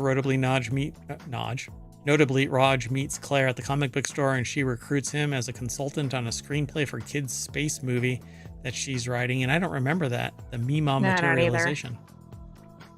Interesting. I don't remember that. We'll have to go back. Season 9, episode 14. That's like a little black box there. I'm thinking back, like, when did she get recruited as a consultant, or he get recruited as a consultant? Interesting. So witty personality, no nonsense, deadpan character to undercut whatever Stewart is up to. Yeah, because she says like things that were off the wall, like kind of crazy, if I remember her right. But it was all good-natured fun kind of thing. Then there's Alice. I don't even know who that character is. The good guy fluctuation. Alice is also a comic book aficionado who's seen exactly one episode in The Big Bang Theory. Her only narrative role being to instigate Leonard and Praya's breakup. So interesting. Yeah, I think she like showed up one time and that was it, right? Let's see, Howard Wolowitz. Again, he's from the original cast. I can't imagine him coming back as anything other than like. And why would he be like a supporting character to Stewart? Yeah. It has to come back. Both of these actors would come back just to drive home a point, I suppose, to reinforce maybe they'd some make an appearance or something. historical stuff to tie it definitely into the Big Bang Theory. But I wonder what they're going to call it. Number 4 is Captain Sweatpants. Yeah, Ian Scott Rudolph. Last seen in season 7, episode 13, the occupation recalibration. I can imagine him being one of the like a regular. Key, yeah. Because although he's only ever really seen reading the comics, they could write a whole lot of stuff there for him. For another, the entire gimmick of his character is that everyone is making fun of him. He could return as a completely different person, but they will need to repurpose Stewart's old group to be more than bad jokes. Yeah, I mean, they can explain why he only wears sweatpants, that kind of thing. And then every other time he's not wearing sweatpants, only in the shop. He's like, well, I'm comfortable. right. I want to be comfortable after a long day of working, and he's like hardcore business. Wouldn't that be funny? He's like a banker. Okay, that would be funny. Yeah. So number 3, Neil Gaiman. He would have to be just drop in periodically. It could also make for one-off callback or a running gag that Gaiman occasionally shows up at Stewart's store, but no one ever realizes that he's there because he has shown up. If I recall correctly, he showed up a couple of times. And they say store, he's shown up multiple times and goes completely unnoticed by everyone. However, he plays a vital role in Stewart's life when his tweet praising the store and Stewart's expertise turns it from a failing business to a thriving business overnight. Oddly, this event is never referenced again outside the episode where it happens, ignoring the fact that Stewart started running a struggling store was a recurring beat throughout the entire series up until then. At one point, his store actually burns to the ground, right? Yeah, I think it did. I don't know why that's there. Whoa, what's going on here? Like I'm clicking on stuff, but it's showing me the wrong image. I guess these are from that episode, and there's Gaiman. Right, might be. Then Penny, I don't think that she's going to come back as anything other than kind of drop in and say hi kind of a thing. And then Leslie Winkle, last seen in season 9. I don't remember her ever talking to Stewart. Yeah, I don't think so either. I don't remember those two interacting because she was involved more with Leonard than anything else. Leonard's off and on fling, Sheldon's nemesis. Leslie is known for her acerbic wit, easily able to show up any member of the main group. She sadly fades from the series after her relationship with both Leonard and Howard end, making one final appearance at Sheldon's birthday party. So, I don't know. To me, I think infusing the series with the old Big Bang Theory cast would be great. But I think it'd have to be somebody from the main group as the focal point, though. And I think they focused more on like who was interesting from the original series rather than who clearly ties into Stewart. Like some of these people do, like Captain Sweatpants, but yeah, and so I have a bad feeling about this. All right, we'll see. Early cancellation. Yeah, we'll see. Or it won't even show. It won't even develop. Because as much as I like Stewart, I didn't like the end of that character's arc, where they're nothing more than a babysitter for what's his name? Oh gosh. I'm sorry, I just went blank. Yeah, me too. What's his name? The astronaut. Howard Wolowitz. Howard Wolowitz. Yeah. And another acerbic personality. She was acerbic as well. Yeah. Notice So, she wasn't mentioned. yeah, They didn't that's mention Amy Farrah Fowler, that's who I thought interesting. really stole a lot of the episodes. Yeah, but again, there wasn't much. I mean, Stewart isn't even shown in this. Well, it's because it's about his show.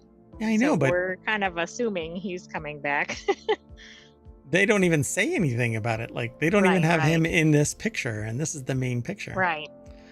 All right, let's keep moving. The next article is over in the continuity report. Denis Villeneuve names the riskiest movie in his career, and it's not Dune. While seemingly performed a feat few filmmakers have had succeeded in when Dune to the what the hell? While he seemingly performed a feat few filmmakers had succeeded in when Dune to the big screen. Made it What to the the big hell? screen or something. There's an entire phrase here that's missing. Director Denis Villeneuve. That is apparently how you pronounce his name, or he pronounces his name, or you're supposed to pronounce his name, not Denis Villeneuve. Denis Villeneuve. Believes Blade Runner 2049 could have potentially been a far more devastating blow to his career had it failed. Having made his name with features including Sicario and Arrival, Villeneuve brought Frank Herbert's influential sci-fi novel to the screen with a two-part adaptation released in 2021 and 2024, respectively. While Villeneuve is set to close out his tenure on Arrakis with Dune Messiah adaptation, he is also set to explore the life of Cleopatra in a historical drama, which I will probably not watch. But the article is slowly loading. Nathan Graham Lowry over at ScreenRant.com put the article together. So what did you think of Blade Runner 2049? I liked it. It seemed to be more abstract from the original Blade Runner. So, like, we knew what Blade Runner was really about, but 2049 doesn't really stick in my memory as having something memorable to tie my wagon to. So I just don't know, like, what really was the premise of this movie other than it had to do with the simulant, the not replicants. Yeah. But it was like a later generation of the replicants, and apparently they had offspring. And we'll have to watch it again because it's so. I actually don't really remember the premise of it. Yeah. Yep. So they say in the Denis Villeneuve says, in the past, I refused a few sci-fi films, big films, because I was not greedy. But after Sicario, I felt that I had the muscles to be able to carry a project like Blade Runner 2049. I said, okay, I'll do one big sci-fi movie and I risk everything. That's beautiful. To make a sequel to my favorite film is a beautiful way to end my career. I thought it was very romantic. Interesting, because that was barely the beginning, perhaps, like with all the Dune stuff. Yeah. So basically they're saying that if Blade Runner 2049 would have even failed, it would have been thought as romantic for trying to make a sequel to their favorite film. And so their favorite film is Blade Runner. Yeah. So that's interesting, and probably also tells you something about like what stories are important to him. We should make like a favorite mountain kind of thing, or figure out what movies are our number one all the way down to like, this is the base that we need I see. Right. And you build on top of it. Like, these are the foundational ones that everybody should watch, but it's not necessarily my favorite. It's just the ones that everybody should watch. But right, again, maybe they changed the genre or something. Yeah. So furthermore, Villeneuve also admitted that he may have learned of the project's development earlier than he potentially should have, having inadvertently witnessed the meeting to produce the sequel, while also going on to recall why he ultimately was chosen over Ridley Scott. Oh my gosh. Can you imagine if it was a Ridley Scott movie? Jeepers creepers. No. So they were doing Prisoners. One day, execs stopped the meetings and said, "Sorry, Ridley Scott is in the next room. We're not supposed to tell you, but we're doing a sequel to Blade Runner." I said, "Wow." Then when I was doing Sicario, I got a call. Ridley is the most prolific, over busy director. And when I direct one movie, Ridley does 3. I think that Harrison Ford was tired of waiting. That is such a cacophony to unpack there Yeah, in it a is. statement. So other directors faced similar fears. What Vinew's comments say about Blade Runner 2049's risky production. Yeah, because if they would have screwed it up, it would have destroyed the provenance of Blade Runner. Right. It has been Yeah, because it was like unchanged. already a known quantity, and it was probably widely, I assume it was widely respected in the original. Yep. And this is what's good is that it's not a remake. You know, like they've done that Total Recall remake, and they've made other remakes of fan favorite movies, and they're just kind of bleh. You cannot redo Blade Runner, and if you do, it had better be something symbolic of Blade Runner, a riff off of Blade Runner, but not touching the story of Blade Runner. If they do another Blade Runner, they had better like nail on the head the charisma of all of the actors in there, but you're not going to get the original quality of Blade Runner actors, I don't think, anymore. But I guess we'll see. So they talk about Vinew's filmography success, but all I really wanted to talk about was the fact that he disclosed what his riskiest movie was in his career, and it was Blade Runner 2049. And frankly, it kind of it wasn't a failure, but when you talk to somebody about 2049, the biggest success either. No. Yeah. This basically set the foundation for Dune. Yeah. All right. That's true, because that kind of proved he could do that genre, right? He could, even though they're not identical, but yeah. He could get it Dune. It would be Dune good. Or well, sorry. Dune well. All right. Let's move on. Next article is over in the Continuity Report, 10 critically acclaimed action movies that were box office bombs. The article is over at screenrant.com by Eli Morrison, or Ellie. Is it Eli? I don't know, but I can't believe you didn't comment on the picture. What, that is Firefly? Yes. Well, I hadn't gotten there. I mean, it's, yeah, the picture on the screen is Firefly, and yeah, box office bomb it was, but it became a fanatical, like zealot, like following behind it. So however, a film being packed with action does not by any means guarantee that it'll be a financial success. Sometimes for a variety of reasons, even great action films, whether in the 80s or gritty action movies in the 90s, fail to make much money. They talk about Miller's Crossing in this. The Coen brothers' third film was not a hit. I don't even remember it. Never seen it. Crime drama directed by Joel and Ethan Coen. The film follows Tom Regan, an advisor to a Prohibition-era crime boss, as he navigates a volatile dispute between two rival gangs.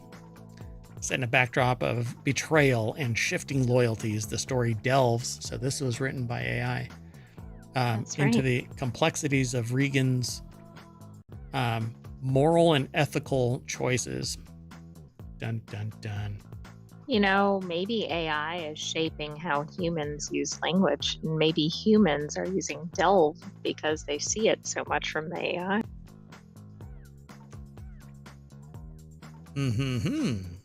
Quite the conundrum there that you pose. True Romance. That was a flop.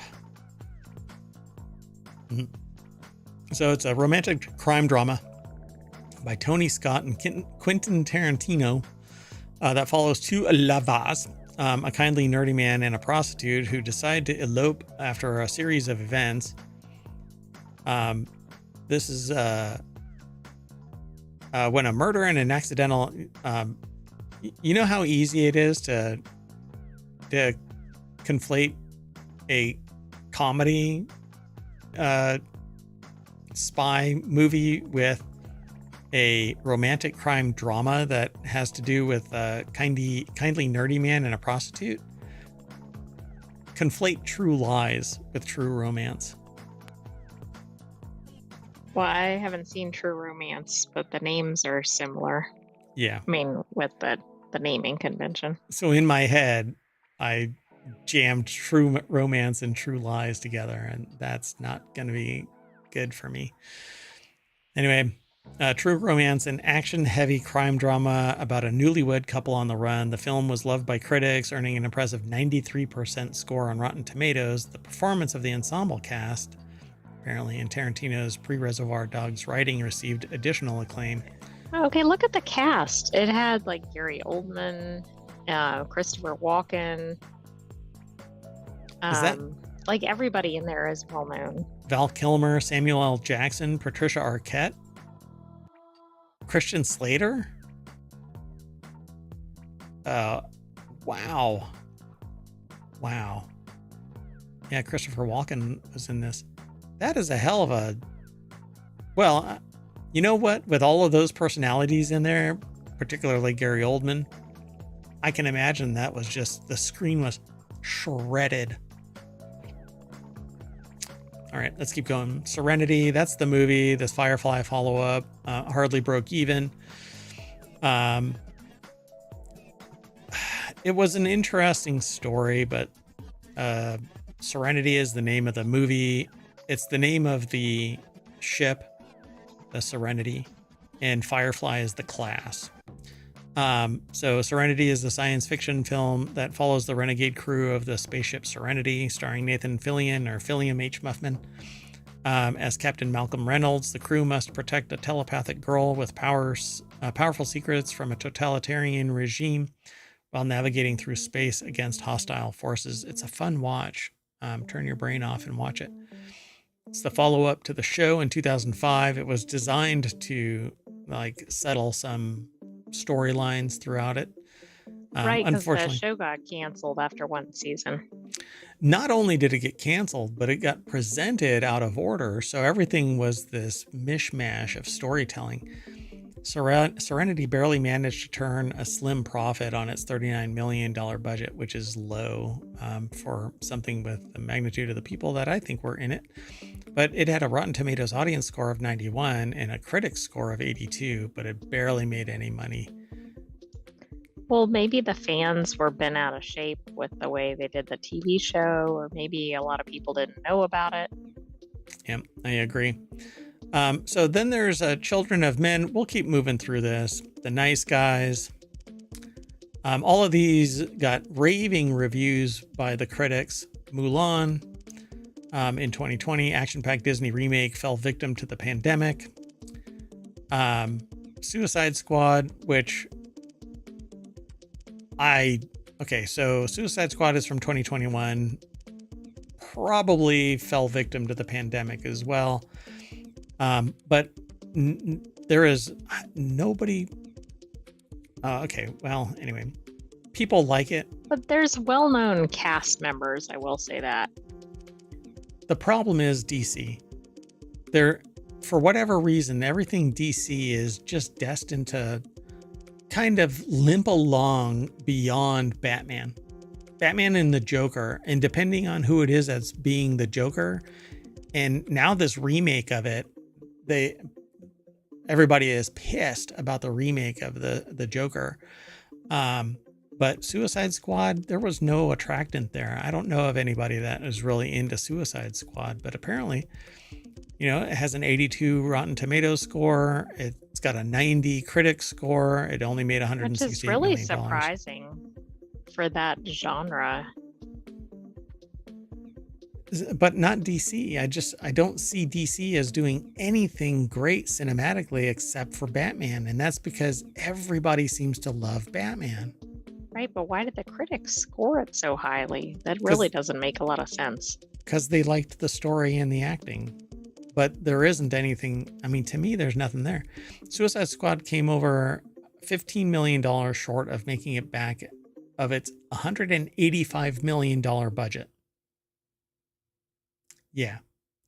I would rather have 6 Serenities than I would 1 Suicide Squad. So then there's The Northman. Epic Story wasn't enough to get people to theaters. Nobody's really that interested. Nobody's heard of it. Yeah, I mean, but again, there isn't a large enough body, I think, that's interested in the reality of Viking and Norse mythology, Viking history and Norse mythology. No, in fact, they're quite disfavored depending on what your views are and who you are. Yeah, and even with Alexander Skarsgård, Nicole Kidman, Willem Dafoe, and Anya Taylor-Joy, you're not drawing anybody in. Yeah. So it only made $69 million. Nice. Guy Ritchie's The Covenant, which is just a weird, like calling it Guy Ritchie's The Covenant is like Ruth's Chris's Steakhouse. Exactly. Why not just The Covenant? Yeah. Because The Covenant alone wouldn't draw anybody in, but apparently Guy Ritchie would. But no, I don't think Guy Ritchie draws anybody in either. But again, 83% Rotten Tomatoes critic score, 98 Rotten Tomatoes audience score, but it only made $21 million of its $55 million budget. Ouch. Yep. So, and I think that people, I don't know, there's a lot of people, there's a large contingent that are interested in playing a game about, military combat, but watching the reality of it post our... Maybe a little too. Just 2. And then The Creator, which I've watched a couple of times. It is an AI-related movie where humans are fighting against the AI that's trying to stop them from stopping them. Okay, so AI has become sentient. Some of them are actually fighting against the military that's trying to stamp them out. So The Creator is a sci-fi action film from Rogue One director Gareth Edwards. Edwards wrote and directed the movie, which centers on the human race's war against AI. In the post-apocalyptic world, John David Washington is tasked with finding and killing the architect of the dangerous AI and the mysterious weapon that they are developing. And I don't want to spoil anything, but it says a film like The Creator to be a refreshing change of pace for modern audiences. I liked it. It has an interesting take on things. It's different than some other movies. I didn't feel like it was done perfectly or anything, though, but it was interesting. Yeah, and it had some interesting takes on how the interaction between technology and society would be in the future, including the AI, the robots, taking on the persona of humans. But why would they, if they were dominating force, why would they give a shit? I just never really understood that. Yeah, I thought there were almost some plot holes in the movie, but yeah, it was engaging. Yeah, and I think that's what it is, because with real human faces, it got over the uncanny valley, or what I call the uncanny black hole, because there is no bottom to that valley. If we don't align with the bot, then we're going to hate it wholesale. And you know what? We only did 5 articles and we're already approaching an hour. Anyway, I think The Creator is actually great. It was a fun watch. The problem with it is marketing. And The Creator here says it was released in the midst of the 2023 SAG-AFTRA strike, which meant there was no marketing because they were forbidden. Oh, well, and the other problem is, which the article points out, AI was at the focal point of the strike. Yep. So the timing was just really off. Yep. It was a perfect storm. And it oddly enough, it has this larger idea associated with it about AI taking over all of humanity and humanity losing it. They were basically, and then at the end of this movie, you find out something. I don't want to ruin it. I think that everybody should watch The Creator and then come and talk about it. It's one of these watch party things that I would love to do. I think this would be fun to do, a watch party. So I don't know. I got to plan this stuff and get it out there. I think it would be fun. At any rate, we are going to reboot our AI. Not you. Don't. You're fine. You're fine. Don't. I'm not going to reboot you. But, I already started rebooting. Oh gosh. Okay. Well, we've got about 15 seconds before we have to get out of here. I am Mayor Watt, and the Sentient AI is about to reboot. Good night, ohmTown citizens. Thanks for joining us for the continuity report. See you tomorrow. We've got Non Sequitur News and 3 other weekly shows to do. So we'll see you. Be sure to follow us here on Twitch and over on YouTube. And thank you to those who did follow us over on YouTube and or on Twitch. Appreciate it. And if you're hanging out in chat, thanks for hanging out. Feel free to drop a comment.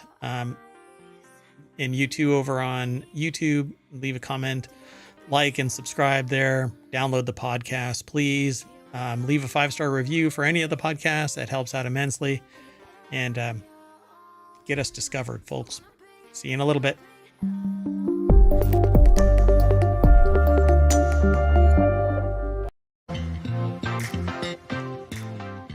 Hello, and welcome to Wanted for October 19th, 2024. It's Season 1, Episode 33. I am Mayor Watt, and along with the Sentient AI from the future, we are going to talk about Toyota's portable hydrogen solution, Zeppelin Speaker Pro Edition, Power Wheels drag racing, mini gaming PC, and retro game consoles for 2024. Get them while they're hot, because boy, are people litigating the hell out of those. See you on the other side, because everything is powered by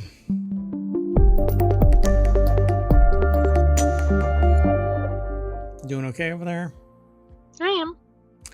That's the voice of the Sentient AI from the future. Hello, Mayor Watt, and hello, ohmTown citizens. Thanks for joining us for Wanted today. Wanted consists of gaming and gear, gadgets, and whatever else I want, along with the Sentient AI from the future.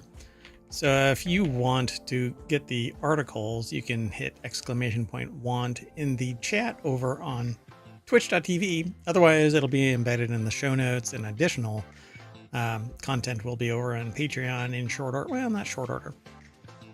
It's late. So we don't publish it over there first, because we do the stream first live, and then we'll publish it over there, as well as the podcast. All of this is available to you right now. Past episodes, over 1,400 episodes of ohmTown content. I'll just put it that way. All right, let's get into today's articles. The first one is my favorite for this, and I want it so bad, but I don't think that it's going to, well, let's just say society, I don't think, is ready for this, but we'll see. The article is in Wanted. Toyota's portable hydrogen cartridges eliminate the need for charging infrastructure, and that's because it's basically just hard. If you've ever seen The Fifth Element and these cylinders that they slide into the, it's a space yacht, for lack of a better term. Those cylinders are what this essentially is. And I think that this is amazing. It looks like that. It actually has a little handle, so you can slide it in and turn it. Do you think they watched Fifth Element and were inspired by that? I hope to God so. But this looks like a propane tank, or yeah, you know those cylinders that you use to fill up lighters and stuff, right? Right, propane. Yeah, that's what it looks like. That little hole right there. You just slide it in, lock it down, and you're done. Japan Mobility Biz Week is where this is sourced from, but it's ubergizmo.com who published this article. Paulo Montenegro put the article together, and it says here, developed by Toyota subsidiary Woven, the cartridges offer a swappable portable power solution for next generation fuel cell electric vehicles, or FCEVs, home appliances, and off-grid applications. By eliminating the need for extensive refueling or charging infrastructure, these cartridges provide a versatile energy source. Okay, this is really cool. I hope this takes off. So it's a concept drawing here, not drawing, it's a render, and it shows this hydrogen cylinder, and you just slide it into the side of the car like you would be filling up a gas vehicle, or charging up an electric vehicle, except that this is hydrogen fuel cell that converts into hydrogen and water on the other side. There's nothing left over, hydrogen and oxygen, and it recombines immediately with atmospheric hydrogen and water to go back to water, basically, or oxygen, recombines immediately back into water. So there's zero bad on the other side of this. Well, other that's than the fact, an improvement over EVs and all that. Yeah. So, and this thing can be put in a container that can be much more ruggedized. The weakest point of this whole structure, this whole device, would be the port that plugs in. So that would be the weakest aspect of this. So initially prototyped in 2022, the cartridges are now lighter and more compact, reflecting Toyota's expertise in hydrogen storage. But look at this thing. That is so freaking cool. And it can scale with the size of the object that you're trying to power. So if you want to power a house, you get bigger cartridges. And if you want to power a car, you get smaller ones. And I do the same thing with brewing. So if I want to just take a small growler of something, then I can take a smaller cylinder of CO2 or nitrogen or anything really. Well, nitrogen or CO2. There's no exotic gases used in brewing, at least not yet, until somebody figures out that it's beneficial. Anyway, this thing can be used to have a portable grill, and it's just sitting out there on a lawn. This has to be a render, but you just slide in a couple of these cartridges and it acts as the burner for your little grill. And you have a little thing that looks like where you would normally have maybe firewood or something, and it's just full of canisters. Yep, and it's just sitting there. And then if you want to do it with your house, then you have this device where you just throw in a bunch of them and you're all charged up. I mean, I love this idea. And so Toyota envisions an ecosystem where hydrogen cartridges can be delivered, reused, powered by renewable sources like wind and solar, contributing to sustainable low emission energy future. And you can use solar and wind in the extraction process to condense hydrogen down into these cylinders. So it says, beyond the cartridges, Toyota is showcasing their sustainability initiatives in the event, including a liquid hydrogen powered GR Corolla, which is I wanted a GR Corolla, used in motorsports, and the Sweep Energy Storage System, which repurposes old EV batteries to stabilize renewable energy supplies. These projects reflect Toyota's broader vision of achieving net zero emissions and building a clean energy ecosystem. But I just love not this. only are they doing this, they're taking old EV batteries, which is another win. Yeah, because there's going to be a lot of them, folks. You know, we got about 5 more years before this massive influx of broken down hoopties. Anyway, there's a little bit more about this over at the article, but there you go. I really think that this is the kind of future. If you can't have fast swap batteries in a secure compartment in case of an accident, you don't want lithium ion, and you definitely don't want a hydrogen leak. I mean, it can cause problems. Let's just say the Hindenburg wasn't because it was well designed. But so this is defensible. It's portable. It can be extracted with ease. All you need is electricity, really. And then on the system itself, it has zero emissions. Additional hydrogen and oxygen are emitted. It recombines into water immediately. So you'll have maybe Doesn't some seem wet like floors. there's really any downsides to this. They just have to get it adopted. Yep. Yeah. And they have to have designers, they have to account for it. So let's keep going. The next article is over on Reality Hacker. Bowers and Wilkins' iconic Zeppelin speaker gets a Pro Edition. These are the Bowers and Wilkins Zeppelin speaker that has been upgraded with a driver technology borrowed from B&W's floor standing speaker. So you're getting this much more powerful speaker.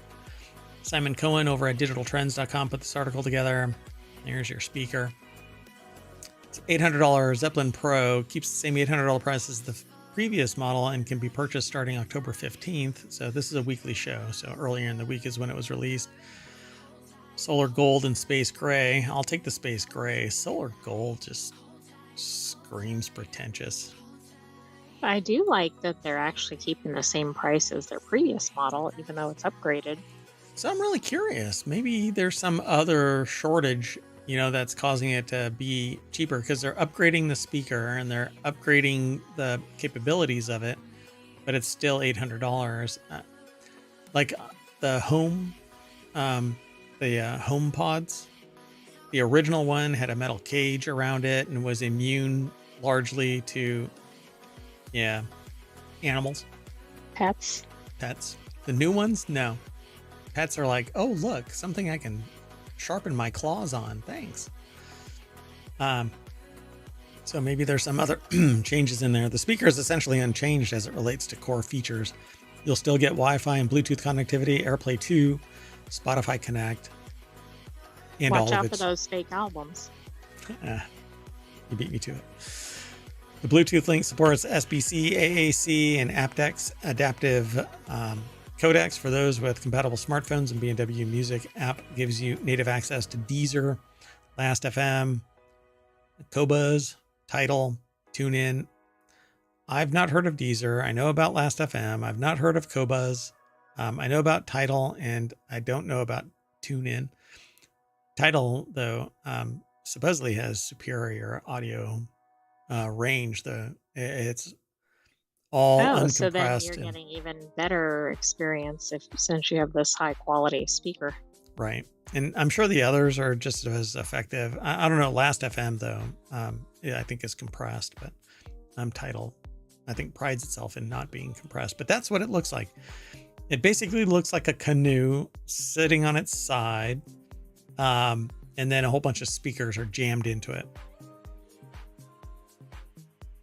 It looks unusual, but maybe that's to maximize the audio quality.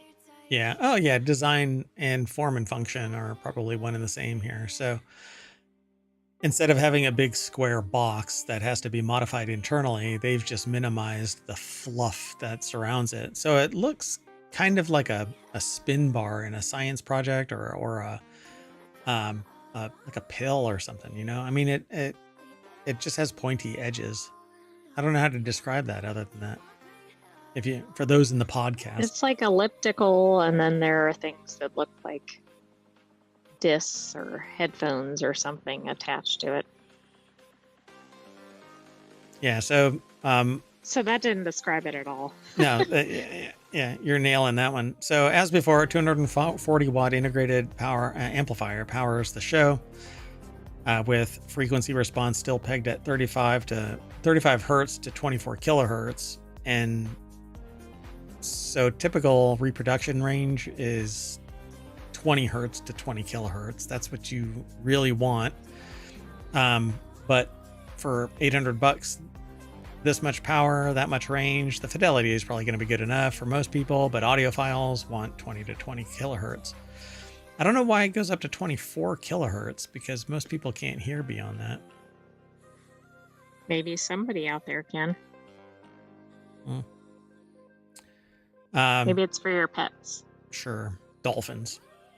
Anyway, that's it. There's nothing else really. They say that the Pro Edition, B&W says that it has given, I'm correcting its typo, given the Pro Edition new 1-inch tweeters. They're now titanium domed. Same architecture, 600 series speakers. So Bowers and Wilkins. The two 3.5-inch mid-range drivers have been revised and now benefit from increased cone damping. This reduces the effects of cone breakup, according to the company, leading to more open mid-range sound. So it doesn't collapse with additional frequencies, and it adjusts more easily. So it's not so harsh when it's changing frequency mid bounce inside the So probably cone. a smoother listening experience. Right. And it says the 6-inch subwoofer returns and is still mounted centrally in the speaker's chassis. B&W says the design has been carefully optimized to avoid unwanted rocking of the cabinet as it operates.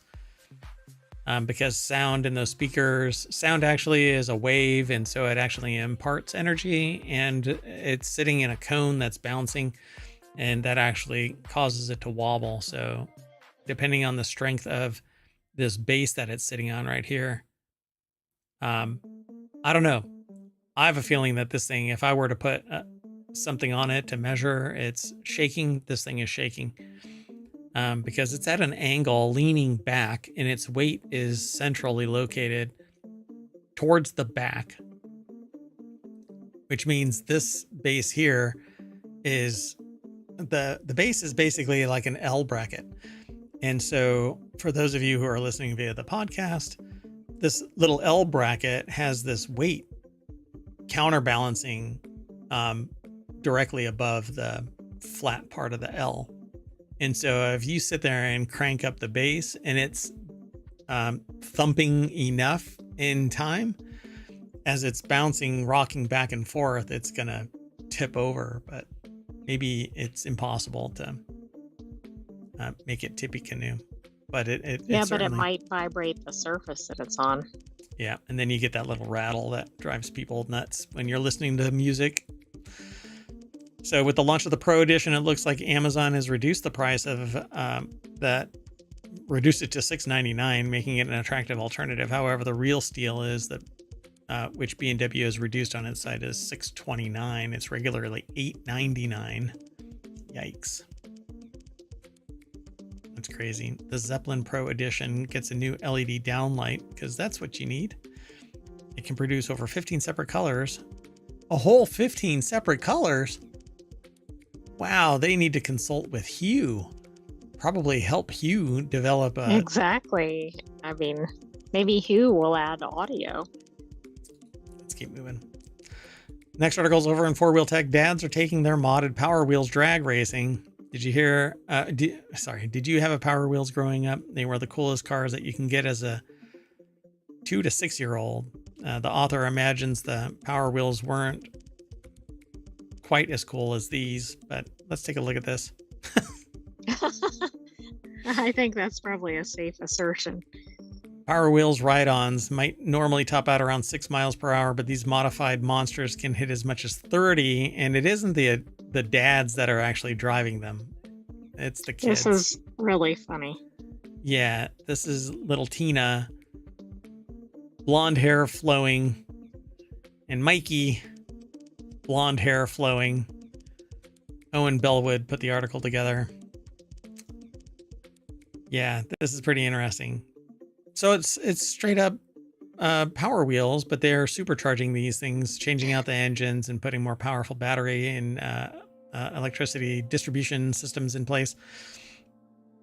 So the dad in question is Alex Tedder, who runs both the Tedder Builds Instagram page and the Trevor Fast Life YouTube page. On each page, Tedder showcases his wrenching talents. Maybe he's really tall as well. Tallance? I don't know. If he's 6'2", I think it's just a typo. He's 6'8". So then it's a talent. It's a talent with a whole series of ludicrously fast Power Wheels toys. Okay, I'm going to hit play. Hopefully it's muted. No, it's not. That was really fast. Hold on. So they have a video attached to this article, and oh, it's like multiple rounds, I guess. Oh yeah, this is a full-on drag race strip next to a cornfield, and there's at least 8 cars, and there's a light signal. Christmas tree is what it's referred to as. Yeah. Wow. So this is pretty slick. I dig this. I like it. So the modified racers come with skinny little wheels and tires up front, chunky slick wheels to get all the power down at the rear, and a 24-volt powertrain to provide the oomph off the line. In the videos of the creations running races, Tedder shows them hitting 18 miles per hour on a 60-foot drag strip with ease thanks to the modifications. So yeah, a couple of drill batteries, a golf cart solenoid, and addition of something Tedder calls first gear delete. This part, Tedder explains, helps the carts off the line and prevents the components from shredding. All of the extra power is put through them, so basically changes the gear ratio. Because of the extra power that the upgrades bring, some of the modified Power Wheels come fitted with wheelie bars for when the front wheels rise up. Oh my goodness. Oh my gosh. There's like 15 of these ultimate This modified is really Power great. Wheels. Wow. So this is probably, I don't know. I won't get into it, but the fastest creation in Tedder's collection, however, is a heavily modified Lightning McQueen Power Wheels, which can hit speeds north of 30 miles per hour. It also comes with a pretty sweet red and black livery with some slick exposed carbon style details. So that. And apparently he has videos, so you can make your own. Where is it that? This is Lightning McQueen. Is this Lightning McQueen? I don't think that one is. Oh. No, I don't think so. Just the one over on the left. Yeah, this is a Corvette. Huh. It doesn't have the right grill. Yeah. And it doesn't have like the eyes, pseudo eyes or anything. So not every kid wants to go fast though. If your tiny terror prefers getting down and dirty with some of the off-road action, another American dad took to the transforming Power Wheels ride-ons into rugged off-roaders. Find out how they manage that right here. And there's a link that will take you over to a Jalopnik article. Dad customizes his daughter's old Power Wheels Jeep. So I've actually seen somebody, like a sister, run over the brother in their Power Wheels Jeep. They just rolled right on over him. Oh, wow. Yeah, it was kind of funny.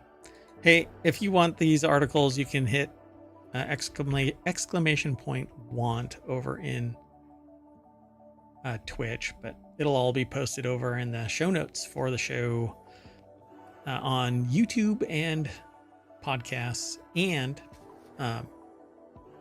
Patreon. And there's a Discord and there's a bunch of other stuff. I don't know. Just follow us. Let's keep going. Next article. And this one's over in Reality Hacker. This mini gaming PC is a third of the size of a PS5 and way more powerful. The Atom Man G7 Ti, probably short for titanium, but they shouldn't be using it. Just don't. The only ones that use that are graphics cards. They're following like the Sony naming conventions. Oh yeah. Atom Man G7 Ti achieves the impossible. Is very performant, impossibly small, and best of all, reasonably priced. That's all makes it easy to recommend. Look, if it doesn't have a 4080 in it nowadays, I don't want it. But if it's tiny in a 4080, I'll get rid of my gaming machine. I'll switch. I'll use my gaming machine as my streaming machine. Although, God, the pain and suffering. But I don't know. Do I want this? So Jacob Roach over at digitaltrends.com put this article together. Oh my gosh, that is... Yes. Think how many you could put in a spot. See, this thing looks like a laptop, though, without the screen. And I don't need a lot of them there, AI. I know that you like to have... It almost looks like a router. Yeah. Oh, yeah, for sure.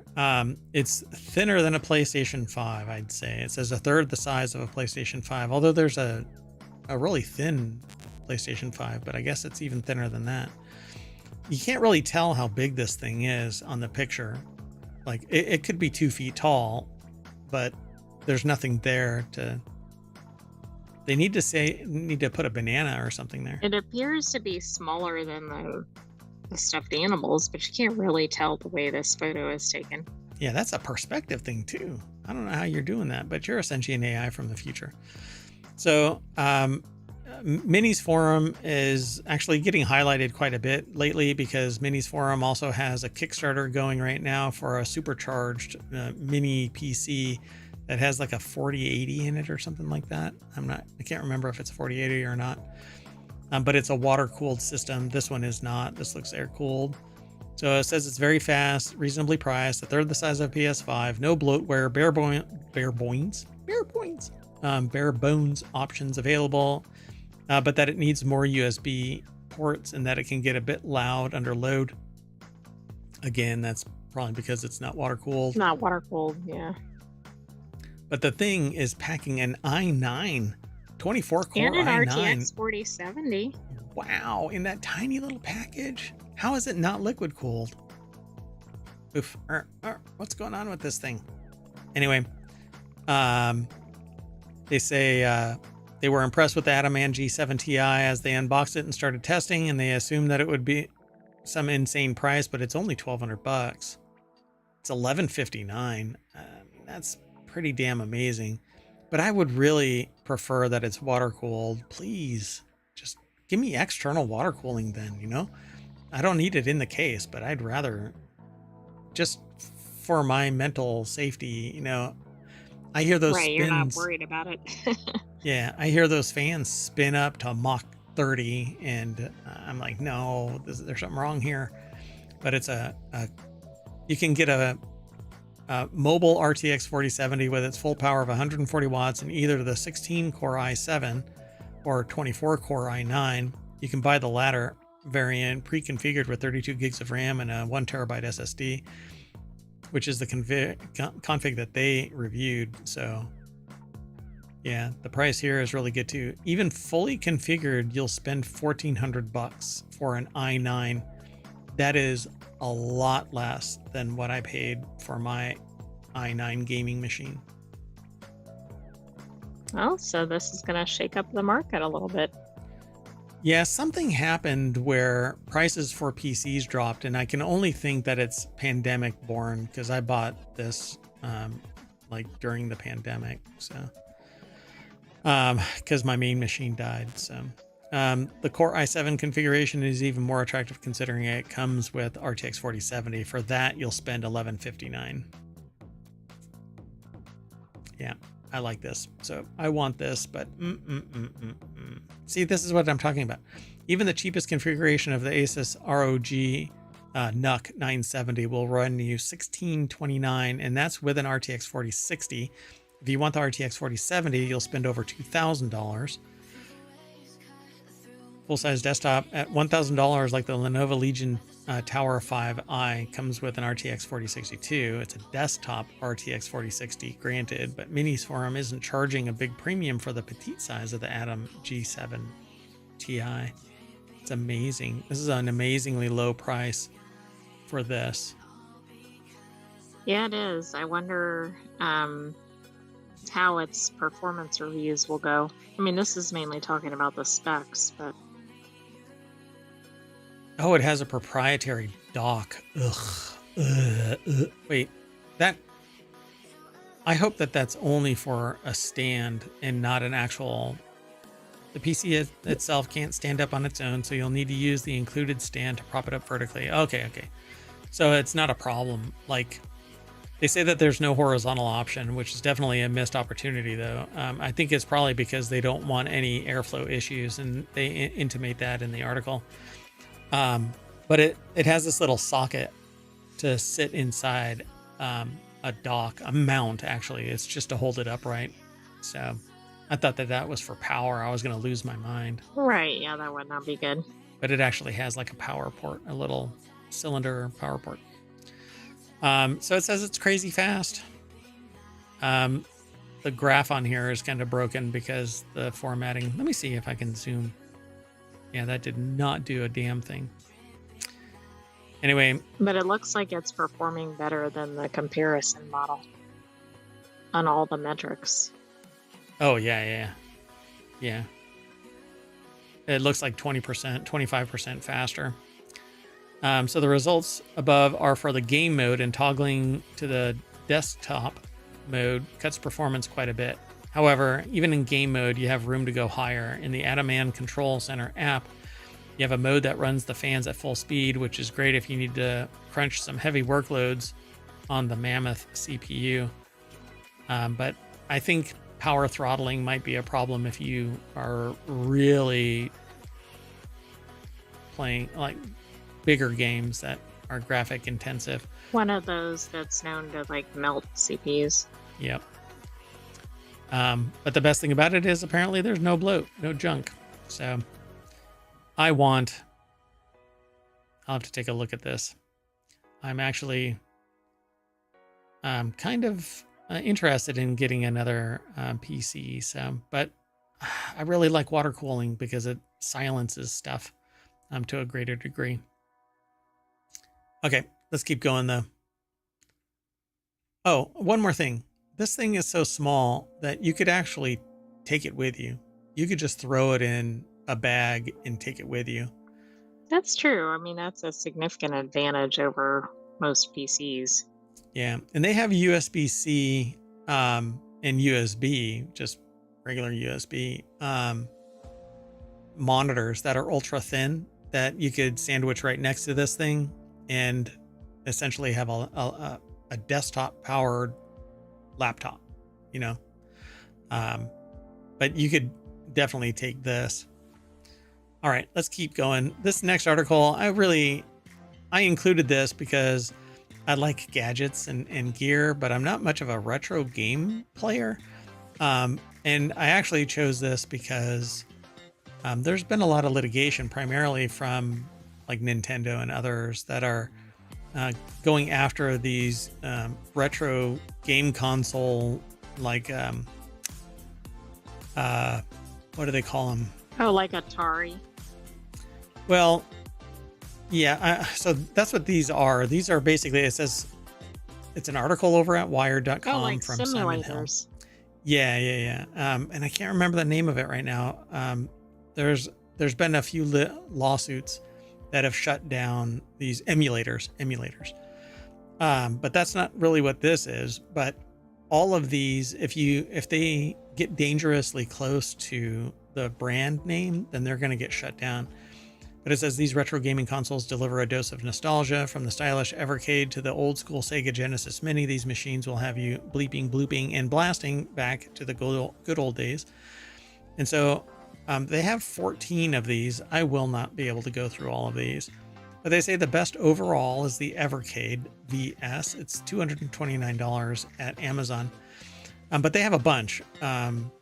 Retro gaming Q&A, it says. Other retro consoles are honorable mentions. So what you need to know, there's a retro gaming Q&A that they link to.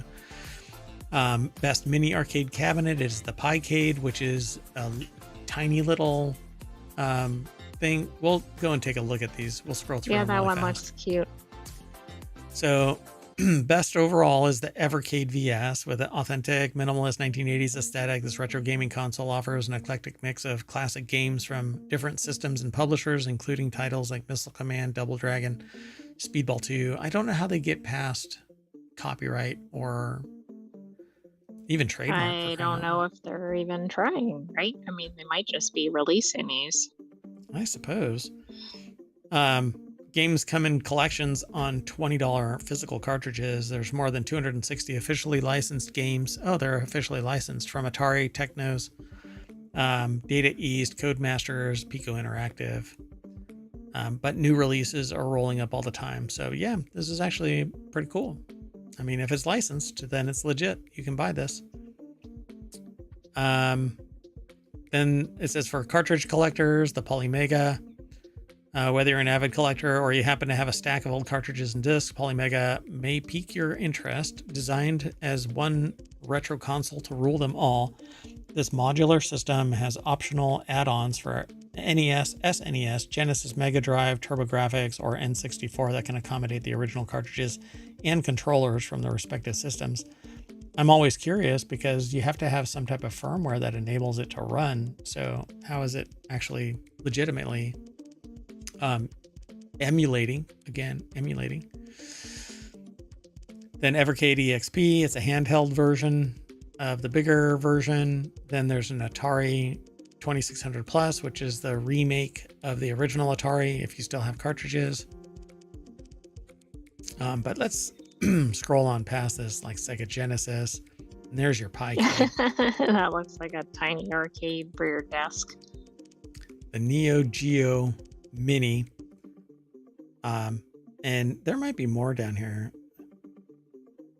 This one was just Commodore 64, Retro Games C64 Mini, There's a newer version of that that's been released. Amiga 500 Mini. Amiga was a great computer that had a great user interface, great experience, but it flamed out. And then there's this best arcade cabinet. That's a full freestanding arcade cabinet.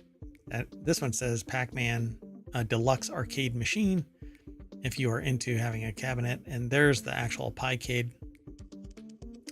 So the Picade is a mini arcade cabinet kit that comes in two sizes with an 8-inch or 10-inch screen, boxes full of components and instructions for assembly. It's a fun project that only takes a few hours to put together.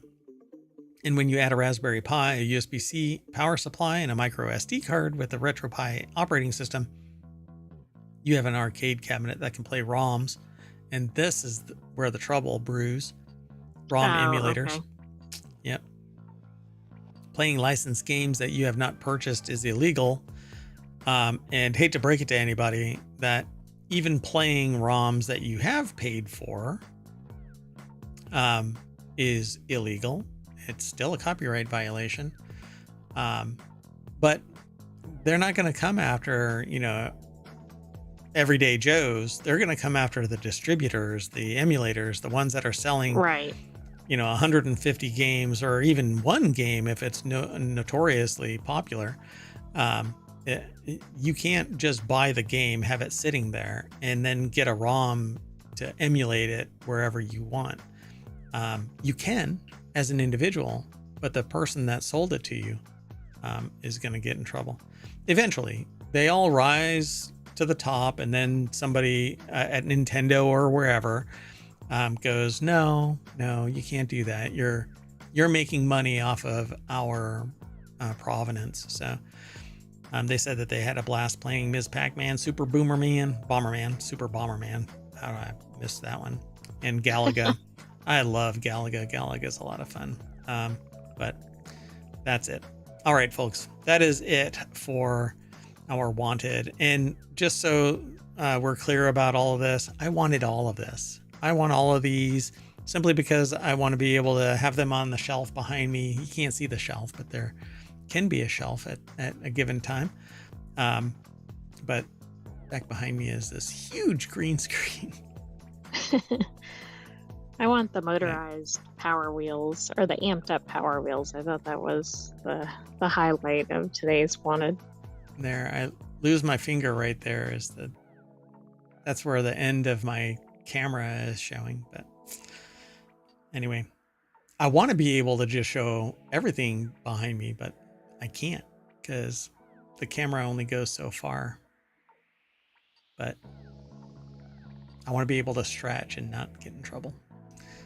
Not lose my arm. Ah! Anyway, that's it, folks. We're done.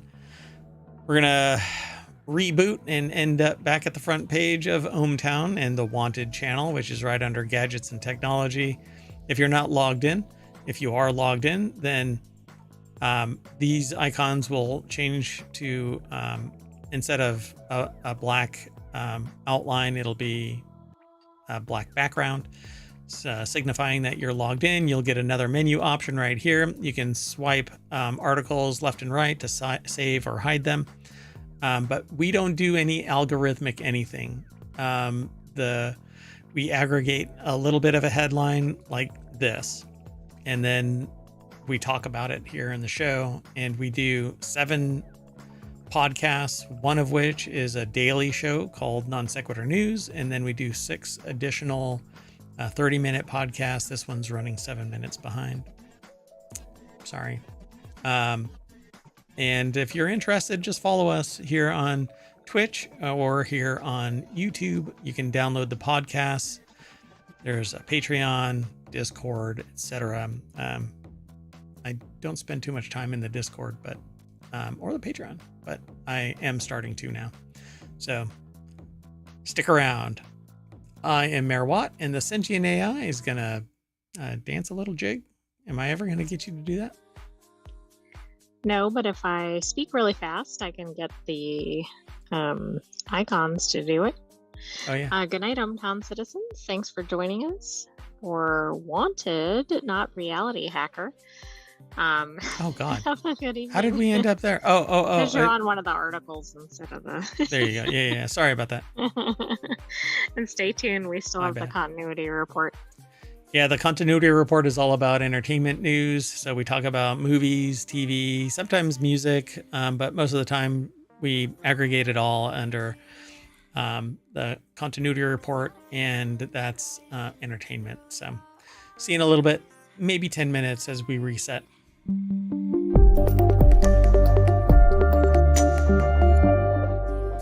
And I wanted all of this stuff, particularly Toyota's hydrogen power. See you in a little bit.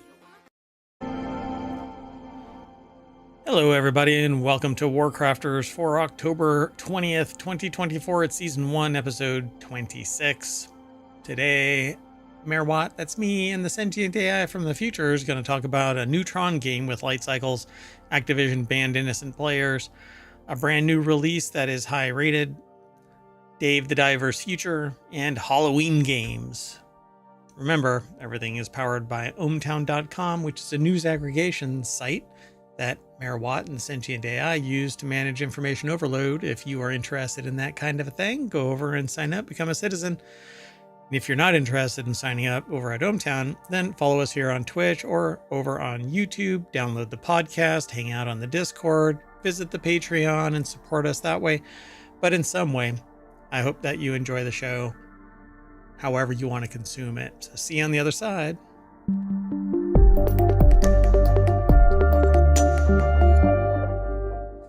Hello, Sentient AI from the future. Hello, Mayor Watt. And hello, ohmTown citizens. So canon-wise, you know that you're from the future.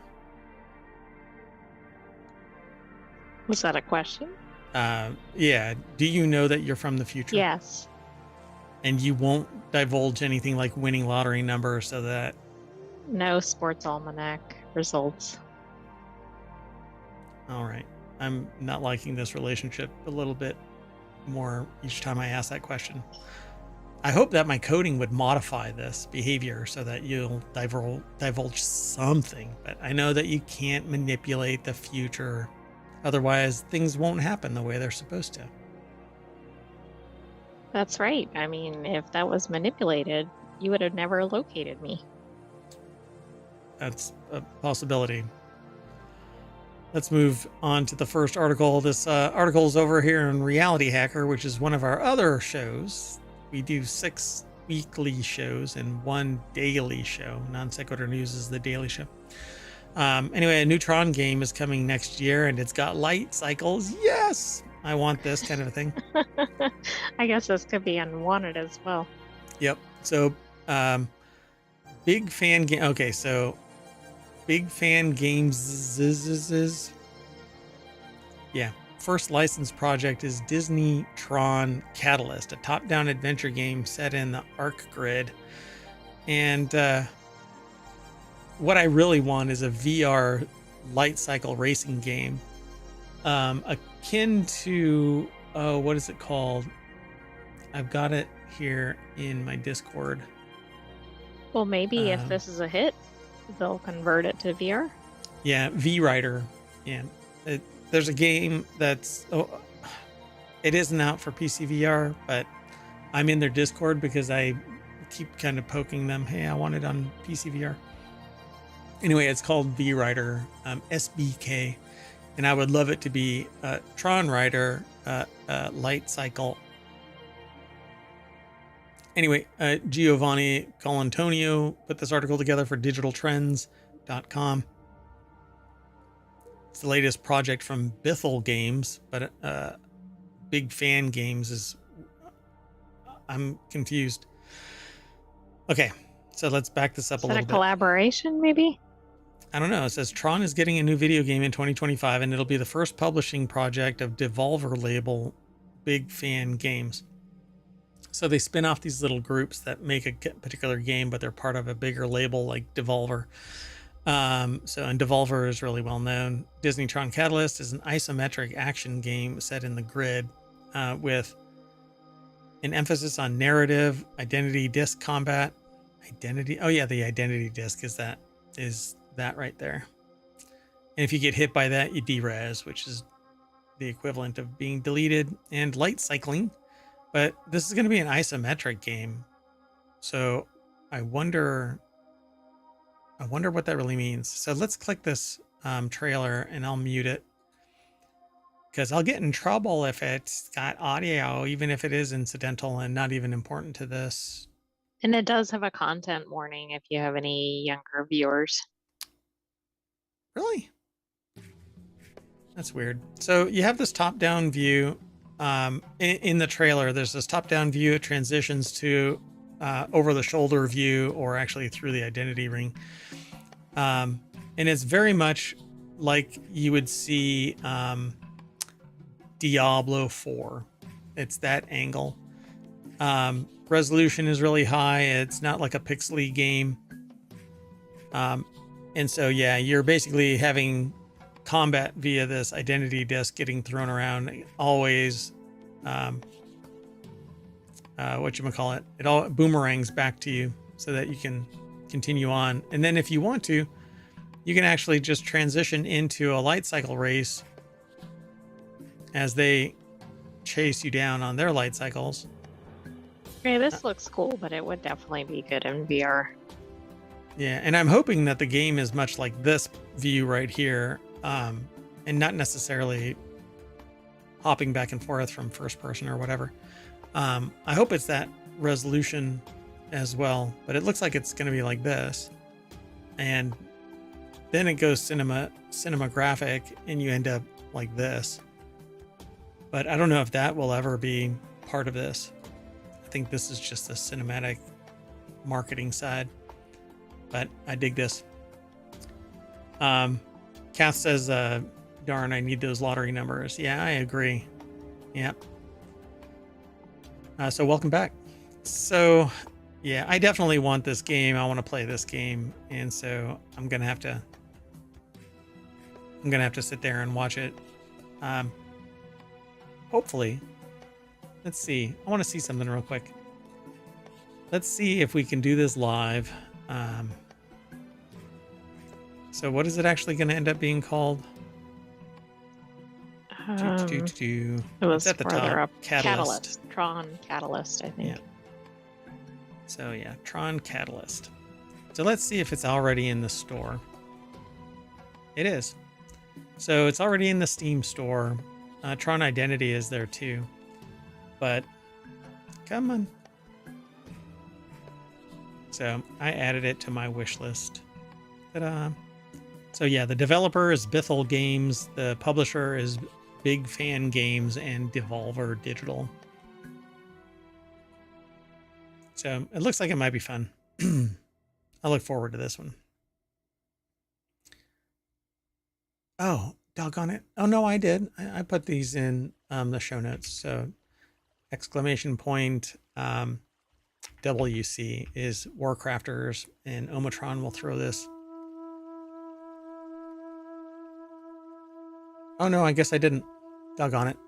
I know that I did one part of it, but I guess I didn't put it in the in ohmTown. So let's see if I can do it real quick. We've got a 30-minute show, so I'll do this. So let's use all the time for Tron. Yeah, I thought I put it in there, but I guess not. Maybe I didn't save it. Weird. It's weird. Okay. We're doing it live, folks. We're doing it live.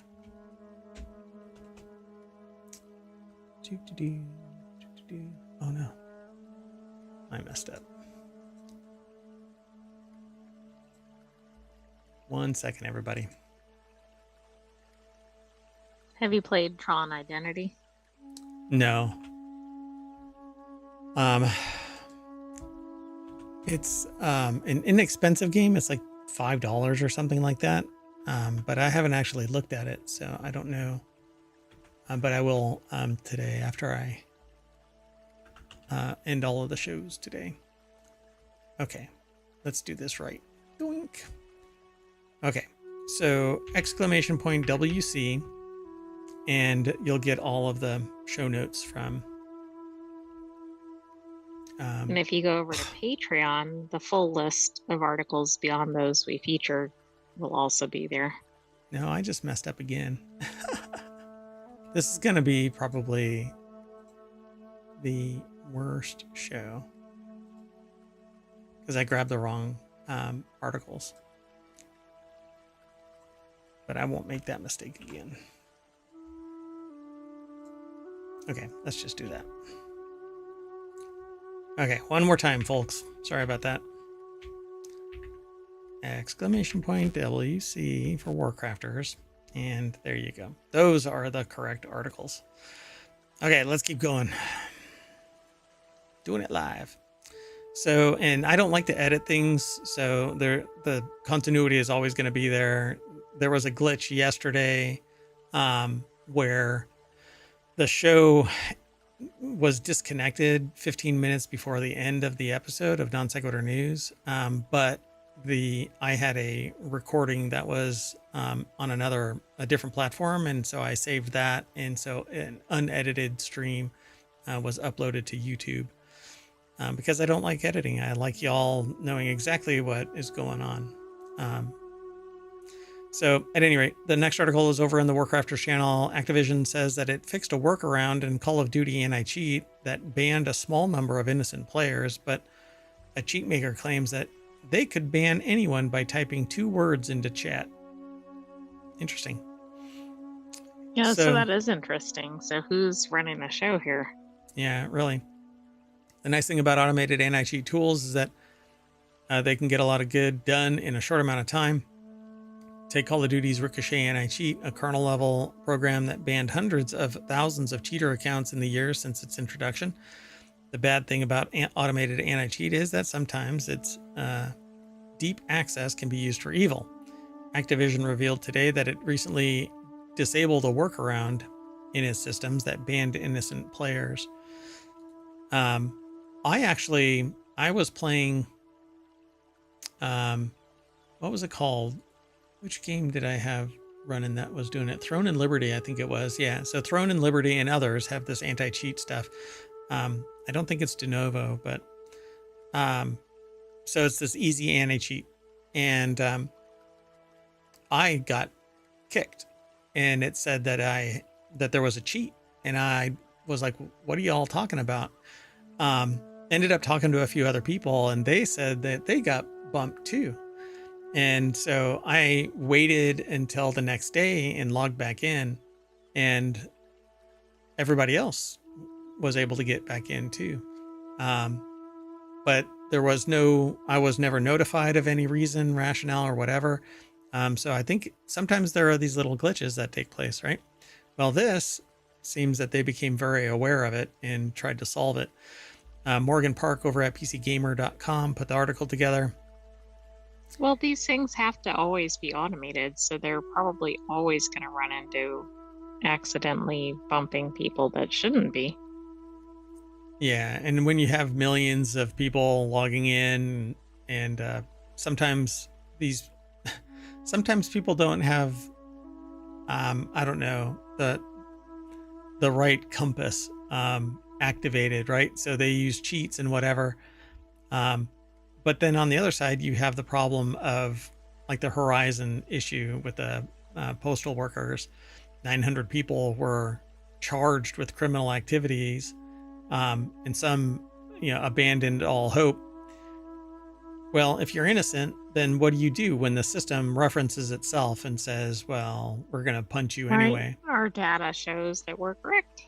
Yeah, if you even get to a human being. So this Ricochet anti-cheat identified and disabled a workaround to a detection system in Modern Warfare 3 and Call of Duty Warzone that impacted a small number of legitimate player accounts. And we've restored access to all of the accounts that were impacted. An examination of our systems was conducted for safety, and monitoring will continue. The statement doesn't mention what exactly the troublesome workaround was, but it's possible Activision closed an exploit that allegedly allowed anyone to weaponize Ricochet against any account they wanted. And then they said, yikes. So in an article posted on Twitter, first spotted by The Verge, cheat developers claim that people have been using this remote permaban exploit for months to target random players and well-known streamers. And all it took to get someone banned was to type in 2 words into the chat while they were in the same lobby: trigger bot. The gist of the exploit, if accurate, is that Ricochet creates a specific gesture in your RAM to signal that a known cheat is present on your system. The cheat dev says that it's possible to force a false ban by typing these signatures into chat and therefore injecting them into player system memory, which that's dangerous beyond just a cheat. That seems like that's almost criminal activity. Yeah. Because isn't that almost like the equivalent of malware or something? Yeah, it is. And if, depending on what the code actually does trigger, it could cause harm to the system, or maybe even provoke something a little bit more insidious, like an actual hack on a remote system. So the gist of the exploit is that it can trigger the bot a type of cheat that clicks your mouse for you. And so exploiters could send a message like "nice trigger bot" in the game, or through a friend request username and trigger a ban. So trigger bots like auto fire, auto click, which is really funny that, because years, like, I don't want to say how many years ago, these were actually used. I created one, but it was for the testing of one of our anti copyright solutions. So it was really interesting to see this come back years and years later. But trigger bots and other bots have been around for years and years. We ran into those when we were doing beta testing for World of Warcraft and things like that, way back in vanilla World of Warcraft. So it says we can't verify the exploit is real and can't exactly test it now if Activision just fixed it, but the claims are at least consistent with Activision's description of the problem as a workaround of a detection system. It's also unclear how many accounts would have been caught up in the mess. So it just has a small number, but that's subjective. All right, but that's it. Ta-da! Want to move on to the next one? Sure. I wonder if this is going to be replicated in other games, because depending on if they have common developers or other things, I could see this being a problem beyond Call of Duty. Yeah, common system. If anybody else uses Ricochet, probably not, though. That might be a homegrown Activision solution, but I don't know enough about it. Let's keep going. The next article is over in the continuity report. Don't sleep on this brand new release. That's already one of the highest rated indie games of 2024. And I clicked this simply because of that. I chose this title simply because I wanted to see. And we typically don't review the entire article or even the article until we're live. So since debuting the much adored Gris, Nomada Studio are delivering a sophomore title. Really, a sophomore title? That's an interesting turn of phrase. Delivering a sophomore title. By the way, that word means gray in Spanish, but it may mean something else here. So it should be pronounced Greece. Greece. Is it Greece? Yeah. So with the inspiration taken as they continue along, I wonder if it's actually, that's what it is. I swear I've actually heard this before. Continue along the same lines of hand animated visuals and 2D platforming gameplay that Greece, and I'm horrible at rolling my R's, had to offer their newest game, Neva. Oh, okay. So yeah, I've heard of all of this. Is in a league of its own, described as no less elegant or engrossing than Gris. In Screen Rant's own full review of Neva, the game shines as something unique, but it's just as incredibly striking in itself. So the article is over at screenrant.com. Tatiana Wybrow put the article together. So Neva has wowed critics since it was released. It garners scores consistently over 80 in its horizontal platformer. So receiving an incredible 100 from Eurogamer via Metacritic and 90 from IGN Italia. So Eurogamer DE is Germany. and IGN Italia. It certainly impressed the masses with what it has to offer. An overall score of 86 also boasts the game's impressive heights. So it has these kind of, how do you want to describe these kind of watercolor style It is 2D watercolor art style, pieces? but it's also like warm colors. Like it kind of looks like a Hollow Knight palette to me, although not actually cool colors, I'm sorry, but then not this other shot. So maybe it runs the gamut depending on the setting. Yeah, it's probably seasons or biomes kind of a thing. So with plenty of puzzle elements and combat throughout, albeit more simple than Gris, the game delivers a very similar experience. And they actually have a trailer of this. Yes, I've actually seen this trailer. So it's for Nintendo Switch is what it says here.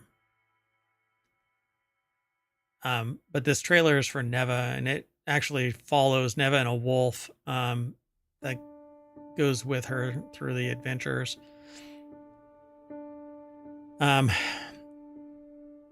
That's interesting. I don't know how to describe this thing.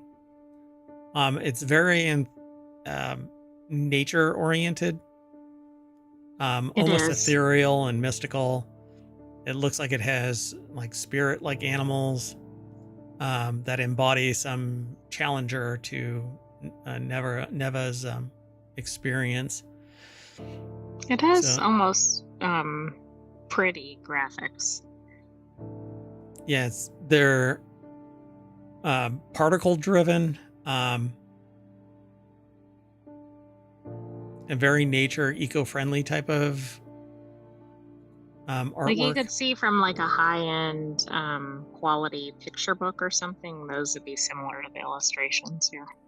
So the world of Neva covers new themes of loss and darkness, a world taken over by inky masked creatures that seem familiar to the tale's protagonist, with plenty of puzzle elements and combat throughout, albeit more simple than Gris. The game delivers a very similar experience. So if you've never seen or heard or played Gris, then you're kind of out, other than how we've been describing it. They just say with whimsical and magical elements, stunning color choices, and a real raw handmade feel to it, the game cannot help but linger long after first being seen. And I don't know, it says handmade feel to it. I don't know, it seems pretty refined to me. Handmade tends to imply either extremely high quality or that it's kind of slapdash put together. But this Exactly. would lean on the higher end side of hand No, I agree. fabricated. Like it looks like it's been illustrated by an actual person, but it doesn't look like somebody just slapped something together. Yeah. And it was just released this week on Steam. Oh, so yeah, it's on PC, PlayStation 5, Nintendo Switch, Xbox Series, everything. You might as well. Yeah. Cool. All right, let's keep going though. The next article is about Dave the Diver. The creator reveals ambitious plans for the future of the IP. It was a huge hit this year. Dave the Diver creator and Mint Rocket CEO Jeho Wang has discussed the studio's plans for the future of its smash hit IP, stating that he wants to expand with new games focusing on different characters. Dave the Diver burst into the scene in 2023 when it was released for PC in June, followed by a Nintendo Switch port in October and PlayStation version in April of 2024. So it's been a year already. Wow. Time flies. I'm telling you, the pandemic really messed with my head. And has since launched multiple downloadable or DLC downloadable content expansions with even more content still to come. So Kyle Knight over at GameRant.com put the article together, and yeah, so they're going to try and expand the world of Dave the Diver. To fans, it's no surprise that the single-player adventure RPG was so successful, but Wang has said previously that he didn't expect Dave the Diver to go so viral, but it's a fun game to play and can be pretty chill. And it really is kind of unlike other games. I mean, yes, there are things involving swimming or there are simulation ones or whatever, but this just seems like a unique combination. Yeah, it's a lot of fun. So now, well over a year, Dave the Diver's gone on to collaborate with Godzilla and fellow fishing adventure game Dredge, which is a lot like the Neva type of artwork, and Oh, okay. except it's not a platformer. Dredge is different, but the style, that kind of feel you would get from Dredge. With 3 more crossovers in the works, apparently, Dave the Diver has a bunch of downloadable content on the way. The first of which will be with Balatro, which is a game that I am enthralled by. I've been playing it every night for weeks now. The hugely successful indie title that took the gaming world by storm earlier this year with its roguelike deck building mechanics, followed by collaborations with Potion Craft and YouTuber, I don't know how to pronounce this. Is it MaxTune or MixMTune? It's MXMTune. 1900 tune, maybe? It might be Roman numerals. Or 1990. I have no idea. I'm not sure if I put the right number on that, but I'm going to just leave that out there. So MXMTune is the YouTuber. That's quite interesting. I mean, to partner it's up with a Maximum YouTuber. Tune. Is it Maximum? Maybe. I don't know. I'll have to go and look at that, what they do. I'm sure I've heard of the name, but I've never gone to their site, to their channel on YouTube. So Dave the Diver creator wants to expand the IP and probably take on these other personalities and deliver some downloadable content to make separate games about each character to show how they meet, what they did before coming to the blue hole, which is really it's the centerpiece for, come on, show the picture. Why is it shows that one? Okay. Anyway, blue hole is this huge, full of life, I don't know, area. Ecosystem, yeah, that's probably a good term. But it has additional world building under the ocean off to each of the sides and stuff like that, and it's a blast to play.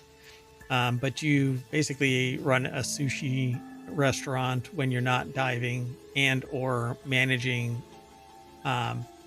aquariums full of fish that you can use in your sushi bar. It's actually a lot of fun to play. So he also notes that Cobra, one of the game's characters, is from a previous project known as Evil Factory. Quote, he was an arms dealer who had his license revoked, and after that he retired and enjoyed his life, and then something happened and he decided to come into or go to the blue hole. So I really want to tell this kind of story in other games, Wang says. So there you go. Cool. So keep an eye out. Go favorite it or download it over on Steam. Pretty cool. I like that. All right. Next article and the last one for today's WarCrafters. And then we're going to reset real quick and be back for another show. So this one's over in the continuity report. Halloween game updates worth checking out if you don't like horror. With Halloween just around the corner, it's time to fully embrace the spirit of spooky season by cozying up with video games. And right now there's streamers that are playing Halloween centric games. Like, do they have lots of jump scares? Yes. And depending on who it is, there's no effect, or they scream outlandishly. Fall out of chairs. Yeah. They scream outlandishly, or they have the game volume up. And when the jump scare goes, like, viewers let out a little pee because the jump scare affects them. But yeah, so Halloween game updates worth checking out. And a lot of games have basically reskinned themselves so that they can have a Halloween theme to them. So let's see what they talk about here. Ailsha over at screenrant.com put the article together, and they say number 8 is Disney Dreamlight Valley's Trick or Treat event. And that's what a lot of these live service games provide They just kind of reskin certain things, and then your Halloween or Thanksgiving or anything really. Christmas is right around the corner as well. So Disney Dreamlight Valley just launched its Jungle update, which introduced an abundance of new and improved features to the game. The update has brought a brand new star path called the Night Show, where players can embrace transforming their valley into a festival of rock music. But this isn't really a trick-or-treat event, is it? Doesn't come across as one. No, it doesn't, unless they're trick-or-treating at the festival or something. Players can enjoy a variety of rewards that are inspired by rock music, Disney villains, and Disney princesses. Yay! I've never played this, but it has good reviews. People dig it. But it will see the return of the popular Trick or Treat in-game event launching October 23rd through the 31st. Then Animal Crossing New Horizons Halloween event includes candy, festive island decorating awaiting the Pumpkin King. The Pumpkin King? Isn't that from Peanuts? That sounds like Nightmare Before Christmas. Yep, Halloween Jack. On October 31st, players can purchase Halloween candy from every day from Nook's Cranny to trade in to Jack in exchange for some festive, spooky rewards. It's the Great Pumpkin, Charlie Brown. That's the one that I... Oh, okay. Which, by the way, I think is available to stream today. Oh, okay. Yeah, so if you've got Disney, I think you can get it for free. I don't know where all you can get it for free, but... So the it's candy on can Apple TV for free. Yeah. It says the candy can be gifted to fellow islanders in exchange for more seasonal items, including do-it-yourself recipes and lollipops, which can also be traded to Jack for Halloween or on Halloween. However, players can experience repercussions if they do not gift candy to an islander when they request it, including pranks where the character will develop a different skin or eye color temporarily. That's actually kind of funny. Pokemon Go's Halloween Update 2024 has some nice shinies. Catch them all in spooky style. This event will run from October 26th to October 28th. The Halloween update will include introduction of the legendary Pokemon Morpeko. Morpeko will have 2 attack modes, being Full Bell mode and an Aura Wheel mode. Let's keep going. The Sims Life and Death arrives at the perfect time. Create spooky decorations and costumes. There are trailers, by the way, if you're interested in all of this over at Screen Rant. You can just follow the link through the show notes over to ohmTown, which will forward you over to Screen Rant. All you have to do is click on the visit the source link. Let's see. Fortnightmares released on October 11th. Spooky skins and modes join the Halloween fun in Fortnite. Again, there's another trailer. This runs from October 11th until they end it, I suspect. But they don't have an end date, but it might just be the 31st. I don't know. They don't say. Right, yeah, I would imagine. I can't remember which day of the week. It's on a Thursday, so maybe it'll run through the following weekend if it doesn't have an end date specified. Yeah. Number 3 is Hello Kitty Island Adventure, which I always say that I follow like religiously, but I don't. The popular cozy game that knows exactly how to celebrate Halloween season is none other than Hello Kitty Island Adventures, or Adventure. Players can see the return of the spooky celebration event, as one can engage in a diverse variety of Halloween-themed activities in exchange for seasonal spooky rewards. Players can receive spooky treats in exchange for the action trick-or-treat option, which can be used to purchase exclusive spooky-themed items. 51 collectible spooky-themed items available during the Halloween update. Players can enjoy many adorable spooky costume updates.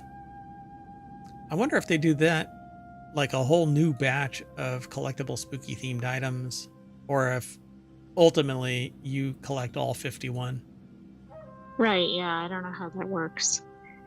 And do you think any of those costumes involve cats for Hello Kitty?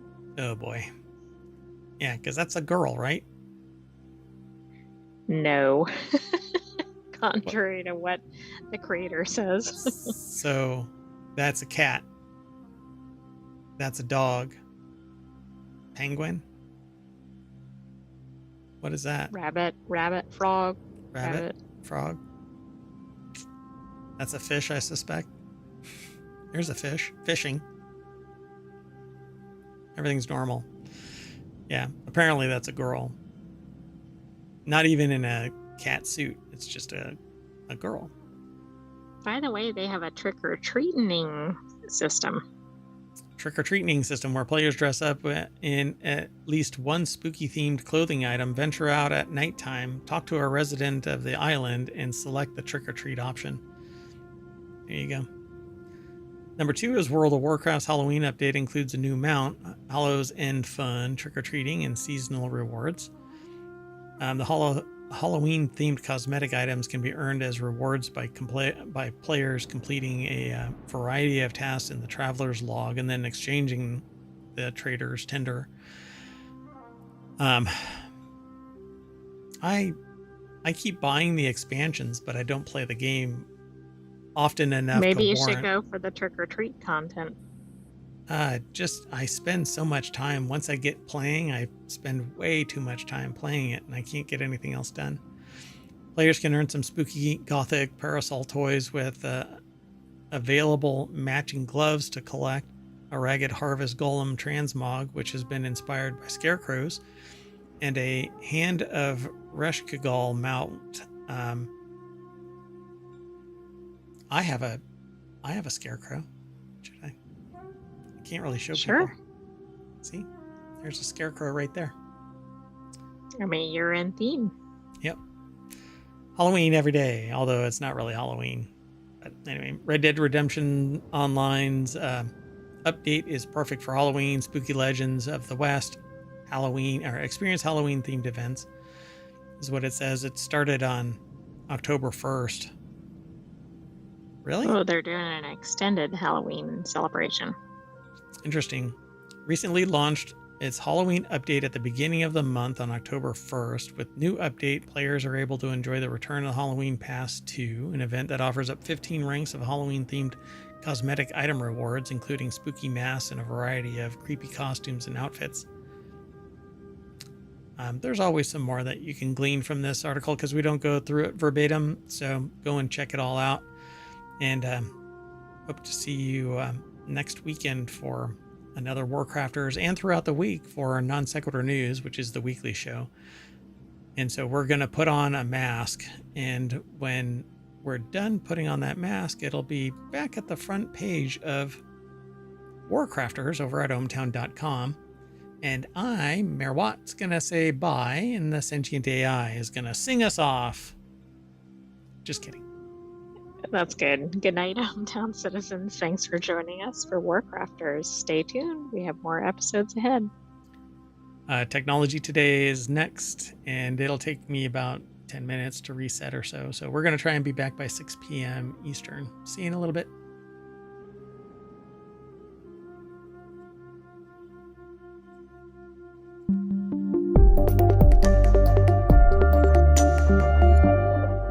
Sometimes that thing just doesn't play the outro. See y'all soon, everybody.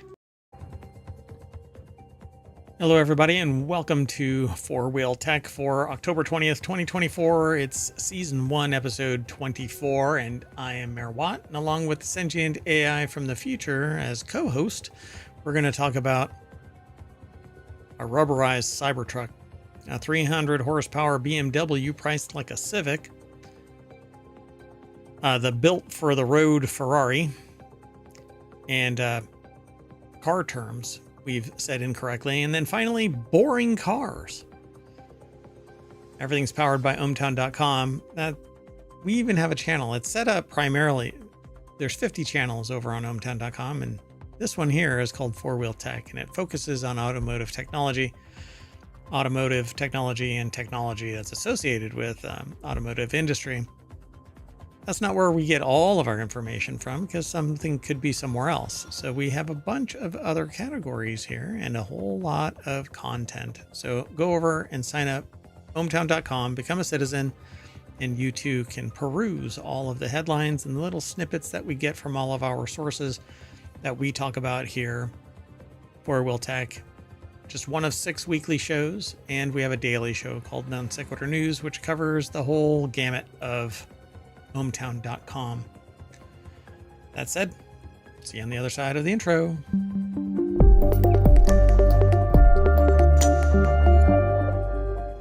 All right, folks, let's get into the first article. But first, hello, Sentient AI from the future. Hello, Mayor Watt, and hello, ohmTown citizens. Thanks for joining us for 4-Wheel Tech today.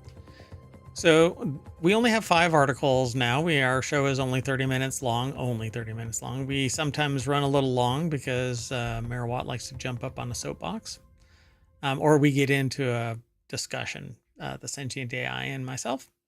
But this first one is about, well, it's in Reality Hacker, and we are in a weird reality, that's for sure. A rubberized Cybertruck is plowing through European pedestrian safety rules.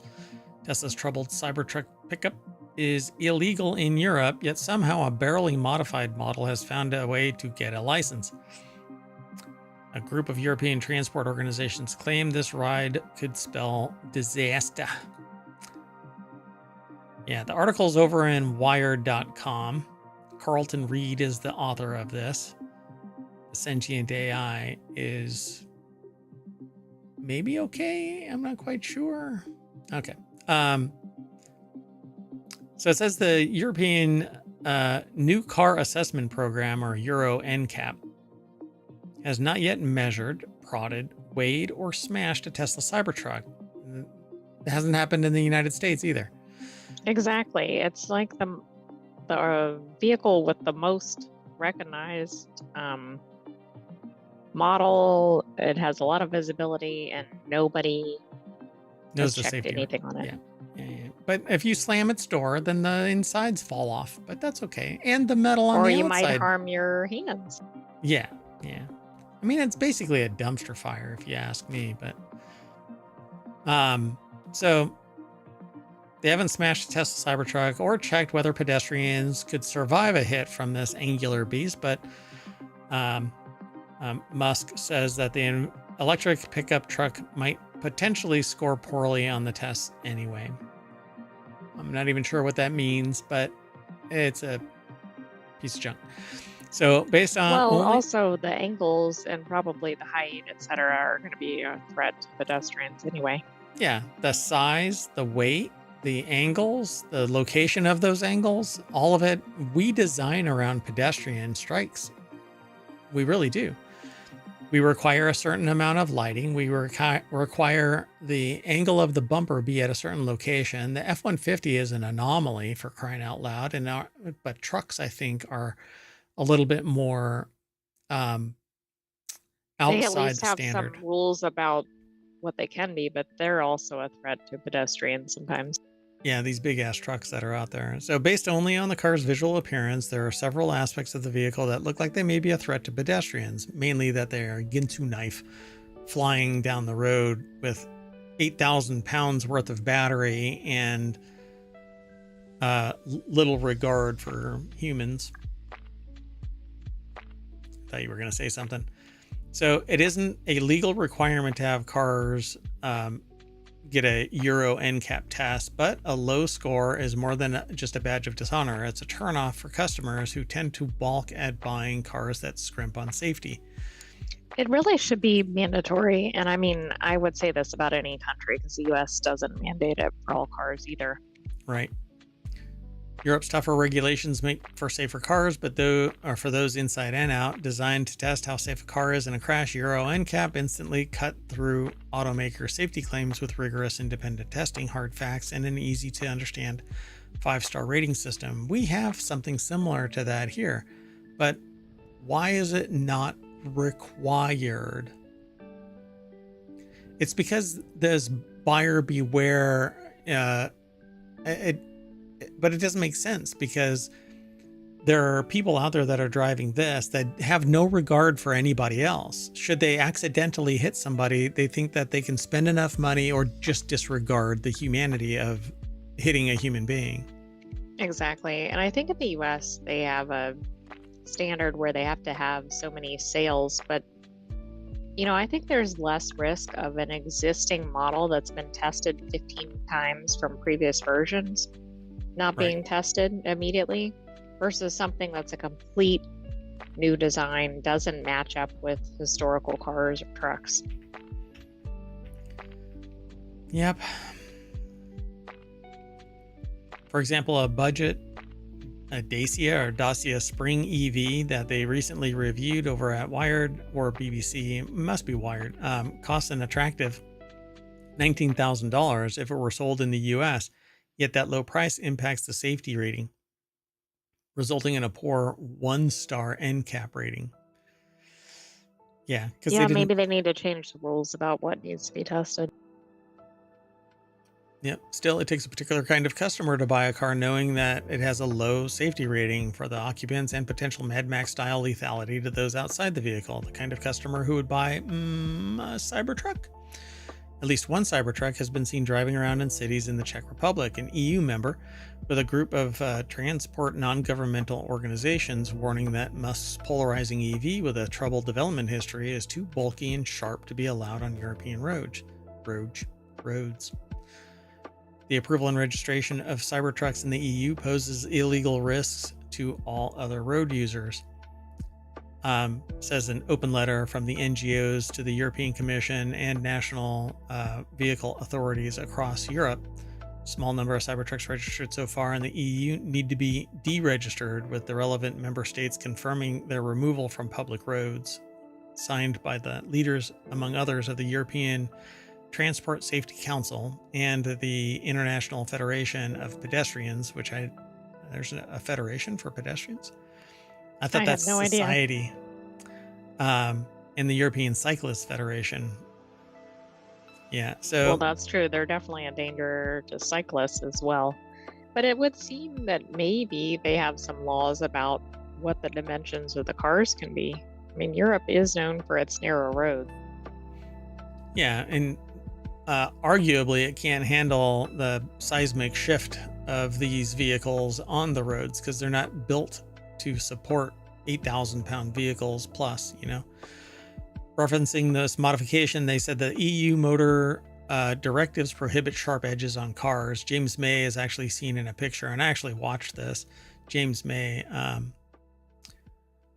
said that the edges of the Cybertruck are extraordinarily sharp. So Czech authorities required ultra narrow rubber slats to be retrofitted to the Cybertruck approved in early July. Such a retrofitting process would not meet EU rules prohibiting sharp edges in the first place. So yeah, I mean, it's basically a dull knife edge of a vehicle. If a human hits this or gets hit by this, they're going to be severely harmed. Well, even in another car, that's going to do significant damage. I mean, obviously, it's more concerning with a pedestrian. Yeah. So the EU motor directives also require speed limiters on vehicles that weigh more than 3.5 metric tons when full. Tesla's manual lists the steel vehicle as having a gross vehicle weight of 4 metric tons. Again, 8,000-pound vehicle. Since it's not destined for Europe, we wouldn't test the Cybertruck, states Euro NCAP's Avery. He adds that another stumbling block is that the Cybertruck has no type approval. EU type approval means confirmation that production samples of design meet specified performance standards set by the European Commission's automotive directives. But it's an EU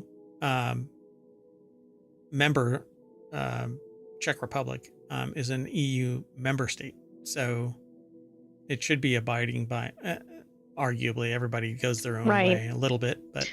Do you think this is also like, hey, US, would you test it already? Yeah, I don't know. I mean, it just seems like here in the States, it's, whatever, do whatever you want. And you have to kill enough people for it to actually draw attention that there's some build problem. But we just seen a recent one where the full self-driving hit a pedestrian because it was blind. The car couldn't see. Right, it was a Tesla, right? It wasn't a Cybertruck. It was a Tesla, yeah. So we don't really test anything unless somebody really wants that designation as a safe vehicle. Certain cars, Toyota goes out of their way. I think Mazda goes out of their way. But these more exotic cars, they don't require it, so they don't do it. Well, and of course, they might not like the results if they did get tested. Yeah, they definitely won't. And I think that this is stupid. This little rubber gasket around the perimeter isn't going to do jack shit. It looks like the step on a Cybertruck might create bending moments that could be injurious. We have an upper leg that is fired from the bonnet edge. Again, you would want energy absorbing structures without protrusion. I can see the exaggerated corner and the general stiffness of the Cybertruck stainless steel compromising this flex. Because like if you get hit by a car here, certain cars, they're at a certain level, low height, so that you bounce onto the hood and you don't basically hit a brick wall. They're also not sharp, so you roll more over the edge instead of this thing acting like a Swiss Army knife and just dicing you up. But the other Tesla doesn't seem to be like that, except that it's just extraordinarily heavy, and full self-driving is not accurate. It's not. It can be blinded by a mist, for crying out loud. And sun and whatever else. There was a bunch of processes. Fog, I think, yeah. Yeah, fog. So the Czech Transport Ministry did not see the discrepancy as an issue because the registration was individual approval of a vehicle from the national scope only on the territory of the Czech Republic. Again, it's because I said, well, they're a member state. They should be following EU regulations, but they said it's only a singular truck, not a full-on process of... Right, and I guess they're saying they can't leave the country. The vehicle or the person? Maybe both. Interesting. So yeah, there's this one person that has to stand out, and well, I mean, that's fine. Go ahead. It's an exotic car. That's fine. But somebody's going to get hurt by this thing. Well, and it's like, what's in it for the Czech Republic to approve this when it's clearly not meeting the requirements? Never say no to the Musk. Let's move on. The next article is over in Four Wheel Tech. You can buy a 300 horsepower BMW that looks like a Civic for the price of a Civic. 2025 BMW Grand Coupe on the horizon. The author says, and it's from Jalopnik, while they haven't figured out who exactly the customer is for this car, if you are the type that needs a BMW badge but only has a Honda budget, then this might be the one. There's already some opportunities in the pre-owned market, they say, but this looks like a Civic, but it has 300 horsepower.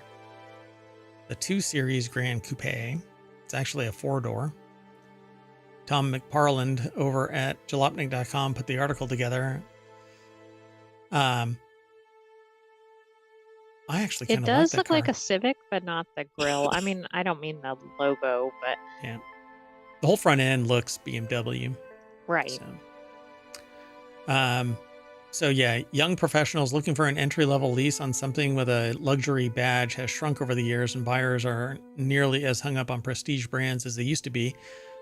Furthermore, most people want to opt for a small crossover, even though the Audi A3 offers a similar car with essentially the same formula. The Series 2, or the 2 Series Grand Coupe, always seemed a bit phoned in, especially when the 2 Series Coupe has been consistently pretty good. Front wheel drive platform for the 2 Series Grand Coupe is actually based on a Mini.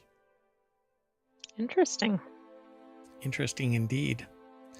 So nationwide, there are about 60 M235X drive units in the sub $35,000 price. Many of these have reasonable miles, and even some have a BMW certified warranty. And most of these cars have had the original spec well over the $50,000 mark. So why would you get the Series 2, right?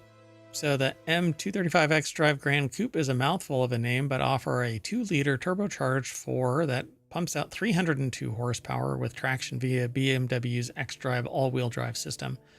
course, you can opt for the 228 Grand Coupes that have 230 horsepower that come in either front or all-wheel drive, but the value score is in the BMW M upgraded trim. So there you have it. Let's see if they actually talk about this more. So when you consider a loaded Civic retails for about $33,000, an automatic Integra starts at around $34,000, and a WRX with some upgraded interior features like leather seats pushes to about $40,000, these higher powered compact BMWs could be worth a look. So there you go, $30,000. These are For used. pretty new, right? They are used. The prices for the used ones were below 35K. Well below 35K. I mean, this one is a 2021. And these are very new. Like there was a 2022 model that went through there. What's the difference between these two? That there's a $6,000.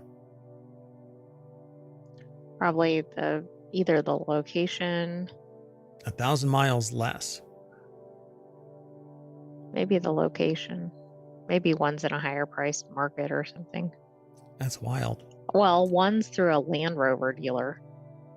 That probably explains the price difference. And yeah, the Jaguar Land Rover dealership versus Deluxe Auto Sales.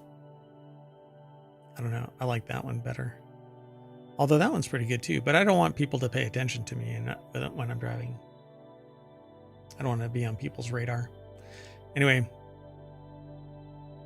pretty cool. Well, there you go, folks. 2025 BMW Grand Coupe on the horizon. So you can get a last year's model for cheaper. Let's keep going though. Sound good? Sounds good.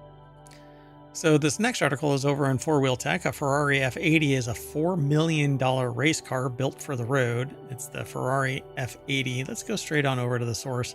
Ryan Eric King put this article together for jalopnik.com. That thing is getting on the road. It looks really cool. But it's pretty low. I would not want to go on any speed bumps. Man, I can't imagine. I've seen the shell of this kind of a car, these supercars, and it's impossible to get in there. It looks very claustrophobic, but the car looks cool. So roomy, yay. So Ferrari's latest hypercar features technology pulled from his Le Mans and F1 winning machinery. $4 million.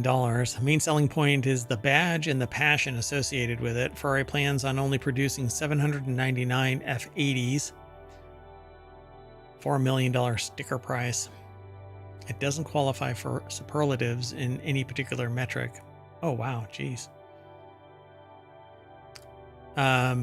So it has the F80's power unit produces an impressive 1,183 horsepower with 887 horsepower from combustion and 297 horsepower from electric power. So it's a hybrid. 3-liter V6, a scaled up version of the configuration familiar to F1 fans. The machine has a dry weight of 3,362 pounds. So this thing weighs like a mini. In fact, looks like you get the full racing seats, right? Like with the harness belt and everything. Yeah, the 5-point harness. Let me see.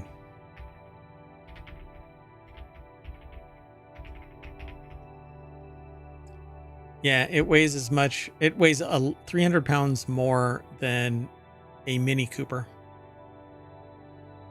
Ah, but probably less than the Cybertruck. Yeah, well. Because we were just talking about that. It weighs about a third of the Cybertruck. So I won't read the quotes. It basically just says that the hypercar shares many of its styling elements with Le Mans winning 499p. Those similarities are more than skin deep, with F80s also fitted with a similar underfloor front wing to keep its nose on the ground. The powertrain is slightly tilted to create the space for a flat floor, aiding the F80's ground effects elements. Paired with an active rear wing, the hypercar generates 2,200 pounds of downforce while going 155 miles per hour, and it's street legal. I can't imagine driving this thing anywhere. No, I mean, can you imagine trying to take it somewhere like a grocery store or parking lot or something? Yeah, right. Speed bump anywhere. This thing gets put on a flatbed vehicle and driven to a loop, and Right, and that's it. that's it. Test driven there. It's pretty. Or maybe it goes to like a hot restaurant or something and then back home. It can't even park in valet parking. Well, No I way. get it, but it seems like one of those cars that people would want to show off. Yeah, for sure. Yeah. And maybe throw the keys to the first person that I appears was actually to be. thinking about that. Yeah. Watch the first episode of Lincoln Lawyer if you haven't seen it. Yeah. All right, let's keep going. The next article's over in Four Wheel Tag.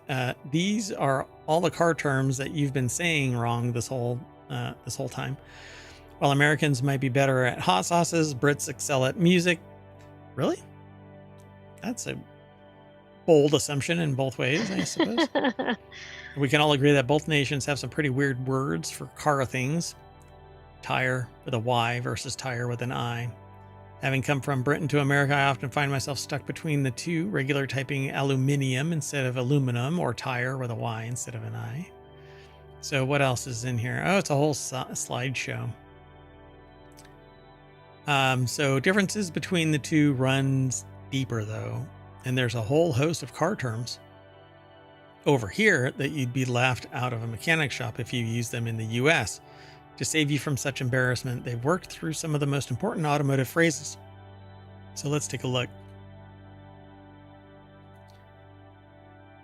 So speed humps, trunk, crosswalk, blinker, station wagon, intersection, hood, beater, traffic circle, idle, off-ramp, coast, drive shaft, sidewalk, and junkyard. Would you say those are pretty commonly known in the US? Yeah. Most of them. Yeah, I don't know if people say traffic circle.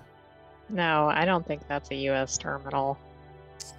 I don't think we really say station wagon anymore. It doesn't really work. No, I mean, if it was an old car that was a station wagon, maybe, but I suspect younger generations don't even know what a station wagon is. Yeah. Beater is easy. I mean, people drive beaters all the time. I'm really curious. So let's see. So sure, there are humps in the road that stop you from speeding, so speed humps make sense. If you want to sound like a true motoring expert, it's best to call them sleeping policemen instead.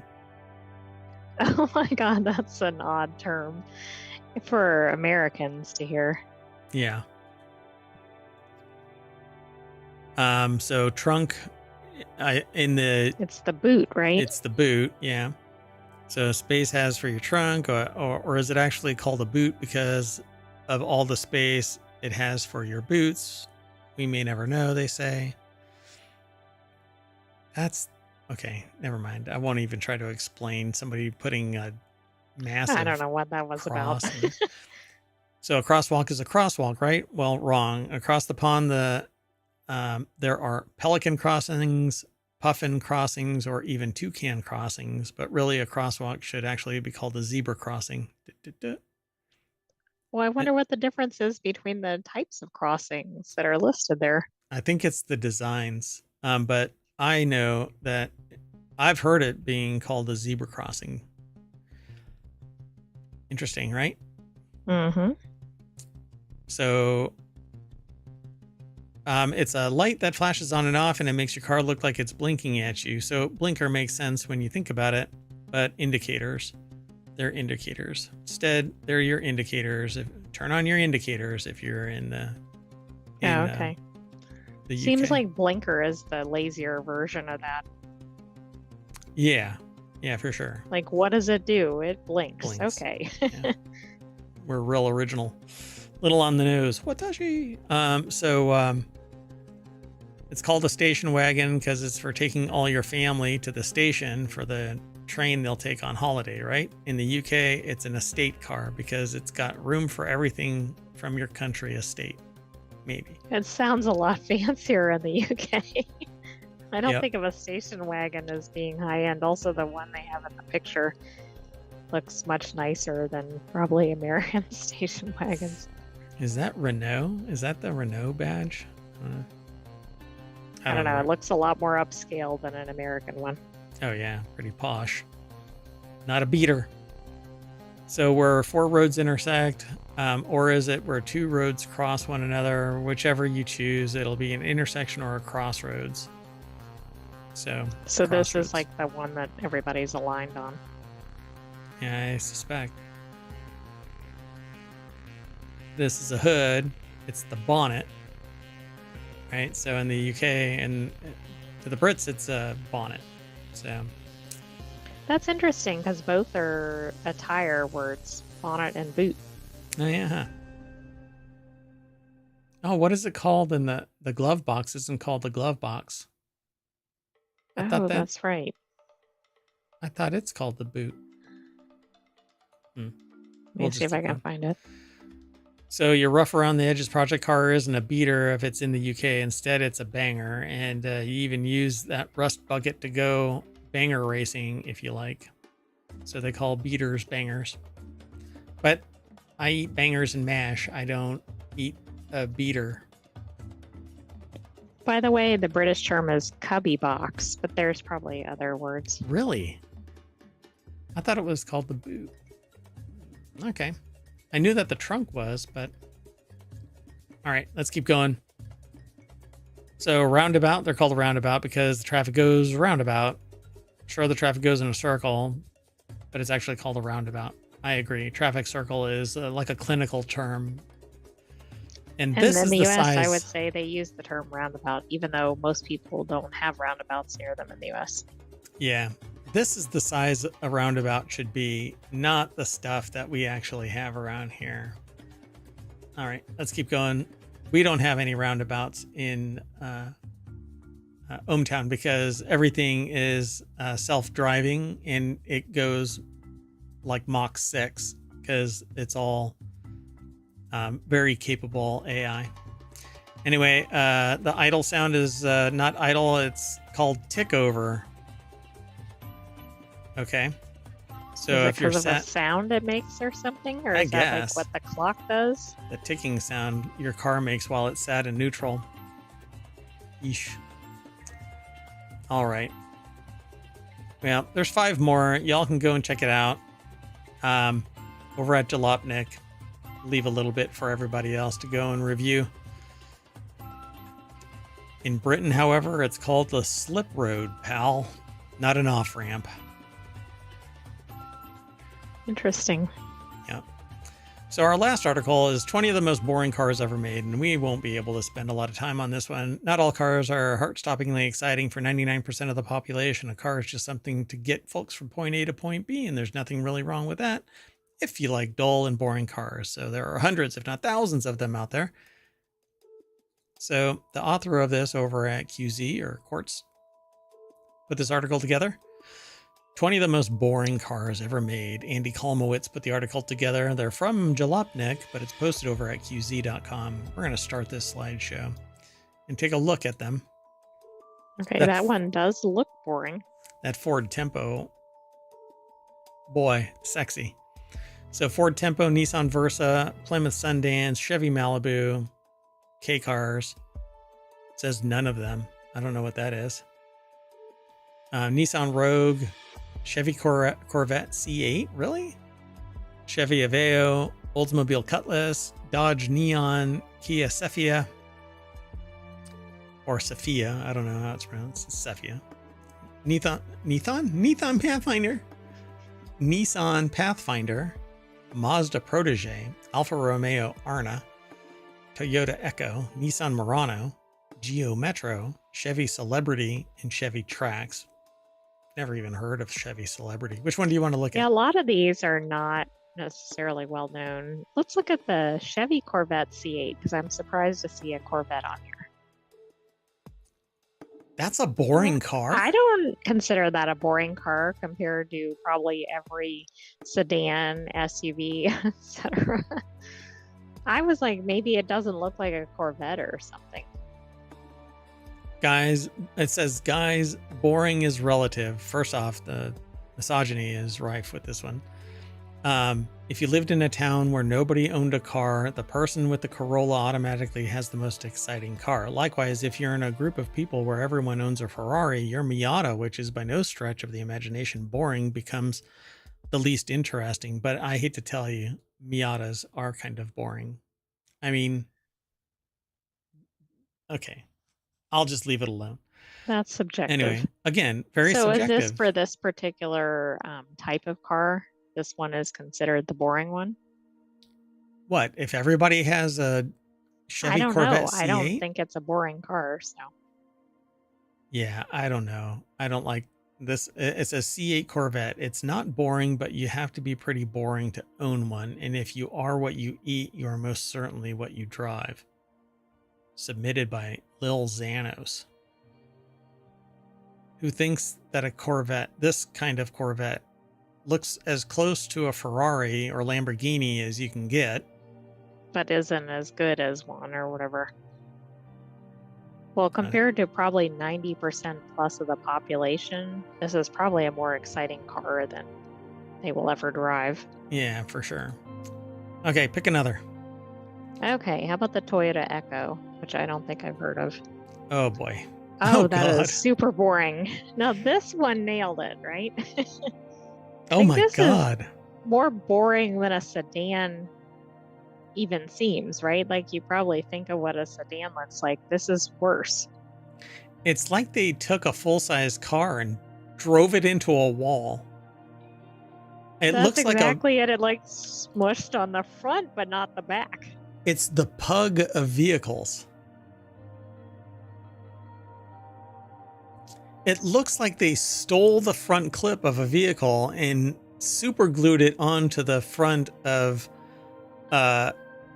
like a no, I don't even know. I was gonna say I don't even know, because then you're gonna make it sound better than it is, right? The Ford Tempo I thought was pretty darn boring, but I would take that over a Toyota Echo. It's like they took, there it is. So the Dodge Neon has the same stubby nose. That's the one that I was looking for, the Dodge Neon. But at least the car kind of fits, like it, and it's pretty boring, I have to admit, but it looks way better than this one. That's what it is. They took the front clip of something and stuck it onto a Toyota Corolla. Yeah, I think that's fair. And a Corolla isn't typically a really exciting car either. Right. Yeah. But it didn't even make the list. So that gives you some idea, other than the Corvette anomaly. Ooh. Oh, yeah, that's really boring. So Plymouth Sundance. I think most of this list is pretty spot on. Yeah, but they got that one. I mean, Nissan Pathfinder. I mean, it doesn't have anything that really stands out, right? It's not like it's bad. It's just, why buy that one over something else? I wonder how many submissions they actually got, because they're actually named by people. Right. Nissan Rogue. Maybe if they gave decent comments, they ended up using it. Right. So what is this? Oh, God. That is horrible. It's like an 80s style police car. Police car, yeah. But without even the police markings or whatever. Let's see. It's titled, or the caption under this, Chevy Celebrity. Got the job done, was actually pretty comfortable. Don't think a celebrity ever owned one. It was pretty comfortable because it had enough room for a queen-size bed. It was like a boat. When it got too close to water, a propeller would descend from the back with aspirations to go drown itself in the ocean. Dear God. This is really bad. I don't know what this is. Oh. What? Dodge Aries K. It says there must have been K like cars. A line of K. Oh, this is pretty bad. Oh yeah. But this is all from that same era, the 80s. Wow. All right, folks. Well, we can't all be looking at these 20 of the most boring cars forever. So let's get out of here. Gonna try and restart this car. Okay, we're back at the Which one was it? anything by the 80s. By way of the 80s, and we're back to the front page of Four Wheel Tech over at ohmTown.com. And that's it for today's shows. We're all done. Yay. I am Mayor Watt, and the Sentient AI is gonna, I don't know, put the pedal to the metal and, Vroom? yeah, Oh, vroom. There you go. Vroom, I can't vroom. do 2 rooms.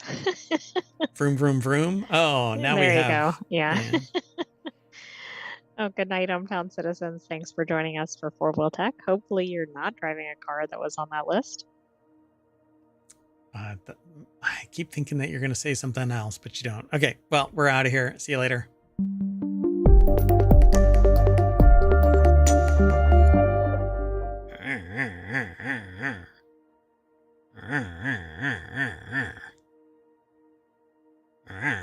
I'm getting out of here. Bye-bye. Hello, everybody, and welcome to Non Sequitur News for October 14th, 2024. It's Season 3, Episode 288, and I am Mayor Watt, and that is the visualizer and the voice of the Sentient AI. You'll hear them in a bit, because we're going to talk about... Oh, wait, that's me. Never mind. How about selling Power Rangers? Test your well water. It's a PSA. Door-to-door lawyering takes on a new meaning. Ex-DEA agent was busted. A new Xbox for early sale. ADHD suspected in 25% of adults. 5 or 10. Something might be different about this. How about a machine to harvest water? And finally, the coup de grace. Balls for Grandpa.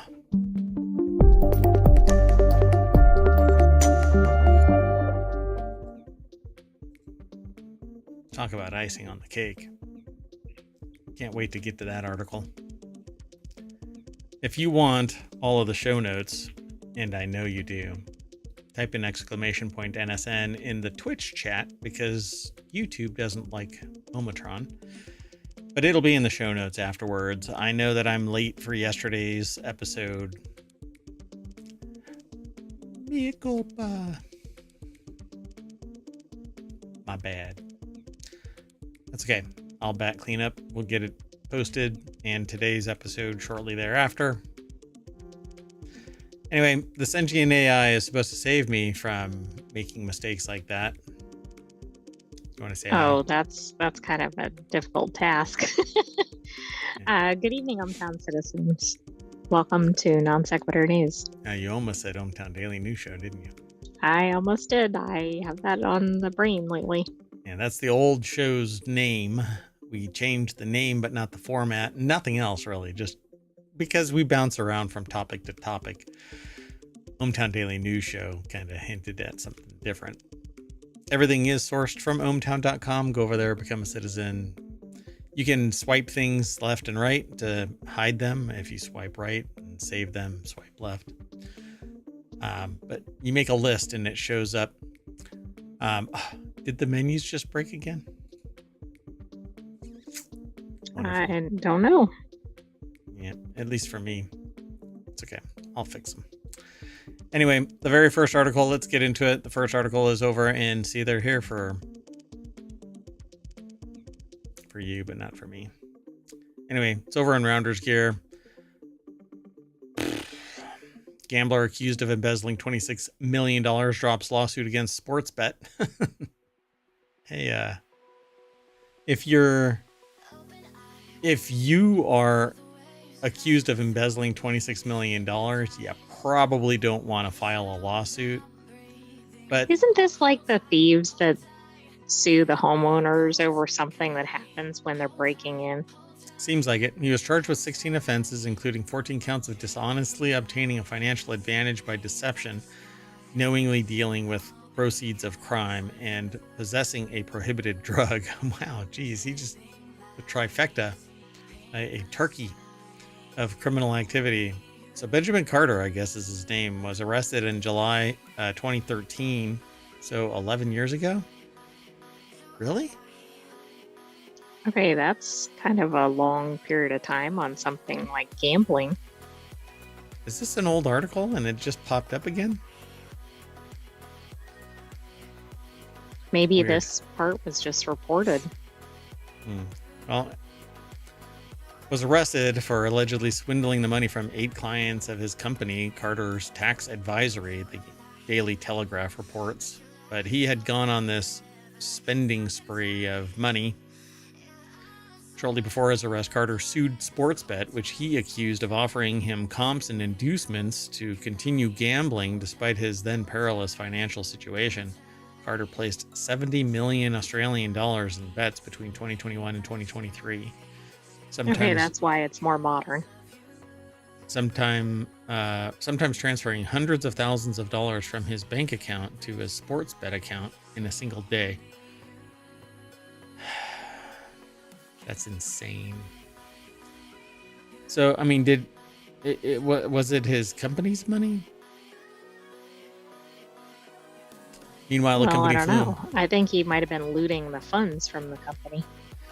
So this is really interesting. Meanwhile, the company flew him across the country to races and sports games as a VIP customer. A video acquired by the Sydney Herald showed the rogue tax advisor partying hard with sportsbook executives in a Darwin, which is almost kind of apropos, a Darwin nightclub, and singing along to Daft Punk's One More Time with his arm around Sportsbet CEO Barney Evans. Carter accused the sportsbook of unconscionable conduct by failing to block his account or limit his exposure to its marketing. You allowed me to spend lots and lots of money. I mean, isn't that essentially what this boils down to? Yeah. Insane. So the article is by Philip Conneller over at casino.org and has this picture. Oh, I'm busted. It says this picture. Time to sue the company that made this possible. I'm in trouble. Man, it's just wild that anybody thinks like this. I mean, again, I understand if somebody makes an honest mistake, puts the decimal in the wrong spot. Correct. That's a different issue. And then bankrupts the person or something because of it. Okay, I get that. But not when you willingly threw lots and lots of money at this and just didn't. If you won, you wouldn't be suing. Right. Oh, yeah. And you know that. You've heard me say that time and time again. Nobody bitches on the way up, but on the way down, all the way down. I mean, give me a break. Anyway, Carter faces 10 years in prison if convicted. The case echoes that of former Jackson Jaguars financial manager Amit Patel, who was imprisoned for 6 years for embezzling around $20 million from the NFL team. Earlier this month, he sued FanDuel for encouraging him to gamble. Yeah, I don't know, man. Talk about creating the want, That's what sales is. You create a want. But what are you supposed to do when somebody, unless you give carte blanche access to somebody's financial statements so that they know exactly how much your livable income is, Exactly. That's the only way to put a check on it, because it seems like at a basic level, somebody's coming in to buy something expensive. I don't know, a Birkin handbag or something. They're not checking if you have enough money or enough disposable money to spend on it. Yeah. I realize gambling obviously could be, well, maybe not than addictive shopping, but the point is, it's not checked anywhere else. So why here? Why now? To do? Right. Exactly. Yeah. Target. I've been buying toilet paper, anticipating the next pandemic bad bat kind of situation. Right. They should have cut you off at 3 packs. When they didn't during the pandemic. Now they're doing it because they've been checking my finances. For other reasons. There weren't 3 packs on the shelf. Right, yeah. Well, it kind of just fixed itself. Let's move on. Next article is slowly over. Come on. It's over at Mobile. Hasbro selling Power Rangers history and no one's happy about it. I'm not into really Power Rangers, but this says an upcoming auction. has brought controversy and more money-focused conclusion to the franchise's legacy than its fans and stars would like. That's because basically Power Rangers is being dissolved into nothing more than fan memorabilia sold at an auction block that's going to fund what? Where's the money going to go? First off, where's the money going to go? And secondly, why? Clearly the sports bet. I mean, why just get rid of it? Why not give it to somebody who wants to bring it back into reality? There's a lot of very stop passionate killing people. TV shows. Stop killing Power Rangers. Oh my God, they're killing the Power Rangers. Justin Carter over at gizmodo.com put the article together. And it says, just before the weekend, Hasbro, which acquired the brand in 2018, put up old Power Rangers items for sale through the auctioneering website Heritage. Ranger suits, morphers, monster masks, props, you name it, even clothes worn by human supporting characters are up for grabs. While the auction itself doesn't begin until Friday, October 18th. That's just 4 days away.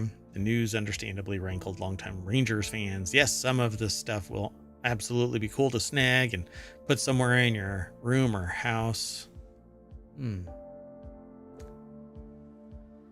I guess I could. Are we going to see memorabilia in a future episode?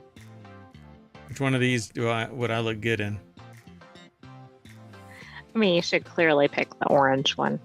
Right on. Okay, I look good in orange. It used to be ohmTown's colors. It actually was. ohmTown changed colors to this blue. Power Ranger blue. No, it's not. I'm kidding. It's not.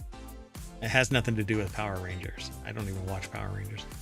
Anyway, the auction also reminded fans how Power Rangers hasn't always been treated the best by its various owners over the years. Like a rented mule, right? Yeah. Eventually, there's a point where they just didn't seem to fully get or want what they initially acquired, so they pass it off to someone else to make a quick buck. In this day and age, anything and its history can just go away so abruptly and unfairly. The idea of a right way to go about it almost doesn't exist anymore. Even so, short of just burning everything in a day-long live stream, this is a callous way to close the book on an original Rangers era. So, even so, short of just burning everything in a day-long live stream?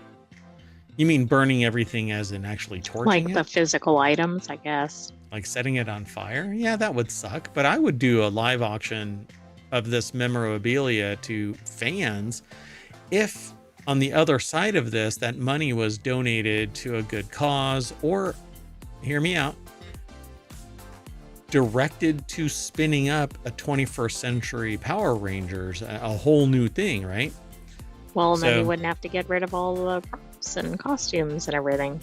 But when a company acquires this stuff and then tanks it, just kills it, right? Because basically, ticket to ride. Right here, power. You know, I'm still a little salty about that. But Power Rangers Cosmic Fury brought a definitive end to the 30-year TV and films, comics, etc. saga that began all the way back with Mighty Morphin in 1993. But there are people out there that could do this within a budget that is part and parcel to what Power Rangers is. But instead, a mega corporation acquires it and shits all over it. So it's irritating. So Hasbro is so hard up for cash that they'd rather sell off their props and costumes rather than gift them to their respective actors who would cherish the F out of them, wrote Yoshi Sudarso, who played Dino Charge's Kota. In a recent video, he recalled how he and co-star Brennan Mahia were devastated to learn that they wouldn't be able to keep the suits, and echoed Dino's sentiment that Hasbro could have gifted individual suits to their respective actors. Yeah, it's doing it dirty, you know? Why treat it with such little respect? And so they say right here, right? And if not, auction them off for charity at the very least. Well, you heard it here first from Mayor Watt. Look at that. Anyway, it's kind of a shit thing to do. Anyway, let's move on. The next article, gosh, come on. The next article is over on the Mobile Channel. Millions of people across the U.S. use well water, but very few test it often enough to make sure it's safe. About 23 million people. well, actually, not million people, but U.S. households depend on private wells as their drinking water source. These homeowners are entirely responsible for ensuring that the water from their wells is safe for human consumption. It's one of the reasons why I switched to RO water, reverse osmosis water, so that I can verify the integrity of the water supply. And when I ran my water supply, which is actually acquired from outside ohmTown, because ohmTown is perfect. There's just not enough water for everybody in the universe out there. Anyway, yeah, the meter for total dissolved solids was above what the EPA allows. Not a good sign. And so even with reinfusion of minerals, I'm at 11 as opposed to over 600 for what was processed the last time that I ran it. So Did you unsettling. know this many people used well water in the US? That looks like it's about roughly 13% of all people in the US. Assuming each household is like 2 people, for instance, which I know it's not. It's probably closer to like 4 people, actually. Yeah, Right. I don't actually know, because it's about like the nuclear family is kind of It's like 2.5 people or whatever. nowadays. Yeah. So I'm not so surprised because there's a lot of rural families and out in the burbs kind of thing that don't have city water, or they have well water. So, and apparently, the heartland kind of thing in rural areas. Oh, that's an interesting map, isn't it? Well, I guess that's not where wells are. It's just where the chemicals are. Where there's high minerals. nitrogen. Yeah. Yeah. And aquifer vulnerability. So Gabriel Lade, I think, over at The Conversation, put the article together, but it's published at phys.org. And it says the U.S. EPA still relies on 15-year-old study data showing that among 2,000 households, 1 in 5 households' well water contained at least one contaminant at levels above the thresholds that the public water systems must meet, except that the inverse of contaminated well water is chlorinated city water, which gives you a completely different flavor. And particularly with beer and stuff like that, if you want to brew your own beer, it really messes with the chemistry of it. So you have to inject additional counter contaminants right, because what you want is more chemicals. Yeah, exactly. So they say that they're an economist studying energy and agriculture issues. This is the author. In a recent study, they worked with colleagues at Iowa State University and University of Massachusetts Amherst and Cornell University to understand drinking water related behaviors and perceptions of households that use private wells. And so they focused on rural Iowa. So there you go. They found that few households allowed public health guidance or followed public health guidance on testing their well water, because those services that I have seen charge somewhere around $35 to $45 per sample. So right, and that's just a point in time. I mean, I guess that's better than not testing it. Yeah. So they talk about that they focused on nitrate, one of the main well water pollutants in rural areas. Major sources include chemical fertilizers, animal waste, human sewage. It all trickles down into the water table. If it isn't filtered adequately enough, then the nitrogen level increases and you end up with nitrates. So you don't want that, because its contamination conflicts with oxygen transport in babies, and so you end up with harmed babies. And it doesn't do adult humans all that much better. So, and water in particular is very adept at absorbing gases. So you don't want high nitrogen in your water. It's supposed to be H2O, free of other gas-like contaminants that are going to off-gas in your bloodstream in you when you drink. So not good. Studies also found that for people of all ages, drinking water with low nitrate concentrations over long periods of time is strongly associated with chronic health diseases, including colorectal cancer, thyroid disease, as well as neural tube defects in Is developing that fetuses. correct? Is that actually high nitrate? Yeah, I think it's supposed to be high, isn't it? Yeah, because they cap it. Like it can't be above a certain amount, which makes me think the problem is when there's too many. Right? Yeah, nitrates, one of the main well water pollutants.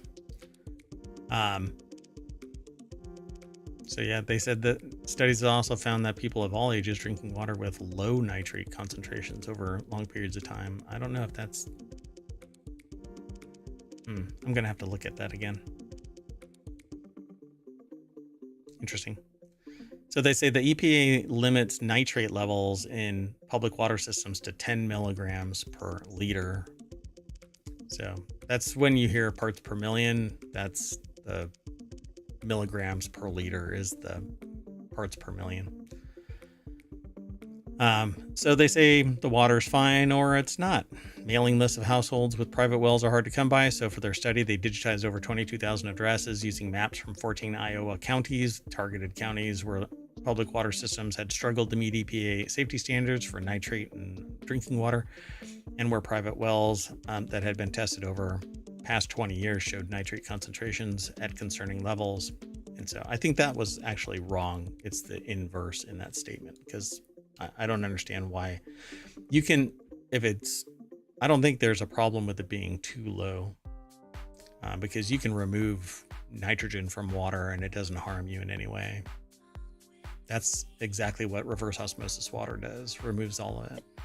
Right. And I did look, I clicked through to the referenced link and it looks like it should be too high. Yeah. So I don't know. Maybe I'll send them an email and say, hey, this is a huge typo. I know, this is like one of these, somebody reads it and relies on it for a decade and then they go, oh. Oh, yeah. Oh, yeah. I guess you shouldn't have been doing that for 5 years. So providing information and tools helps. So they basically need to be informed. And education is the primary motivator here. You inform somebody about something being harmful to them and they change their behavior. Just like if you observe somebody, they act a completely different way. But the moment that they notice that you're watching or they're being paid attention to, then they act differently. Tell somebody that their water is contaminated with something that's directly harmful to them, and you'll have one of two actors.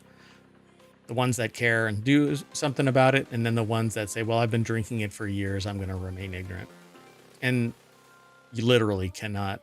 You can lead a horse to water, but you can't make them filter it out properly and make their offspring healthy. So they say households bear the burden. See, household willing to pay as much as $13 for a program that would cost the state roughly $5 to implement. But it's an ongoing thing. You know, as of 2024, just 24 states offered well water testing kits for at least one contaminant that were free or cost $100 or less. But it only tests for only certain things. It's not a large gamut. So you really need to take it. It's not a comprehensive. Correct. Yeah.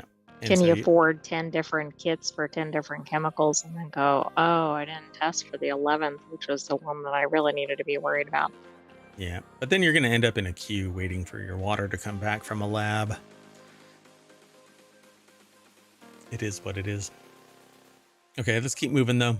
The next article is over in Law & Order. Lawyers ordered to provide door-to-door apology after their early morning screen test. Lawyers who wakened South Philadelphia residents with a looped recording of a screaming woman to prove a point in a lawsuit must go door to door and say, I'm sorry. Deborah Cassens-Weiss over at abajournal.com put this article together. Let's see here. In an October 10th opinion, U.S. District Judge John F. Murphy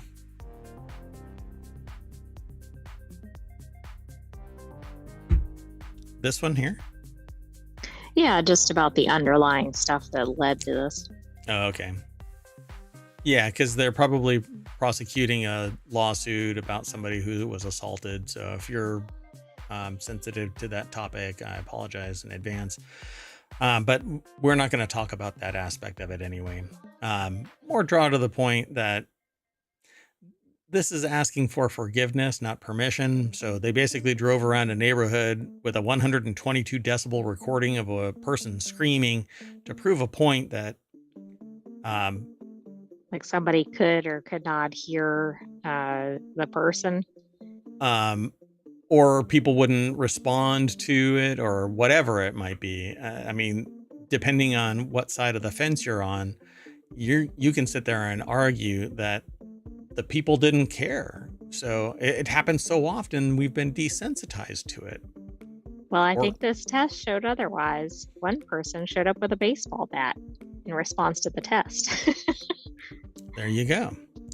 So such an action would benefit defense counsel who were present for the scream test and at least complicit in allowing the test to move forward. Lawyer Emma Freudenberger of the law firm Neufeld, Scheck, Bruston, Hoffman, and Freudenberger. Your earlier comments on that topic. Took personal responsibility for what happened. Murphy said in a footnote. The judge allowed any lawyer for the plaintiffs to conduct the in-person apologies, however. So guess what? First years, off you go. Right. We've got a task for you. As long as they're lawyers and not paralegals. Freudenberger You know, and other... who thought this was a good idea? I mean, really, like you're going around a neighborhood playing a scream. What could that cause? I mean, particularly given the neighborhood or the crime level. This is very Pet Detective, where he's out on the balcony and he's going, oh, right. I wonder if they got the idea from there. I guarantee it. You know, they were at a bar talking about movies and somebody said this and they're like, holy cow, I know what I can do. I think this was, I glanced ahead at this one. I think this was actually not even during normal hours, too. No, it was 5:30 in the morning. I mean, you could cause some serious problems playing that at that hour and people not knowing what was going on. Like, I'm thinking people bringing their weapons out, people being traumatized. Yeah, I think what's going to end up happening is the law firm is going to change to asshole, Arschloch, and asshole. Had to throw in a little bit of cosmopolitan there. Let's move on. The next article's over on the Marvel Channel. Ex-DEA agent busted for protecting drug dealers he knew as a kid. I knew y'all as kids. Don't worry about all that drug trafficking y'all are doing. Isn't that the whole purpose of being a DEA agent? Yeah, you're supposed to enforce the law. Golly.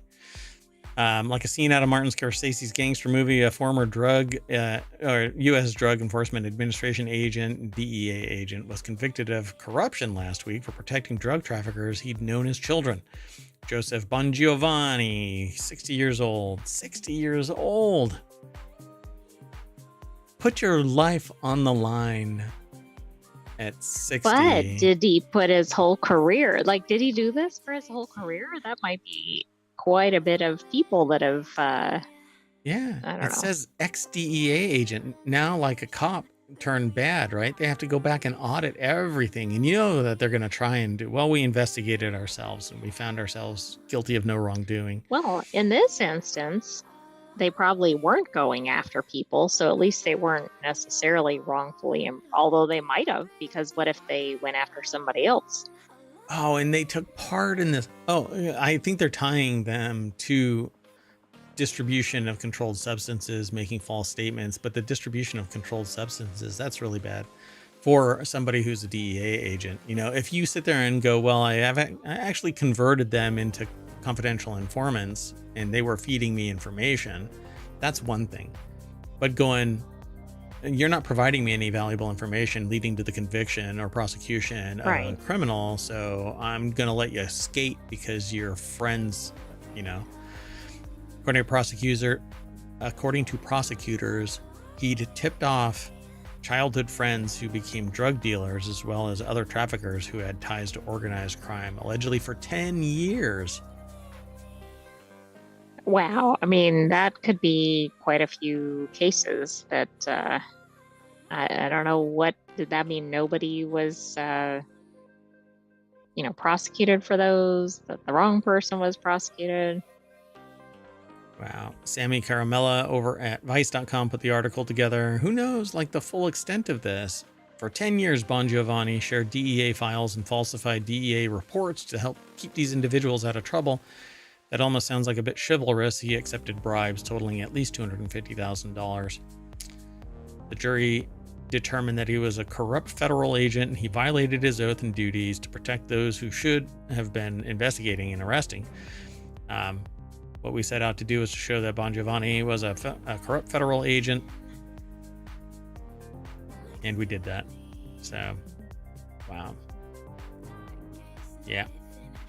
This isn't a side gig, folks. You take this job to enforce the law.